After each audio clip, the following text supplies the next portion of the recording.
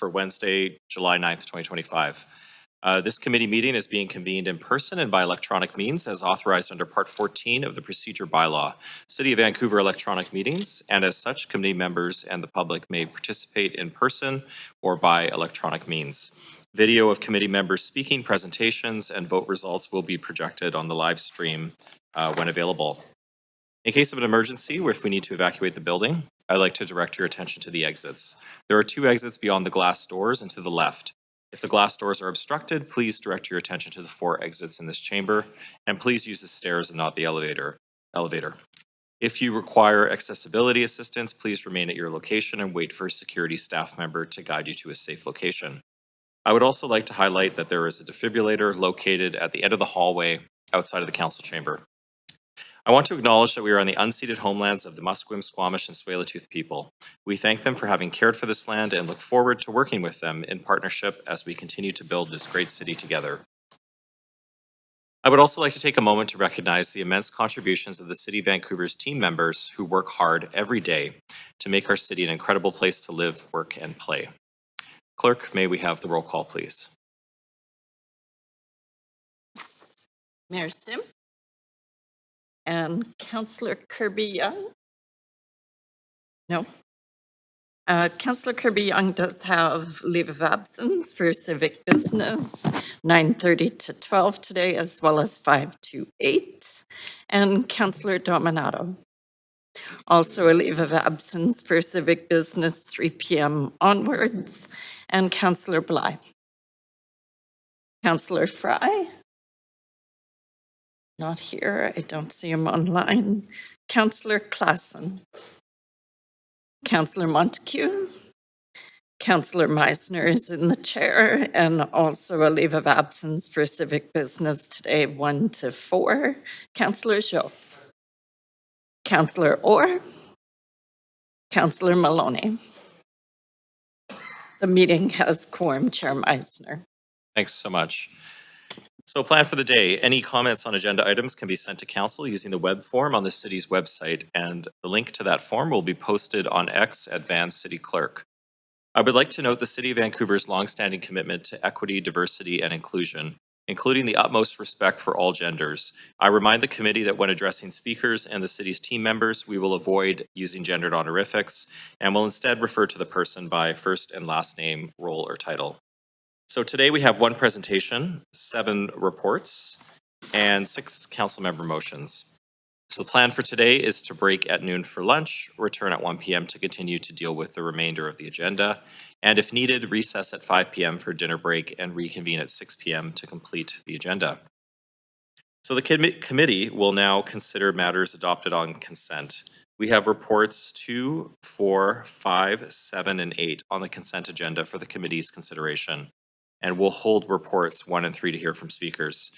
The committee may adopt recommendations for reports 2, 4, 5, 7, and 8 on consent.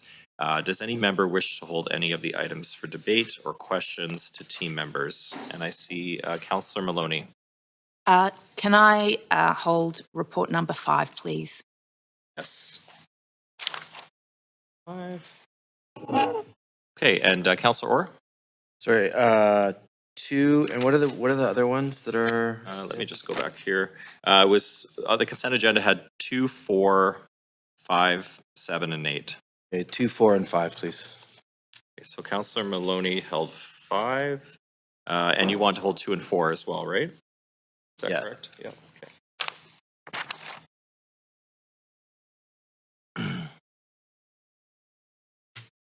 Okay, so remaining on that consent agenda is our reports 7 and 8. So before we consider the consent agenda, if anyone believes they have a conflict of interest, now is the time to declare it. Does anyone have a conflict to disclose? Okay, I'm not seeing any. Yep, so we have reports 7 and 8 on the agenda for consent approval. That's been moved by Councillor Bly. Can I get a seconder, please? Councillor Klassen, thank you. All those in favor say yay. Any opposed say nay. Okay, that carries unanimously. So the following have been approved on consent. Report number 7 a contract award for operator of Kitsilano Beach Restaurant, and change orders for consulting services for ServiceNow resources augmentation. Okay, so we have one presentation today titled 2025 Annual Transportation and Public Space Directors Update. Paul Storer, Director of Transportation, and Lisa Parker, Director of Public Space and Street Use, are here to present. Good morning. Good morning, Mayor and Council. I'm Paul Storer, Director of Transportation, and I'm here today with my colleague Lisa Parker, Director of Public Space and Street Use, to provide our yearly update on transportation and public space. We also have a number of our senior staff and associate directors here to answer questions. We're going to try to move through this fairly quickly, given the Council has a busy agenda today. So I'm going to start with a refresh on background, targets, and trends. So our work in transportation is really, in public space, is really guided by a robust suite of city and regional policies, including Transportation 2040, the Climate Emergency Action Plan, Van Plan, and many more. When we look at our work in transportation across council priorities for the 2023 to 2026 term, our streets support advancement of a lot of these goals. So sustainable transportation can respond to improving health and equity outcomes, respond to the climate crisis, be safer, support business and the economy. And great streets and public spaces add vibrancy and can be safe and secure. We're working with the local nations on more of our projects and are seeing a great collaboration, particularly on Indigenous visibility in the public realm, as a step towards reconciliation. So Transportation 2040 is our long-range transportation strategy. It's really about how we keep the city moving as a growing city with limited road space, and improving health, safety, climate, affordability, accessibility, the economy, and public life. We have a couple key goals in Transportation 2040. The first is a target of having 2/3 of all trips be by walk, bike, transit by 2040. So the orange bar, yellow bar here is motor vehicles, and the green bar is sustainable transportation. And essentially what this is doing is recognizing that our streets are essentially full.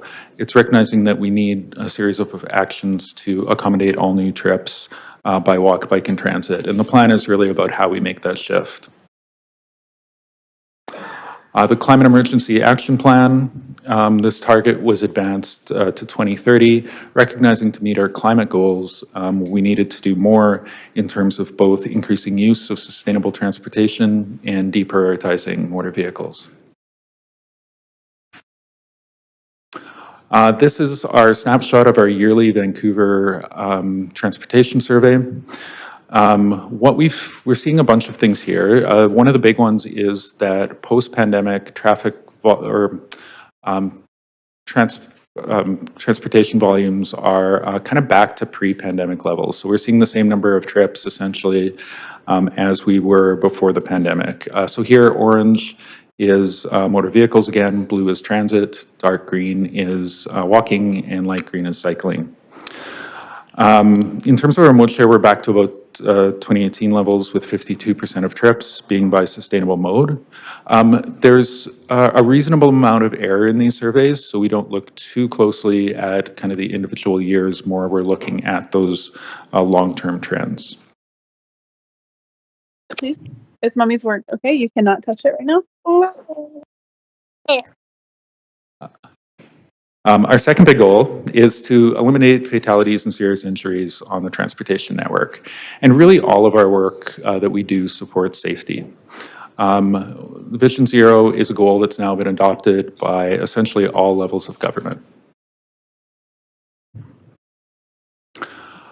When we look at fatalities and injuries on our transportation network, we have a bit of a new way of presenting it this year, kind of in line of how the province is presenting their data. So this is per 100,000 residents. And the trend over the long term is that fatalities are decreasing while population is increasing. Like a lot of other cities, we saw this spike in 2021 after the first year of COVID, which has dropped. But unfortunately, it's still a lot higher than we'd like it to be. And each one of these fatalities in particular is a tragedy. Overall, we're seeing our work improving safety on the road network working, but we still have a long way to go. And when we think about safety work, we have a real focus on people walking and cycling. They're more vulnerable on our streets. So while we only see about 4% of crashes involve people walking and cycling, we see over half of serious injuries and 2/3 of all fatalities be people who are walking and cycling. It's been about 5 years since we updated our safety strategy. So we've been working on refreshing the plan. We have a grant from the federal government to really dig back into our data and analysis. The goal is to really look at our overall strategies and our tools to improve safety on the streets and be sure we're investing in the right places. And looking across our programs to see how we can improve safety, as well as looking at best practices from other cities and jurisdictions. There's been a lot of work on this over the last few years, and we have an opportunity to learn from what other cities have been doing. We're looking at adopting a safe systems approach, which has emerged as a best practice across the world. We've done this in the past, but we're looking at being more explicit about it. What I have on the screen is a draft version of that overall approach. So it's looking at speeds, how we can better manage them, looking at how our streets are designed and how they operate, how we can encourage people to be safer, how vehicle safety impacts safety on our streets, and how we can respond when there are collisions. So we know that there's a lot of benefits for lower speeds in particular. We know that reducing speed is very effective in reducing fatalities and serious injuries, and it can also support more livable cities with quieter streets, cleaner air, and can make traffic smoother. In particular, from a safety perspective, this is key. When a pedestrian is hit at 50 kilometers per hour, they're about 85% likely to be killed. This drops to about 15% if they're hit at 30 kilometers per hour. Plus, they're a lot less likely to be hit as stopping distances are a lot shorter at slower speeds. So we have a companion report to the presentation this year. We don't have a separate presentation, so would be happy to answer any questions following this. And the report has 4 recommendations. The first recommendation is to reduce the speed limit by bylaw on all minor streets to 30 kilometers per hour. So that's all streets without a center line. And then to implement, monitor, and evaluate 25 neighborhood slow zones using gateway signage around the community. And for clarity, streets need both the bylaw and the signage for that 30 kilometers per hour to be in effect. Recommendation C is to streamline our annual speed hump program by removing the requirement for consultation. Basically, right now, our process is we need to survey everyone who lives on a block to see if they support the speed hump program, but essentially we don't have anyone saying no anymore. So we can roll out the speed hump program a lot more smoothly if we remove that requirement. We'd still notify residents that it's happening. And the last is recognizing we don't have a framework on other streets, arterial and collector streets, for speed limits. We have some more work to do on that, and recommendation D is the council direct staff to report back with recommendations for how we set speed limits on arterial and collector streets. Moving on to other programs, building out the active transportation network is really key, not only to meet our mode share targets so that people feel safe and comfortable moving across the city, cycling, but also really supports our Vision Zero work in making our streets safer for everyone.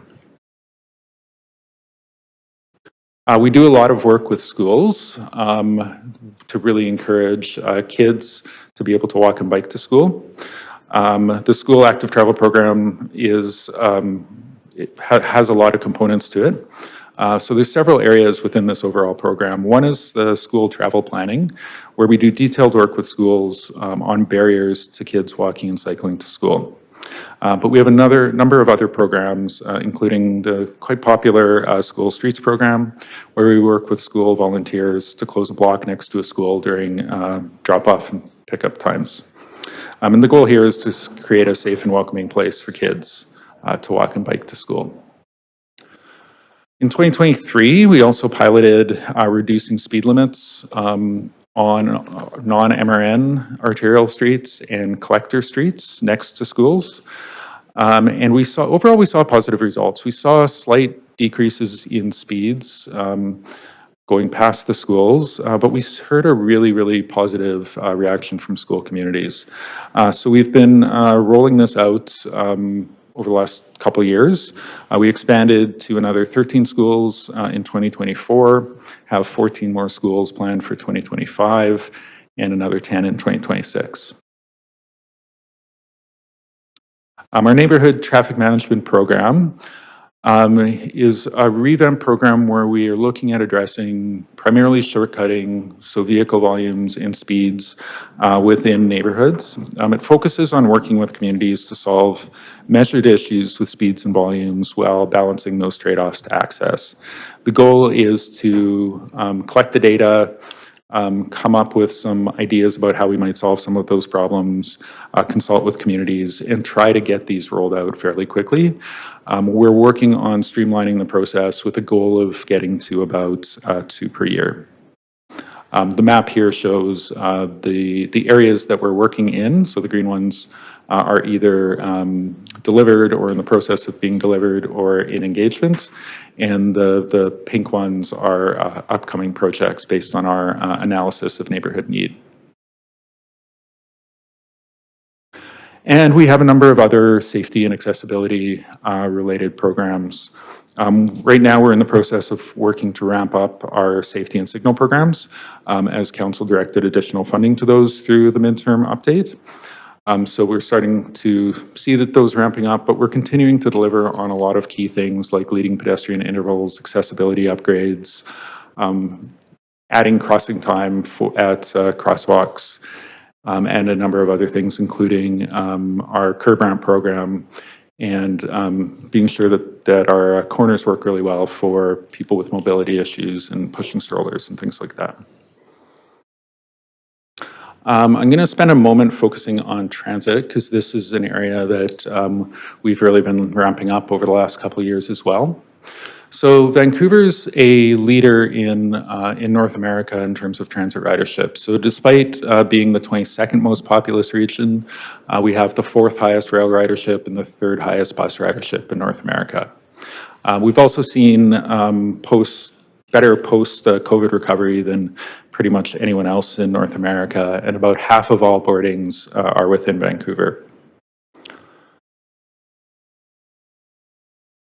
So buses carry about 2/3 of all the transit trips in the region, and bus travel continues to get more slow as there's more signals and more congestion on the road network. In 2023, Council gave us direction to improve bus speed and reliability on some of the highest delay corridors in the city and region, starting with Hastings Kingsway, 49th, Granville, Marine Drive, all with the goal of improving travel times by 10%. And following the initial collaborative scoping with TransLink, the Mayor's Council added funding for these corridors to their investment plan because they can see real benefit and potentially, up to $2 million in operating costs saved per year. If we look at what rolling out these corridors would look like, that would essentially double our bus lane kilometer hours over the next 3 years. Following that, in 2024, Council gave us direction to follow those initial 5 corridors with an additional 4, trying to roll out 2 per year, recognizing that we have this big opportunity to speed up buses through Vancouver.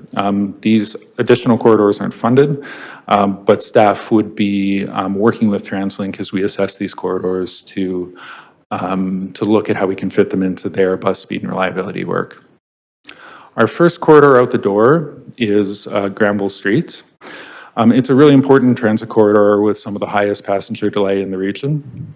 An early phase of this was implemented in South Granville as interim measures to improve both bus speed and reliability, but also provide opportunities to repurpose curb space for public life and business use within the BAA area.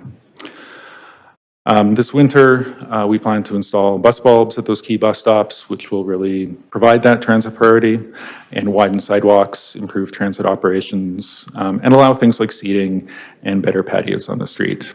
We're in the process of engaging the rest of the corridor on the plan, which is full-time bus lanes between 16th and 63rd, so that's the residential neighborhood, and peak period bus lanes through the Marpole area with a full-time northbound bus lane up to 70th, where we see a lot of delay. The first step of this was bus stop balancing, which was led by TransLink, where redundant stops were removed along the corridor, which is a good first step that we think will save about 3 to 4 minutes travel time along the corridor.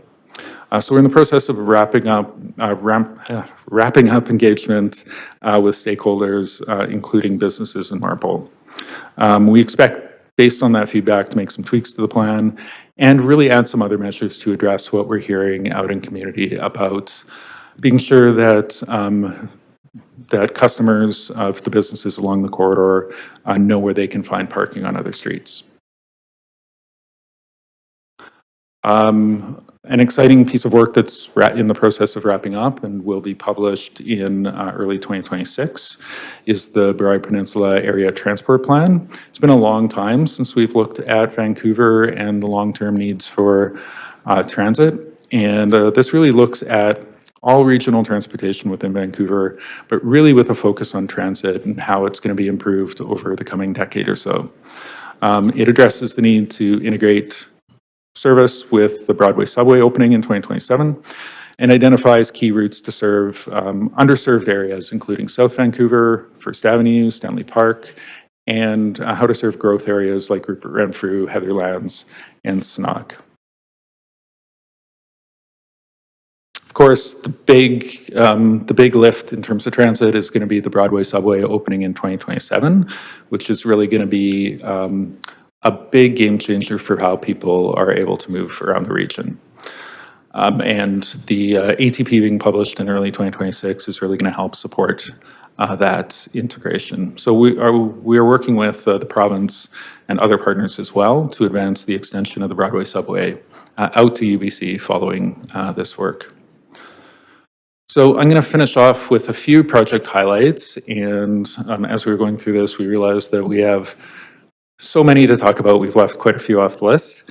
But a few highlights are Pacific Street. So the number 23 bus was upgraded to a full-size bus, and we worked with TransLink on that. As part of that, we needed to widen the lanes on Pacific to allow the full-size bus to travel there, and took advantage of that to provide an eastbound protected bike lane to connect Beach Avenue bike lane at Jervis with the Burrard Bridge. Kitts Beach, we partnered with Parks to really resolve a key issue on the Seaside Greenway around Kitts Beach. It used to be a shared path through the park, and then it would spit you through a parking lot onto a busy Arbutus Street. And we were able to work with them to build a completely separated walking and cycling path to connect from around the beach from Balsam to McNichol. St. George Railway is a great example of a response to the council motion on reallocating road space. It's a great example of a partnership between green rainwater infrastructure and transportation, where we were able to reallocate street space for walking and cycling, but use a lot of the street to manage rainwater rather than upgrading our sewer systems. Arbutus corridor. So Arbutus Greenway has been, it's continued to get more popular in terms of a safe, protected route for people to walk and bike across the city. And we've been addressing key issues at intersections basically since it opened. We just completed one of the big ones at King Edward to address kind of where we've been seeing the most issues. So this was coordinated with a big infrastructure project along King Edward, and we were able to provide new protected signal phasing, wide separate crossings for people walking and cycling, and also, like every project, look at where we can incorporate more trees, more greenery, seating, green infrastructure, and that kind of thing. Our next project on Arbutus that's going to start later this year is 41st, where we also hear safety concerns, and it's one of the more kind of awkward locations along the corridor for people to walk and bike. Dunsmuir Melville street upgrades. We are in the process of wrapping up engagement and are working towards detailed design on this. We're planning to start that next year. And this is an important connection to connect the Dunsmuir protected bike lane to the west, up to the Seaside Greenway. And we're working with the delivery of the school at Cole Harbour to connect into the school and also make this a great opportunity for kids to be able to walk and bike to school. Portside Greenway, we wrapped up our second phase of engagement on the Wall Street section, so we've broken up the Greenway into 4 different sections. We went out with a couple different options for how we could provide a Greenway treatment along Wall Street and heard really positive support for traffic calm shared street with car-free spaces, wider sidewalks, and more trees. There's a big sewer project that'll be happening in Wall Street that we are planning to coordinate further improvements with. In terms of Portside Greenway, obviously the difficult bit is along Powell. We're hoping to look at that in the next capital plan. Last year, we implemented the scramble at Robson and Granville. We've been hearing anecdotally positive stories about the pedestrian priority there.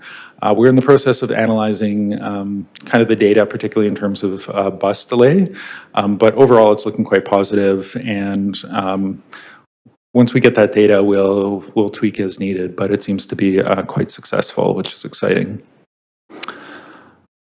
And the big series of projects here, starting with the Granville connector that are about to wrap up. So with the connector, we've coordinated, with the connector, the first phase is about complete, and it's going to actually be completing later this month. This closes one of the biggest gaps in active transportation within Vancouver. We've been looking at it since 2012 and the Transportation 2040 plan. So this is going to provide an interim, safe, comfortable, and accessible route for people walking and cycling along False Creek and really connect the downtown with, our second biggest employment center in the province at Central Broadway. With that, we worked with our real estate group to also reconfigure the Granville loops at the north side of the bridge. With an H network. So this is actually complete and open to vehicles as of a few weeks ago. So this replaces the function of the loops and actually improves circulation for vehicles in the area, but also includes much better walking and cycling connections now that you have streets instead of the barriers that the loops presented. Key is it also allows for development of those parcels created by the loops removal. And then the last piece of this, to connect this into the network downtown, is the Drake Street upgrades, the Drake Complete Street. So this is going to create an improved cycling and walking connection from the connector to the rest of the downtown network. The part between Hornby and Granville is complete and will open with the opening of the connector later this month. And then later this summer, we're going to start on construction on the portion to the east to connect into the Richard Street Complete Street, as well as to the east towards Pacific and the seawall. And with that, I will pass it to Lisa Parker. Good morning. I'm Lisa Parker, Director of Public Space and Street Use. I'll go ahead and hop right in where Paul left off on continuing with some of the project highlights that both of our divisions have been working on. First is looking at Granville Street and the bold new vision. In June of this year, Council endorsed the Granville Street Plan, which included a number of initiatives around land use and those piece changes. Also included a destination scale public space, big opportunities for supporting important events, and working towards a pedestrian street. The next steps that we'll continue to work on is developing the district management approach, which will be critical for the management and support of the entertainment district, and continuing to pilot the public realm pieces with our partners. Looking at what we're piloting this summer on Granville Street, we have a few key pieces that we are working on for this summer to allow us to build towards that long-term plan. This summer, we've removed some of the, quote, clutter on the street, allowing for additional business uses within those areas. We've been refurbishing the furniture that's out there. We relocated loading that was currently on like the sidewalk space into the street area. And council did waive the patio fees earlier this year, allowing us to successfully support 16 new or expanded pilot patios this summer. And what we're hearing so far is that this is really well received by the businesses and a great promise of what can come.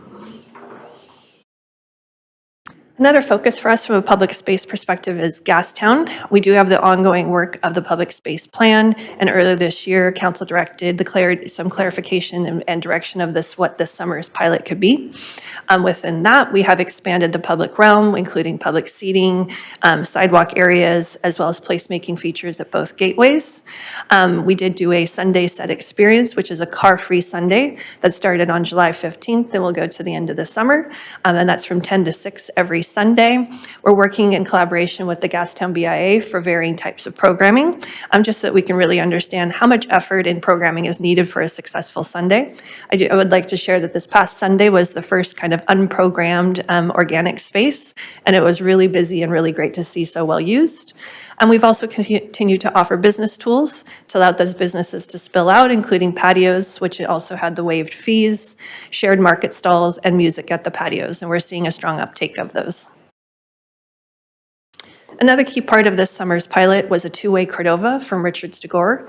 That allows us to test the two-way Cordova as a critical piece of supporting neighborhood access and circulation in general, but also for those Sundays when we do have the street closed. So far, it's been successful. We have had some adjustments based on feedback, and we'll continue to do that within reason where we can to ensure that we can have as successful of a summer as possible.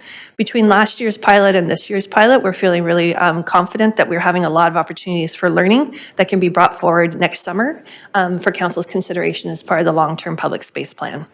I'd like to acknowledge the incredible partnership with the BIA for this summer. I'm really working to understand how we can really expand and see people using the public realm in creative ways.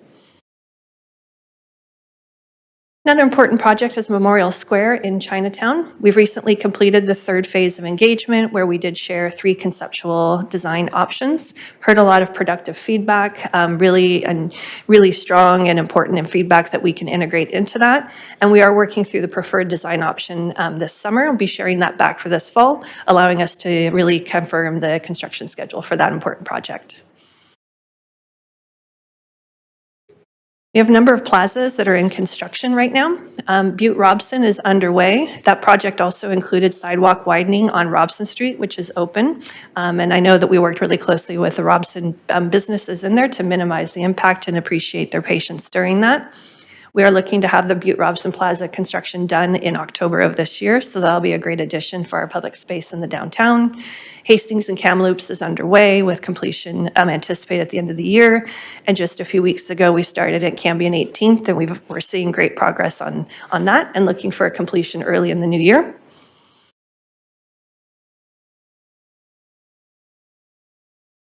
We also have 2 additional plazas that'll be going into construction later this summer, Granville and 14th, as well as Main and 14th.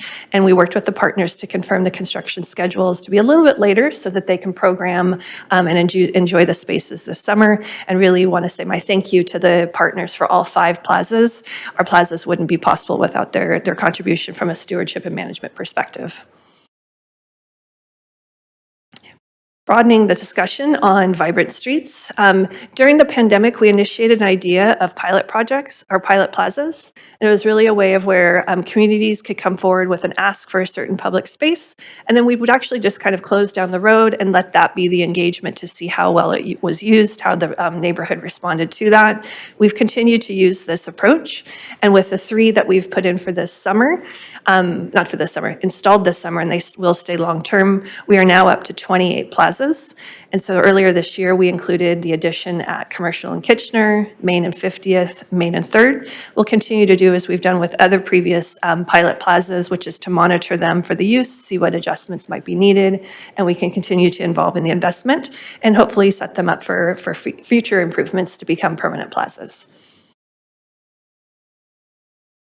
Vancouver sign, we did bring an update to council in May on the progress of this and a few key pieces that we wanted to share as progress since May, which is around the location. We have shifted the location further east onto the Port of Vancouver land, essentially where the previous Canada 150 sign was. It's set back a little bit further, allowing more gathering space for people to have their photos taken. We've also secured additional funding in the order of $100,000 from the Downtown Vancouver BIA. And we have received, I'd say, interest and ideas from additional partners looking to have a role in that moving forward, and we'll continue to work with those that are interested, as well as working with the nations on the artist call, continuing to work with our partners underway, and any other financial contributions we'll look to capitalize on those bringing into the project while working towards being completed next spring in time for FIFA. We beautify and activate our streets across the city through a number of community programs, and wanted to highlight some of the initiatives that were accomplished in 2024. We did support 65 placemaking projects. We continue to support over our 700 volunteer gardeners within the Green Streets program, and over 20 murals through our street art program, and really want to say our appreciation for those that have come forward. Our city is more beautiful and activated and safe for this further work. So an additional tool and way that we do add a vibrancy to our streets, and it's a way of also supporting our local businesses, is through our patio program. In the pandemic, council directed staff to really create an expedited program around that. And since then, we've evolved and been able to support over 600 year-round and summer patios. We continue to ensure that they're safe if they're in the curb lane with the necessary safety measures. And both on Granville Street and Water Street, as I've mentioned, we've been able to support additional expanded patios through the Open Street pilot. As we continue to learn more about that, we'll ensure that those are brought forward for broader opportunities across the city. We've also been working to update the patio program as a whole, and staff will be excited to bring this to council later this fall. We've been going through multiple rounds of engagement with hospitality and restaurant folks, and some of the updates that will be coming forward for council's consideration are around accessibility requirements, expanded design options, a no-fee, low-barrier seating. It's called the small patio, but it's kind of like the bistro seats outside of a cafe. Continue to have a streamlined application process and options for fees and financial tools. In June, we completed our last round of engagement, and it was really well received, so we'll be bringing that forward to council. Reconciliation continues to be a cornerstone of all of our work, building on the work of UNDRIP and really embracing the principles within that. We've been partnering with Musqueam, Squamish, and Tsleil-Waututh to support visibility on their lands. A few examples where we are illustrating that is in Gastown, Davie Street, Memorial Square, the Greenway, and a few other initiatives. As a City of Reconciliation, we also take it seriously as our role to support the urban Indigenous communities, and we've been working with local organizations and initiatives and any sort of public space needs that are needed to support their organizations. It could be through the Women's Memorial March that we've supported or outdoor spaces with different organizations. Before I get into highlighting some of the accomplishments of public events last year, I do want to take a moment just to really center ourselves and to acknowledge that we are still in the process of grieving and healing as a city following April 26th and the tragic incident that happened after Lapu Lapu Day block party. Very meaningful moment that we are really trying to support and grieve together. And with that said, it's it's actually really obvious how important cultural events are, and we continue to prioritize that and to ensure that our events are safe. We've been working closely with VPD and fire to ensure that as we move forward to really make sure that people are safe and feel safe. With that said, last year was a big event year for us, which was really, really great to see. We've seen an increase in the number of events, the permitted events as well as the number of events, and following council's direction to help making events easier to host in the city. We did pull together, as council's direction, a special event advisory task force, a very talented group. We've utilized them on a number of inputs, and I'd like to say thank you for their time, and we're going to continue to engage them. It's a really talented group that we feel very fortunate to have access to. We've also developed the traffic management plan library. It's like kind of the frequent flyer places is where you could easily an event organizer could have tools to help use that. An event guide for organizers. And as I said, that open streets permitting both on Granville and Water Street, we are seeing that as an opportunity to move forward and expand how we can support events to be done even easier moving forward. Last year, we did have a lot of events, but really want to highlight in particular that we had quite a glitter attraction to the city with Taylor Swift. And so we saw an incredible amount of people come to the city. Globally, we got incredible attention. Just so many people coming to the concert. It was on a weekend where Cirque du Soleil and Vancouver Canucks were playing games as well.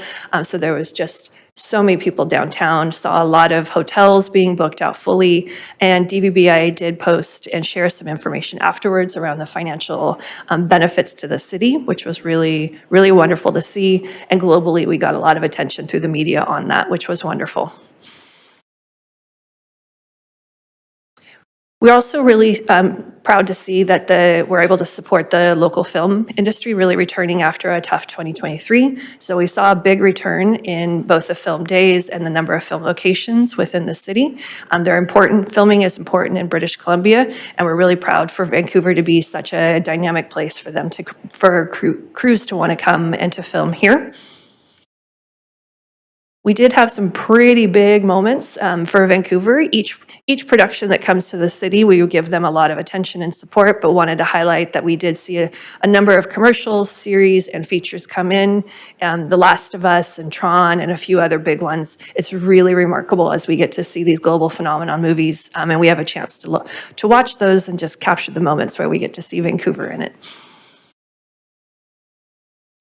Mobi continues to grow as a regional transport as our shared micromobility. We've exceeded 1 million rides in 2024 and over 7 million rides since it's begun. We continue to support with the Community Pass members and the high school programs. In 2024, TransLink did pilot the TransLink Compass Pass, which was great to see, as well as Mobi did do a Spanish Bank Summer Station, which is a measure to continue to support the expansion as we see that. So it's really wonderful to see the continued uses and everything for that. We're also proud to see our shared micromobility family expand and welcomed Lime to the city with the shared e-scooters.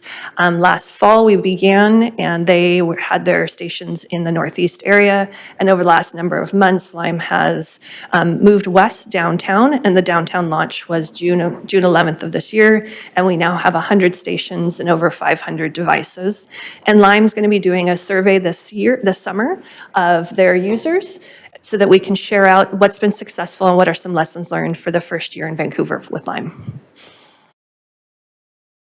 This is my last slide, which is on paid parking. So we have continued to add paid parking stations for our on-street parking. We are now at 70% of them have the paid parking stations there.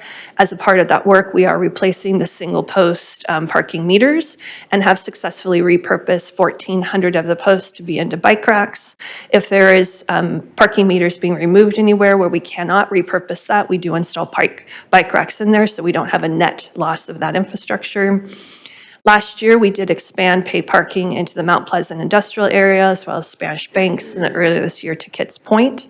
Victoria Drive was going to be the next section on that, but we reviewed the data and the utilization of there, and it's not really hitting the mark for that. So we're going to repurpose and refocus and do expansion of that paid parking to support other areas that are struggling with over demand within the area. And we'll update council on those. And we do have Hotspot joining this summer, which will be an additional payment option for ease and efficiency for folks. And with that, we're open for questions, both Paul and I, and as we said, we have a number of our associate directors and teams here, as well as Lon Leclerc, the general manager of engineering. Great, thank you. So much good stuff in there. So committee members, you have up to 5 minutes to ask questions, and I see pretty much everybody on the queue. So we'll start with Councillor Dominato. Thanks, Chair, and thank you to staff. And actually, before I get started, can we just move a second round, because I feel like we might need it. I'll just need a seconder. Seconded by Councillor Klassen. All in favor, say yay. Great, thank you. Thank you for the presentation. It's like my favorite presentation of the year, this one. I wanted to circle back to the slide where it talked about traffic fatalities and injuries, and I see the measure here of fatalities per 100,000 residents. Can you just articulate what that looks like in whole numbers on an annual basis, impacts of collisions, particularly fatalities? Good morning, Councillor Dominato, Mayor and Council. I'm Winston Chow, the Associate Director of Traffic and Data Management. In terms of absolute numbers, we see on average about 14 fatalities in Vancouver per year. Of course, that's ranged since we started keeping that metric in the late 1990s. And we've seen as low as, I think, in 2010, where we had, I think, just around 5 fatalities that year. Right, so but it does range, and that's the number, approximately. Okay. Thank you. I appreciate you clarifying that. I have a couple of questions. Actually, maybe following on that, we've had a number of queries about follow-up on Clark Drive around 10th and 11th and collisions at that intersection. I'm just curious if staff could provide an update to council on, I know you've been on site, I know there's been some additional signage, but could you comment on what we're doing or planning to do?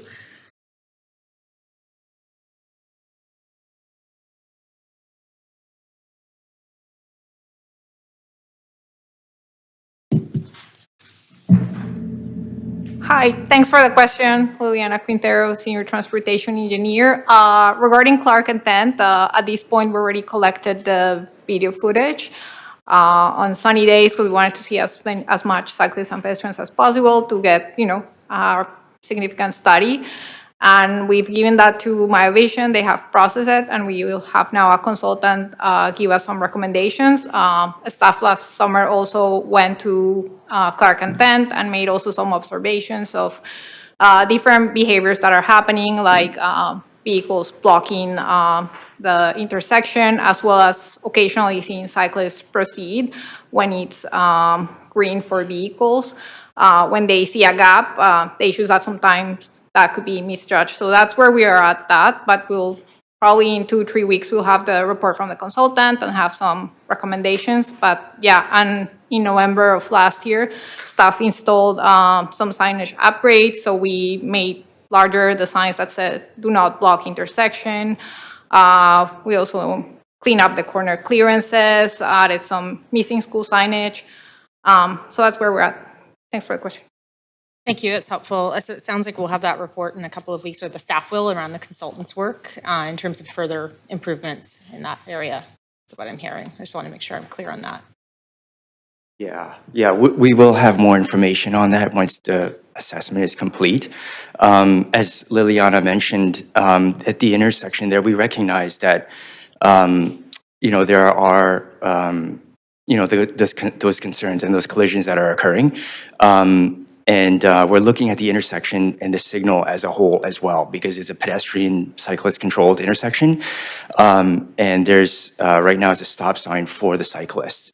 So there could be some modifications that we can make to give more positive guidance for cyclists and pedestrians there. So they're not stopping and then potentially going when there's a green light on Clark and they're getting stuck in the middle of the intersection, right? So that's, okay. Yeah. Can I circle back on as well? Staff were, I think, very responsive to the community around 16th and Lord Byng when there was a collision there involving a student. Could you comment on the changes and modifications you've made and how that's supporting that neighborhood and that school community? Yeah, there's been a number of modifications that we made to the intersection and that location.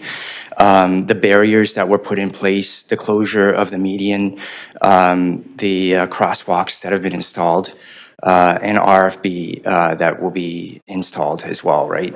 So we're continuing to work with the school, looking at the crossing as well. We made some adjustments to the barriers based on feedback that we received from, the cycling community on that to make it more accessible.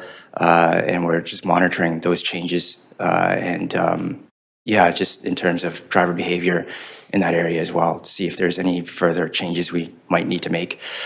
In addition to that, of course, the lower speeds on 16th as well. Right. And that's to 40 now? Is it 40? Sorry, first time. Okay, I'll come back on. Yeah, that's correct, 40, yes. Thanks. We do have a second round, though. Councillor Fry. Thank you. And may I just start by saying thank you. The amount of work that you've just detailed and the work that you guys are doing is absolutely amazing. And I am so grateful for the work you guys do. So thank you very much. And to echo Councillor Dominato, this is always one of my favorite presentations, but you guys are really doing some amazing stuff. Now, I'm assuming that we're going to have a chance to talk about the second item coming up with the speed humps and slower, safer streets. That's a separate report back? Or is that included in this?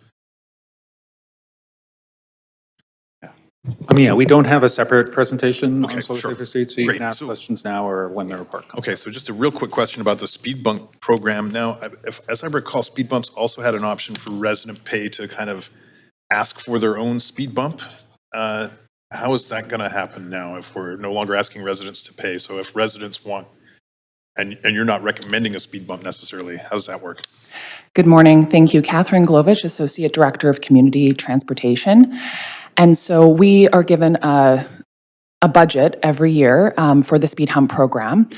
We will be looking, if the report passes through and 30 kilometers per hour is sort of the new residential speed limit, we'll be adjusting streets that become eligible for speed humps to a 40 kilometer per hour. We're going to want to see an 85th percentile speed of 40 kilometers per hour. And higher than that. So those streets will still be eligible for the program that the city funds and pays for, and we'll be notifying those streets. The local improvement program will still exist, so if a street doesn't meet that mark, or they want to perhaps advance faster, they don't want to wait for us to collect the speed data, those residents can still participate in the local improvement program and fund that on their own. Perfect. Thank you. Thank you. Great. Curious, with some of so much material, but one of the earlier slides looked at 2021 and the sort of COVID spike in traffic fatalities. Do we know why?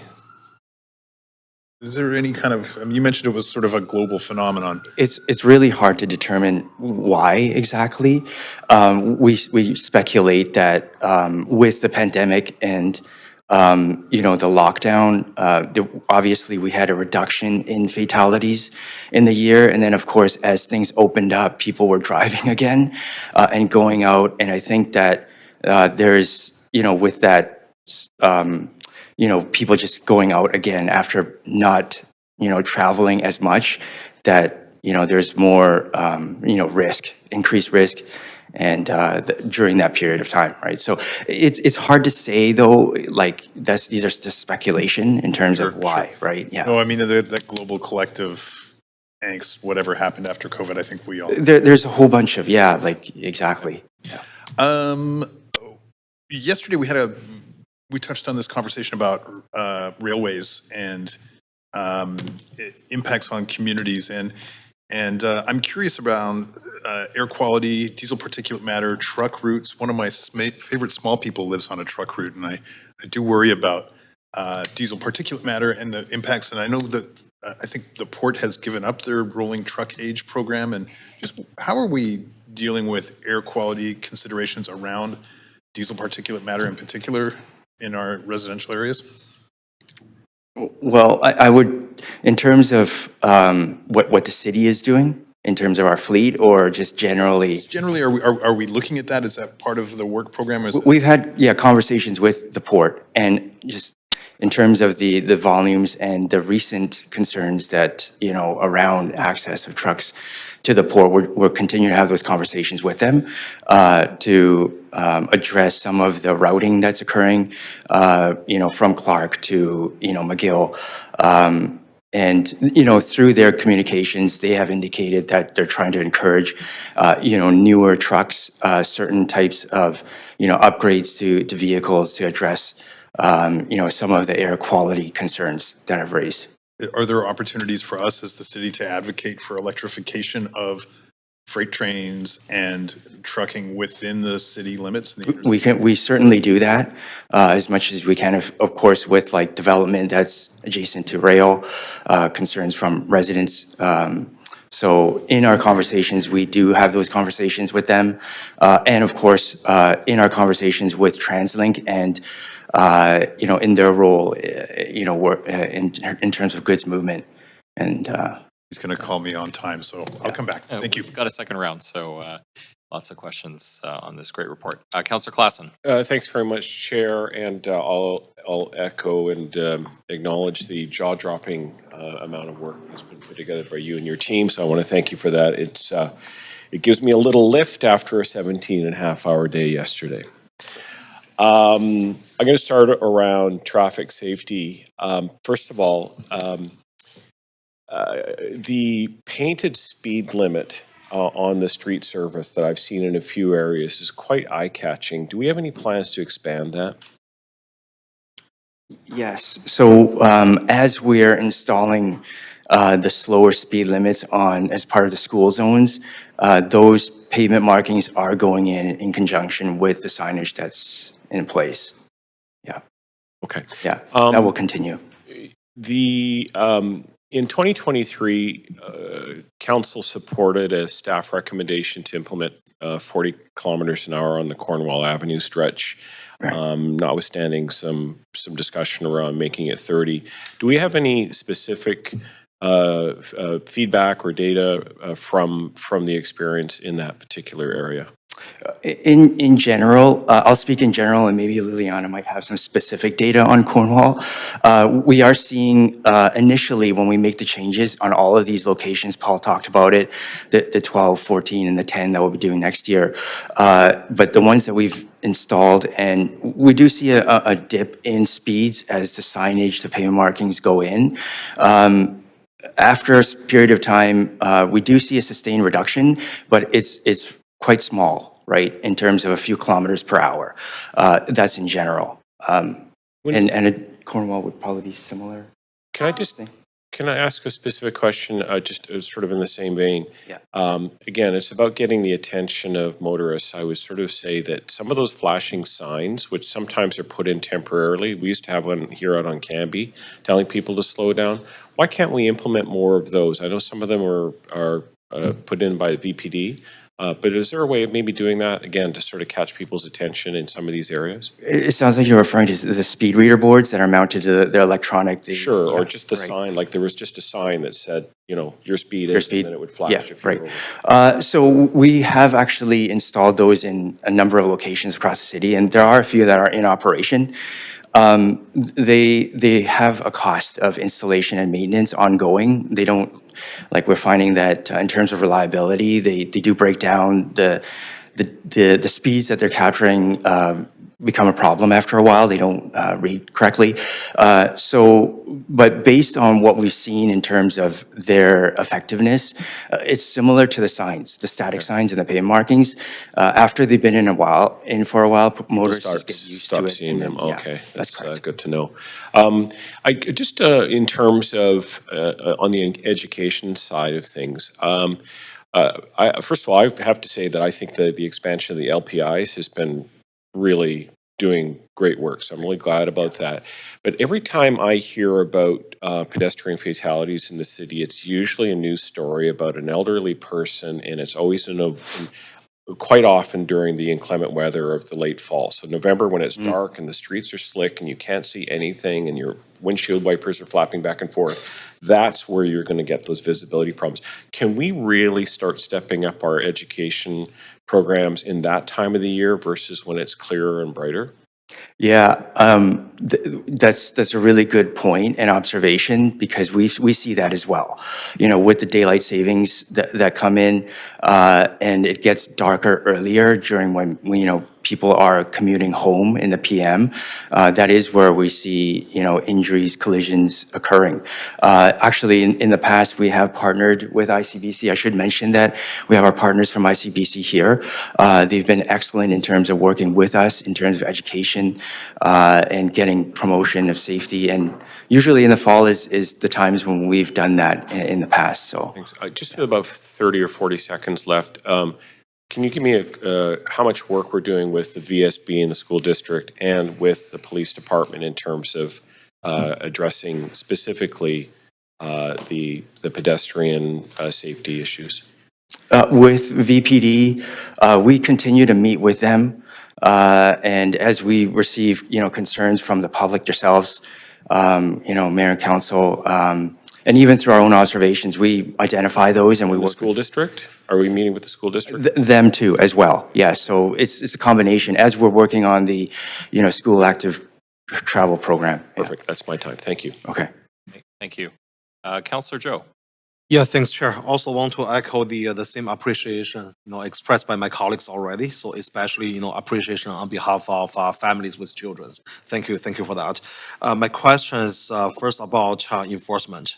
So those school slow zones, slower street, those are very good, very effective. But how we can enforce to make sure that people, drivers, really follow the rules? I know there's always resource concerns, but what is the effective way to do the enforcement? Yeah, thanks for the question, Councillor Joe. Yeah, enforcement, again, like as I mentioned earlier, our work with the VPD, we meet with them regularly once a month. And even throughout that time, we're in communications with them in terms of enforcement and, where we're seeing, speeding. We actually do our own observations with, speed guns where we can actually capture speeds on the roadway. And we'll work with them on that. It's, through our conversations with them and the feedback that we receive, they have limited resources as well in terms of where they can do the enforcement and how much enforcement they can actually do, right? And so they're also looking at where the concerns are, where they received complaints, and they're prioritizing that. And so it is difficult for us to set their priority. It's we can, give them the feedback, help them to understand, see, where we're seeing the concerns, and then we sort of rely on them to, for the enforcement. I should also mention that they're in terms of the cameras, speed enforcement cameras, that is something that we have in the city as well. That's operated by ICBC, and our partners are here. They could speak a little bit more to that if there's questions. But, there's a survey that went out, and the province is looking for feedback on where more cameras could be installed potentially. And that's something that, we as staff are really interested in. And, having more of those within the city for, not just red light running, but speeding as well to enforce speeds. Okay, so have we explored some new technology? Because I saw some other municipality, well, not in Canada, not in North America, basically. So using AI, using the camera and using AI can analyze behind the scene and then can capture the license plate when there's a speeding happened. Have we explored those kind of new technology? We don't have the, we recognize there is this technology, and even with our monitoring and counts, we're looking at AI to capture traffic volumes. We're not in a place to enforce speeds. We actually, as a city, it's a provincial jurisdictional matter. So the province has the jurisdiction in terms of speed enforcement, like automated camera enforcement. right? And so we rely on, working with ICBC, the province, in terms of the camera locations and the number of locations that we have in the city. Okay, great. Yeah, maybe we can, advocate together for a more effective enforcement measures. Other questions, I think last year, Councillor Dominado and I put forward a motion about LPIs, double or triple the LPIs in the capital plan, 2023 to 2026. When I saw the number here, I saw, our new LPS is pretty much stable. So are we on track of achieving double or triple the target? Yeah, we're working on doubling the locations. Based on what I've seen so far, we are on track for those. Yeah, I think that the anecdotal feedback that I received through people I know outside of the office, they are noticing them more throughout Vancouver. So in terms of the actual work that we're doing, we have, as part of that funding that we were received, we are adding more locations. Because we only have 1.5 years left for this capital plan, and we are confident we can achieve that. Yeah, maybe in terms of that, so the additional funding in the capital plan at the MTU is for 2025 and 2026. So what we've been doing with that additional funding is figuring out how to ramp those programs up so that by the end of the capital plan, we can try to meet those targets. But that includes the analysis work, the design work, and additional work for our crews. So it is a bit of a ramp-up process to get there. Okay, thank you. That's my time. Thanks, Chair. Thank you. Councillor Bly. Thanks very much, Chair. And I'm just echoing, this was a tremendous amount of work and a lot of wins in the presentation. So thanks to staff for all of, for bringing this forward and just sort of the coordination and the level of impact that I think this work has had. I have some questions and I'm going to jump around a little bit. I wondered, related to what we're hearing around enforcement, there's an issue that continues to be brought forward, which is around Carroll Street bike lane and cars parking on that bike lane. And I know we're trying to create a sort of more flow through there with the east-west connector now on Water Street. Do we have active enforcement bylaw officers in that area? I can honestly say I don't really remember seeing any, and I wonder what we can be doing to bring forward more proactive enforcement to make sure that that bike route truly is a safe bike route.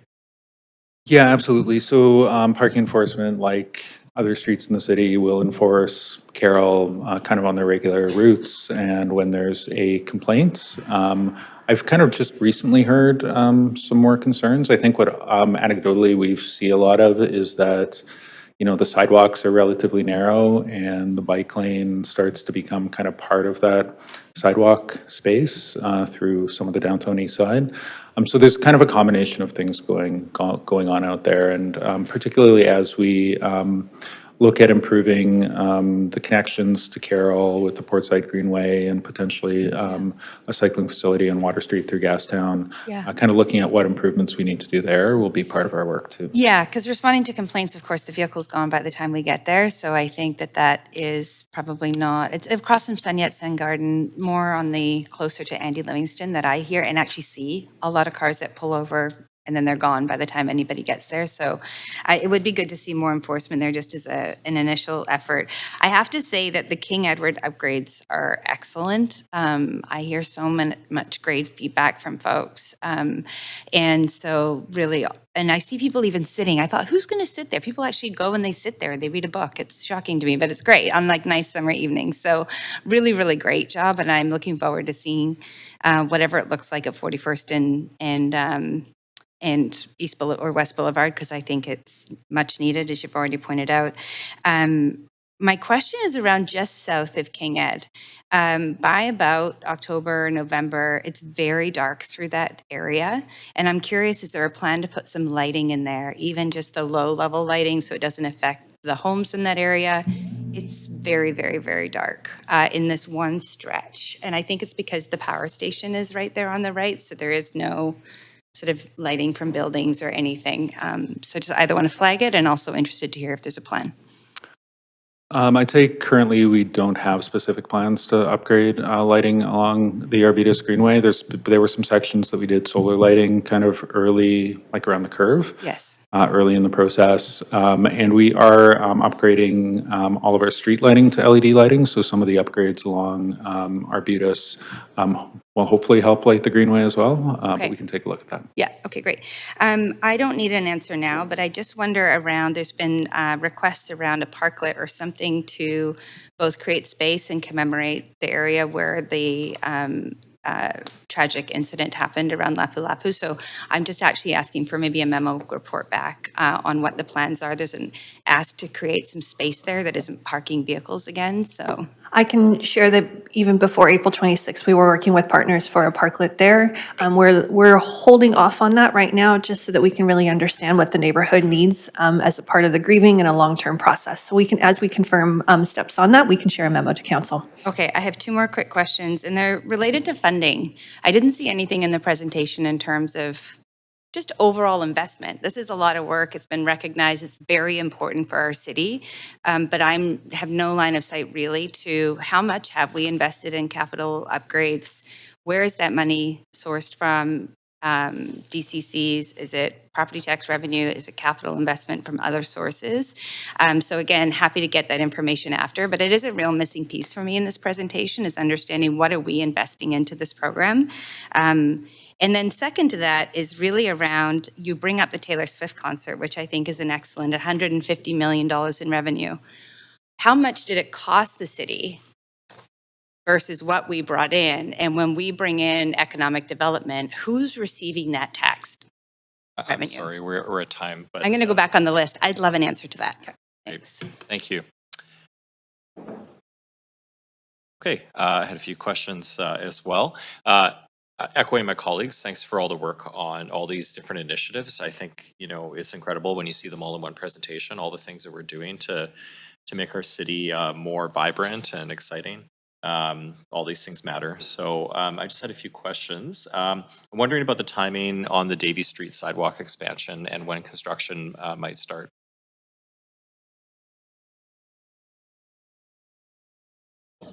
Hello, Catherine Glovich, Associate Director of Community Transportation. We'll be providing council an update through a project update through a memo in the next couple of weeks. But we're just working both with the BIA as well as some of the timing with the consultant work coming in with a final detailed design, as well as considerations around FIFA and the Pride kind of summer festivities. So we'll be able to provide an update in the next 3 to 4 weeks, but we are looking at a start time of sometime in 2026. Okay, so is that a delay to that project? We are looking at options that will overall provide a kind of efficient construction period. Originally, we had hoped to start a little bit earlier. We are looking at some risks around what that would look like with sort of the summer festival time and FIFA time. So we are looking at potentially starting a little bit later. That's correct. Okay. But we'll provide a bit of an update on that in the next couple of weeks. Okay, good to know. I'm really looking forward to that. So we'll watch out for that. Also on the Vancouver sign, I'm really thrilled to hear that there was additional funding secured. That's fantastic. I'm just wondering when we might see the preliminary design concept for that new sign. Thanks for that question, Rachel Magnuson, Associate Director of Street Activities. We're planning to provide an update later this fall to Council. So right now we're trying to get the design RFP out, hopefully by the end of the summer. We're also working with artist calls with all 3 nations. And we'll have a better sense of the timing of when a concept could emerge, but hopefully by the end of the year. Okay, great. We're still on track to have that in place for FIFA. That's correct. Thank you. Scramble. So Councillor Joe and I brought a motion to create the pedestrian scramble, and it's up and running. I'm just wondering if there's any way we can improve the road markings so people know that it's a scramble. I go by there often, and I see some people using it, but I think some people are still not aware. Yeah. Just because the road markings are quite, I guess, mild, so to speak. Right. Yeah, that was something that when we were looking at the design of the scramble, that we thought about a bit. Of course, with Granville Mall and the concrete that's there, And there's a certain aesthetic that we didn't want to, ruin either. So like, as we're looking at the scramble and continue to monitor it, if there's concerns, we'll assess and see if we need to highlight it even further. But as you saw the picture that Paul showed in his presentation, the above, the triangles there, it is one of the few different variants that other cities have used for scrambles in terms of marking that's kind of lower intrusive. But yeah, we recognize, your I'm just curious, you mentioned aesthetics. What aesthetics are we trying to protect? well, there's some concrete, in the crosswalks on Granville Street. I believe it's a stamped style concrete there. Yeah, it's not your typical asphalt along the roadway. Are we restricted in what sort of markings we can put in that scramble crosswalk? No. There's no restrictions per se. It's just kind of as we were looking at it to see how we can have a minimalistic kind of. I would love to get details on the monitoring of that. Sure. How people are using it, and if we can make any improvements, just based on anecdotal experience. I'm not seeing many people using it. Okay, yeah, we'll okay, thank look you. at that and get back to you. Awesome. And then another question is around the separated bike lane on Smythe Street. I've brought this up before. I'm just wondering if we're looking potentially at doing 2 ways south of Richards. I'm seeing lots of people going the wrong way, lots of close calls between, especially with the e-scooter program, there's more people using that bike lane. And right now it's 1 way, I guess, heading into the west end south of Richards or east of Richards. So just wondering if staff are looking at that, monitoring it. Yeah, and I think we probably saw more of that when Canby Bridge was under construction and all of the cyclists were kind of put on the east sidewalk on the Canby Bridge. We're continuing to monitor. Right now, the direction we're kind of sending eastbound cyclists onto the Canby Bridge is down Nelson. So we have that couplet, but we do see, we call it salmoning when people are going the wrong direction. We'll continue to monitor it and look at whether we should upgrade that to 2-way. Thank you. I'm out of time. Thanks a lot. Councillor Maloney. Thank you. And I also want to congratulate you on such an incredible body of work. It is really exciting to hear about everything that you're doing. So thank you so much for all your efforts. That being said, I'm going to ask you about a few things that I'm really concerned about, particularly in relation to deaths and injuries on the roads, because it's my number 1 priority to reduce that. And it's still disappointing to see how we're doing in the city of Vancouver on reducing deaths and injuries. So I've got some questions about automated enforcement. We saw Councillor Boyle brought a motion to council in November 2023 to ask the province to install an extra 100 speed and red light cameras, and that was amended to ask for some consultation with various groups, including ICBC and the VPD. Staff were directed to report back on that by Q3 2024. I'm not aware of that having happened. Is that due to the RFP being undertaken by ICBC, the provincial government, to look at how we're providing speed and red light cameras moving forward? Thanks for the question on that. Yeah, the report back with the motion in 2023, as we're like moving forward with the Vision Zero strategic plan update, as Paul mentioned, part of the response back is actually to, as we're looking at the data, to identify, where, due to the lack of, enforcement cameras, how we can prioritize infrastructure improvements and other, engineering changes to improve safety at, various locations. So as part of that work that we're doing is identifying those locations, prioritizing them, and then we'll report back to council next year in terms of like the action plan for the Vision Zero, and which will include the response to council on that particular motion, right? Yeah. Do you think that automated enforcement would help with compliance of the 40-kilometre-an-hour limit on Cornwall, for example? I think that with overall like automated enforcement, as motorists recognize that, there's a location that has, like, whether it's a red light camera or a speed camera, I think it does change behavior. It's right, obviously, like, with the limited locations that we have in the city, it's hard to say exactly how that translates across. But I think that from what we've seen in other jurisdictions that have more enforcement and the ability to install, enforcement cameras, there is more, better compliance in terms of speed. Yeah, it's one of the biggest complaints I hear from people across Vancouver is lack of enforcement. We know the police don't have the resources to be out there at every intersection all the time. Mhm. So, what's my next question? I met with Councillor Meisner and I met with Paul and Lon Leclerc recently, and one of the things that we did was we asked what would help in supporting your work, reducing deaths and injuries on the roads, and you mentioned that that it would be helpful to get direction from council to support a review of the Vision Zero strategy. Can you explain, Paul, why that will help for council to give you specific direction to update that policy?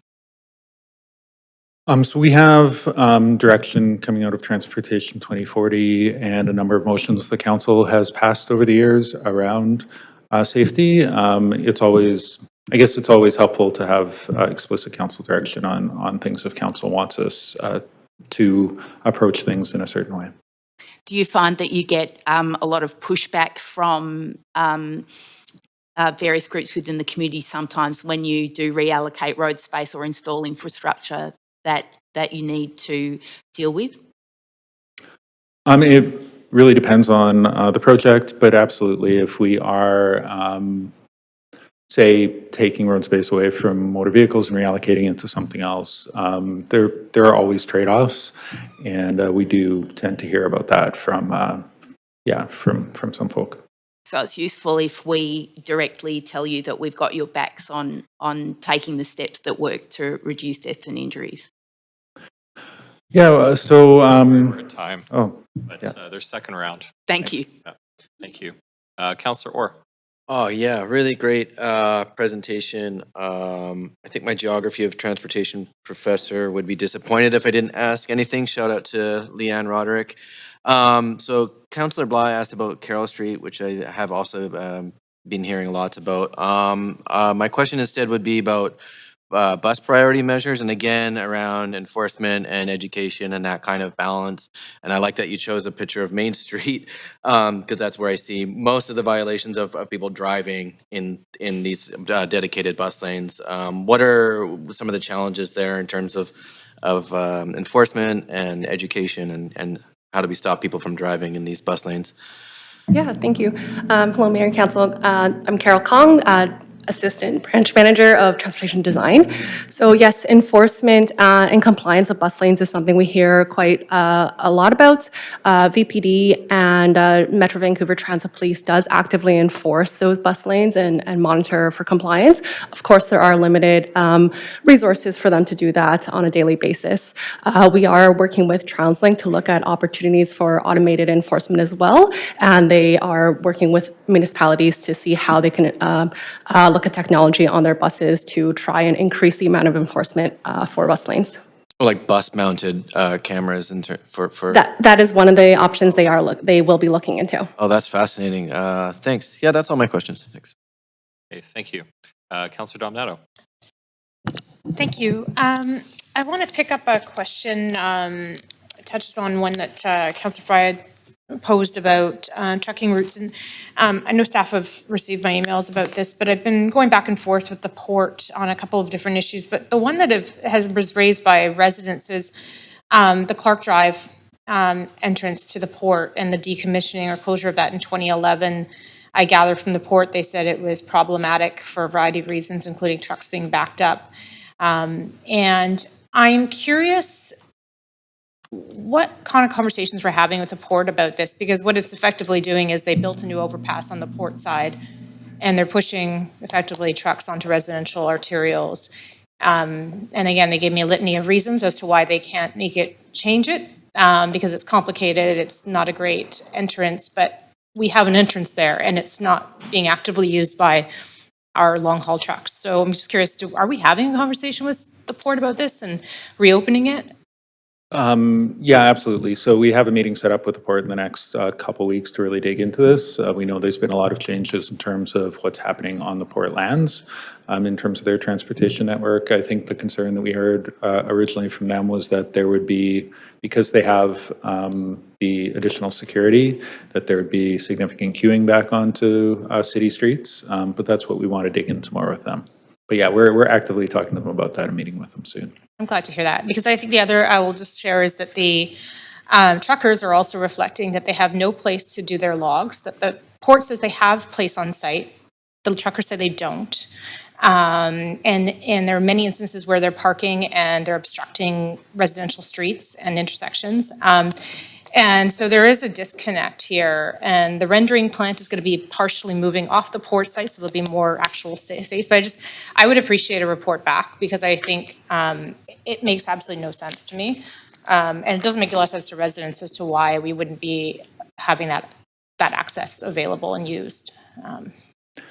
Yeah, absolutely. We heard a lot of concerns recently from residents, particularly along the Powell Dundas corridor, about the amount of truck traffic and trucks parking and things like that. So we've been working with our enforcement group on enforcing the parking, but we really want to dig into these issues with the port and see, like, at least so we can really understand what the answers are and what the issues are, and we'll report back to council on that. I appreciate that. Thank you. The other couple questions I have are painted lines and crossing. So we have existing crosswalks. I know there's some, I think we're starting to look at maybe elevated or raised crosswalks, but there's a few notably that where the paint's just worn. There's one in Chinatown on Pender, and as a driver or motorist, the visibility is really quite terrible because the painted lines are quite worn and the signs, it's a wide stretch. And so I'm just curious, is that something, how much do we put into that? And is that, how do we monitor for those markings on the road? Yeah, yes. Councillor Dominato, we did receive council's concerns on that, and there was, I believe, a memo that staff reported back on in terms of generally pavement markings and also crosswalk markings as well. We do look at those. There is limitations in terms of funding, but where we identify, like, priority crosswalks, especially like school or where we may see like seniors crossings facilities, we will make a priority effort to replace those and repaint those on a regular basis. So What's our budget for that? do you have the numbers in terms of? I think Ron may want to take that. I believe we recently sent a memo to council with our pavement marking, so we can resend that to you in terms of what the current program is, and if we wanted to expand it, what that might look like. Okay, I'll take a look at that. And then I have a question about the our experience with the e-scooter program. I know we're going to be evaluating it, but just have we had any issues, concerns raised about safety? I see people out riding without the helmets, even though they're equipped with helmets. So could you just comment on that? Thank you, Danielle Wiley, Associate Director of Street Use Management. Safety is a top priority for both Lime and the city. To date, we have had 8 safety incidences reported since the downtown launch. Those are official reports that come to Lime, and they do respond to those immediately and loop in the city on those responses. That said, we are aware of anecdotally and in the media other reports of safety issues, and so both the city and Lime have ongoing public education campaigns to encourage safe riding. As well, Lime hosts in-person safety. Overtime. Oh, Someone else can pick. Maybe somebody else can pick that one up. Thanks, Councillor Dominato. Councillor Fry. Thanks. And in response to Councillor Dominato's earlier point or question about painted line markings, I do recall I had a motion last year that did inform a budget extra that wasn't funded in this last budget. If I'm not mistaken, we did bring forward an option in the budget for enhanced. Good morning, Mayor and Council. Lon Leclerc, General Manager of Engineering Services. Yes, in response to a specific request from Council, we provided the information to Council, but we didn't make any changes to the budget. So in the memo, you'll see what our annual budget is, which I believe is in around the order of $800,000 a year for renewing paint markings.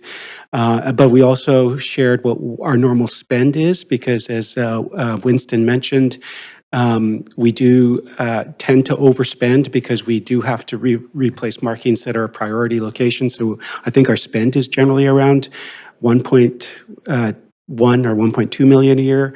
Then we also provided Council what a sustainable replacement rate would be, which I believe was around 1.6 million a year or something like that. Additional budget. Okay. Thanks, Lon. I'm a little disappointed to hear that the Portside Greenway Powell Street's not happening yet, and that's a future capital consideration because it is a critical need. But what I didn't hear about was the news on the Kent Avenue Greenway. Any updates on Kent Avenue Greenway? I know there are, but I thought I'd just ask you. Yeah, absolutely. So we're going out with a first round of engagement on the eastern portion, so in the residential neighborhood. This will, if we don't see any issues, it really is focused on improving that piece. Also addressing traffic concerns that we've heard from the neighborhood. And then we're going to look at the rest of the corridor kind of coming after that. Great, thank you. More broadly, metrics on micromobility. Are we seeing new data with the rise of e-scooters, e-bikes, unicycles, all those kind of things that are now kind of, I see a lot of them I cycle a lot. I see a lot more of them than before. Do you want to? Trying to figure out who to answer. Yeah, we're definitely seeing a good uptake of the Lime system now that it's rolled out, but it's been, I think, a couple of years since we did a detailed study looking across the city at where we're seeing micromobility and e-devices.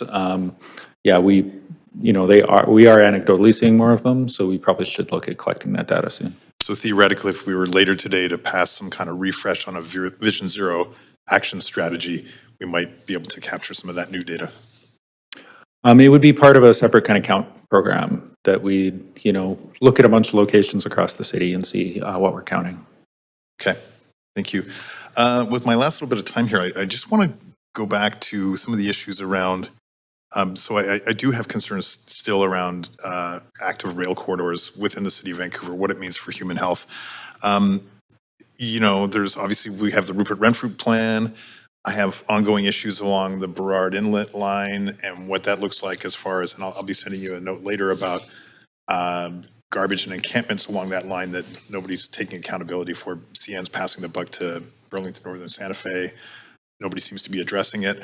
But I'm curious where things are at with the concept of the Prior Street underpass, which was a commitment from the last term and sort of contingent on Prior Street and St. Paul's Hospital and the expansion of the Burrard Inlet line. Yeah, absolutely. So coming out of that discussion about where we would want grade separation along that corridor, we did start conversations with folks at higher levels of government to see if we could put together a plan. Basically, it kind of requires all levels of government to be involved and the railway to be involved. I think one of the things we heard from the railway in particular was that CN's operating agreement or lease with BNSF is up in 2026, so they definitely wouldn't be considering any upgrades until that's settled. But it is one of those things where, particularly when St. Paul's opens, those blockages of Prior on the BI line are going to be becoming more and more important. With my last 30 seconds, do we need a council direction to really have staff pursue an active rail transportation strategy within the city of Vancouver? It seems that there's more and more emergent issues. We could send council some information on kind of where we are in terms of our understanding of the rail network, including things like air quality, and council could do with that what you would like. Okay, thanks, Paul. I appreciate that. If someone wants to move a third round, by the way, please feel free, because I know people have lots of questions. Councillor Claassen. I guess I'll ask for a third round. Sure. Move I'll for get a seconder, please. Councillor Joe, all in favor say yea. Okay, any opposed say very nay, much. so that passes unanimously. Go ahead. A couple of quick questions, just and again on the traffic and pedestrian safety, and then I'm going to move on to some of the street activation items. Councillor Dominato mentioned Clark Drive between 12th and Broadway. We had those two crossings that are very active. Is it conceivable to put a 30 kmh in those blocks? I drive that area a lot, and I do know that it's kind of unique in that it has 3 stops and essentially 2 blocks, and it's already going pretty slow, and it might not be bad, but I'm just kind of curious, would you ever consider that? That's potentially, it's part of the sort of thing we'd like to look at with our Vision Zero work and looking at a framework for setting speeds on arterials across the city. It is major road network, so we would need to work with TransLink and consult with trucking and other stakeholders on that. I think I'm really hoping this, what we call conflict analysis at 10th and Clark, can really help us figure out what we need to do there. Good thing. Also, it was brought up the Lord Byng work. I know that we talked a lot to the PACs and elementary schools like Queen Mary and forgot the name of the other elementary, but there was quite a bit of concern about pick up and drop off. Have we done a little bit more work around those elementary schools in addition to the work we've done on at Lord Byng? Hi. Yes, we've been in continuous conversations with the 3 schools on their different issues. So for Queen Elizabeth, we're working on cleaning up their pickup and drop off and considering whether, maybe one way is a traffic circle. We're trying to test different measures with them to make it less chaotic, as well as for Jewel, Cornell, and Lord Byng. We've also been in conversations about flipping stop signs for their bike route as well. So yes, we've been doing certain tweaks here and there. Very good. Thanks very much. Okay. Just wanted to, just going on to patios, we're waiving those patio fees, which is something council supported. Just kind of curious, have we calculated the cost benefit on those things? Just because I realize that we're not getting the revenue there. Just a quick answer on that one, please, if you don't mind. Danielle Wiley, Associate Director of Street Use Management. In the 2 pilot areas for the summer in Granville and Water Street, we've waived fees for 15 and 16 patios respectively. In a pilot condition, we consider that to be a good investment in terms of it's covered by the project costs, and it's separated from the program revenues for the patio program overall. On one of the slides, the illustration showed how we're advancing patios, making them perhaps a little more enclosed. I noticed there was a string of lights, potentially heating that might come from electric. Are we allowing for more of that kind of electrification and enclosing? And what's the feedback we're getting from those things? Within the pilots, we are testing some of those more flexible design elements, and we're continuing to monitor them, and that is helping to inform the patio program updates that will be, or recommendations that will be coming to council in the fall. Thanks very much. I want to talk about the big events that we'll be doing, and I know that we acknowledge Lapu Lapu then, but I've been to Italian Day, Canada Day celebrations down on Canada Place. The AA convention last week was absolutely unbelievable, the largest convention ever, and Catalano, which was just completely next level. So I'm just kind of curious, are we getting our mojo back, and how are we? How are these festivals responding to the extra security measures? Good morning, Jody Shabib, Associate Director, Film and Special Events. I would say yes, we are definitely getting our mojo back. I can tell you we have a very busy team at the Film and Special Events office that's working with a number of event producers, and I expect that we're going to have a very busy summer. Okay. I don't have a lot of time left, but I'll just acknowledge, first of all, the organizers themselves, everybody, the sponsors, the volunteers, but I know our street teams and BPD, everybody have played a huge part. It's just felt so great. The last few weeks for these major events, and I know that the public really appreciates it. So thanks for all the work you guys are doing there. Thanks. Great, thank you. Councillor Joe. Yeah, thanks, Chair.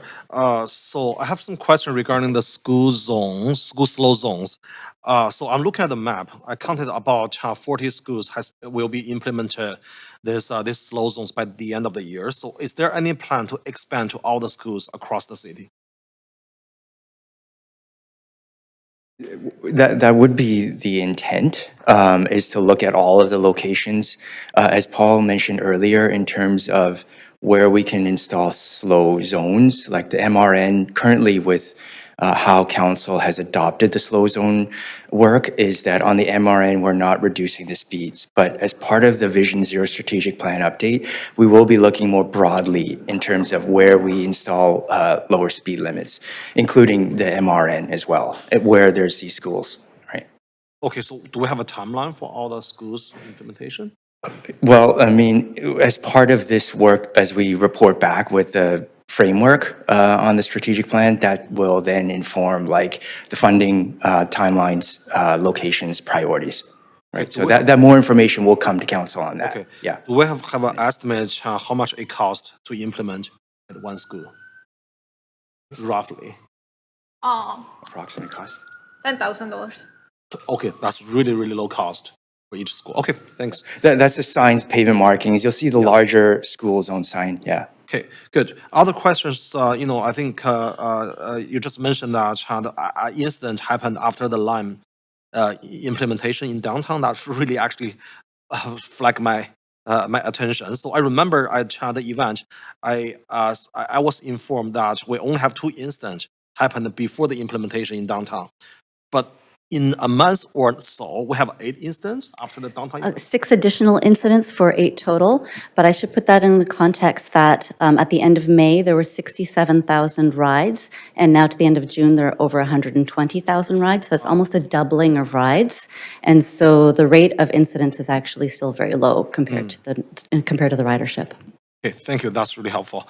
Other questions. I know that the flashing beacon was actually very effective for the pedestrian safety, but I heard the cost is really high. It's like $50,000-$60,000 for each flashing beacon. Can you expand on that? Why is it so expensive? It just varies on location to location. It's more cost effective if we can install it where it's solar powered.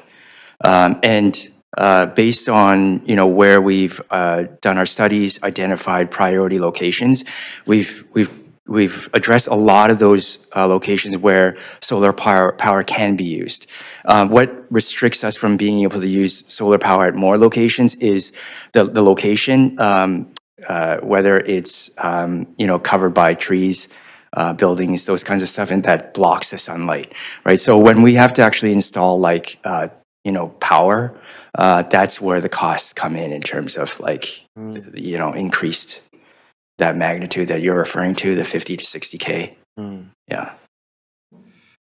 Okay, thank you. Other questions, I think there's some confusions regarding the car share program. People think that car share EV, they can use the bus lane. Is that right? Or only bus lane can use that? Just to clear some confusion in the community.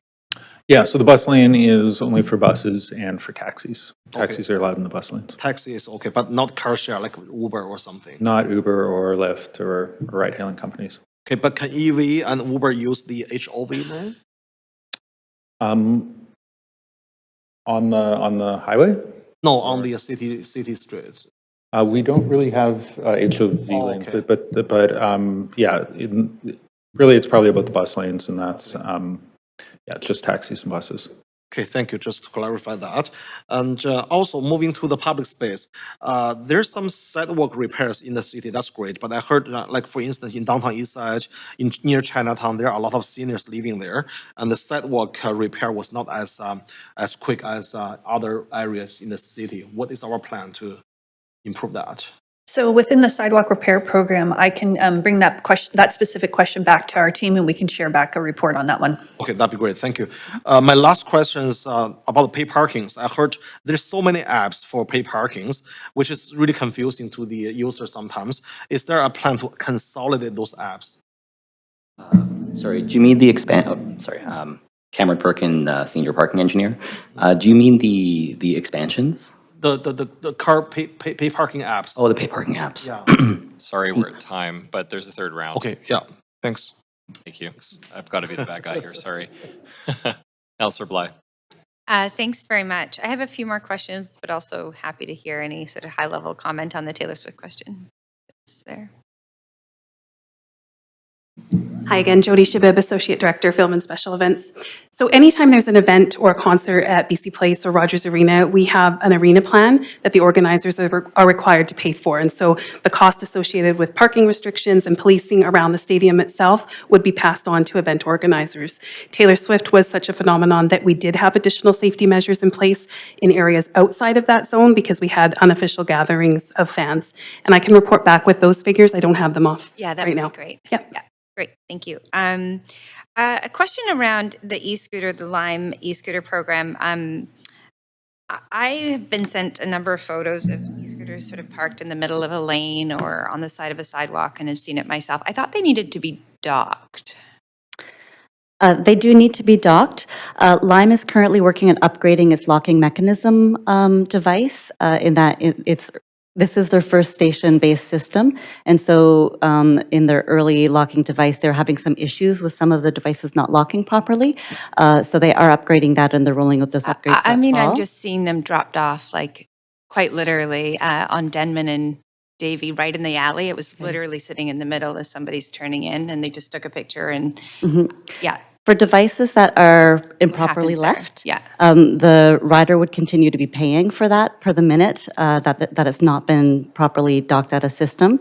And then the device is reported to Lime and Lime comes to retrieve the device. Do we have any sense of what their turnaround time to deal with that issue, and particularly when the scooter is blocking a sidewalk, so for accessibility, somebody trying to get by in a wheelchair? In our contract, we do have specific performance metrics about how quickly they need to we know respond what to the- incidents, and so I can follow up with that Okay. detailed information. I think that would be helpful just to respond to what these concerns are, and they're being, and of course, there's growing pains when we bring in a new system. I totally understand that. It'd just be good to be able to say something back to those that are flagging it.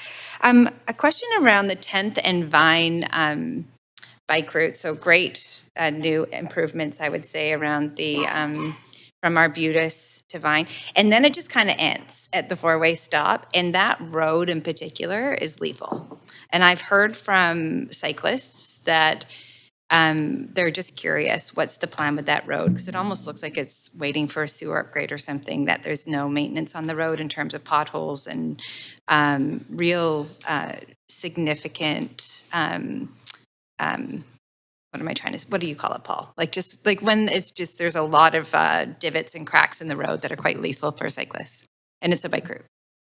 We can get back to council. I cannot on park that Yeah, area there. We, there is some potential development happening there that we were kind of looking at what sort of upgrades we might need to make to facilitate the development. But in terms of the pavement quality along 10th there, we can get back to council on that. Yeah, I think it's very well used. So I hear about it quite often. That would be great to hear back. Now, the other question I have is around our engagement with YVR. And I'm very curious around, do we have a sense of, Canada Line has been in now for a number of years, increasing their ridership, and how we understand folks are accessing our downtown via the Canada Line versus a traditional taxi or Uber? Yeah, thanks for that question. So on the Canada Line, there's about 126,000 trips per day. So YVR and TransLink do actively promote using the Canada Line to take that to get downtown for events. We also do see quite a lot more regional hotels are on the Canada Line as compared to the other SkyTrain lines. So we do know it is quite well used to access downtown, the rest of Vancouver.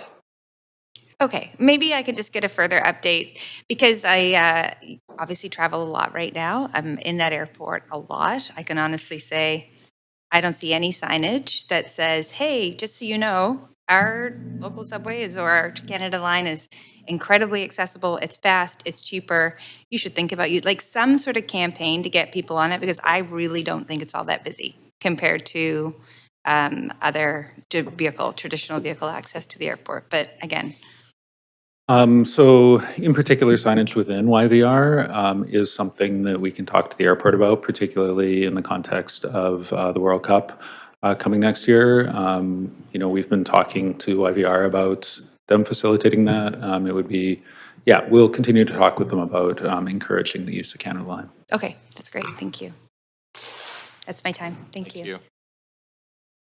Okay, thanks for answering all these questions so far. I just had a couple more. Going back to Lime, it's really great to see everybody, using that new e-scooter service. I'm wondering if you can clarify to me, just because I've received some questions from the public about who's responsible for enforcement in terms of riders, say on the sidewalk or, somewhere they shouldn't be. Only VPD can issue tickets for riding. So Lime supports education around safe riding through its education campaigns, its apps, and its in-person clinics. Okay. So if members of the public have concerns or they observe something that gives them concern, what's the best way for them to report They should absolutely report a safety incident to Lime. In some cases, Lime will contact the rider and already has, in some cases, suspended their pass. Okay. That may be difficult for them to identify the rider, I would imagine. Should the members of the public call the non-emergency line or 311? I'm just wondering, how should they voice those concerns? They should report it to Lime through the app, and they can also contact VPD non-emergency. Okay. I mean more a member of the public who's not on the scooter. So let's say they see somebody on the sidewalk. Those reports are accepted, and the devices are identifiable through a little license plate, for lack of a better word, and so that can help identify which rider it is. Okay, great. And also by location, that can help to identify which rider on which device. Okay, thank you. And can you remind me, I thought I had seen something about or heard something about geofencing as part of the service, and that if somebody was on a sidewalk, then there would be an audible alert or it would slow down. Is that correct? It is correct. They do have the system does have geofencing technology where the devices slow down in some areas, including sidewalks. Currently, the system is not designed for it to slow down on all sidewalks. Lime works to identify particular busy areas, for example, on a shopping street or it's possible to do that on a seawall if a specific area is identified as a slow zone. Okay, so it's not all sidewalks. No. Okay, that would explain. I've seen a couple people on sidewalks recently, so that's good to know. Is that something that we're actively discussing with them? It is. It is in the license agreement with Lime. There is language around ongoing communications to improve safety around sidewalk riding specifically. Okay, great. Thank you for that. My other question was around something kind of may seem odd, but I'm just wondering, and it's not Lime related. Have we resolved the issues with the purple streetlights in the city? The LEDs? My understanding is that was an issue with that first batch of lights, and they're being replaced. And the new lights coming out aren't going to have those issues. Yeah. So are they pretty much all replaced, or where are we at in that process? Do you know, Lon?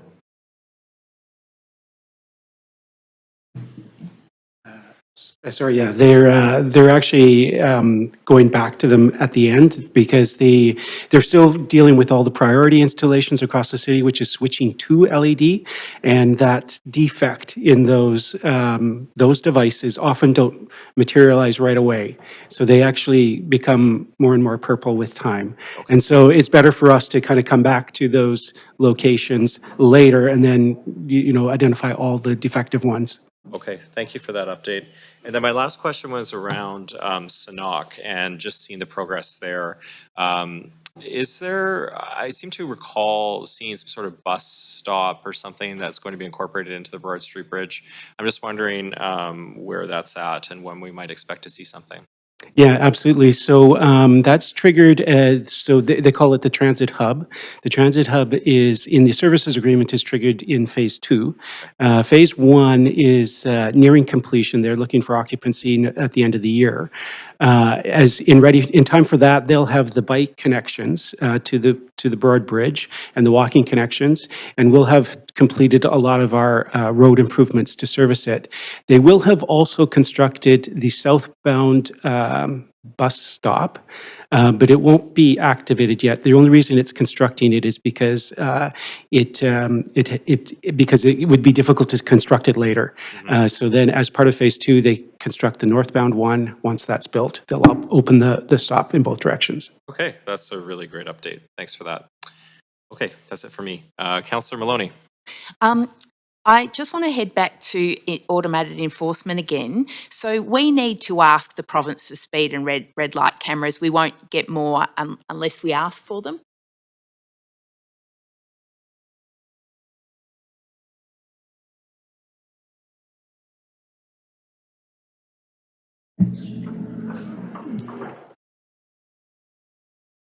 Good morning, Mayor and Council. Paul Goodman, ICBC Road Safety and Community Relations. Yes, there's a program underway right now to review the intersection safety camera program, looking at the safe systems approach and Vision Zero. Currently, there are 140 in operation throughout the province, 43 in the city of Vancouver. And now we're looking at the expansion of that program towards 2027, and that will happen with consultation. Yeah. So will we be asked, or do we need to send a letter or something? No, you don't need to send a letter. Okay. There will be consultation. Thanks. What would you say are the, I'm not sure, this might be for Paul, what would you say are the measures that reduce deaths and injuries most effectively? Would you compare, if you compare public education campaigns or infrastructure improvements like speed humps and red light cameras and raised crosswalks? Yeah, absolutely. That's work that we really want to dig into through the Vision Zero strategy. You know, if you look at the safe systems approach, it looks at infrastructure, it looks at speeds, it looks at education, and what we want to do is come up with a plan that uses all the tools that we have to try to achieve Vision Zero. Fantastic. And we've got a historical lack of investment in infrastructure in South and East Vancouver. I'm pleased to hear that we've got some plans finally for Kent Avenue and the East Side Crosscut in time for FIFA. But there's so much cycling and active transport and traffic calming infrastructure that's on the list for South and East Vancouver. What's holding us back from getting those things in place and preventing deaths and injuries on our roads? I guess when we look at our programs, we prioritize them based on you know, how we think they're going to impact either safety or mode shift. So, you know, if we look at our AAA cycling network, what we're trying to do is we're trying to connect series of AAA facilities together where people are likely to be able to use them for the daily trips. Similar to our safety program, we look at where signals, you know, where an installation can bring the most benefit. And would more capital investment help you to deliver that infrastructure and traffic calming more quickly? Yeah, absolutely. The more capital investment we have in safety and signals and active transportation, the more we can deliver. It takes some time to ramp up, you know, with more investment, but absolutely. And I noticed that the recent noise bylaw consultations excluded motor vehicle noise. Is motor vehicle noise going to be addressed in some way, the impact it has on residents, especially apartment dwellers that live on arterials? That's a good question. We can kind of report back to council on that. Thanks. And which groups in the City of Vancouver would you say are most at risk from traffic danger?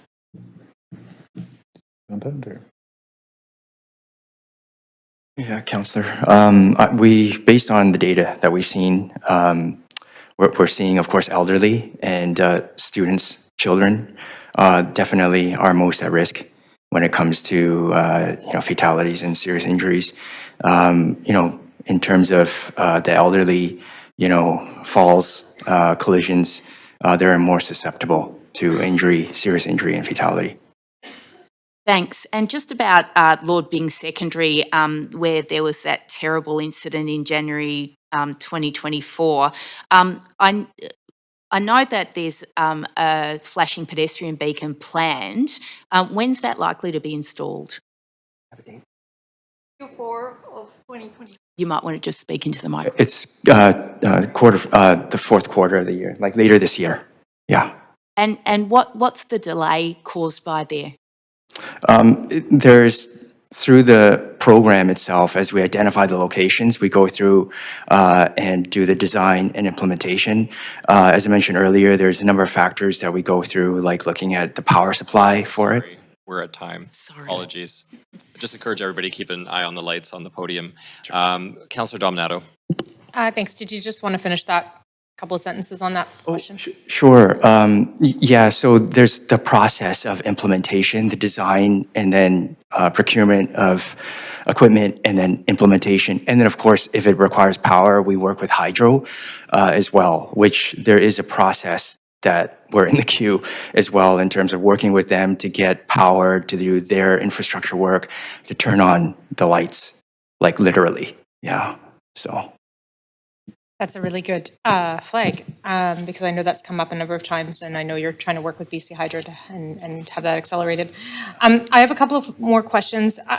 Circling back to the transit update at the Climate Action and Air Quality Committee recently, we had an update in terms of transit use, and but one of the slides they included was from TransLink, and it was the transit diary. And I think it was spanning 2017 to 2025, going from memory right now. But what was really striking was it, and I said I would ask it here of staff, is it was suggesting that ridership had gone down in Vancouver, Burnaby, North Shore, but had gone up exponentially in like Langley Township and Langley City. And I know, so I'm just curious if how reliable that transit diary is at this time in terms of data, because I was surprised to see this sort of suggestion that transit had gone down over the last number of years. I know during COVID, but outside of COVID, I thought it was a little surprising. One of the things we saw during COVID was bus service being scaled back as fewer people were riding.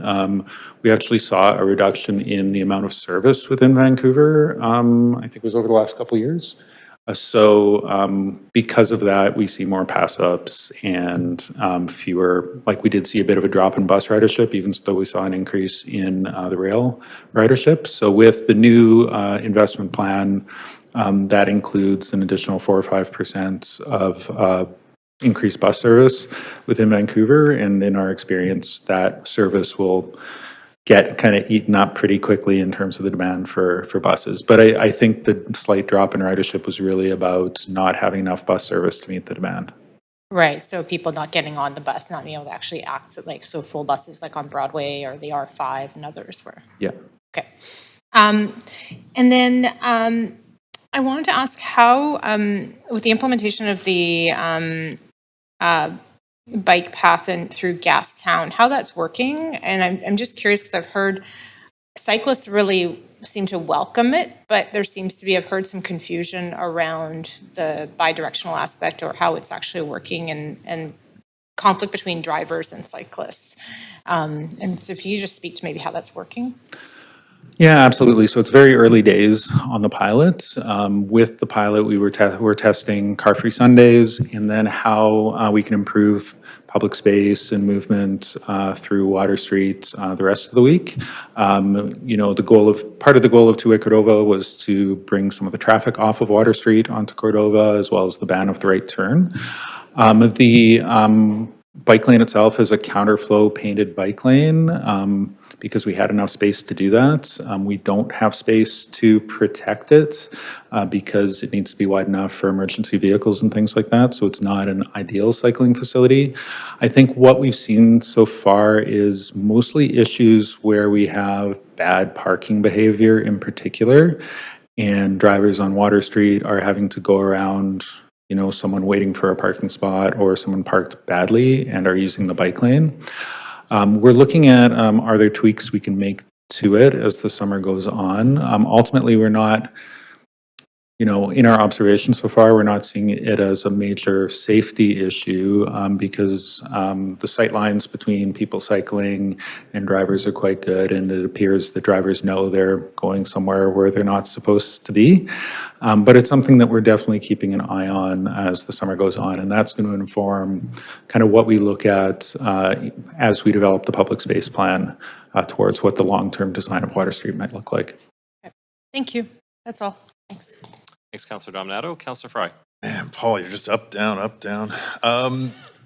Transit. So we've been hearing quite a bit about the Granville Street bus expansion service, both from transit advocates, but also from the BIAs in South Granville and Marpole about concerns around impacts on business operations. Where are things at with the city's role in facilitating infrastructure to support the improvement of transit while still supporting the local businesses?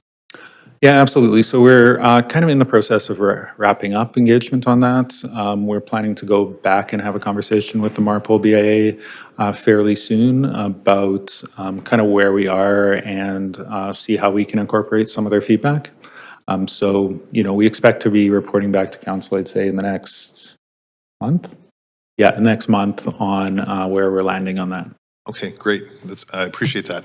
There was a mention in one of the slides about integrating bus network with Broadway subway. What's that going to look like?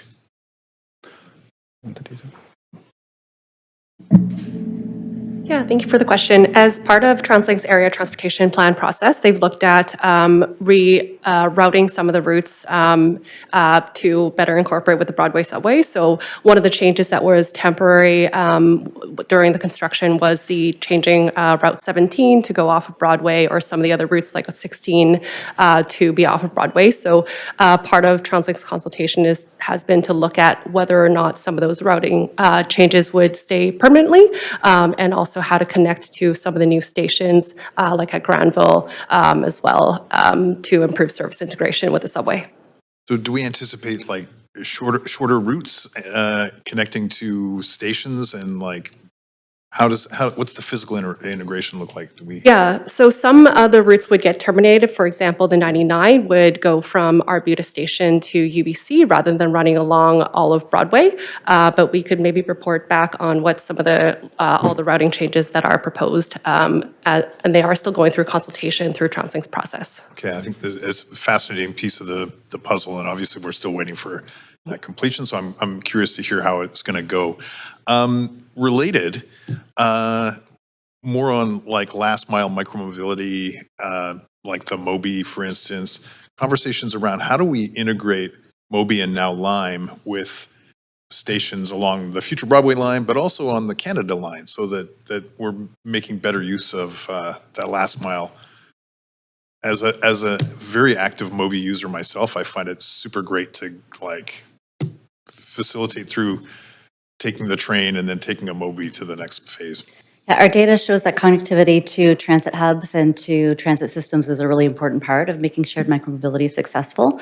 And so we do work with both of our operators and also TransLink to try to locate our stations near to transit infrastructure. And conversations with TransLink are ongoing in terms of potentially in the future being able to site stations on TransLink property, but that's an ongoing conversation. And so where are the conversations with, in particular, Moby, and like, what does that look like as far as expanding the service boundaries so that maybe, Canada Line, for instance, could be more? Specifically to Moby, we are soon to start discussions with Moby in terms of extending their contract for a further 5 years. And part of that contract extension would be talking about their next expansion plans. Okay, well, I hope that includes integration with the train. Including integration with transit, yes. Thank you. Thank you. Thanks, Chair. Councillor Fry. Councillor Bly. Thanks very much. Just one last question, and again, appreciate. Clearly, this is a very interesting report to all of council, and all the questions that you've received, I think, illustrate that. My overarching question really is around how, and it's mentioned like spray painting the 40 kilometers an hour on the roadway. Like, how can we create more visual reminders for drivers that we're a growing city? we're densifying. There are multi-unit family type housing where there once was single family housing. That's going to continue, just to sort of bring the attention to mostly car drivers, folks that drive cars, whether it's Uber or delivery services, to empower drivers to be as thoughtful as possible about their surrounding environment and how they're interacting with roads. And I'll just say on that, I've heard, and specifically I've talked to Paul, which I've appreciated being able to do, is around rat running. And I think it happened because of the Oak Street sewer upgrades. But in that neighborhood particularly, kids are wanting to walk to school. Parents are no longer letting them because they're not safely able to cross what were once very inner neighborhood streets because the traffic is speeding right through to avoid some of the congestion. So that's sort of the context, but I think there's a bigger conversation around how we're communicating out to drivers. We do agree that, with signage, infrastructure changes is important. And a big component also is the education and changing, I think, like motorist behavior and their perception of safety, right? And so I really feel like through the work that we do as we go through the consultation and we engage with our partners in this and various other stakeholder groups, and then even as we implement the plan, I think a big component will be public education and awareness, in sort of helping others to appreciate and understand like the Vision Zero goal and how important that is, that we all take a part in that. When we use the road system, right? And, we see in other jurisdictions as they implement engineering measures, engineering and enforcement alone isn't going to solve the problem and get us to Vision Zero. It takes, all of us like using the road system to get there. And we really feel like that education piece of it is really important to remind people, not just when they encounter the sign on the roadway, because as we've talked about earlier, eventually as motorists see these signs, they just become accustomed to it, right? It just blends in. And so I think a continuous, reminder, the education piece, and even the post-collision part of the Vision Zero is really important. How we respond, in terms of the analysis, like working with Vancouver Coastal Health even, they're very supportive of the work that we're doing in the 30-kilometer-hour. They've responded to that. And then how publicly, we respond to this and react to fatals on the roadway as something that should be unacceptable. Like we don't accept, planes crashing, right?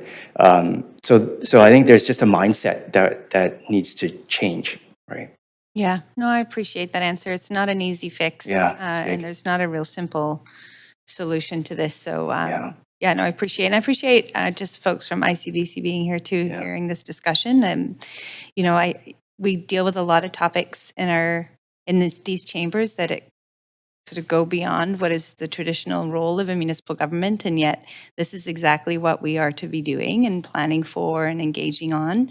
And we've got to do that in a way that knits together all of the stakeholder groups that impact how successful we can be in this. So I know we had a third round of questions, but because we're receiving for information, I think I can just close on those comments and just to say thank you so much for all of the work from all the staff and look forward to some of the responses back, maybe in further updates or just memos.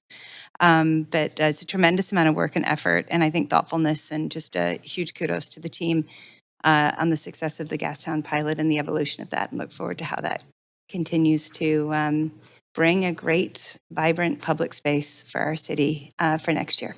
Thanks. Hey, Councillor Maloney. Was just going to finish that question about whether there are moves to incorporate motor vehicle noise in any mitigation measures to protect residents on arterial roads.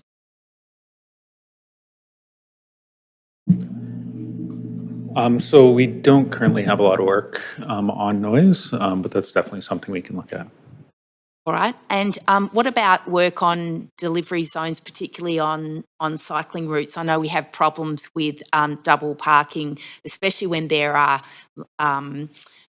meter parking and you've got, for example, a busy building where there are a lot of deliveries. Is there any work being undertaken to, say, remove meters and allocate specific delivery zones? Yeah, absolutely. Where the best use of that curb space is about having a loading zone. Particularly if we are seeing issues with vehicles loading, we'd look at installing a loading zone. Okay, that would be good. Back to Bing, I know that I've had reported from neighbours that there's some rat running in the lane behind due to the new traffic calming measures. Are there any plans to install speed humps or modal filters to stop cut through in the rear lane behind 16th? We can look at that and get back to you. As Liliana said, we've been working closely with the school community on what other tweaks we need to do there. Yeah, that's been observed by a number of neighbours, so that'd be really handy if you could have a look into that. Also, I saw that in the last year, the mode share of cycling dipped to 6 from 7%. Do you have any thoughts as to why that might be the case? So I think we've seen kind of the numbers in the yearly survey bounce around a little bit in terms of cycling. There's error in the Vancouver transportation survey, so it could come down to error. Sometimes it's kind of the day, how rainy it is or whatever when we collect the data. So we're not reading too much into a single year. It's kind of the overall long-term pattern that we're looking at more. Yeah, I've noticed that a few of the measuring hoses get cut every now and then, and there are the measuring stops on Burrard Bridge and at Science World that seem to be a little bit wonky and not working sometimes. Is that a problem? We do have some of the counters that aren't working. Maybe Winston can update on that. Yeah, we employ various numbers of technologies for counts, and yes, those hoses that you mentioned, we have a staff and a team that actually goes out and installs those on a regular basis. They do get cut, and like as Paul mentioned, there are permanent locations where we're getting counts, and we're using video as well. So there was a previous question on using AI. So we're exploring, different types of technologies that are like require less maintenance and are less intrusive to count. And technology is quite impressive in terms of being able to differentiate between a cyclist, pedestrian, e-scooter rider, those kinds of things. Yeah. Fantastic. Yeah. And what's the timeline for the 41st and Arbutus Greenway intersection upgrade? It's starting later this year. Yeah. Fantastic. All right, I'll leave it there for now. You'll be relieved to know. Thanks, Councillor Maloney. Councillor Kirby-Young. Yeah, thanks, Chair, and thanks, staff, for the overview. I'm going to try to be quick on my questions, and I'll apologize if some of them were asked because I was doing double duty on committees this morning. But just starting with sort of the stats slide in the presentation on the curb cut ramp program, I don't know if this was asked, but there's a sort of a significant number in 2021, 2022, and then it dips. Is that because we had the backlog and we expedited the work and we're now normalized, and or how do we ramp up? Sorry, no pun intended. The curb ramp work on that, because I know, like, in other words, how is that stat? Did we see an anomaly, sort of a lift because we were trying to catch up in the backlog? And how are we pacing now in terms of meeting these demands moving forward? Yeah, so kind of at the beginning of that, we caught up on the backlog. So now we are both prioritizing kind of new requests and then looking at, it took some planning effort to figure out where to prioritize additional curb ramps since, prior to this, our whole program was really about addressing that backlog of requests. Lon wants to say something. Yeah. Sorry, I just wanted to mention that, now we're able to keep up with the requests. In addition to that, we are looking at locations where we're not receiving requests, but we think there's a benefit to installing a curb ramp. Okay, so now we can meet requests. We're kind of, if we're characterizing it, but we can actually be proactive about identifying That's right. hotspots. In the past, we just had a backlog of requests that was quite large, and then we did a contract, got through a whole bunch of them, and now we're able to keep up with the requests that we receive now. Okay, great. Moving on to Lime and the e-scooter share, I noticed, and I don't know if this was asked earlier too, so again, apologies, but showed around 67,000 rides. Lime put out a press release just a couple weeks ago with the ride to downtown. And so was it noted earlier that they've hit 100,000, pretty significant surge with the downtown expansion? Yes, the 67,000 rides was to the end of May, which is when the presentation was submitted, but they are now over 120,000 at the end of June. So that's almost a 100% increase in 1 month. And how are we feeling about where we are our first year in and what the future trajectory looks like in terms of continuing? The system is expanding really well. We're continuing to monitor system performance and tying the ability for Lime to expand to how the system is performing. But as we are seeing the system expand, ridership is really picking up, and we're continuing to roll out stations at approximately the same rate. Okay, and so are we where we thought we would be? Yes, we are. We're on track. Okay. Was sort of tangentially or related, I want to switch to the e-bikes. It was just mentioned, I think, by Paul around Moby and potentially a 5-year renewal on the new contract. There's a very marked difference in the city's relationship and how it was structured with Moby and how it was structured with Lime. Moby, quite frankly, cost the city a lot of capital investment and hasn't been sort of large financial boon in terms of return. Lime was directed by council to be revenue neutral and revenue generating for the city. And so very stark difference there, but Moby had, I think, rights over e-bikes. I'm looking at things like the North Shore adopting Evolve, the BCAA's e-bike and shared service, and looking at other options out there. Lime themselves does e-bikes. There's benefits sometimes to integration. So what does that process look like for considering the benefits of integration for better financial return for the city? How and when will that contract be renewed, and is that decision coming back to council? Our current contract with Public Bike Share, with Vancouver Bike Share ends December 31st, 2026. And so we are soon to start discussions on a potential option to extend for a further 5 years. In the current agreement, they would have exclusive use over bikes and including e-bikes for the shared system. How does that contract roll over without coming back to council, that they get exclusive use and they get continued renewal? We have an option to renew the contract, and so we do have an ability to go forward and negotiate that extension. We would be able to provide council an update. Okay, so I guess the question that I have, and explicitly I'd love to get an answer back, is do we have the ability to competitively put that out so we can look at, are we getting the best technology, the best integration, and the best financial return? We'd have a number of options. Okay. Sorry, doing the awkward stand behind.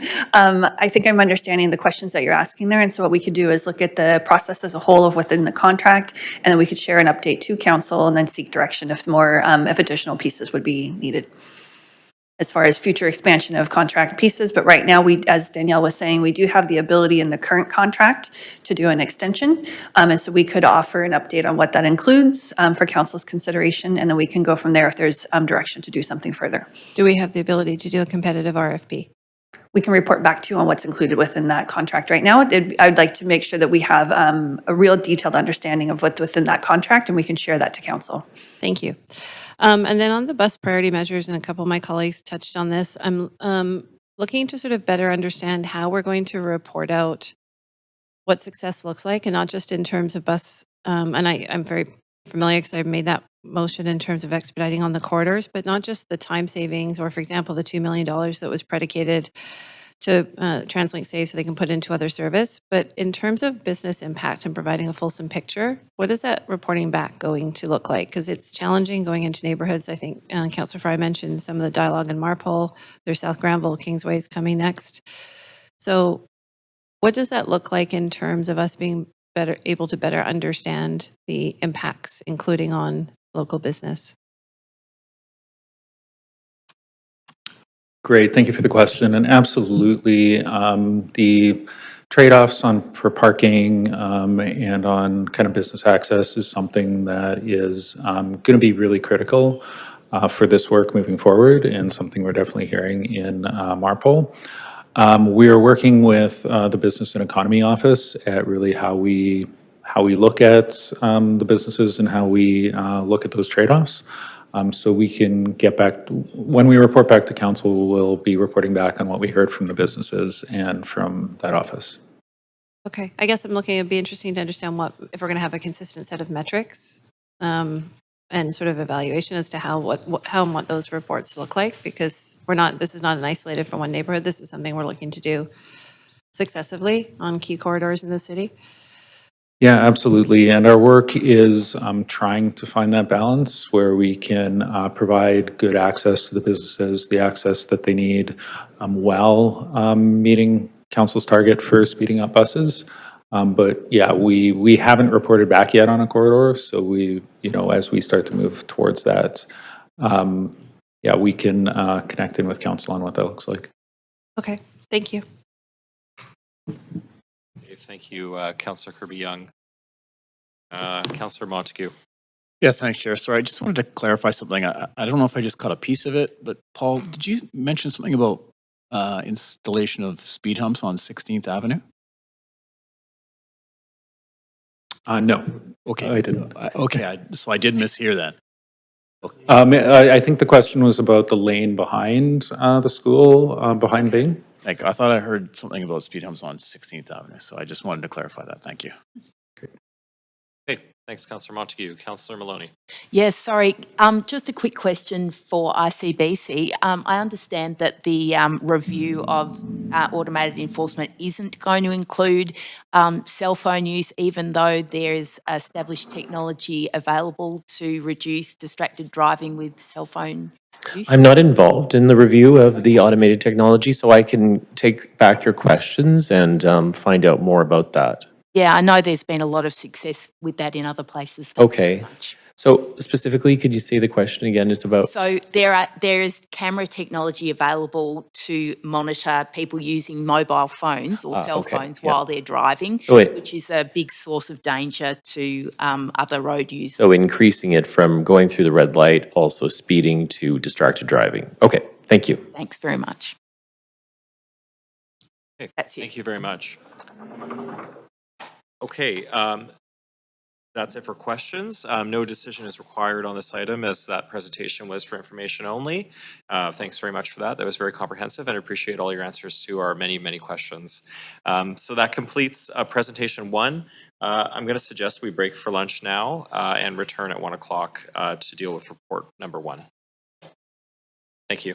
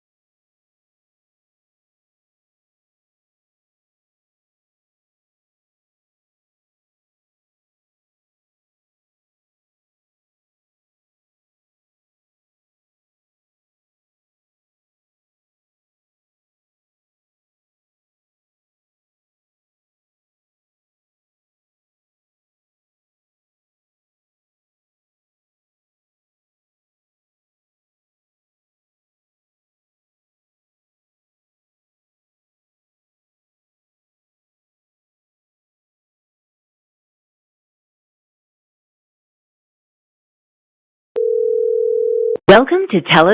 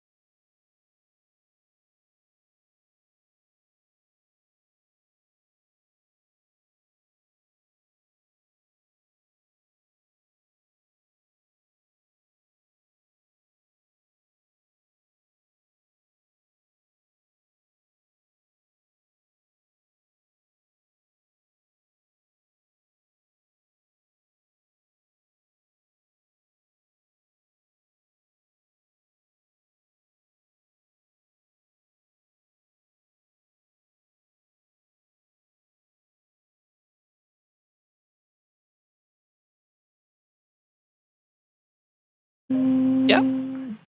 Okay, perfect. Thank you.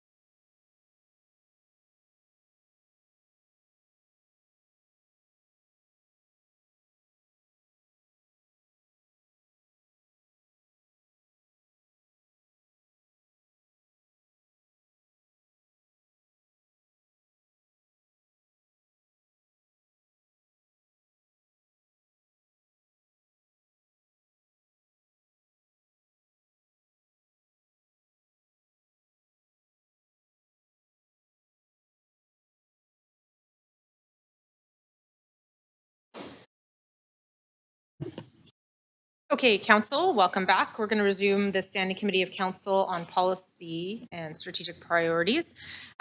We have our next report, Safer, Slower Streets. Before we begin this agenda item, if anyone believes they have a conflict of interest, please disclose it now.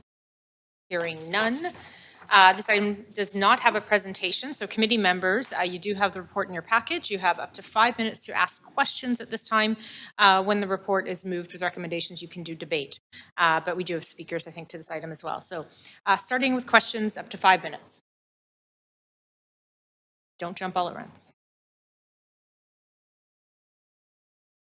No worries. I know there's questions, so.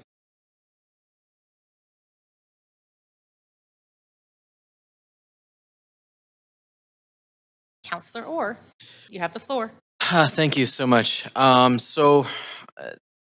know we covered a lot of this in the earlier in the presentation. I'm just trying to wrap my head around some of the reasons why we can't have the 30-kilometer hour streets on sort of every side street, every minor side street. And then just looking at the cost, like $230,000 for street signs, $20,000 for education for the 17 slow zones. That's a lot of money. Are we unable to bring this policy-wide essentially is it because the VPD have said they can't enforce unless there are signs everywhere, or what are the identified barriers to enforcing this policy citywide without having road signs and everything? Good question, Councillor Orr. Again, I'm Winston Chow. I'm the Associate Director of the Traffic and Data Management Branch. In terms of why we can't have it at all, like the entire city right away, it's due to provincial regulation and the Motor Vehicle Act, and how it requires bylaw change. So this is what we are proposing today, is to change the bylaw for all local streets to be 30K, and signage, right? So signs are required. So through our conversations with legal services and with the VPD, when they move forward with enforcement, they will be looking at the signage, the locations of the signs, and enforcing with that. So as we implement this rollout, we've identified locations throughout the city, the 25, that we're going to implement first with, the gateway type signage. And with that, we will work with our partners at the VPD for that enforcement. Okay, so it's kind of like I don't want to drag this out further. I know Councillor Fry in particular has worked on this for so long. It's been a long time. I don't want to drag it out. I think it's an excellent initiative. So it's kind of like a delicate dance between the Provincial Motor Vehicle Act and as well as the VPD, and trying to figure out the best way for all those three kind of moving parts. Correct. Yeah, we've looked at a number of different iterations of how best to sign this and to implement this change, and that through our conversations, through our work with VPD and legal services reviewing the act, this is what staff are proposing. Was there sort of any because I'm just looking at the cost, kind of seems like a lot. Has there been any? We talked earlier in the presentation about automated enforcement. Is there kind of like a way to make it so that there's this? And automated enforcement, from what I've done some cursory research on, it's quite a good return on investment, like 10 to 1 kind of thing. Could there be a way to tie the automated enforcement into the spending for the signs?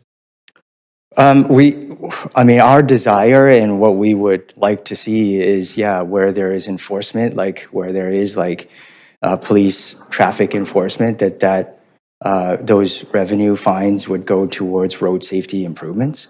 Right now, the way the model works in the province is that those fines actually go to the province, and then they redistribute those to the municipalities. Okay, so it would take a sort of a separate kind of initiative to tie directly the revenue from this right back into the... It's outside of our jurisdiction. Okay. Fascinating. Okay, that's near the end of my time. I'll pass it on. Thanks. Thanks, Councillor Orr. Councillor Montague. Yeah, just to clarify on the signage and the posting of those signs. The Motor Vehicle Act, in order to enforce the Motor Vehicle Act states that there's a speed in a municipality is at 50 kilometers an hour. Is that correct?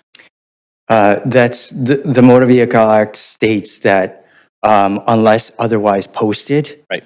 Motorists are not to travel beyond 50 kilometers an hour. Yeah, so speeding in a municipality is going over 50 kilometers an hour. That's by default, the Right. default speed, without any signage.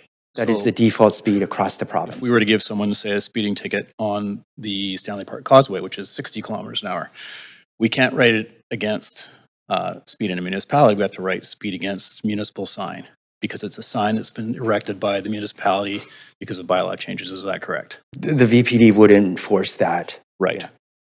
Right. So in order to write a ticket for someone in a residential zone that is 30 kilometers an hour, there has to be a sign there that says 30 kilometers an hour because the Motor Vehicle Act stipulates a municipality's speed limit is 50 kilometers. Is that right?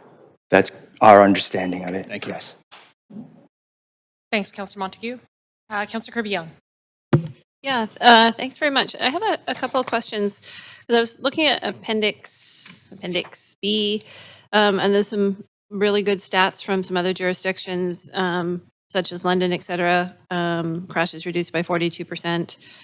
Then Calgary, for example, says less than a 10-kilometer reduction in vehicle speeds. And I'm just curious, in our kind of early sort of exploratory pilots, there's a reference that I think it's on page 3 that staff were testing reduced speed limits starting with 2 neighborhood slow zone pilots, and the pilots resulted in modest speed reductions. Can you give us some more specifics on what was a modest speed reduction? Yeah, I spoke to this a little bit earlier, prior to the break, about when we implement the speed changes, like as we've done on the arterial streets. We do see reduction in speed as motorists see the signs initially, and that ranged from 5 kilometers an hour to maybe 10. After a period of time, motorists tend to go back to their initial behavior without any continuous enforcement, right? So modest would be like a few kilometers an hour. So the trick is, a few kilometers an hour, but the trick obviously is trying to Maintain. affect behavior change and maintain it, right? So Correct. that kind of brings me to my next question. So a lot of the feedback that I'm hearing, similar to others, is around enforcement. And I just want to sort of specifically ask, based on staff's and conversations and consultation law and VPD, is sort of the street signing, the ability to enforce and our kind of defensibility of enforcement versus this kind of neighborhood entry style signage where it would indicate you're entering a zone but not be signed on each street. Does that give us less ability to enforce because people can argue and say, I came from a different way, the signage wasn't sufficient? Isn't it a lower standard of signing? And does that sort of limit our ability for enforcement or for challenges? It is a possible risk, right? And that's something that we've talked to VPD about, right?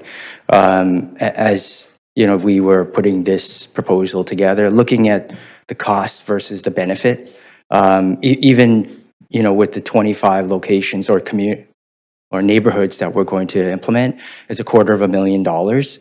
We estimate that to do the entire city, there's 160, which could be upwards of $3 million.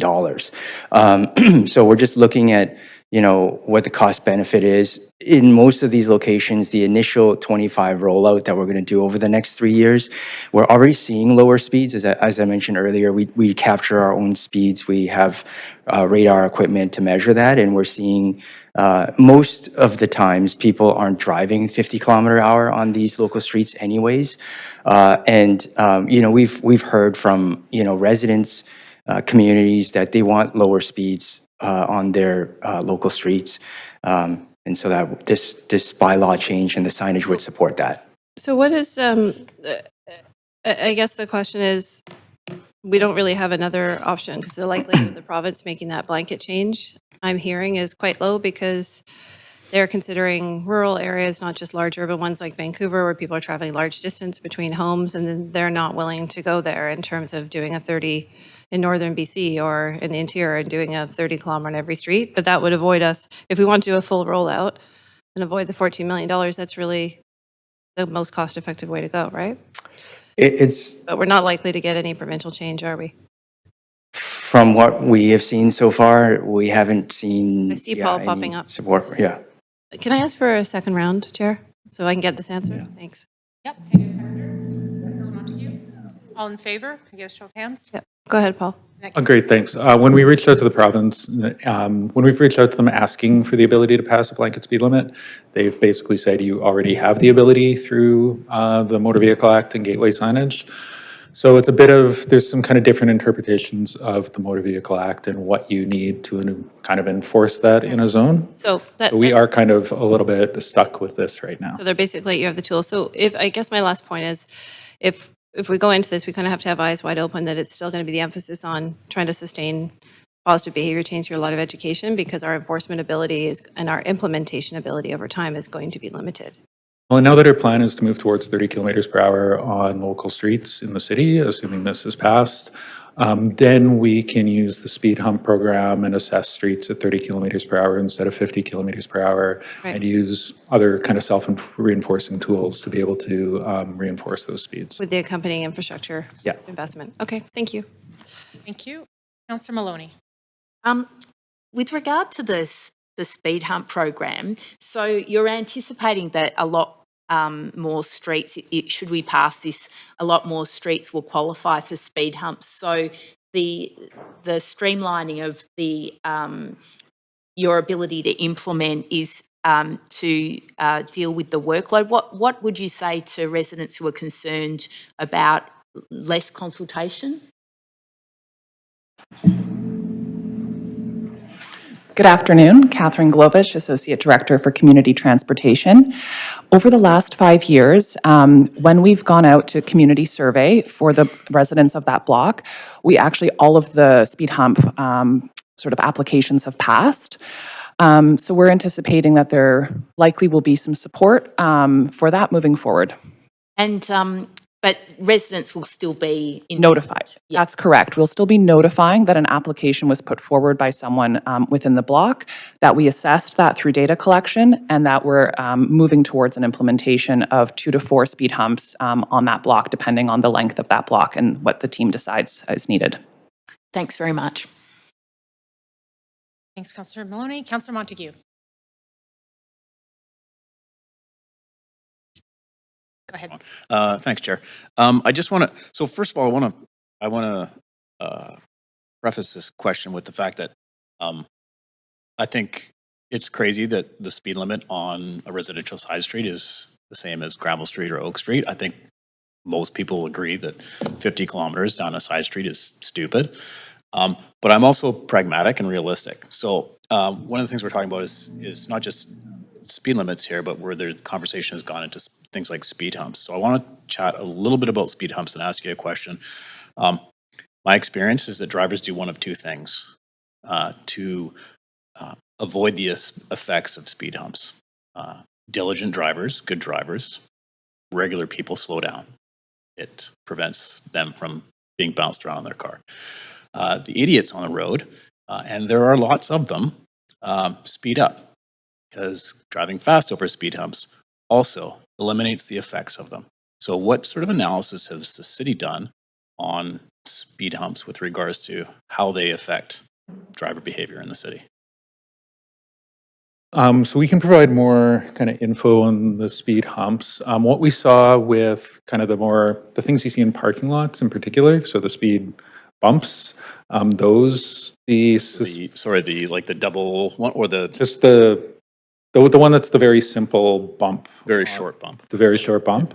Like those ones, actually sometimes if you go over faster, you definitely can, your suspension kind of absorbs it, right? And it can be less of a bump than if you go over more slowly.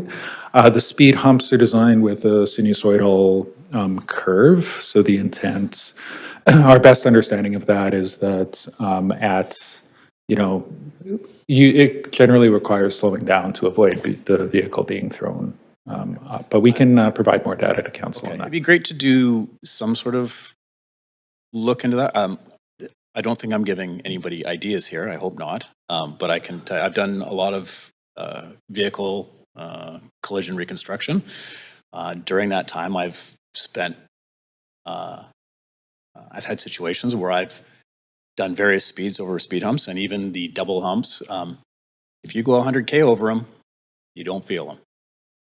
So if they're combined with other measures, I think we need to really look into the fact that there are individuals out there who will travel down areas that are meant to be slow speed at very high speeds to avoid those slowing measures. Just to provide a bit of additional information, Lon LeClaire, General Manager of Engineering Services. So back in 1998, when the city launched the speed hump program, I was actually the engineer in charge of that. And the science behind it is quite specific. And so there is a design for the 20-kilometer-an-hour speed hump, which is what you'll find in the lane. There's a design for a 30-kilometer speed hump, and there's a design for a 40-kilometer-an-hour speed hump. And it is designed in a way that the launch effect is magnified the faster you go. And this is within the range of speeds that we would expect on these local streets. Recognizing, again, here we're trying to stop someone from going 50 and encourage them to go 30. The 30-kilometer-hour speed hump design will feel more comfortable at 30 than it will feel at 50. But they're not designed for people doing excessive speeds. That's correct. And of course, we wouldn't expect to see that. It does happen, though. Yeah. And I can ask the family of Ryan Barrett about that, because he was killed on Heather Street, 30 kilometer zone with speed humps. So, Thanks, Councillor Montague, for those questions. I appreciate it. Councillor Fry. Yeah, just some general questions around appreciate the articulation of the neighborhood selection and monitoring. I'm curious how commuter traffic patterns play into some of this, and do we see a correlation? Because it doesn't really mention commuter patterns, and obviously detours that result from construction or what have you, or traffic. Yes. When we look at you're referring to shortcutting. Yeah. So as we receive, concerns, complaints from residents on that, we are looking at them. At this point, though, the program is focused on, these locations where we are seeing lower speeds, and we want to put those gateway signs in.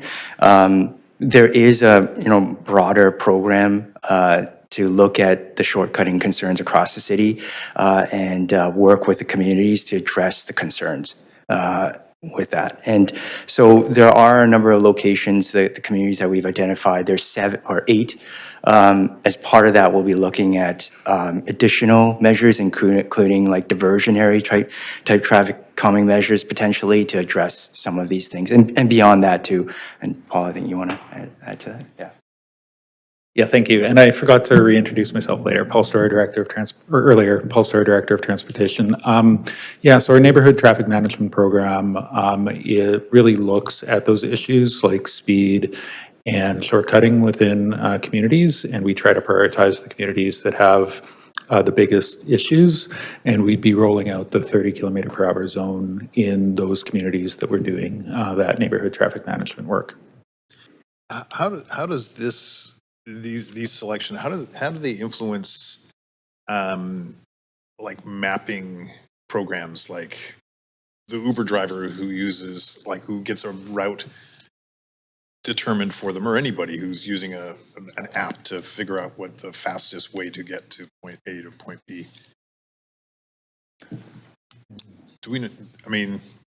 Obviously you're not programming them. I'm just curious if you know how they are programmed. It's we do have it's actually hard to understand like how the Google Maps routes exactly in terms of their algorithms. There certainly looks like they're taking cloud type data or larger cloud source data in order to provide that routing. As we make changes on the street, we found that there's a combination of us. Like we actually will inform Google that there's a change in the roadway, whether we put up signs that prohibit certain movements or we close off the roadway, and a combination of us letting them know, and I think the system itself, like as they're seeing less and less people make those turns or those movements, they adjust the routing around. But it's something that we're like continuing to have to like look into, and we're actually hearing that from, you know, community residents as well, like, you know, that they're seeing people being routed, and sure enough, if we were to type it in ourselves, we're seeing like routes through neighborhoods now, as you mentioned, like through like and when there's construction. And so if there's a particular construction going on, then we'll actually work with a team, the project team, to implement some, you know, short-term, really quick interventions that will temporarily close off the street, prohibit the turn, those kinds of things. And then, of course, through our neighborhood traffic management program as well, we're looking at longer term what those possible changes might be. So in theory, these gateway sign zones could effectively geofence these areas from like a high speed or, you know, fastest route kind of. Possibly. Yeah, there's a possibility. It's you know, well, I think time will tell as, you know, if it's proved and we implement it. Yeah, we can monitor that. Thank you. Yeah. Councillor Fry? Yeah, I'm out of time, pretty much. Thank you. We're going to move to speakers. Thank you for the questions, Council. Our first speaker is Nathan Davidovich. Welcome, Nathan. You have 3 minutes to address Council. Thank you, City Council. My name is Nathan Davidovich. Back in 1948, we had 41 fatal accidents, 32 were pedestrians and cyclists. The city website on collision has not been updated since 2021, when there were 18 fatalities, according to the website. ICBC provides grants to municipalities, but they are very small, really. And the city should speak with Minister Gary Begg, who is in charge of ICBC, to increase the amount of grants. UBCM, the Union of BC Municipalities, had for the last 10 years passed many motions on reducing the default speed limit from 50 to 30 kilometers per hour. And they were all turned down by the Ministry of Transportation. Municipalities could save millions on signage if the Motor Vehicle Act is amended. Lawyer David Hay, a famous cyclist, has already done all the work that needs to be done to amend the Motor Vehicle Act. Vancouver is behind the city of Victoria in traffic safety. They have reduced the speed limit to 30 kilometers per hour on about 70% of their street. And Victoria is also ahead on bike-only lanes. Funding is always a challenge. Many previous city councils used the revenue the city gets from the parking meters or parking stations now to fund traffic safety. And we could do that. And as I previously recommended, we can increase the pay parking streets to include all commercial and industrial streets. This will generate about extra $10 million per year for the city, and you could use that money to improve traffic safety. I send you a letter about being an advocate for public transit, and it's the same for an advocate for traffic safety. We need somebody strong like Darlene Mazzari was, a former councillor in the 70s. She doubled the number of traffic lights in the city within 6 years. So thank you very much for hearing me. Thank you, Nathan. Always a pleasure. Our next speaker is Julian Mentasti. Do we have Julian on the phone? No. Speakers number 3 and 4 have withdrawn. Speaker number 5, Ivan Chan, on the phone. Hi, Council, can you hear me? Go ahead, Ivan. You have 3 minutes. Thank you, Councillor. My name is Ivan, and I am a resident living in the city of Vancouver. I am in support of the 30 kilometers per hour speed limit for the residential neighborhood.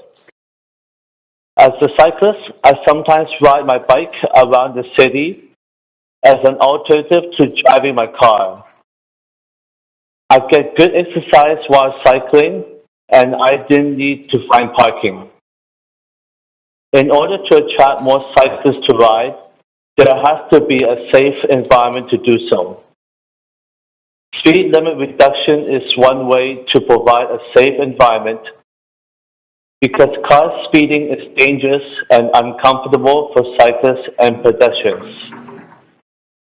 Most residential streets are narrow, and it is scary to have drivers speeding past at 50 kilometers per hour in a residential setting. Speeding is also a symptom of impatient and aggressive driving behavior that needs to be stopped. Speeding creates a lot of road noise, and the sound of speeding and acceleration creates an uncomfortable and in some cases frightening atmosphere for people working at home, people walking, and people cycling. Speeding also reduces the reaction time for the driver. If something were to happen in an emergency, the driver cannot slow down and react in time if the driver is speeding.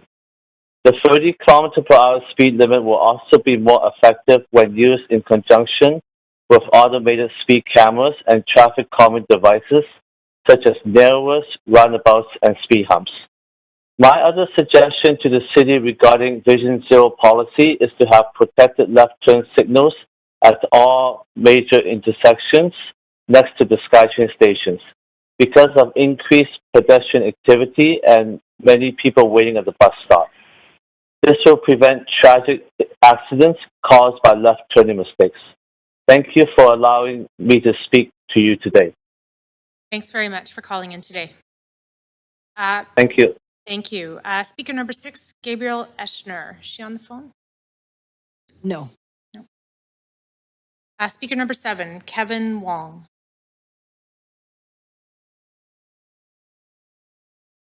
Yes, I'm here.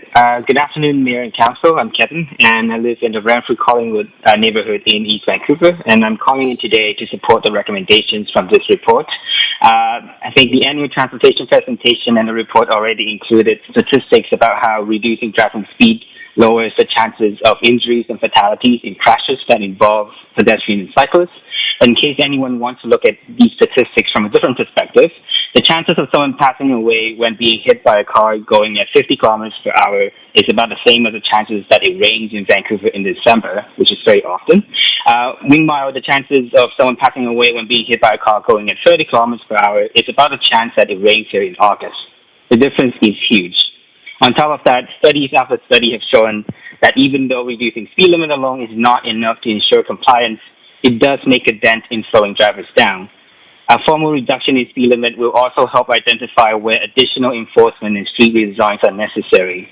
I also strongly support streamlining the process of adding new speed bumps across the city. As a pedestrian and a cyclist on our roads, I see how effective speed bumps can be at slowing down drivers on quiet streets. The $14 million cost to sign every residential street is very high, but I urge that we do not let that deter us from making our streets safer and more comfortable for everyone. Costs could be reduced by only putting up signage at locations with rampant speeding and on gateway arterials. And if we combine that with education, enforcement, and infrastructure changes, that may influence drivers' behavior more effectively compared to if drivers are only reacting to and slowing down when they spot individual speed limit signs on each street. If necessary, the city should collaborate with other municipalities who are working on reducing speed limits, such as Victoria, Esquimalt, and Saanich, to make a joint case to the province about blanket speed reduction and changes to the signage requirement in the Motor Vehicle Act. Thanks for your time. Thanks very much for calling in today. Next speaker, number 8, Ian McPhail Bartley. Hi, I'm just calling in to say I'm really happy this report has come to council. I hope you all vote in favor, but I do have one major concern with how staff have approached the neighborhood speed zones. Neighborhoods have been prioritized based on existing or planned infrastructure to encourage slow driving. This is backwards. A huge amount of research from the past 2 decades, mostly out of the UK, shows that the safety benefits of signed-only speed limit reductions are greatest on roads with higher initial speeds, and that's what we care about, right? Safety and compliance sometimes go together, but injury reduction is actually the important thing to plan for here, not the fraction of people who will be speeding.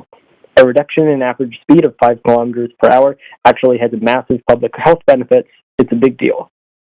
Speed risk is nonlinear, and so comments in the report like signage alone results in a modest speed reduction don't truly capture the massive benefit to cost ratio a speed limit reduction can have. People comfortable driving 60 in a 50 are very unlikely to go 60 in 30, even if they're still going to be speeding. Appendix B is missing a huge amount of peer-reviewed research on this matter, and the approach to selecting neighborhoods for speed limit reduction shows it. 17 of the 25 neighborhoods already have traffic calming and speeds generally below 30 kilometers an hour. Obviously, setting the speed limit to 30, you're not going to see much of a change if the speeds are already around that. The Southlands, for example, already pretty much has a 30 kilometer an hour limit, and the entire neighborhood had just 2 crashes involving pedestrians over the past 5 years. Why put any resources towards signing that as a zone? Seems like a waste of money to me, even if it's only a few $1,000s. With this approach, you might find that there was no substantial injury reduction when you reduce the speed limits by changing the signs, and the program could end up getting canceled before neighborhoods that would actually benefit get to participate. Critical as I am about this one small aspect, staff's recommendations are still excellent, especially the changes to the speed hump program. Please support this. You could also ask the provincial government to change the default speed limit to 30, and then when they reject that, as they've done many times for the past couple of decades, you could send them an invoice for $14 million so you can go around signing every street. Thanks very much for calling in this afternoon. Thank you for your input. Speaker number 9, Victor Villas-Boas Chavez, on the phone? No. Thank you. Speaker number 10, Zoe Selena Mabry. Yes, hello? Can you hear me? Hi. I'm so grateful to see this motion coming up to council. I want to thank, I think, Lucy Maloney's motion. This is an issue that I've talked to a couple councilors about this already. I'm really, really concerned about. Just the other day, or maybe last week it was, I was walking with my stroller and a driver cut us off in the intersection. We had the walk signal just turning right on her phone. And that's not an uncommon occurrence. So I would really love to see a lot more action around reducing speeds, getting speed cameras, and just making the roads safer for people with children, and elderly people. So I strongly encourage all of council to vote yes on this. Thanks so much. Thanks, Zoe, for calling in today. Speaker number 11 is withdrawn. Speaker number 12, Andrew Byers. Just checking. No. Thank you. Speaker number 13, and Adam Hawk.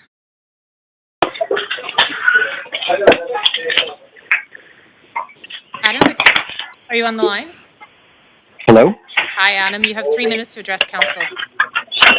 Oh, hi. Thank you. I just want to say that I'm speaking in support of reducing speed limits to 30 kilometers.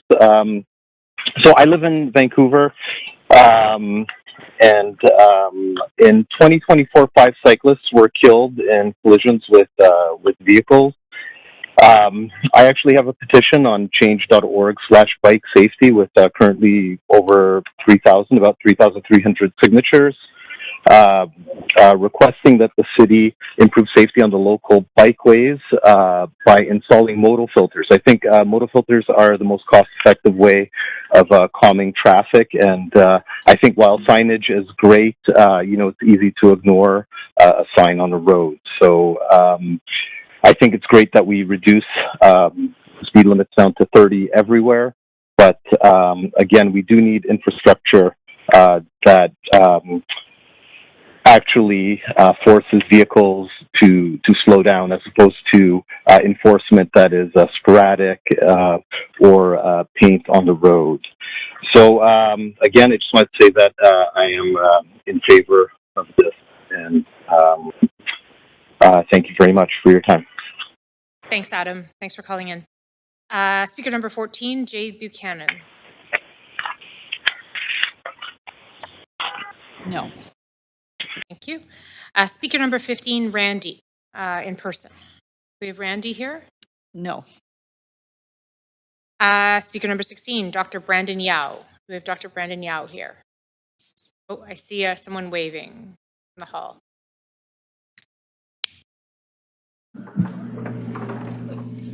Good afternoon and welcome. You have 3 minutes to address council. Perfect. Thanks. Thank you. Hello, council. My name is Dr. Brandon Yao. I'm a medical health officer with Vancouver Coastal Health.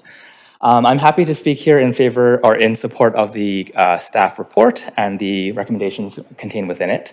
And just to speak in favor of slower streets in our residential neighborhoods as well. We know that vehicle speed is a top contributing factor to road traffic injuries. As stated in the staff report and quoted many times, somebody who's hit by a vehicle traveling at 30 kilometers an hour has around a 90% chance of survival, whereas the risk of fatal injury increases exponentially if they're hit by a vehicle above 30 kilometers an hour. In Vancouver, available data shows that around 10 to 20% of collisions resulting in hospitalizations do occur on residential roads as well. We know that there are numerous benefits to speed reduction in our communities, but I'll focus primarily on some of the health benefits. We know that speed limit reductions are an evidence-based intervention that improves road safety.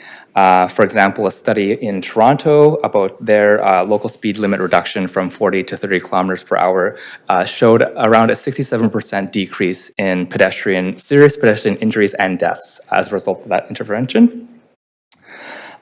We know, again, higher speeds decreases real and perceived safety on our roads, which discourages the use of active transportation like cycling and walking. And we also know that any reduction in speed has a meaningful impact on safety as well. We continue to hear from our community members about road safety concerns. This includes parents, guardians, and school staff about road safety around schools. Some of these concerns include heavy traffic volume, lack of active transportation infrastructure, as well as high vehicle speeds. I think it's important to note that if we create the conditions that improve road safety, more people will use active transportation, which further improves road safety. It's a positive feedback loop. I'll just mention a couple of benefits of active transportation. I know that there are many, some of which include increased or decreased air pollution, improved individual health, improved mental well-being, as well as increased livability in our region as well. So in summary, I support the recommendations contained in the report and the work towards a wider implementation of default 30 kilometer an hour speed limits on our local roads. And I encourage Mayor and Council to continue your efforts working to improve road safety and for the staff to do so. Thank you. Thanks so much, Dr. Yao. Thanks for coming in today. Speaker number 17, Peter Waldkirch on the phone. Hi there, can you hear me? Yes, we can, Peter. You have 3 minutes. Great, thank you. So I want to speak to support this motion. I live in a calmed area of Fairview, but drivers still routinely speed way too fast around here. So, just in my own neighborhood, I strongly support this. I got to say, I'm a bit cynical about this motion, even though I definitely want you to support it. But the problem is that whenever the city talks about road safety, all I hear are a lot of vague goals that we have no real plan to achieve or even serious intentions of meeting. Earlier today, there was a report that claimed safety is core to city and regional policy. And that is demonstrably untrue. Road violence and reckless driving is pervasive in our city. It's not unusual. It's not an exception. Not a few bad drivers or bad apples. It's systematic. Ask any lawyer, for example, who has done any ICBC work. Reported deaths is only the tip of the iceberg of the carnage left in our city by dangerous driving. Concussions, life-altering back and limb injuries. I bet everyone listening to this knows someone whose life has been profoundly altered by a driver. We live in a city where 2-ton pieces of heavy machinery are constantly interacting in close contact with children and elderly, and the operators of those machines are permitted to do so recklessly. Yes, I say permitted, because the rules of the road are optional in Vancouver, right? It's actually shocking if you just open your eyes how pervasively the rules of the road are ignored.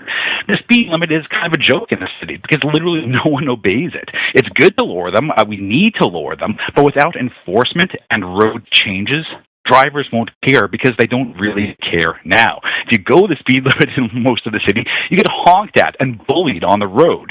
And there is virtually zero enforcement. It's not a priority for the VPD. Automated enforcement is extremely limited. Our roads are designed to encourage speed and driver convenience over all else. And so the result, obviously, is that drivers act with impunity.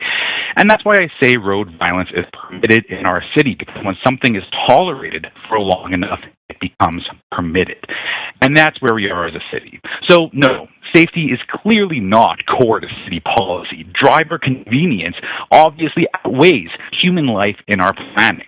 If aliens came to our city and looked at it free from the blinders of car culture and status quo bias, they would say the way our city is built shows a callous disregard for human life, especially since we know from other cities how to do better. So yes, please do lower the speed limits. That is absolutely key. So is automated enforcement. So is safer road design. And we are not doing that. Instead, we get a lot of vague platitudes, but little action and even less funding. It is this council's responsibility to change that and finally show that there is leadership in the city that takes road violence seriously. That's your time. Thanks a lot for calling in today. Speaker number 18, Sarah McLeod. Get just like 10 seconds here.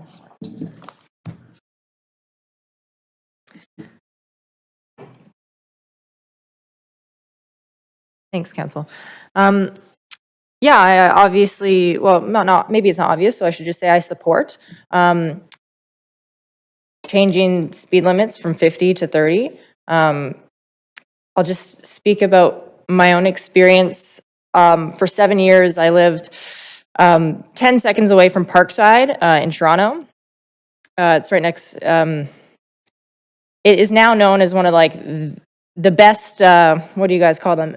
ASE, automated speed enforcement for the city of Toronto, having gotten them just $7 million in 2 years once they put it in 2022. But before that, I lived there as early as 2017, 2018. So for 5 years, I was there when the speed limit on that street was 50 kilometers an hour.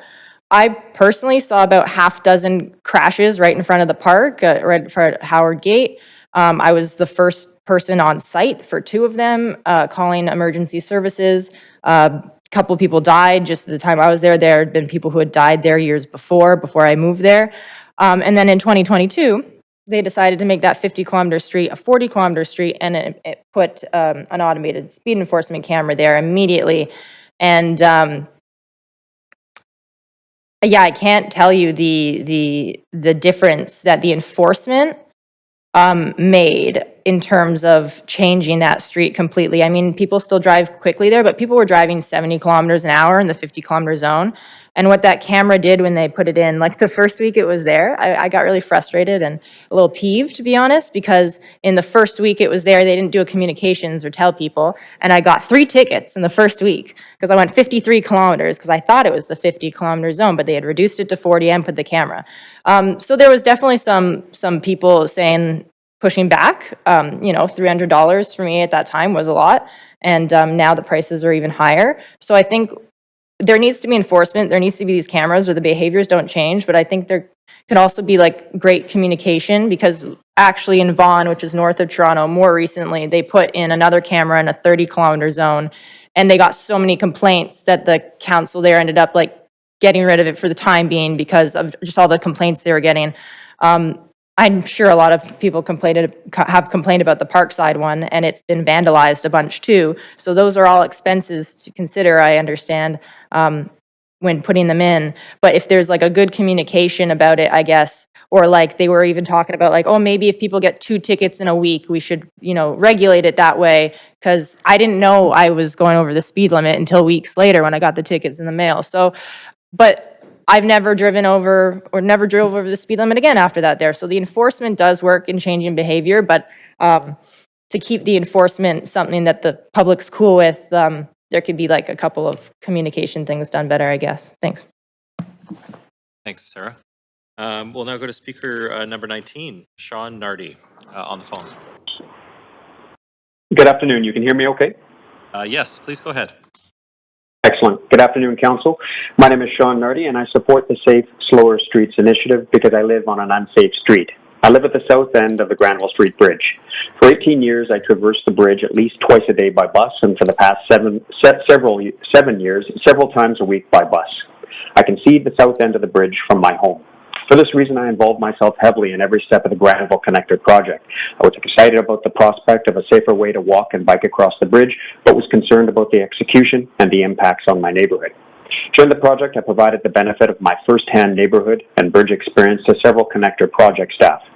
My neighbors and I had at least 2 telephone and Zoom conversations with Dylan Passmore and Paul Kruger in 2019-2020 to provide them with advice and point out technical problems with their evolving Connector plans.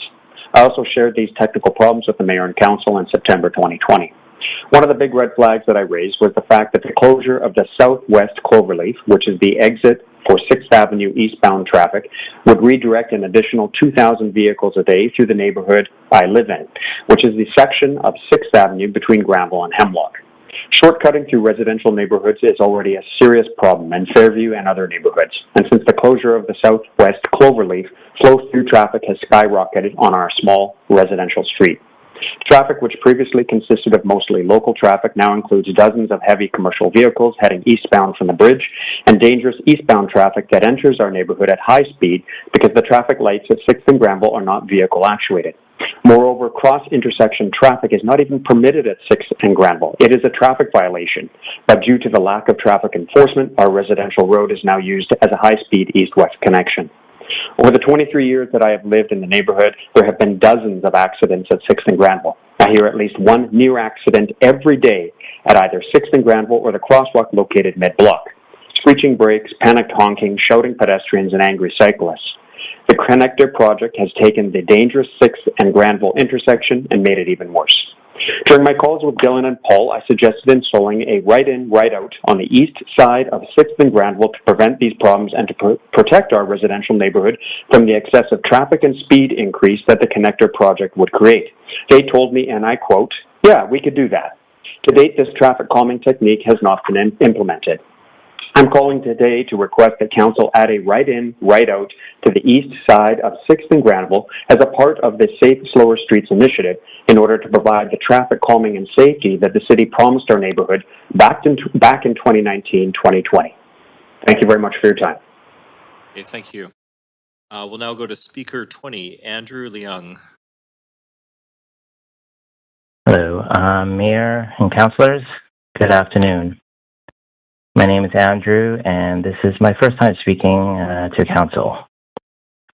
As a resident of Vancouver, I want to voice my strong support for the recommendations brought forward by this report to make our streets safer. Today, any driver can rip down a narrow residential street at 50 kilometers per hour and not be considered breaking the law. I think it's obvious we need to fix that. These recommendations get us one step closer to restoring the livability of the streets where we live, where seniors can take a carefree walk around the block, where children can play once again. So I wish we didn't have to do a phased rollout. Because of the constraints imposed by BC's Motor Vehicle Act, We are starting with 25 slow zone neighborhoods over 3 years, which means the 30 kilometer per hour speed limit won't be legally enforceable in many parts of the city. These remaining residential neighborhoods, including the one my family lives in, will only be considered beyond the year 2028, and only if the budget allows. I see the figure in Appendix C of the report. That we have to spend up to $14 million in signs, by the way, that are easily ignored by drivers just to apply a safer speed limit is really unfortunate, because that same money could be spent on self-enforcing physical infrastructure that goes much further on safety. This is the answer to some of the concerns about getting only modest speed reductions with signage. While we should still go ahead with these improvements, I urge the city to continue calling on the province to amend the MVA. How we've had to approach this feels very backwards. Looking at how the city of Victoria has supplied the safer limit to 70% of its roads, wouldn't it make much more sense to require signage on just the 30% of roads that need higher speeds? This shows the current default isn't working. It should be easier to make our roads safer.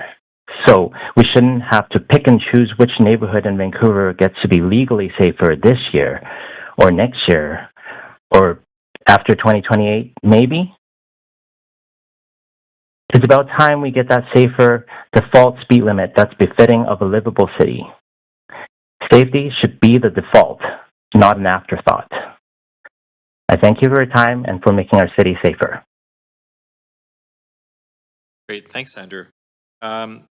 Now we will go back through the speakers that we may have missed originally. Starting with speaker 2, Julian and Tatsi. Oh, hello. Hi, Julian. Please go ahead. Hi, thanks. Good afternoon. Yeah, I'm calling in strong support of this motion, but like many of the callers, I'd like to really emphasize on the need for physical barriers and enforcement to really, for these speed limits to actually work. One example for physical barriers such as speed humps is in the neighborhood that I live, there's many tourists or people from out of town who like to drive around there. So oftentimes I see them going like very fast or doing some not super safe maneuvers. So these are spots where there's many pedestrians, and having physical barriers that would either force the driver to be a bit more careful or to slow their roll, that would really help in making streets safer. But I'd also really like to emphasize having active enforcement. Everybody, or a lot of people in these calls have been saying how they see drivers doing all sorts of things, and either the BPD has other things to do, or we don't have enough speed cameras, and maybe that's something that we should focus a lot on. But overall, I think that this is a great motion. I'd love to see it roll out faster, but I think it's a great step for the city. Thanks. Okay, thank you very much for calling. We'll now go to speaker 6, Gabriel Eschner.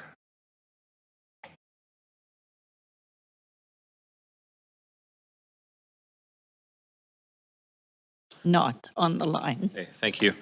Let's try speaker 9, Victor Villas Boas Chavez. No. Okay, thank you. Speaker 12, Andrew Byers. Yes.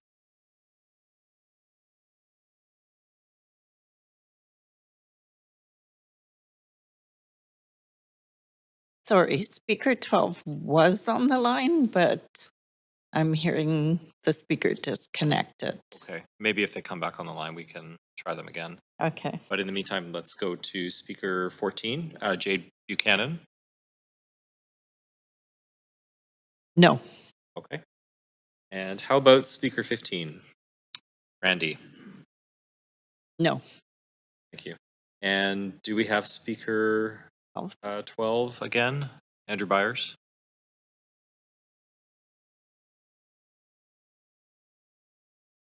No.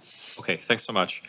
So that is the end of our speakers list. Thanks to everyone for speaking to our committee today. Would someone like to move a motion? Okay. not sure who that was first. Let's go with Councillor Fry, seconded by Councillor Kirby-Young. Committee members, is there any discussion? Councillor Dominato. Thanks, Chair. A couple of reflections. So thank you to our staff for following through on this work. I think needless to say, I know there's some work that needs to be sorted out in terms of signage and enforcement around adopting 30 kilometers hours on minor streets without center lines. But I would say this is very much in line and consistent with sort of our core responsibilities as a city, is taking care of our streets, making sure that there's opportunities to provide, whether it be safe routes of passage on our streets or sidewalks. And since I've been elected, this has been repeatedly one of the issues that I hear, and it's not in one single neighborhood, it is across neighborhoods, this message that people want to know and feel assured that they can move about safely, doing their business every day, whether that is walking or cycling to work, whether that's walking their kids to school.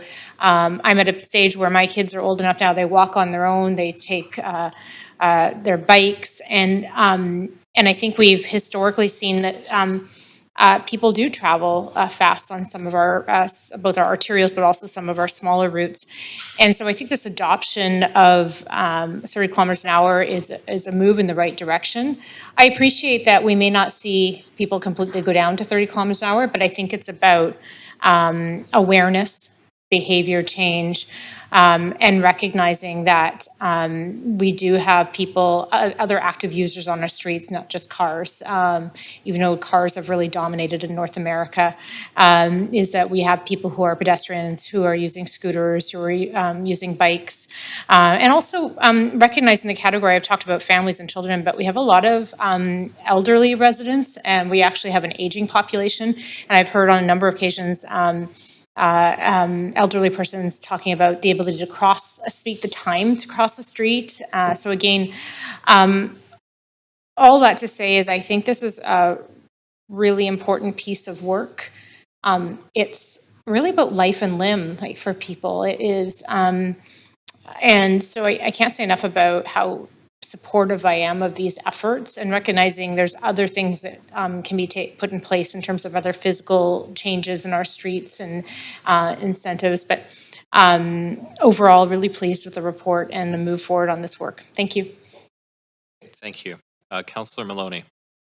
I just wanted to acknowledge that Councillor Fry moved this original motion, and I'd also like to acknowledge the work of my former colleagues at Vision Zero Vancouver, who also worked on and supported this motion. It's a really important one because speed is the #1 cause of deaths and injuries on our roads, and it's also a cause of a lot of economic damage, healthcare costs, insurance premium costs. There are so many reasons for us to reduce the speed limit. And, you know, I'll echo the comments of Councillor Dominato and some of our speakers that even a 5 kilometre an hour reduction in speed on residential streets translates into a huge public health improvement. My kid is cycling in the Gastown Grand Prix race this afternoon, and every morning when I say goodbye to him cycling up to school, I say be careful at the intersections, and I think a lot of people are like that. Parents are really worried about the safety of their kids on the roads, and we've got a lot of kids on school vacation, summer vacation at the moment, so I think this sends a really good message to the motorists of Vancouver that we really need to slow down on residential streets. Thank you. Okay, thank you, Councillor Maloney. Councillor Kirby-Young. Yeah, thanks very much. Thanks, Chair, and thanks, staff, for the work on this, and to Councillor Fry for originally moving this. I think it is important. What you're essentially doing is moving towards a culture of how we move around the city in an increasingly densifying city. I do think that putting these new updates in place will certainly help contribute to that, but it's not sort of a magic bullet, and it's not a one and done type of situation, because it is required to be done in conjunction with a comprehensive suite of measures. I think that does include the infrastructure components, but I also think it's a cultural component around changing this dialogue to an overall mobility conversation and not just a cars versus cyclists, cyclists versus pedestrians, et cetera. When you start to really delve into the data and you look at it, pedestrians are the most vulnerable, clearly, and we do have, as been mentioned, an aging population. I also think that as we work to, I think that the primary intention here behind this one, or the driver originally, I think, no pun intended, was to lower the speed of cars, but at the same time, people's ability to ride alternative active modes of transportation, whether it's e-bikes or scooters or whatever the case is, those speeds are increasing, right? So you have, if you think about it, an inverse relationship where you're trying to get one to go down, but we also need to look at sorting the suite of measures to get others to also moderate. It's one of the reasons that I was a fan for the shared e-scooter service versus the private one, because speeds can be set, maximum speeds, and controlled on a shared one, versus you can't do that. So you actually have a sort of a very technical ability to implement a maximum speed, whereas you can't do that on a privately owned scooter, and so you have to rely on education, just like we're trying to do here with the 30 speed zones. But 10 days ago, I had a friend, active cyclist, was downtown, and there was another cyclist that was speeding very dramatically, collided with him or knocked him off, didn't stop, and left him there at the scene of it. When he went to hospital, he has lacerations on his face. He had a broken arm and some movements. He's got the sort of the cast, or so the sling off, I should say. He's sort of very severely strained. But he's now having to go to physio, and he was trying to show me last weekend how to use some equipment like a gimbal and things, and he couldn't press the buttons properly and asked me to do it. So a lot of these accidents are not just happening with cars. They are considered to be and have historically been the most dangerous, but there are other accidents that can happen with just people moving at speed in different environments, even when the infrastructure is there. So the infrastructure is part of it. The regulations are part of it. Enforcement's part of it. And I think sort of that notion of a shared responsibility around how we all collectively use space in the city is also very important. So I'm happy to support these recommendations. And as I said, I think that we're going to have to continue to dialogue and move forward on a lot of this. I think there's a couple of misconceptions out there. There's a list. I've heard a few different media interviews where people have said, and we're changing the speed limit on a number of the streets to making them all 40. Not the case. What this bylaw is doing is actually incorporating to the bylaw those streets that already had a 40-kilometer limit on them. And then there's the additional component in this piece here around the 30-kilometer limit on all of the minor streets. And again, that rollout's going to have to happen as we can continue to support it, the same way that we have to continue to sort of manage the rollout for the speed bumps, the curb cuts, all of those other things that kind of contribute to creating a holistic response. But I am happy to support the recommendations, and I appreciate the report coming back. Thank you. Thank you. Councillor Orr. Yeah, thank you very much. Thanks for the report. Long time coming. I agree with Councillor Dominato that this does reflect our core values. And I agree with Councillor Maloney that this really is an investment because of the high costs of these collisions that occur when speeds are high. We're causing preventable road deaths by dragging our feet. So I'm glad to hear councillors are in support. I wish this could be citywide, but in lieu of changes to the Motor Vehicle Act, automated enforcement, what we're talking about, changing driver behavior through education, better road design, and having those dialogues that Councillor Kirby-Young was talking about, I think this is great, and I'm happy to support. Thank you. Councillor Fry. Thanks, Chair, and thanks to staff for bringing this forward and the work that's gone into delivering this. I just want to bring it back and just reading from the City of Vancouver Street and Traffic Bylaw 2849, which defines minor street, meaning a roadway but not a sidewalk or boulevard portion of a street that does not have lane lines or directional dividing lines.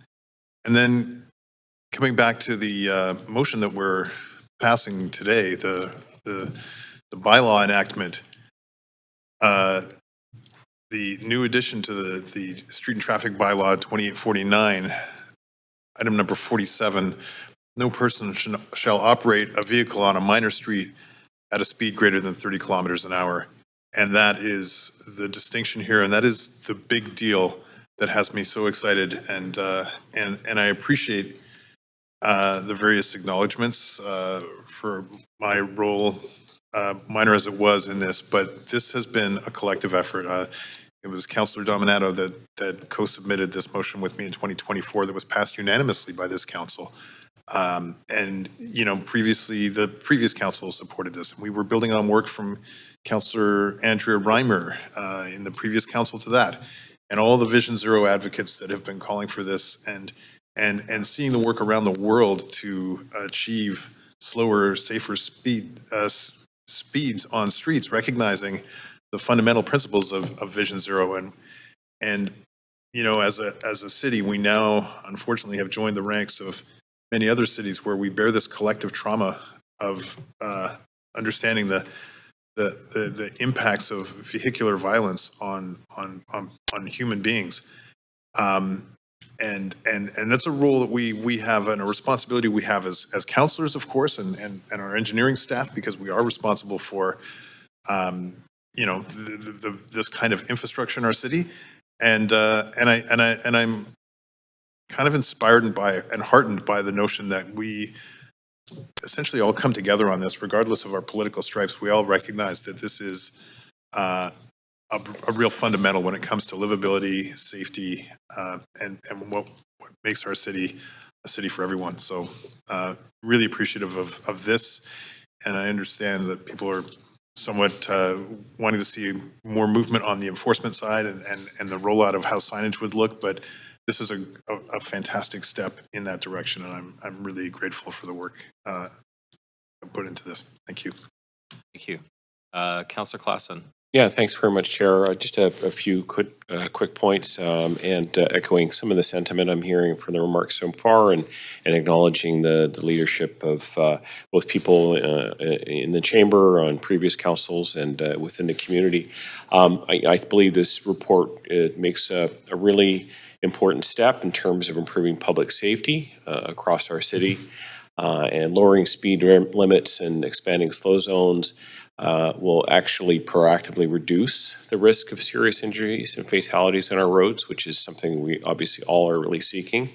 Broadly speaking, it just, I think, aligns with our overall public safety goals of this council. It's more than just transportation planning. It's really a commitment to our public health here and making sure that people are able to live safely and healthily in our city. Protects, obviously, vulnerable road users, most importantly, people with disabilities, children, and older adults. And I know that we've been talking about seniors, but this is something that will allow seniors to age in place in our city. It allows it reduces barriers for mobility within our city, which I think is really important if you're going to age and grow up in this city. I like the fact very much that this is decidedly evidence-based reporting and work done by our staff. And it also builds upon proven pilots that we've had, uses traffic calming infrastructure, and targets neighborhoods where we're seeing challenges and gives and helps to improve the safety needs of those communities. So just looking ahead, I again would like to acknowledge the work of staff and members of the community who've participated in this process. And I really look forward to seeing this program roll out and to further changes that help ensure safety and the dignity of everyone who walks, cycles, or rolls in our streets. Thank you. Okay, thanks, Councillor Klassen. I'll just pass the chair to Vice Chair Dominato to make some comments. Thank you. I'm really supportive of these policy changes around road safety for all road users. Going 50 kilometers down a residential side street, particularly in Vancouver, has often struck me as way too fast for our roads with their narrow lanes and parked cars and intersections. not to mention the dangers posed to pedestrians and cyclists on these streets by vehicles traveling at this speed on a side street. So I'm really pleased to see these policy changes come forward and see such what seems like broad support from council.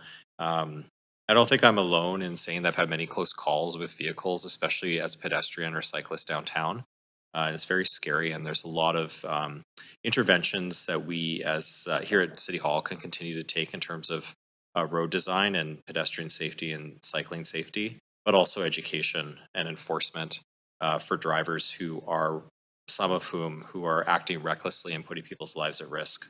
I'm very pleased to support these policy changes today, and I'm proud of some of the initiatives, or many of the initiatives that this council has advanced this term, including increasing the number of LPIs, the leading pedestrian intervals. I think that's made a really big difference for people crossing at intersections, curb cuts, new protected bike lanes, traffic calming, and much more. And I really believe that these changes are going to help to continue to drive down the number of pedestrian injuries and fatalities, and that we have a responsibility to take those steps. So I'm happy to support this today. Thanks. Okay. Thank you. Councillor Maloney. Yeah, I just wanted to apologise for overlooking Councillor Dominato, who was a co-sponsor of the original motion. Thank you very much for your work on traffic safety. Thanks. Great. Thank you. Okay, so I'm now going to call the vote. Clerk, if you could please take us to the voting screen, and committee, if you could please register a vote on the voting panel.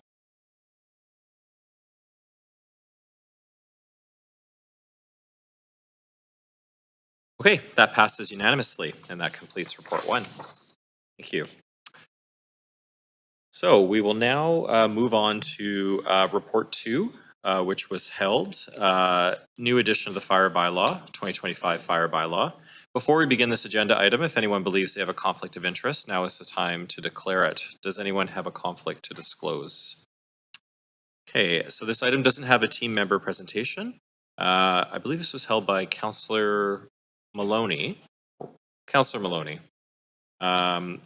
you held this item and you have 5 minutes. Or was it Councillor Orr that held it? Oh, sorry. Councillor Orr, you have 5 minutes to ask questions of team members. Go ahead. Yeah, just a couple quick ones. Just something that kind of caught my eye, that we're sort of having this budgetary sort of talks that are going to be, that were coming up, and there are 2 revenue generating measures. One is fees, and the other is bylaw offenses or fines. I was just wondering. I was wondering if there's a process of how these rates have been set and increased. Like, when does the increases happen? Yes, good afternoon. Thank you for the question. My name is Rick Chung, Assistant Chief in the Community Safety Division. So we've last had a review, overall review of fees in 2020, but the reinspection fee was not increased at that time. At this time, we figured the reinspection fees can be raised a little bit, but we're intending to look for a wholesale review of the fees and fines as well. Okay. Has there ever been any discussion on pegging the fines to inflation? So, say in 2020, fireworks offenses were $1,000, but in today's money, that would be $1,200. Essentially. So, has there been an effort to like do that? No, it was not an effort to peg it to the rate of inflation or anything.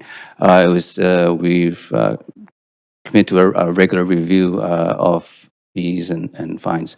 Okay. I think it's probably next time we look at that, we'll be looking at the wholesale change. Okay. Yeah, I would like to hear how that would work. Do we have a sense of how much revenue is coming in through bylaw offenses through fire, or? So the reinspection fees is one part of our scheme of enforcement. So upon regular inspections, if there's deficiencies in there and requires a reinspection, the reinspection part invokes a fee, a service fee. If there are escalating measures that we could take, we can issue municipal tickets. So $500 to $1,000. And at any time, we can escalate to prosecution. So there'll be a maximum fine that's stipulated in the bylaw there. Okay.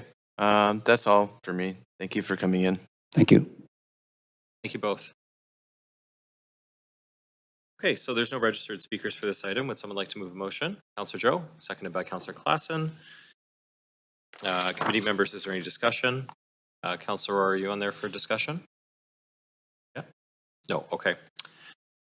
Okay, so I'm now going to call the vote. Clerk, if you could please take us to the voting screen, and committee, if you could please register your vote on the voting panel. Just waiting for Councillor Dominato. Thanks. Okay, passes unanimously. Thank you. That completes report 2. Okay, report 3.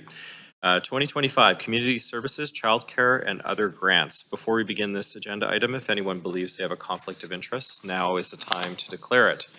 Does anyone have a conflict to disclose? Okay. This item does not have a team member presentation. Committee members, you have up to 5 minutes to ask questions of team members. Are there any questions?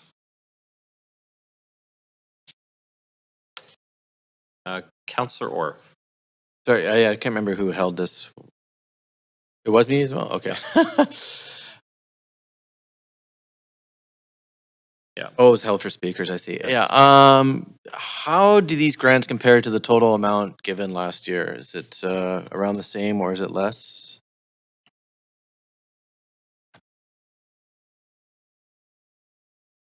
Thank you for the question. Margaret Witkins, General Manager, Arts, Culture, and Community Services. The overall grant budget, the overall 2025 grant budget for social policy grants within ACCS is more or less the same over last year with an inflationary increase. And a change was that there was an amount allocated towards Project Hope. And so some of our grant recipients, some of the kind of funding available to allocate through the grant process this year is reduced, but the overall grant budget is the same with an inflationary increase. Okay, so looks like there was about 2 million in core grants requested and about $500,000 given out. It looks like most of the applicants are eligible, just not prioritized. Is it sort of hard to choose here? Like, is it a kind of a close race, so to speak, or? It is quite typical for the requested grants to exceed available funding, and it is quite competitive, as you've suggested. So if, say, we were to prioritize money into these core grants, let's say an extra 200,000, would be more things of social value essentially would get funded? Should council decide to allocate more money towards the grant programs, we would certainly take that direction and look at it in the context of the grant program criteria, and it would result in additional recommendations to council. So 200,000 would be significant, essentially, to increase, eligibility for some of the requests. Yes, that would enable us. Do you want to? Thank you. Sonia Bianchi, Assistant Director, Social Policy. Any additional dollars that go into a grant program will be allocated into other priority area applications. And so any additional dollars get allocated to social services. So. Okay, great. And then I realize this might be an impossible question to answer because it kind of hedges on some hypotheticals, but city staff have recommended a property tax increase of 7% to maintain city services, but council has asked for directions for as low as 0% or 2.5%. What kind of pressures would these cuts, or what kind of budget pressure would this put on the social service grants? Thank you for the question. I think that's still work to come. Certainly, we have heard the council direction to look at that and are in the process of exploring what that might mean for the options that we bring before council. Okay, thank you very much. Thanks. Okay, thank you. I had a question as well. I noted in the core support grant table under the not recommended category, Vancouver Pride Society had applied for a grant under that core services stream. It said it wasn't recommended, but it met the eligibility criteria. So I'm just looking for some more information from staff as to why that recommendation is being made. As you likely know, they have been facing some challenges in terms of their financial position. So obviously, they are certainly in need of some funding. Thank you for the question. The Vancouver Pride Society has historically received funding through the arts and culture grant streams, and the mandate and activities are more closely aligned with that grant program. And there's a history of support dating back decades. In terms of alignment with the social policy grant program, while from a technical point of view, there would be eligibility met from kind of a prioritization point of view, there were other organizations and proposals that were strongly aligned with that program. I am aware of the ongoing funding that the city does provide to Pride Society each year. So just thank you for confirming that. I understand that there was an expression of interest opportunity that opened up that they might, would likely be a good fit for. Could you expand on that? Certainly. So currently, the Arts and Culture Grant Streams has an expression of interest related to operating funding, and we would be pleased to speak about that with Vancouver Pride Society should they be interested to learn more. Okay, great. Thanks so much for confirming that. Thank you. Okay, so we'll now hear from registered speakers for this report. Public speakers should state whether they are in support or opposition of the recommendations and may only speak once. I will also ask speakers if they are residents of Vancouver, if it's not noted on the speakers list. So our first public speaker is Leah Zilli. Good afternoon, Mayor and Council. My name is Leah Zilli, and I'm the Executive Director of the Treehouse Child and Youth Advocacy Centre here in Vancouver. Thank you for your time today. I know the decisions before you are not easy. You're balancing significant financial pressures while working to keep Vancouver healthy, safe, and thriving. I also want to acknowledge and thank city staff who face the unenviable task of recommending funding priorities, especially when resources have been reduced by $1 million. I appreciate all of your efforts to making thoughtful choices for our city. I'm speaking today to share why the city's core support grants matter so deeply, not just for the Treehouse, but for the health and safety of Vancouver as a whole. While I understand the funding constraints, I believe that in tough economic times, social services become even more essential. They are not optional. Core support grants are part of the invisible infrastructure that keeps our society safety net strong, just like streets and bridges hold up our physical city. Many of the organizations being considered do crucial work. I'm speaking from the Treehouse's perspective because that's my experience, but our story reflects the broader picture of what these grants support. Let me share what this looks like in practice. The Treehouse is one of 10 child and youth advocacy centres in BC. We bring police, child protection, and victim services together in one welcoming, child-friendly space. Children share their experience once in a safe and trauma-informed setting, while we coordinate the investigation, provide counselling, and connect families to the supports they need. This is not charity. It's smart public policy that directly supports the city's investments in policing, public safety, and community health. Let me share 3 ways this model makes a difference. First, the Treehouse makes policing more effective and cost-efficient. Specialized detectives handle complex child abuse cases as part of an integrated team, which frees up frontline patrol officers to focus on broader community safety.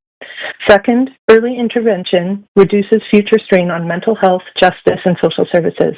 Childhood trauma, if left unaddressed, leads to higher costs for taxpayers and deeper social challenges over time. Third, our work aligns with Vancouver's Healthy City strategy, helping build a city where children and families feel safe and supported and set up to thrive. Yet despite our best efforts, Canada continues to fail our kids.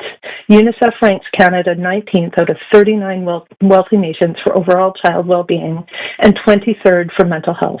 We can and must do better. Changing these outcomes requires every level of government and community to step up. Vancouver has the chance to be part of that change. When services like ours are underfunded, the costs don't disappear. They shift into policing, healthcare, housing, and justice. Early intervention is the smarter, more cost-effective choice. Even if funding isn't possible today, I urge Council to work with us on sustainable solutions for essential services like ours in the future. At the end of the day, this is about kids who deserve to feel safe, heard, and hopeful. That's what your investment protects. When children heal and thrive, our whole city benefits. Help us keep children safe and give them the chance to simply be kids again. Thank you. Okay, thanks, Leah. Perfectly on time.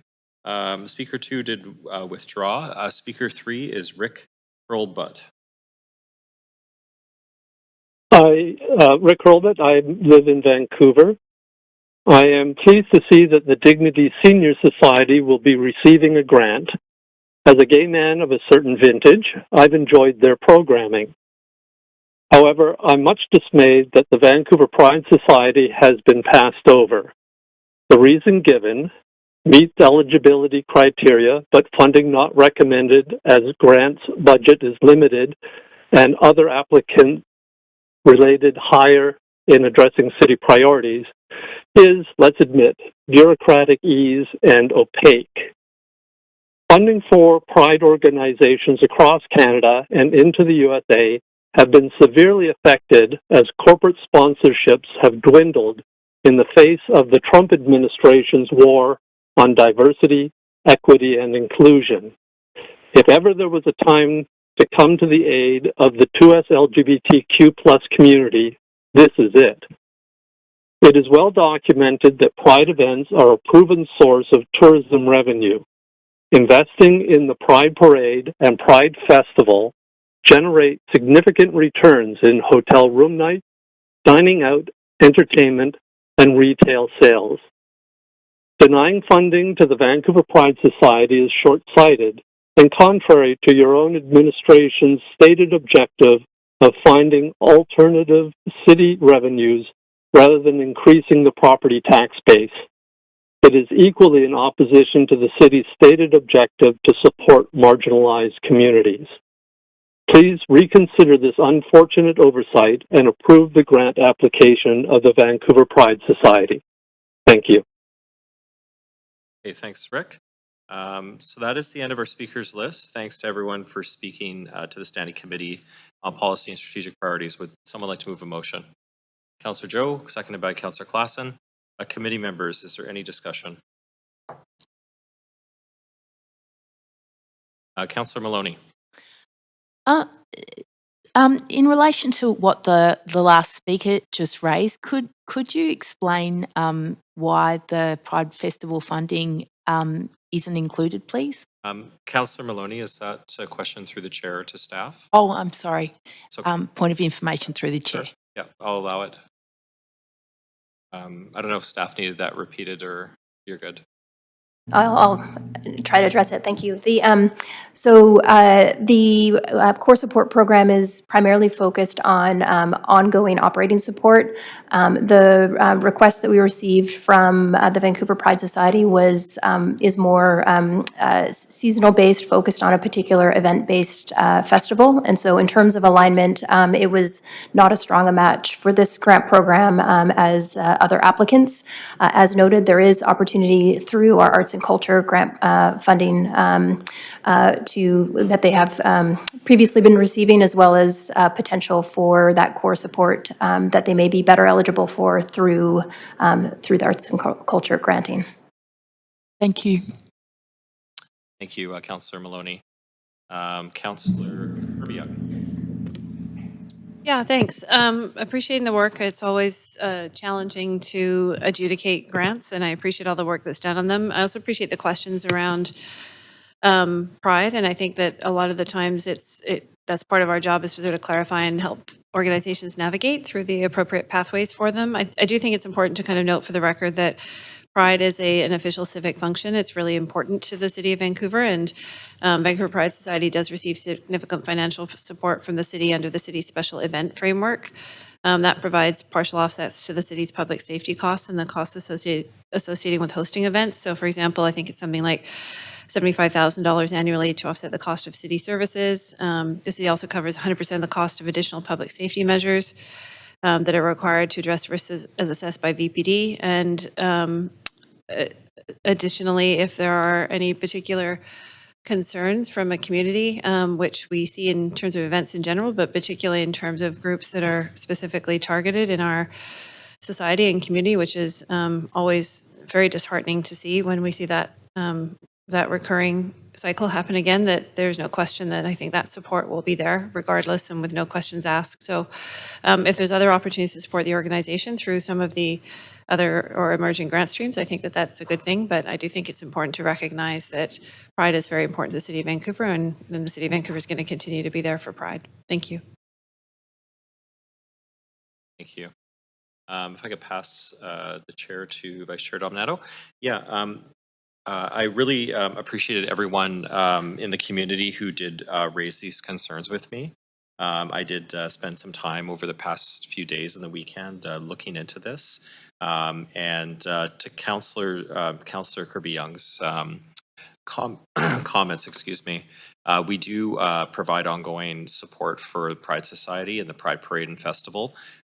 We do offset up to 75% of city-related costs through the Fest Share program, and that's been ongoing for many, many years. As well, we have several other grants that they have applied for over the past years, usually $10,000 to $20,000 per year. So we are very supportive, of course, of the Pride Festival and the work that they do. I feel that this was not the right grant stream for them, and not really what they're doing. What they do is more event focused. This grant stream was for ongoing social services, is my understanding. So I did receive some information from staff over the past few days around a new expression of interest grant stream that they could apply for and that they're being encouraged to apply for. So I passed that on to their new board co-chair. So I do feel comfortable that this is a just decision here, and there will be other opportunities for them to apply for new funding, but also that we are providing the Pride Society and Festival of ongoing funding. And we're big supporters of all the important work that they do for the community and for equity and inclusion in our city. Thanks. And I'll take the chair back. Councillor Bly. Yeah, thanks very much. And I appreciate the questions, and just wanted to thank the speakers specifically related to the Pride funding. And I think it's just important to identify that many of the sponsors and funding streams for these organizations are shifting away from funding these organizations, or the festivals. And so I think just while it's important to say that we support, and we do support Pride and Pride Festival, I do have a growing concern that we need a better solution than applying for grant streams here and there. And so I think that's the key takeaway from this, notwithstanding all of the very important work that's in this report and the very deserving organizations that are being granted funds. I think specifically on the topic of Pride, and it's obviously topical given that it's in a couple of weeks. To me, my takeaway from this, and I'll be voting to support the entire report, is we need a different strategic approach, because we can't just say we support these festivals. We actually have to figure out a way to make sure that they can be sustained in terms of their funding model. Particularly Pride Festival, it's a unique one because a lot of folks, residents, travel to the city, tourism, and they think it's our Pride Festival, like the City of Vancouver sponsored Pride Festival. And in a way, and in many ways, it has been in terms of its collective intent and advocacy over the many years. So I feel very personally invested in making sure that this festival continues to thrive in our city. And I believe we are at a tipping point why the Vancouver Pride Society is thinking outside the box in terms of what grants they can apply for, because that's just the level of desperation that they're facing in terms of funding. So key takeaway from this discussion and the emails I've also been receiving over the weekend is we've got to think a little bit more strategically and maybe outside the box in terms of how we help the festival. So thank you, Rick Hurlbert, for calling in, and for all those that emailed to sort of state the reality of what's happening. And we'll be looking further into that beyond this report today. But all that to say, appreciate the immense amount of work that goes into these reports, and very happy to be supporting today. Okay, thank you, Councillor Bly.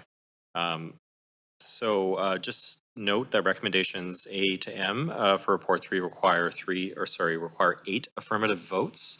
So we'll now call the vote. Clerk, if you could please take us to the voting screen, and committee, if you could please register your vote on the voting panel. Okay, that passes unanimously, and that completes report 3. Thank you. Okay, we will now move to another held report, Downtown East Side.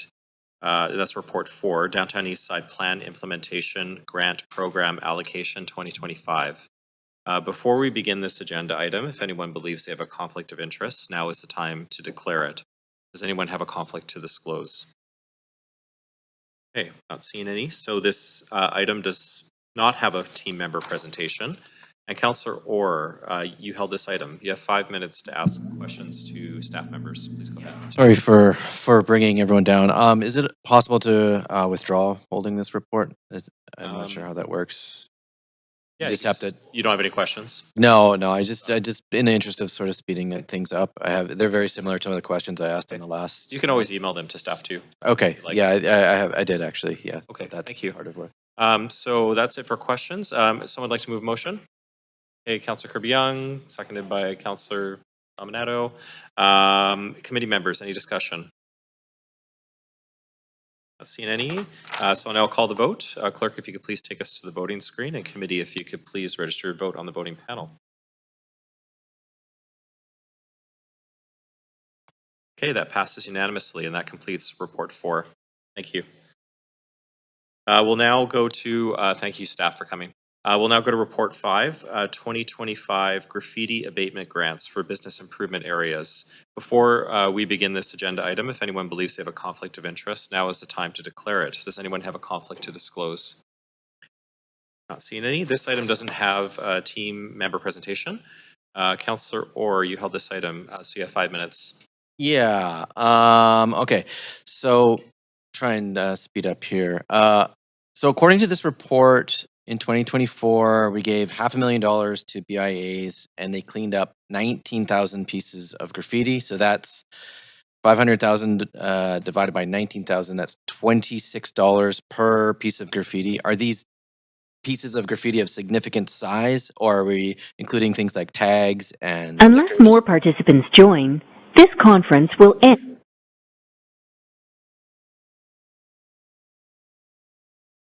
Sorry, Councillor Orr, do you want to repeat Are they that? pieces of graffiti, and are they significant in size, or are they include tags and stickers? Thank you for the question. I'm Siobhan Smith, the Director of the Business and Economy Office. The number that's cited in the report is not based on a complete reporting of all of the tags that are removed by the BIAs. There is no requirement for standardized reporting in either in each of the contracts that the BIAs conclude. They have different measures. So there's a minimum of 19,000, but the total figure is not something that we have available at the moment. We could bring that back to council in a memo if required. Okay, that would be good. So the city-led public graffiti removal program does record that, and it recorded over 156 pieces of graffiti, 156,000. If it's a similar rate at $26 per, that would be $4 million in graffiti removal. Is that what we're doing here? Is that around the same? I'm just trying to get an idea of how efficient the BIAs are versus how efficient the city-led graffiti removal program is. It seems like there's a difference here. I believe my colleagues from engineering may be able to speak to that. Sure. Hi, I'm Rachel Magnuson, Associate Director of Street Activities. I'm not sure I caught the full question, but I think the key difference here is private property versus public property. And so in engineering, we coordinate for the city graffiti removal on all the public property, so that has a natural efficiency, whereas the BIA is working with individual property owners, so it's a bit of a different thing. Okay, so it costs more for the BIA because it's private versus the city because it's public? I'm not sure I understand why. I'm not sure on that. Councillor, we can report back, but just to be clear, the city doesn't have the right to go onto private property and just remove graffiti. That's no, that's not. I'm just trying to get a sense of the cost differences, like why maybe if this program is efficient. So maybe a better question would can the city say with confidence that we're not wasting money by here with the BIA. Does that make sense? I guess, well, if the city can't go on to private property, right? But So, I think, take the question. Maybe we can take that away and understand where you're coming from, Councillor, and provide Council with some additional reporting back around the BIA program. Again, as Siobhan indicated, we don't have complete data around that, so that's right, a gap. okay. But understand the question around what is the efficiency of this program generally as compared particularly to the city program, and so let us take that away. Okay, thank you. Yeah, that's good. Thank you, Councillor Orr. Councillor Maloney. Yeah, I mean, I've got similar concerns about costs because obviously we're in a bit of a budget crunch and an affordability crisis, and we've got plenty of competing priorities. For example, we're spending almost as much on graffiti abatement as grants to the Downtown East Side nonprofits. So I would be interested to know more about whether you think there's any efficiencies or cost savings that we could find, and do the BIAs feel as though they're getting good value for money out of this? Is there any way we could provide it more efficiency? Is it the problem that we don't have the Vancouver Mural Festival anymore and people have no way to express themselves? I don't know. Anyway, I'm interested in knowing how to reduce the expenditure if possible. I don't think there's an answer there other than get back to us. Thanks.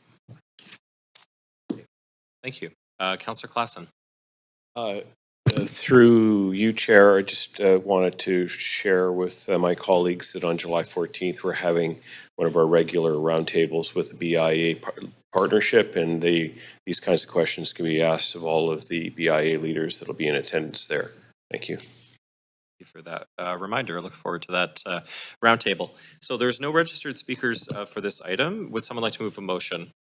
Okay, Councillor Fry, Councillor Klassen, the seconder, committee members, is there any discussion? Councillor Klassen.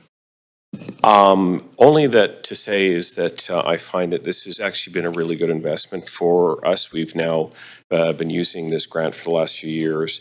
We know that vandalism on properties in our commercial areas has been quite prevalent. It was getting worse, and thanks to the proactive work by BIAs supported by this funding, we're seeing a really diminishment of that, and I think that's resulting in better opportunities not only for the business operators in those areas, but I think neighborhoods, broadly speaking, appreciate having a cleaner and safer neighborhood, because we know there are sort of downstream impacts that come from having graffiti in neighborhoods as well. Thanks a lot.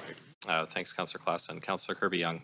Yeah, thanks. I also want to speak wholeheartedly in support of these graffiti abatement grants. I think it's important to recognize how much these contribute to creating good environments that people want to spend time in our neighborhoods, and that supports our local business and local economy. It's part of a host of measures that contributes to people's sense of safety.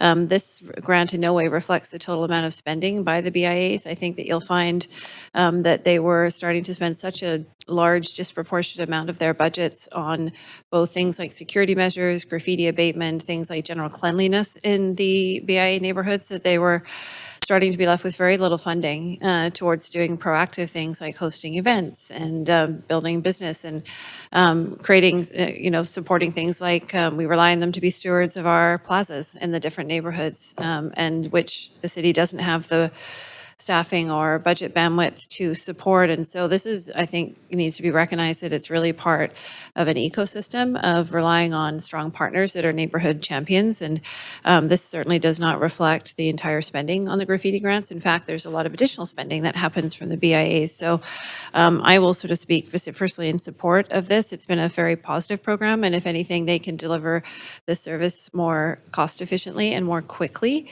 than the city of Vancouver does, because they're on the ground. They're literally in their neighborhood. They have local services, they can deploy them versus having to report it to our crews and something getting scheduled and going out. And they're able to do that very quickly. They also put some of this money towards things like doing community cleanups and other things. They provide things like supplies to help people, sort of augment and amplify the extent of some of this. So there's a fairly long history, I think, on this file, and it was actually the amounts have been increased sort of over successive council votes to try to respond to the ongoing and the emerging issues. So, and also some, quite frankly, some of the challenges because some of the substantial tagging that was not just happening where it used to be easier to clean off a smaller tag at storefront level, but people were actually scaling buildings, for example, in Chinatown. And you were seeing issues popping up on the second floors of buildings in a number of other areas. So this is something that has been sort of an ongoing and consistent recurring concern. And the city also took other steps to provide outlets such as the graffiti wall, right? What is now Ashtray Alley, and providing a legal graffiti wall and other steps to do that.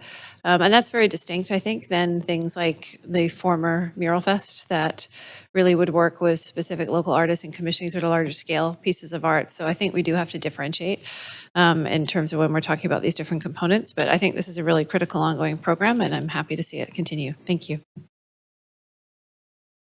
Thank you, Councillor Kirby-Young. I'd like to make some comments, so if I could pass the chair to Vice Chair Dominato. Thank you. Yeah, I just want to echo how important this program and initiative has been for our BIAs in terms of dealing with graffiti in their neighborhoods. To Councillor Kirby-Young's point, I mean, we have created several sanctioned areas for graffiti art. And I say art because it really is art in those sanctioned areas, and much of it is really stunning. And creative. That's not what we're talking about here. In my opinion, this is vandalism that we're talking about here. We're talking about tagging on historic buildings. We're talking about graffiti in our commercial areas and BIAs that contributes to a perception of a lack of safety. This is not creativity or art. This is vandalism. And that's what this grant is meant to address. And I know it's been very appreciated by our BIAs who are dealing with many, many issues just in their BIA and making their BIA a great place for people to come and shop and enjoy and dine and, you know, do all those things. So I'm very supportive of this program. And I know firsthand from many of our BIA presidents what a difference it's made. So I just want to voice my support for that, and also voice my support for those sanctioned graffiti areas where people can express their creativity, because I love those too. So thank you, and I'll take the chair back. Okay, thanks. So there's no registered speakers for this motion. Oh, sorry, we already did that. So we did discussion. So let's go to the vote, please.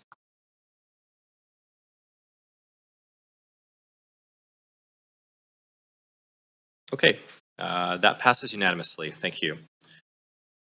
So that completes our final report. We had some items moved on consent, so we will now move to our council member motions. The first motion is motion number 1, a drain on resources and resources down the drain, pulling the plug on in-sync garbage disposal. Kudos to you, Councillor Fry, for that title, because that is very impressive use of puns. So that's motion 1, and that is to be moved and introduced by Councillor Fry. Before we begin this agenda item, if anyone believes they have a conflict of interest, now is the time to declare it. Does anyone have a conflict to disclose? Okay, Councillor Fry, you have 2 minutes to introduce your motion. Thanks, Chair. So this motion before you came about first in response to a letter I received from a resident in the context of the wastewater treatment plants. As councillors will know, recently in the news, the Metro Vancouver wastewater treatment plant in the North Shore costs have ballooned out of control, and this wastewater treatment plant is being upgraded from primary to tertiary. Similarly, we know that the future Iona wastewater treatment plant is pegged at about $10 billion, and that's not even started building yet. We know that one of the big draws, I looked a little deeper into it, and of course, one of the big cost factors is the filtration of the water, and in this case, the organic material that's going down the drain. Further investigation also revealed to me that in multi-unit residential buildings, improper use of in-sync disposal units is creating quite a lot of damage and insurance claims regarding folks putting the wrong things down their carburetor and leading to clogs, floods, and damage on the collective property. So looking at all of this in the larger context of what is the collective cost of carburetors, you know, carburetors were invented, or in-sync disposal were invented about 100 years ago, and at a time when we didn't really think a lot about that kind of thing. Now, since 2015 in Metro Vancouver, organic food scraps have been banned from disposal into our garbage system, our black bin system, yet they remain acceptable to be put down the drain, to be processed in our wastewater treatment plants, to clog pipes and MERB buildings. And what we're also seeing a lot of is the costs borne by Metro Vancouver, upwards of $2 million a year to address fats and greases that are dumped down the drain and congeal along with the various food scraps that go down the drain through the garbage system to create fatbergs, which have to be physically removed. Similarly, a lot of this organic material has to be physically removed from our wastewater treatment plants. And I see that I'm out of time, but there's more, obviously, issues that I've articulated in the motion. Thank you, Councillor Fry. Do we have a seconder? Okay, Councillor Kirby-Young.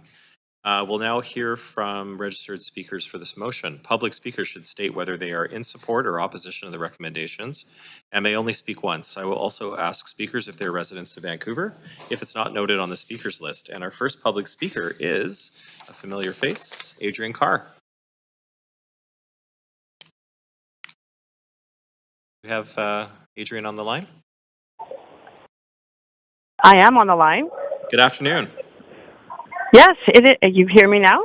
Yes, we can, Adrian. Please go ahead. Okay. Yeah, I wish I could be there in person. But pardon the background noise. I'm happen to be on a ferry, and it's quite noisy with the announcements.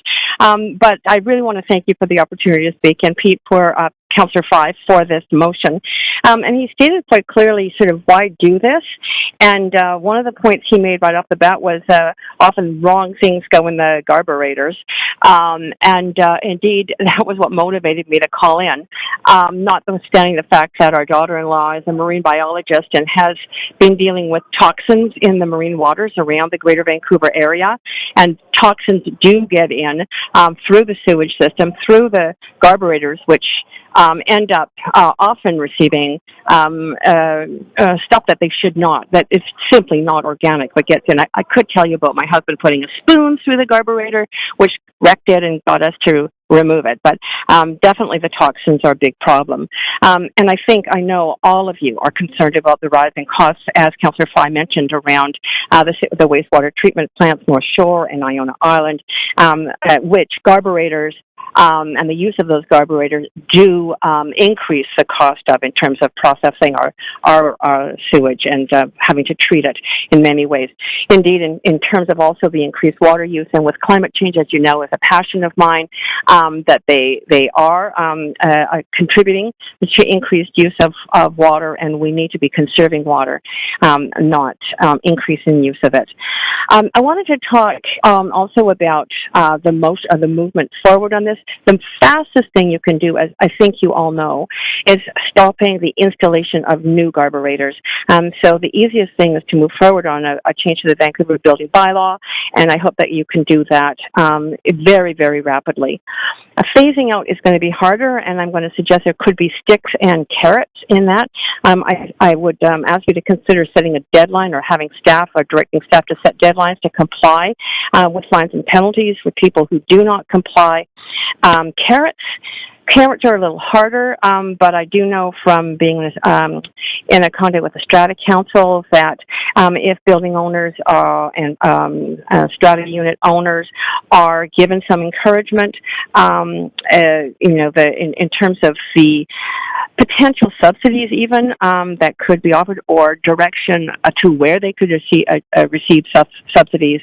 The cost of actually removing a carburetor is not that great. I've looked into it. It's ranging from $125 to $350, depending how complicated the system is. I do think that there are ways to do this. I do believe we should move fast on it. I think we should be promoting the use of green bins. In terms of even our public events, we used to have more green bin education at our public events, youth instructing people at what to sort, how to sort your organics well, and I think that those were always great when they happened. I haven't seen them recently at events, but I wish we'd reintroduce those. And the final thing I want to say is just around promoting a system that, again, could be encouraged encouraged within multifamily dwellings. The terra forma system, I think some of you have probably been down to Recycling Alternatives and seen that system. It is absolutely incredible as a small scale acceptance of organic materials within a multifamily building. The resultant product of which is compost, which can be used in the gardens around that building, and there's absolutely no smell. So I think there's lots of solutions here. I think it is a problem that we need to handle from a resource conservation, a money conservation, and a climate point of view. And thank you for the opportunity to speak to you. Okay, thanks, Adrian. Nice to hear your voice again. Appreciate you calling in. We'll now go to speaker number 2, Luis Schwartz. Hi, good afternoon, everyone. Thank you, Chair Meisner and Council, for the opportunity to speak to you. My name is Louise Schwartz. I am a resident of Vancouver and co-owner of 3 local businesses, Recycling Alternative, Terraforma Systems, and Regenerative Waste Labs, and I'll be speaking in favor of the motion. I think the introduction that Councillor Fry made really outlines a lot of the environmental challenges that carburetors create in our wastewater treatment systems, and so I'm going to focus on 3 main areas. One is the circular economy, the future of the circular economy, and Vancouver's Zero Waste 2040 goals. The second is the higher cost of treating this material through the wastewater systems versus collecting and composting it.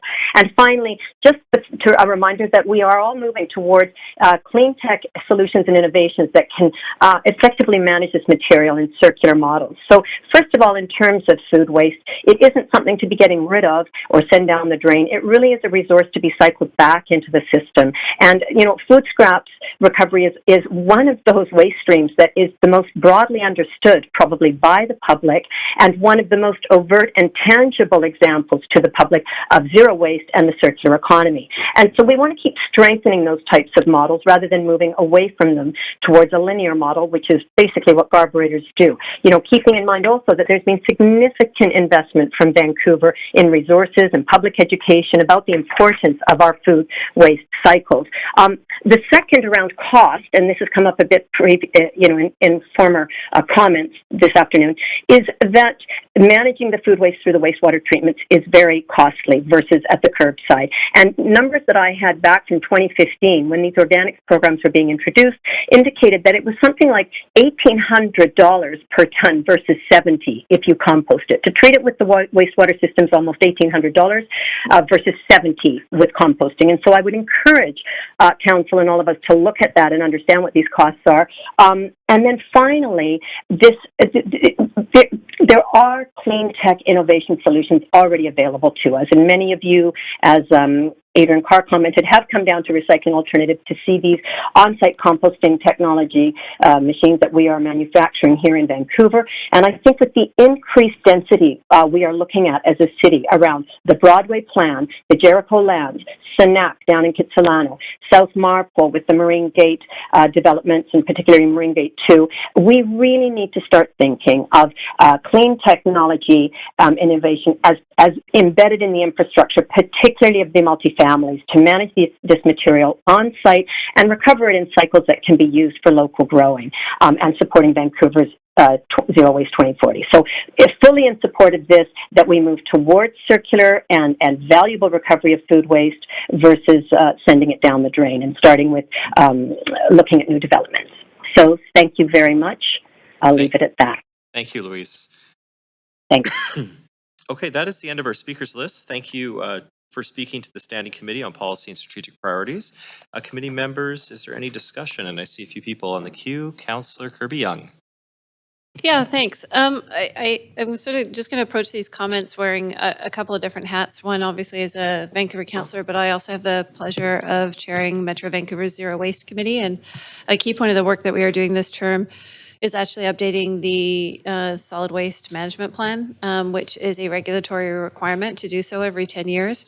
And this is something that really comes up around how do we extend the life of our existing infrastructure and pipes, support growth, move to a combination of gray and green infrastructure, et cetera.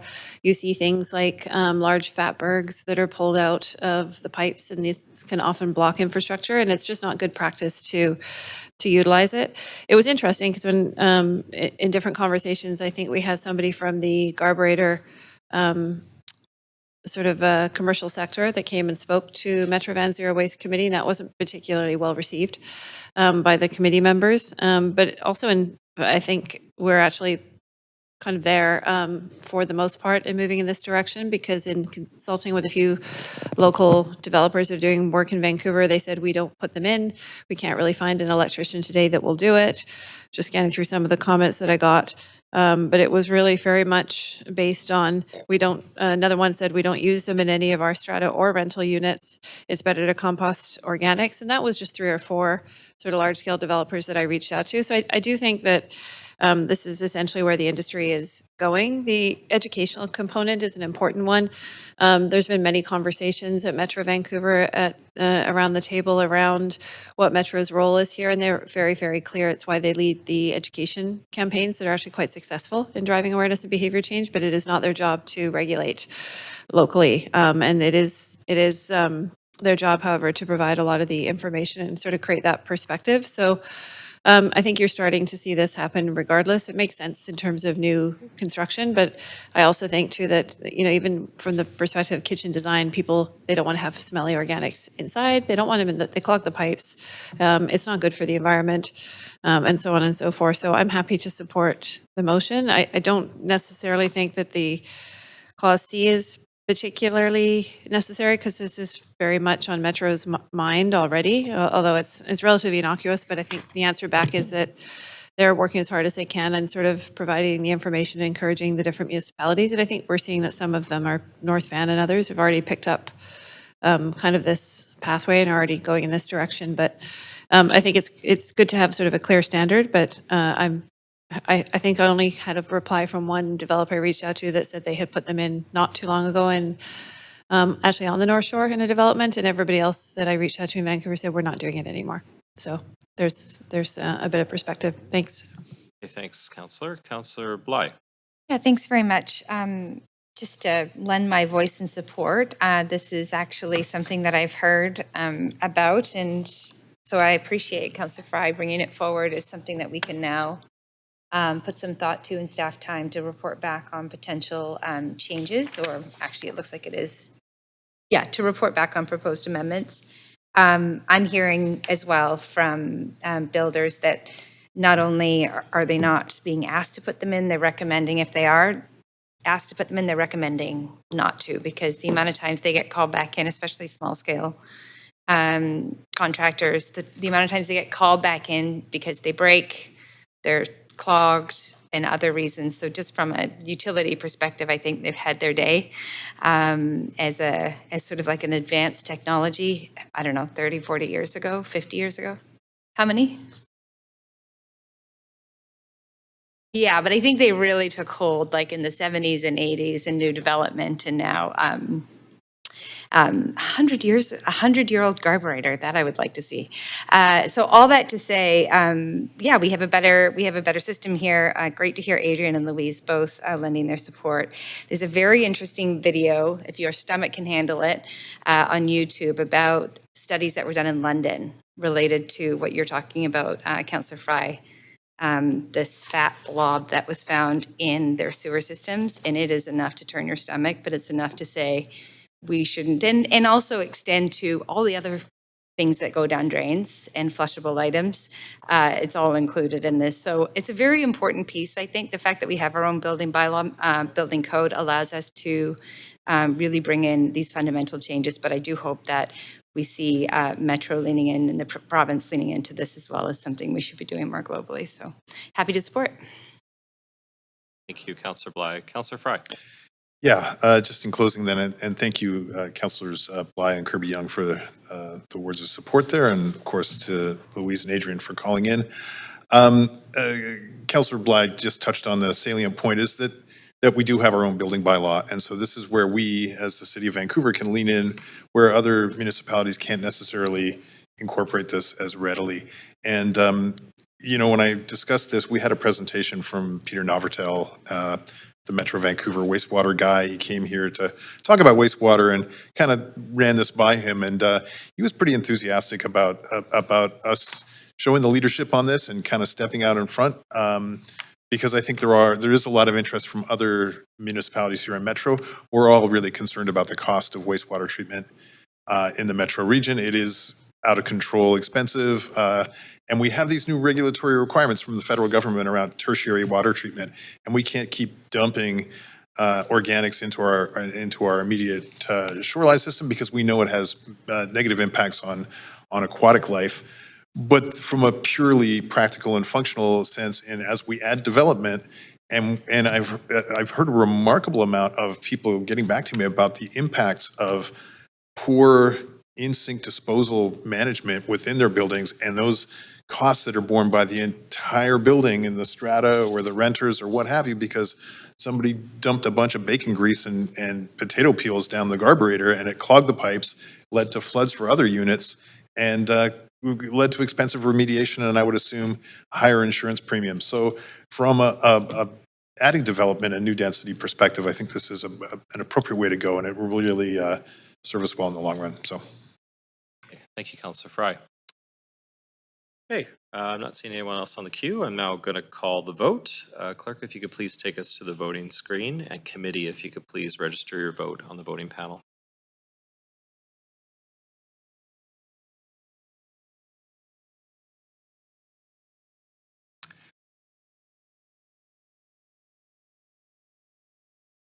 Okay, that passes unanimously. Thank you. And that completes motion 1. We'll now move to motion number 2, from vacancy to vitality. Launching a temporary use pilot for empty storefronts in the downtown east side, and is to be moved and introduced by Councillor Klassen. Before we begin this item, if anyone believes they have a conflict of interest, now is the time to declare it.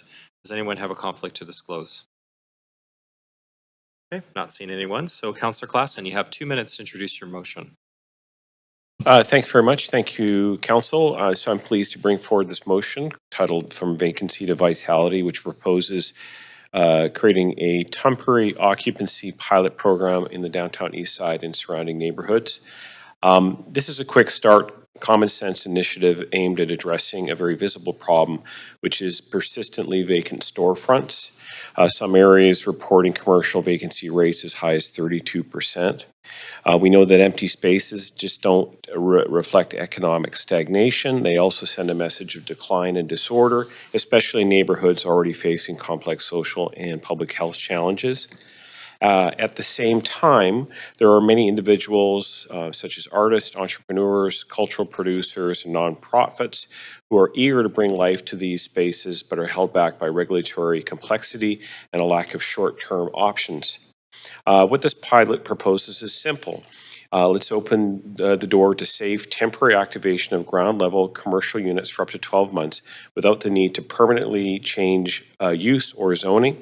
Let's model on tools that we already know that can work, like arts event license and special inspection process. This is not just a substitute for our social housing or long-term affordability strategies. It's a complementary effort to revitalize neighborhoods, support local creativity and commerce, and make better use of spaces we already have safely and swiftly.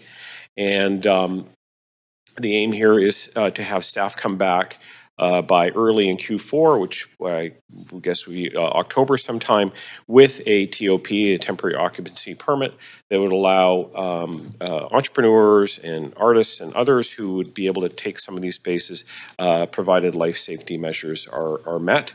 And I think that bringing it back after several months next year with a report back is also one of the resolutions. So I hope everyone will support. I look forward to hearing to speakers. Hey, thanks, Councillor Klassen. Do we have a seconder? Councillor Joe? We'll now hear from registered speakers for this motion. Public speakers should state whether they're in support or opposition to the recommendations and may only speak once. I will also ask speakers if they're residents of Vancouver if it's not noted on the speakers list. Our first public speaker is Landon Hoyt, in person. Good afternoon. Good afternoon. Thank you, Council. My name is Landon Hoyt. I'm the Executive Director of the Hastings Crossing Business Improvement Association. We represent over 800 businesses and property owners in Vancouver's downtown east side, an area that's long been home for resilience, creativity, and innovation, despite significant challenges that I know all of you are well aware of. Right now, our commercial district is facing a crisis. Over 30% of ground level storefronts sit vacant. Now, that number is coming down, I'm happy to say, but we still face this crisis. These vacancies aren't just missed economic opportunities, they add to public safety issues, deter investment, and reinforce the perception that this neighborhood has been abandoned. Meanwhile, we have entrepreneurs, artists, nonprofits, and community groups who want to activate these spaces but are blocked by red tape, high costs, and complex permitting, in addition to all the challenges of opening a business these days. This motion proposes a simple, low-barrier, time-limited pathway to fill empty storefronts for up to 12 months without triggering costly zoning or use changes. It focuses on life safety first, while giving flexibility to bring in pop-ups, artist studios, community services, and cultural uses. This model draws inspiration from the successful arts event license, as Councillor Klassen noted, and aligns with the creative, community-led solutions that we've seen work before. We've already seen proof of concept with our very own crossing pop-up that we hosted last fall, partially funded by the city, which demonstrated how quickly vacant spaces can be activated when the process is accessible. Hastings Crossing and our members strongly support this motion because it reflects months of dialogue, advocacy, and collaboration with our local partners. It's a practical, made in downtown Eastside solution that brings together economic inclusion, community well-being, and regulatory innovation. This pilot, if successful, can also be replicated in other areas of Vancouver that face similar challenges, perhaps for different reasons, but still face many vacancies in their areas. So we urge Council to support this motion as a critical step toward positive economic and community outcomes, not just for Hastings Crossing, but for the downtown Eastside as a whole, and in turn, our city as a whole. Thank you for your time and leadership on this. It's much appreciated. Thank you. Thanks, Landon. We'll now go to speaker 2, Matt Hesse on the phone.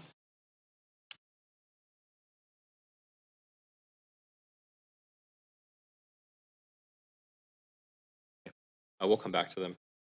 Speaker 3, Brandon Grasuti.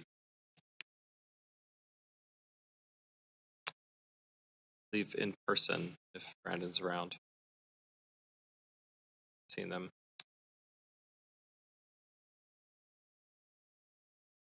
Just getting a message here.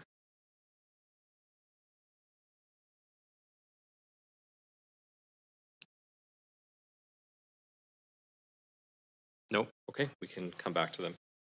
Speaker 4, Sai Nakumenko. Now Manko.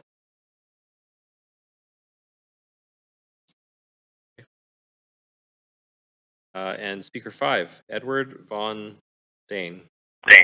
Hi, can you hear me? Yes, we can, Edward. You have 3 minutes. Oh, yeah. Please go ahead. Thank you. Hello, everyone. My name is Edward Von Dane. I'm a property owner in the downtown east side. I reside in the North Shore, but I grew up in Vancouver and I work there every day. I support Councillor Klassen's motion for this pilot. Over the past 20 years, I've been involved in upgrading, refurbishing older buildings in the downtown east side and providing great spots for great businesses and NPOs. I had a crazy idea years ago that this part of Vancouver, this art, which is architecturally and culturally very interesting, that it could become, once again, a hub of the city that it once was. Unfortunately, I've been proven wrong. Years of neglect and implementation of poor policy have actually intensified and perpetuated problems in this area. But is that about to change? I hope so. Councillor Klassen's proposed motion is exceptional and will begin to pave the way to improving the downtown east side. It will streamline the occupancy process in the downtown east side, and hopefully for the rest of Vancouver if it gets adopted elsewhere. I'd like to give you 2 examples, if I have time, on how existing policy in the downtown east side leads to vacancy and where this pilot will lead to occupancy, if approved. At 748 East Hastings, a building that's M1 zoning retail, it was very difficult to get tenants for many years.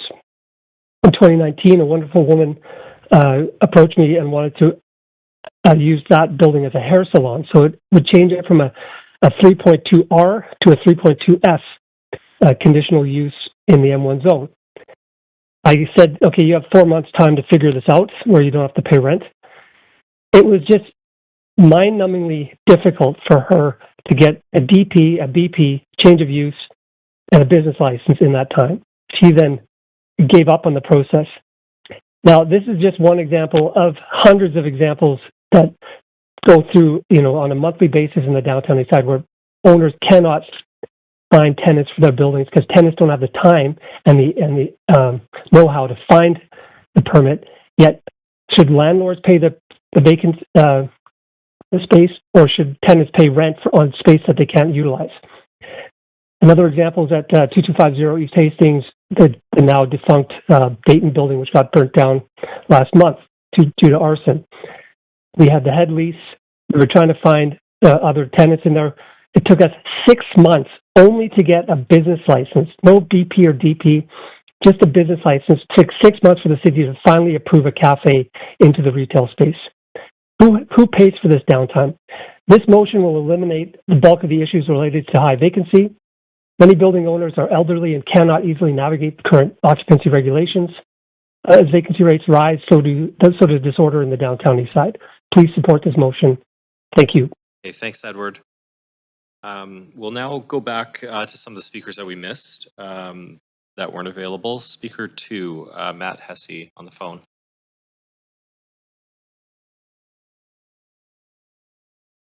Oh, okay. How about speaker 3, Brandon?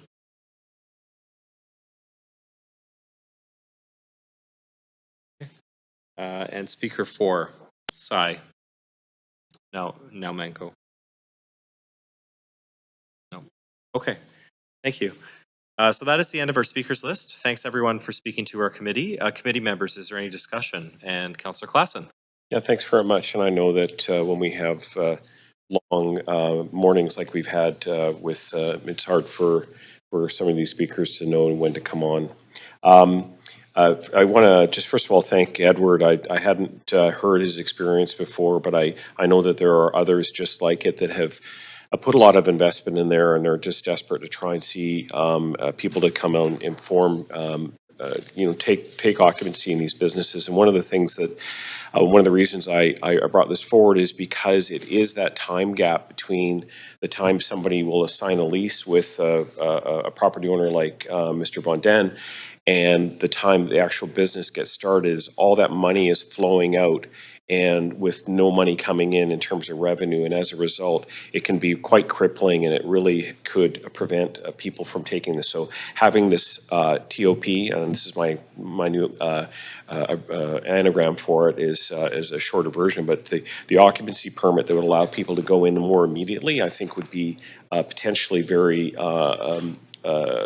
transformative for some of the could see quick occupancy and get businesses up and running with in a more timely fashion. I just also wanted to mention really quickly that when I was down at the National Indigenous Peoples Day, I had a chance to speak with Sarah Blythe, who I think all of us know. And I talked to Sarah about this. She's since sort of responded back to me. She wanted to make sure, she was the one who noted to me the long history of street artists and street art that have been created by Smokey D and of course the late Trey Helton, and just wanted to make sure that that was recognized. I did update the whereases. Number 3 makes a specific reference, and then of course we got a letter of support from Esther Rosenberg from Eastside Art Society. She and John have been doing some incredible work down there, and I think are really looking for ways to transform some of these empty spaces into places where arts and creativity can happen. So anyway, I am looking forward to hearing from Councillor Orr as well, and hoping for your support on this. Thanks. Thanks, Councillor Klassen. Councillor Orr. Yeah, thanks very much. It's funny that you mentioned Sarah Blythe. I was reading through it, and this is a really airtight motion, and I wanted to get my hands all over it, but it seems really, really well thought out, and I'm really impressed. And I was talking to Brandon. I don't want to speak for him. He wasn't able to come for whatever reason. I think maybe he was concerned that it was kind of all carrot and no stick, and no, to nothing to really like prevents businesses kind of from squatting or speculating, sort of some of the bigger landowners in the area. I was also talking to John Goldsmith, who runs a gallery in Strathcona, Gallery 881, and he's next to a bunch of these empty businesses, and he feels, like he's doing this street improvement, but these other empty storefronts kind of get away, with just being empty, and kind of can speculate on that. And this is a great way to activate more galleries and more spaces. I love that you included food as well. Indigenous, perhaps food uses and culturally appropriate food uses. Chinatown, I know, is losing a lot of the cultural food assets there. So, I was when I saw it, I was very concerned. That was kind of supporting gentrification, but I think that it's very, very well covered. So yeah, I'm happy to support. Thanks, Councillor Orr. Okay, so Councillor Bly.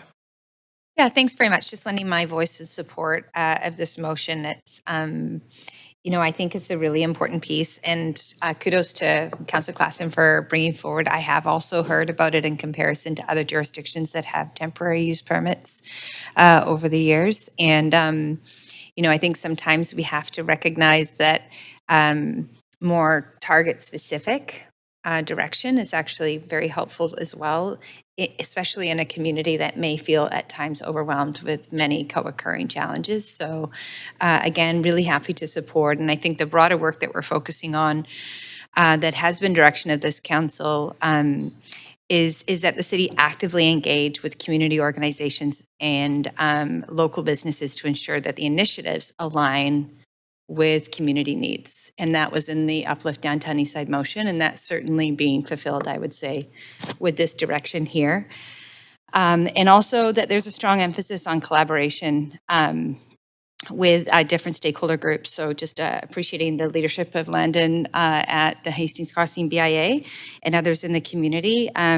Let's see how it goes. I think we're trying something new in a community that is has a lot of other challenges. And at the same time, we need to start to be more nimble in terms of how we can create space and be responsive based on how the needs are changing over time. So I think that this does this and perhaps opens up opportunities elsewhere in the city, even though the focus right now might be specifically in this particular area in the downtown east side. So happy to support and look forward to ongoing updates as we see this rolled out. Okay, thank you. I'll now call the vote. Clerk, if you could please take us to the voting screen, and committee, if you could please register your vote on the voting panel.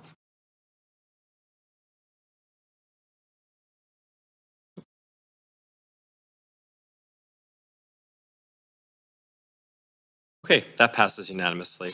Thank you, everyone. So we will now go to motion 3. Opening doors, expanding ownership options for laneway and backyard homes is to be moved and introduced by Councillor Kirby-Yung. Before we begin this agenda item, if anyone believes they are in a conflict of interest, now is the time to declare it. Does anyone have a conflict to disclose? Okay, not seeing any. So Councillor Kirby-Yung, you have 2 minutes to introduce your motion.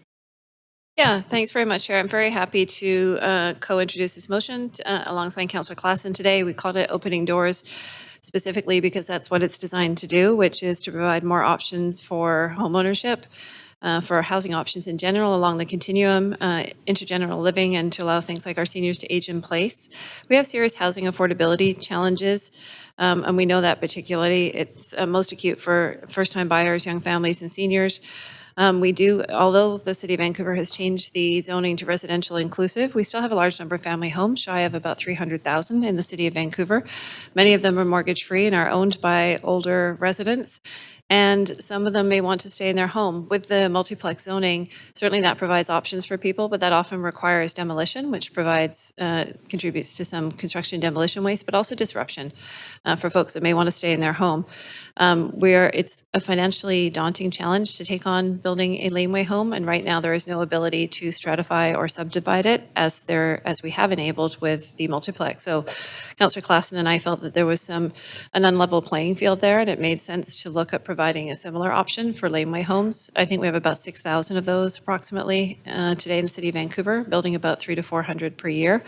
And probably part of that is attributable to the fact that it does require sort of some courage, right, in taking on that financial responsibility. This is something that we've seen in Seattle and many cities across California that started this a couple of years ago in modernizing their rules, and all accounts sort of suggest that they saw an increase in the supply of small and flexible housing to support community needs. And it's also a great way for neighborhoods to transition and to provide sort of those additional homes. I think that the provisions put in place with multiplex around servicing and access to utilities will require, and so this is directing staff to provide a report back on how we can do this in a smart and thoughtful way and provide sort of a similar, more options in addition to complementing the multiplex zoning that exists. Great. Thanks, Councillor Kirby-Young. This motion is to be seconded by Councillor Klassen. We'll now hear from registered speakers for this motion. Public speakers should state whether they are in opposition or support of the recommendations and may only speak once. I will also ask speakers if they're residents of Vancouver, if it's not noted on the speakers list. And our first speaker is Luke Harrison. Hi, good afternoon, Council. My name is Luke Harrison, and I'm an owner of SmallWorks, a Vancouver company that spent the last couple of decades designing and building laneway homes and infill projects in Vancouver. I'm here today to express my support for this motion, and I want to just share that at SmallWorks we've worked with hundreds of families and what we're seeing is clear. Laneway homes are not just being built for extra personal space, rental, Airbnb. They're really being built by downsizers, and by far and away, they're the largest owners of single-family homes in Vancouver. And they're being built to keep families together, to age in place, and to create meaningful homeownership opportunities for younger generations. Today, there's a serious barrier, and it's an unnecessary and bureaucratic one in creation of those homes. Laneway homes, as was mentioned, can't be subdivided or stratified. And this means that even though they meet all zoning and design guidelines that would be under the Plex policy and other R1 policies, they can't be financed independently. In practical terms, this forces families into complex co-ownership agreements where both parties must be co-borrowers on a mortgage, or elderly parents on fixed incomes must finance new homes. This drastically reduces the viability of these projects. Many families, particularly young buyers, simply can't access financing without clear title. And even if they can, they aren't building true independent financial independence. They're paying down a mortgage without building their own equity because the ownership isn't legally separate. By contrast, subdivisions enable fee-simple ownership, which opens up conventional mortgage financing and the opportunity to build long-term financial security. It also gives seniors more flexibility to downsize in place, unlock equity, or provide housing for their children or caregivers without putting everyone on the same title. As was mentioned, other jurisdictions, Seattle and California among them, have already made this change. They've seen a huge surge in housing production and flexible ownership models that preserve neighborhood character while increasing opportunity. This motion corrects a policy gap. It doesn't require a zoning change. It simply aligns the rules for laneway homes with the city's current multiplex reforms. In closing, I urge you to support this motion and unlock this housing potential. Let's allow families to finance, build, and own these homes independently. And let's give people a chance to build equity in the city they already call home. Thank you very much. Okay, thanks for calling in. We'll now go to speaker 2, Jake Fry, on the phone. Oh, yes, I hope I'm on the phone too. Yeah. I am Jake Fry. I'm a Vancouver resident. I'm the founding partner both of SmallWorks, but also a not-for-profit called Small Housing BC. I think Luke has spoken, the prior speaker, to a lot of the very accurate dynamics around why I personally support this initiative. I think I'd like to reflect this a few moments. So I think what's really important in this motion is how it really opens up opportunities for people. I mean, we have built literally hundreds of these of lane homes, and it's been a really important dynamic for a lot of families. It's allowed them to have adult children to move in and start to repopulate neighborhoods.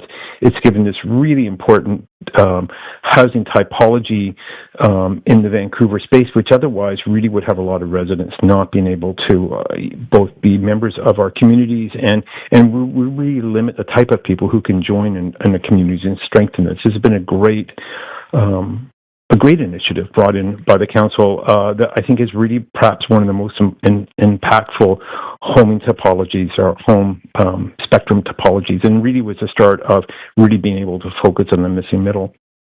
And the reason I really feel that this is a dynamic and a motion we should support is that fundamentally, those people who've moved ahead with this, those hundreds of, I think we're close to 9,000 lane homes, most of those people who've moved ahead with this generally are doing this for family. These are adult children, these are parents who don't have another place to stay, and this type of housing form has been so important. But what really is, I think, the opportunity in this is what happens now is those people who've been able to do this have done it. A number of people haven't been able to because of financial constraints. And this is really, this motion and the ability to start to look ahead and examine what is needed to facilitate being able to have this stratification will really fully realize the potential of this topology within our community and really start to put a number of people who need homes who otherwise couldn't afford it into a house. And as I said, it's part of this whole missing middle spectrum. And I think the thought I'd leave you with is this is harmonizing the system. We have, I think, some bold moves that have been made by the council around multiplexes, which we're starting to see come into place, and I think will be a real significant addition to our neighborhoods. But this is the most modest gesture that we can do, and in many cases will be probably the most appropriate for families, is just to do this sort of modest increase in housing, and this is the tool that will really facilitate that, being able to bring this housing typology into its full realization. So thank you for letting me speak to council. I do think this is an important initiative, and I'm very happy for the councillors bringing it forward. Thank you. Okay, thank you. Next speaker, speaker 3, Bryn Davison. Good afternoon. Council, good to see you guys again.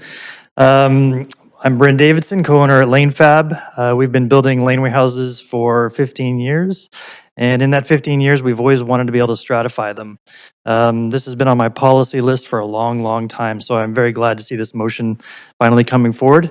I would like to say that in that 15 years, there's also been a lot of concerns about rental units and the loss of rental units. And I would just like to say that while these laneway houses are some of the only rental units in some of our West Side neighborhoods, I would say that mortgage helpers have never been an appropriate substitute for a proper rental housing policy. We need to actually build rental buildings and have actual rental policy if we want to provide support for renters, not just try to do that through mortgage helpers in existing single-family homes. So I think stratifying, giving homeowners that option is fantastic. It does really give you the option to own a detached house. Our extended families can finance those independently. You can sell them, inherit them. Everything gets a lot easier than the way we do it currently. It does open up some interesting cans of worms, I think. The strata piece is easy. We've been doing that for more than a decade or two with the character home program. We know how to do that. It's not that different than what we're doing already. It's easy. Subdivision, that's the holy grail, is if you can carve off the laneway house without having to do any upgrades or changes to the main house. But that opens up this question about, are we going to make changes to the subdivision bylaw? Are we going to change our zoning rules to be more friendly towards small lots? And I would really love to see both of those things.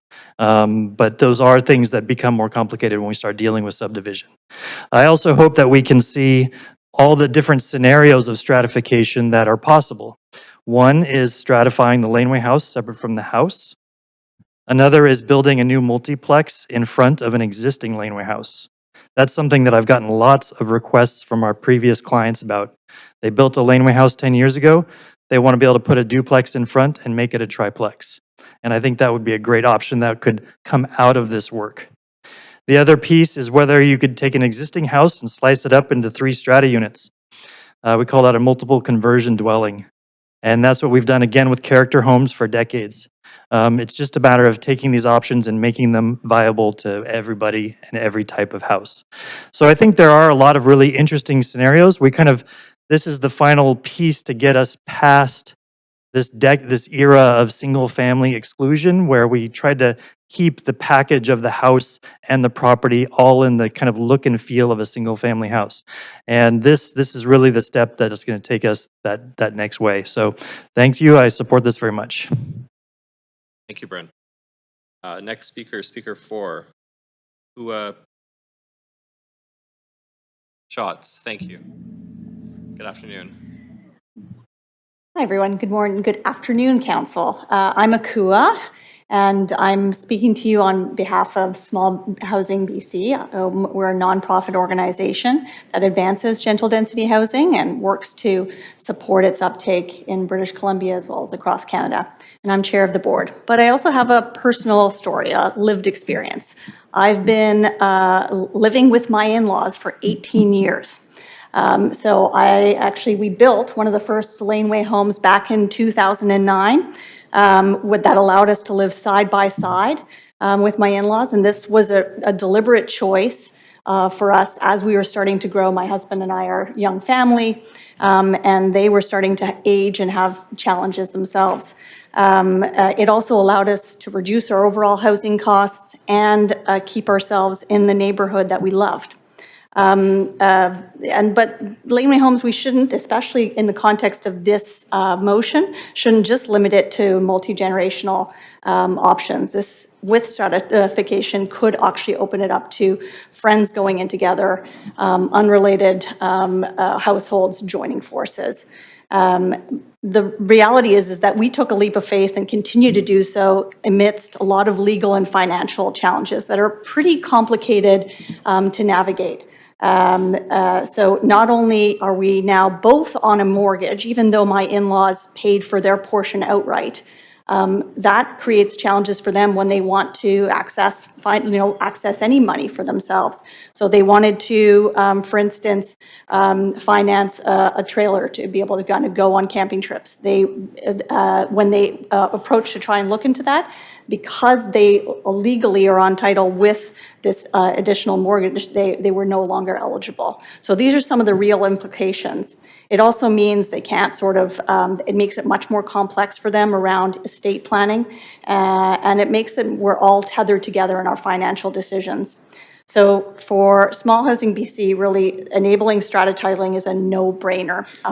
They've also they did a recent poll with Leger that showed that 80% of British Columbia support this form of housing, not only in cities like ours, but across the province. And almost half of those would actually undertake building them were the legal and financial kind of barriers removed. So this could unlock a huge wave of housing that's beyond what we've seen for folks like me who are willing to take this complicated risk and open it up to a much wider swath of individuals. So I want to just basically reiterate that Small Housing supports strata titling. Me as an individual support it as well. And I look forward to seeing the options that come forward through the expiration of staff on this. Thank you, and perfectly timed. That is the end of our speakers list. Committee members, is there any discussion? And I see Councillor Bly on the queue. Yeah, thanks very much, Chair.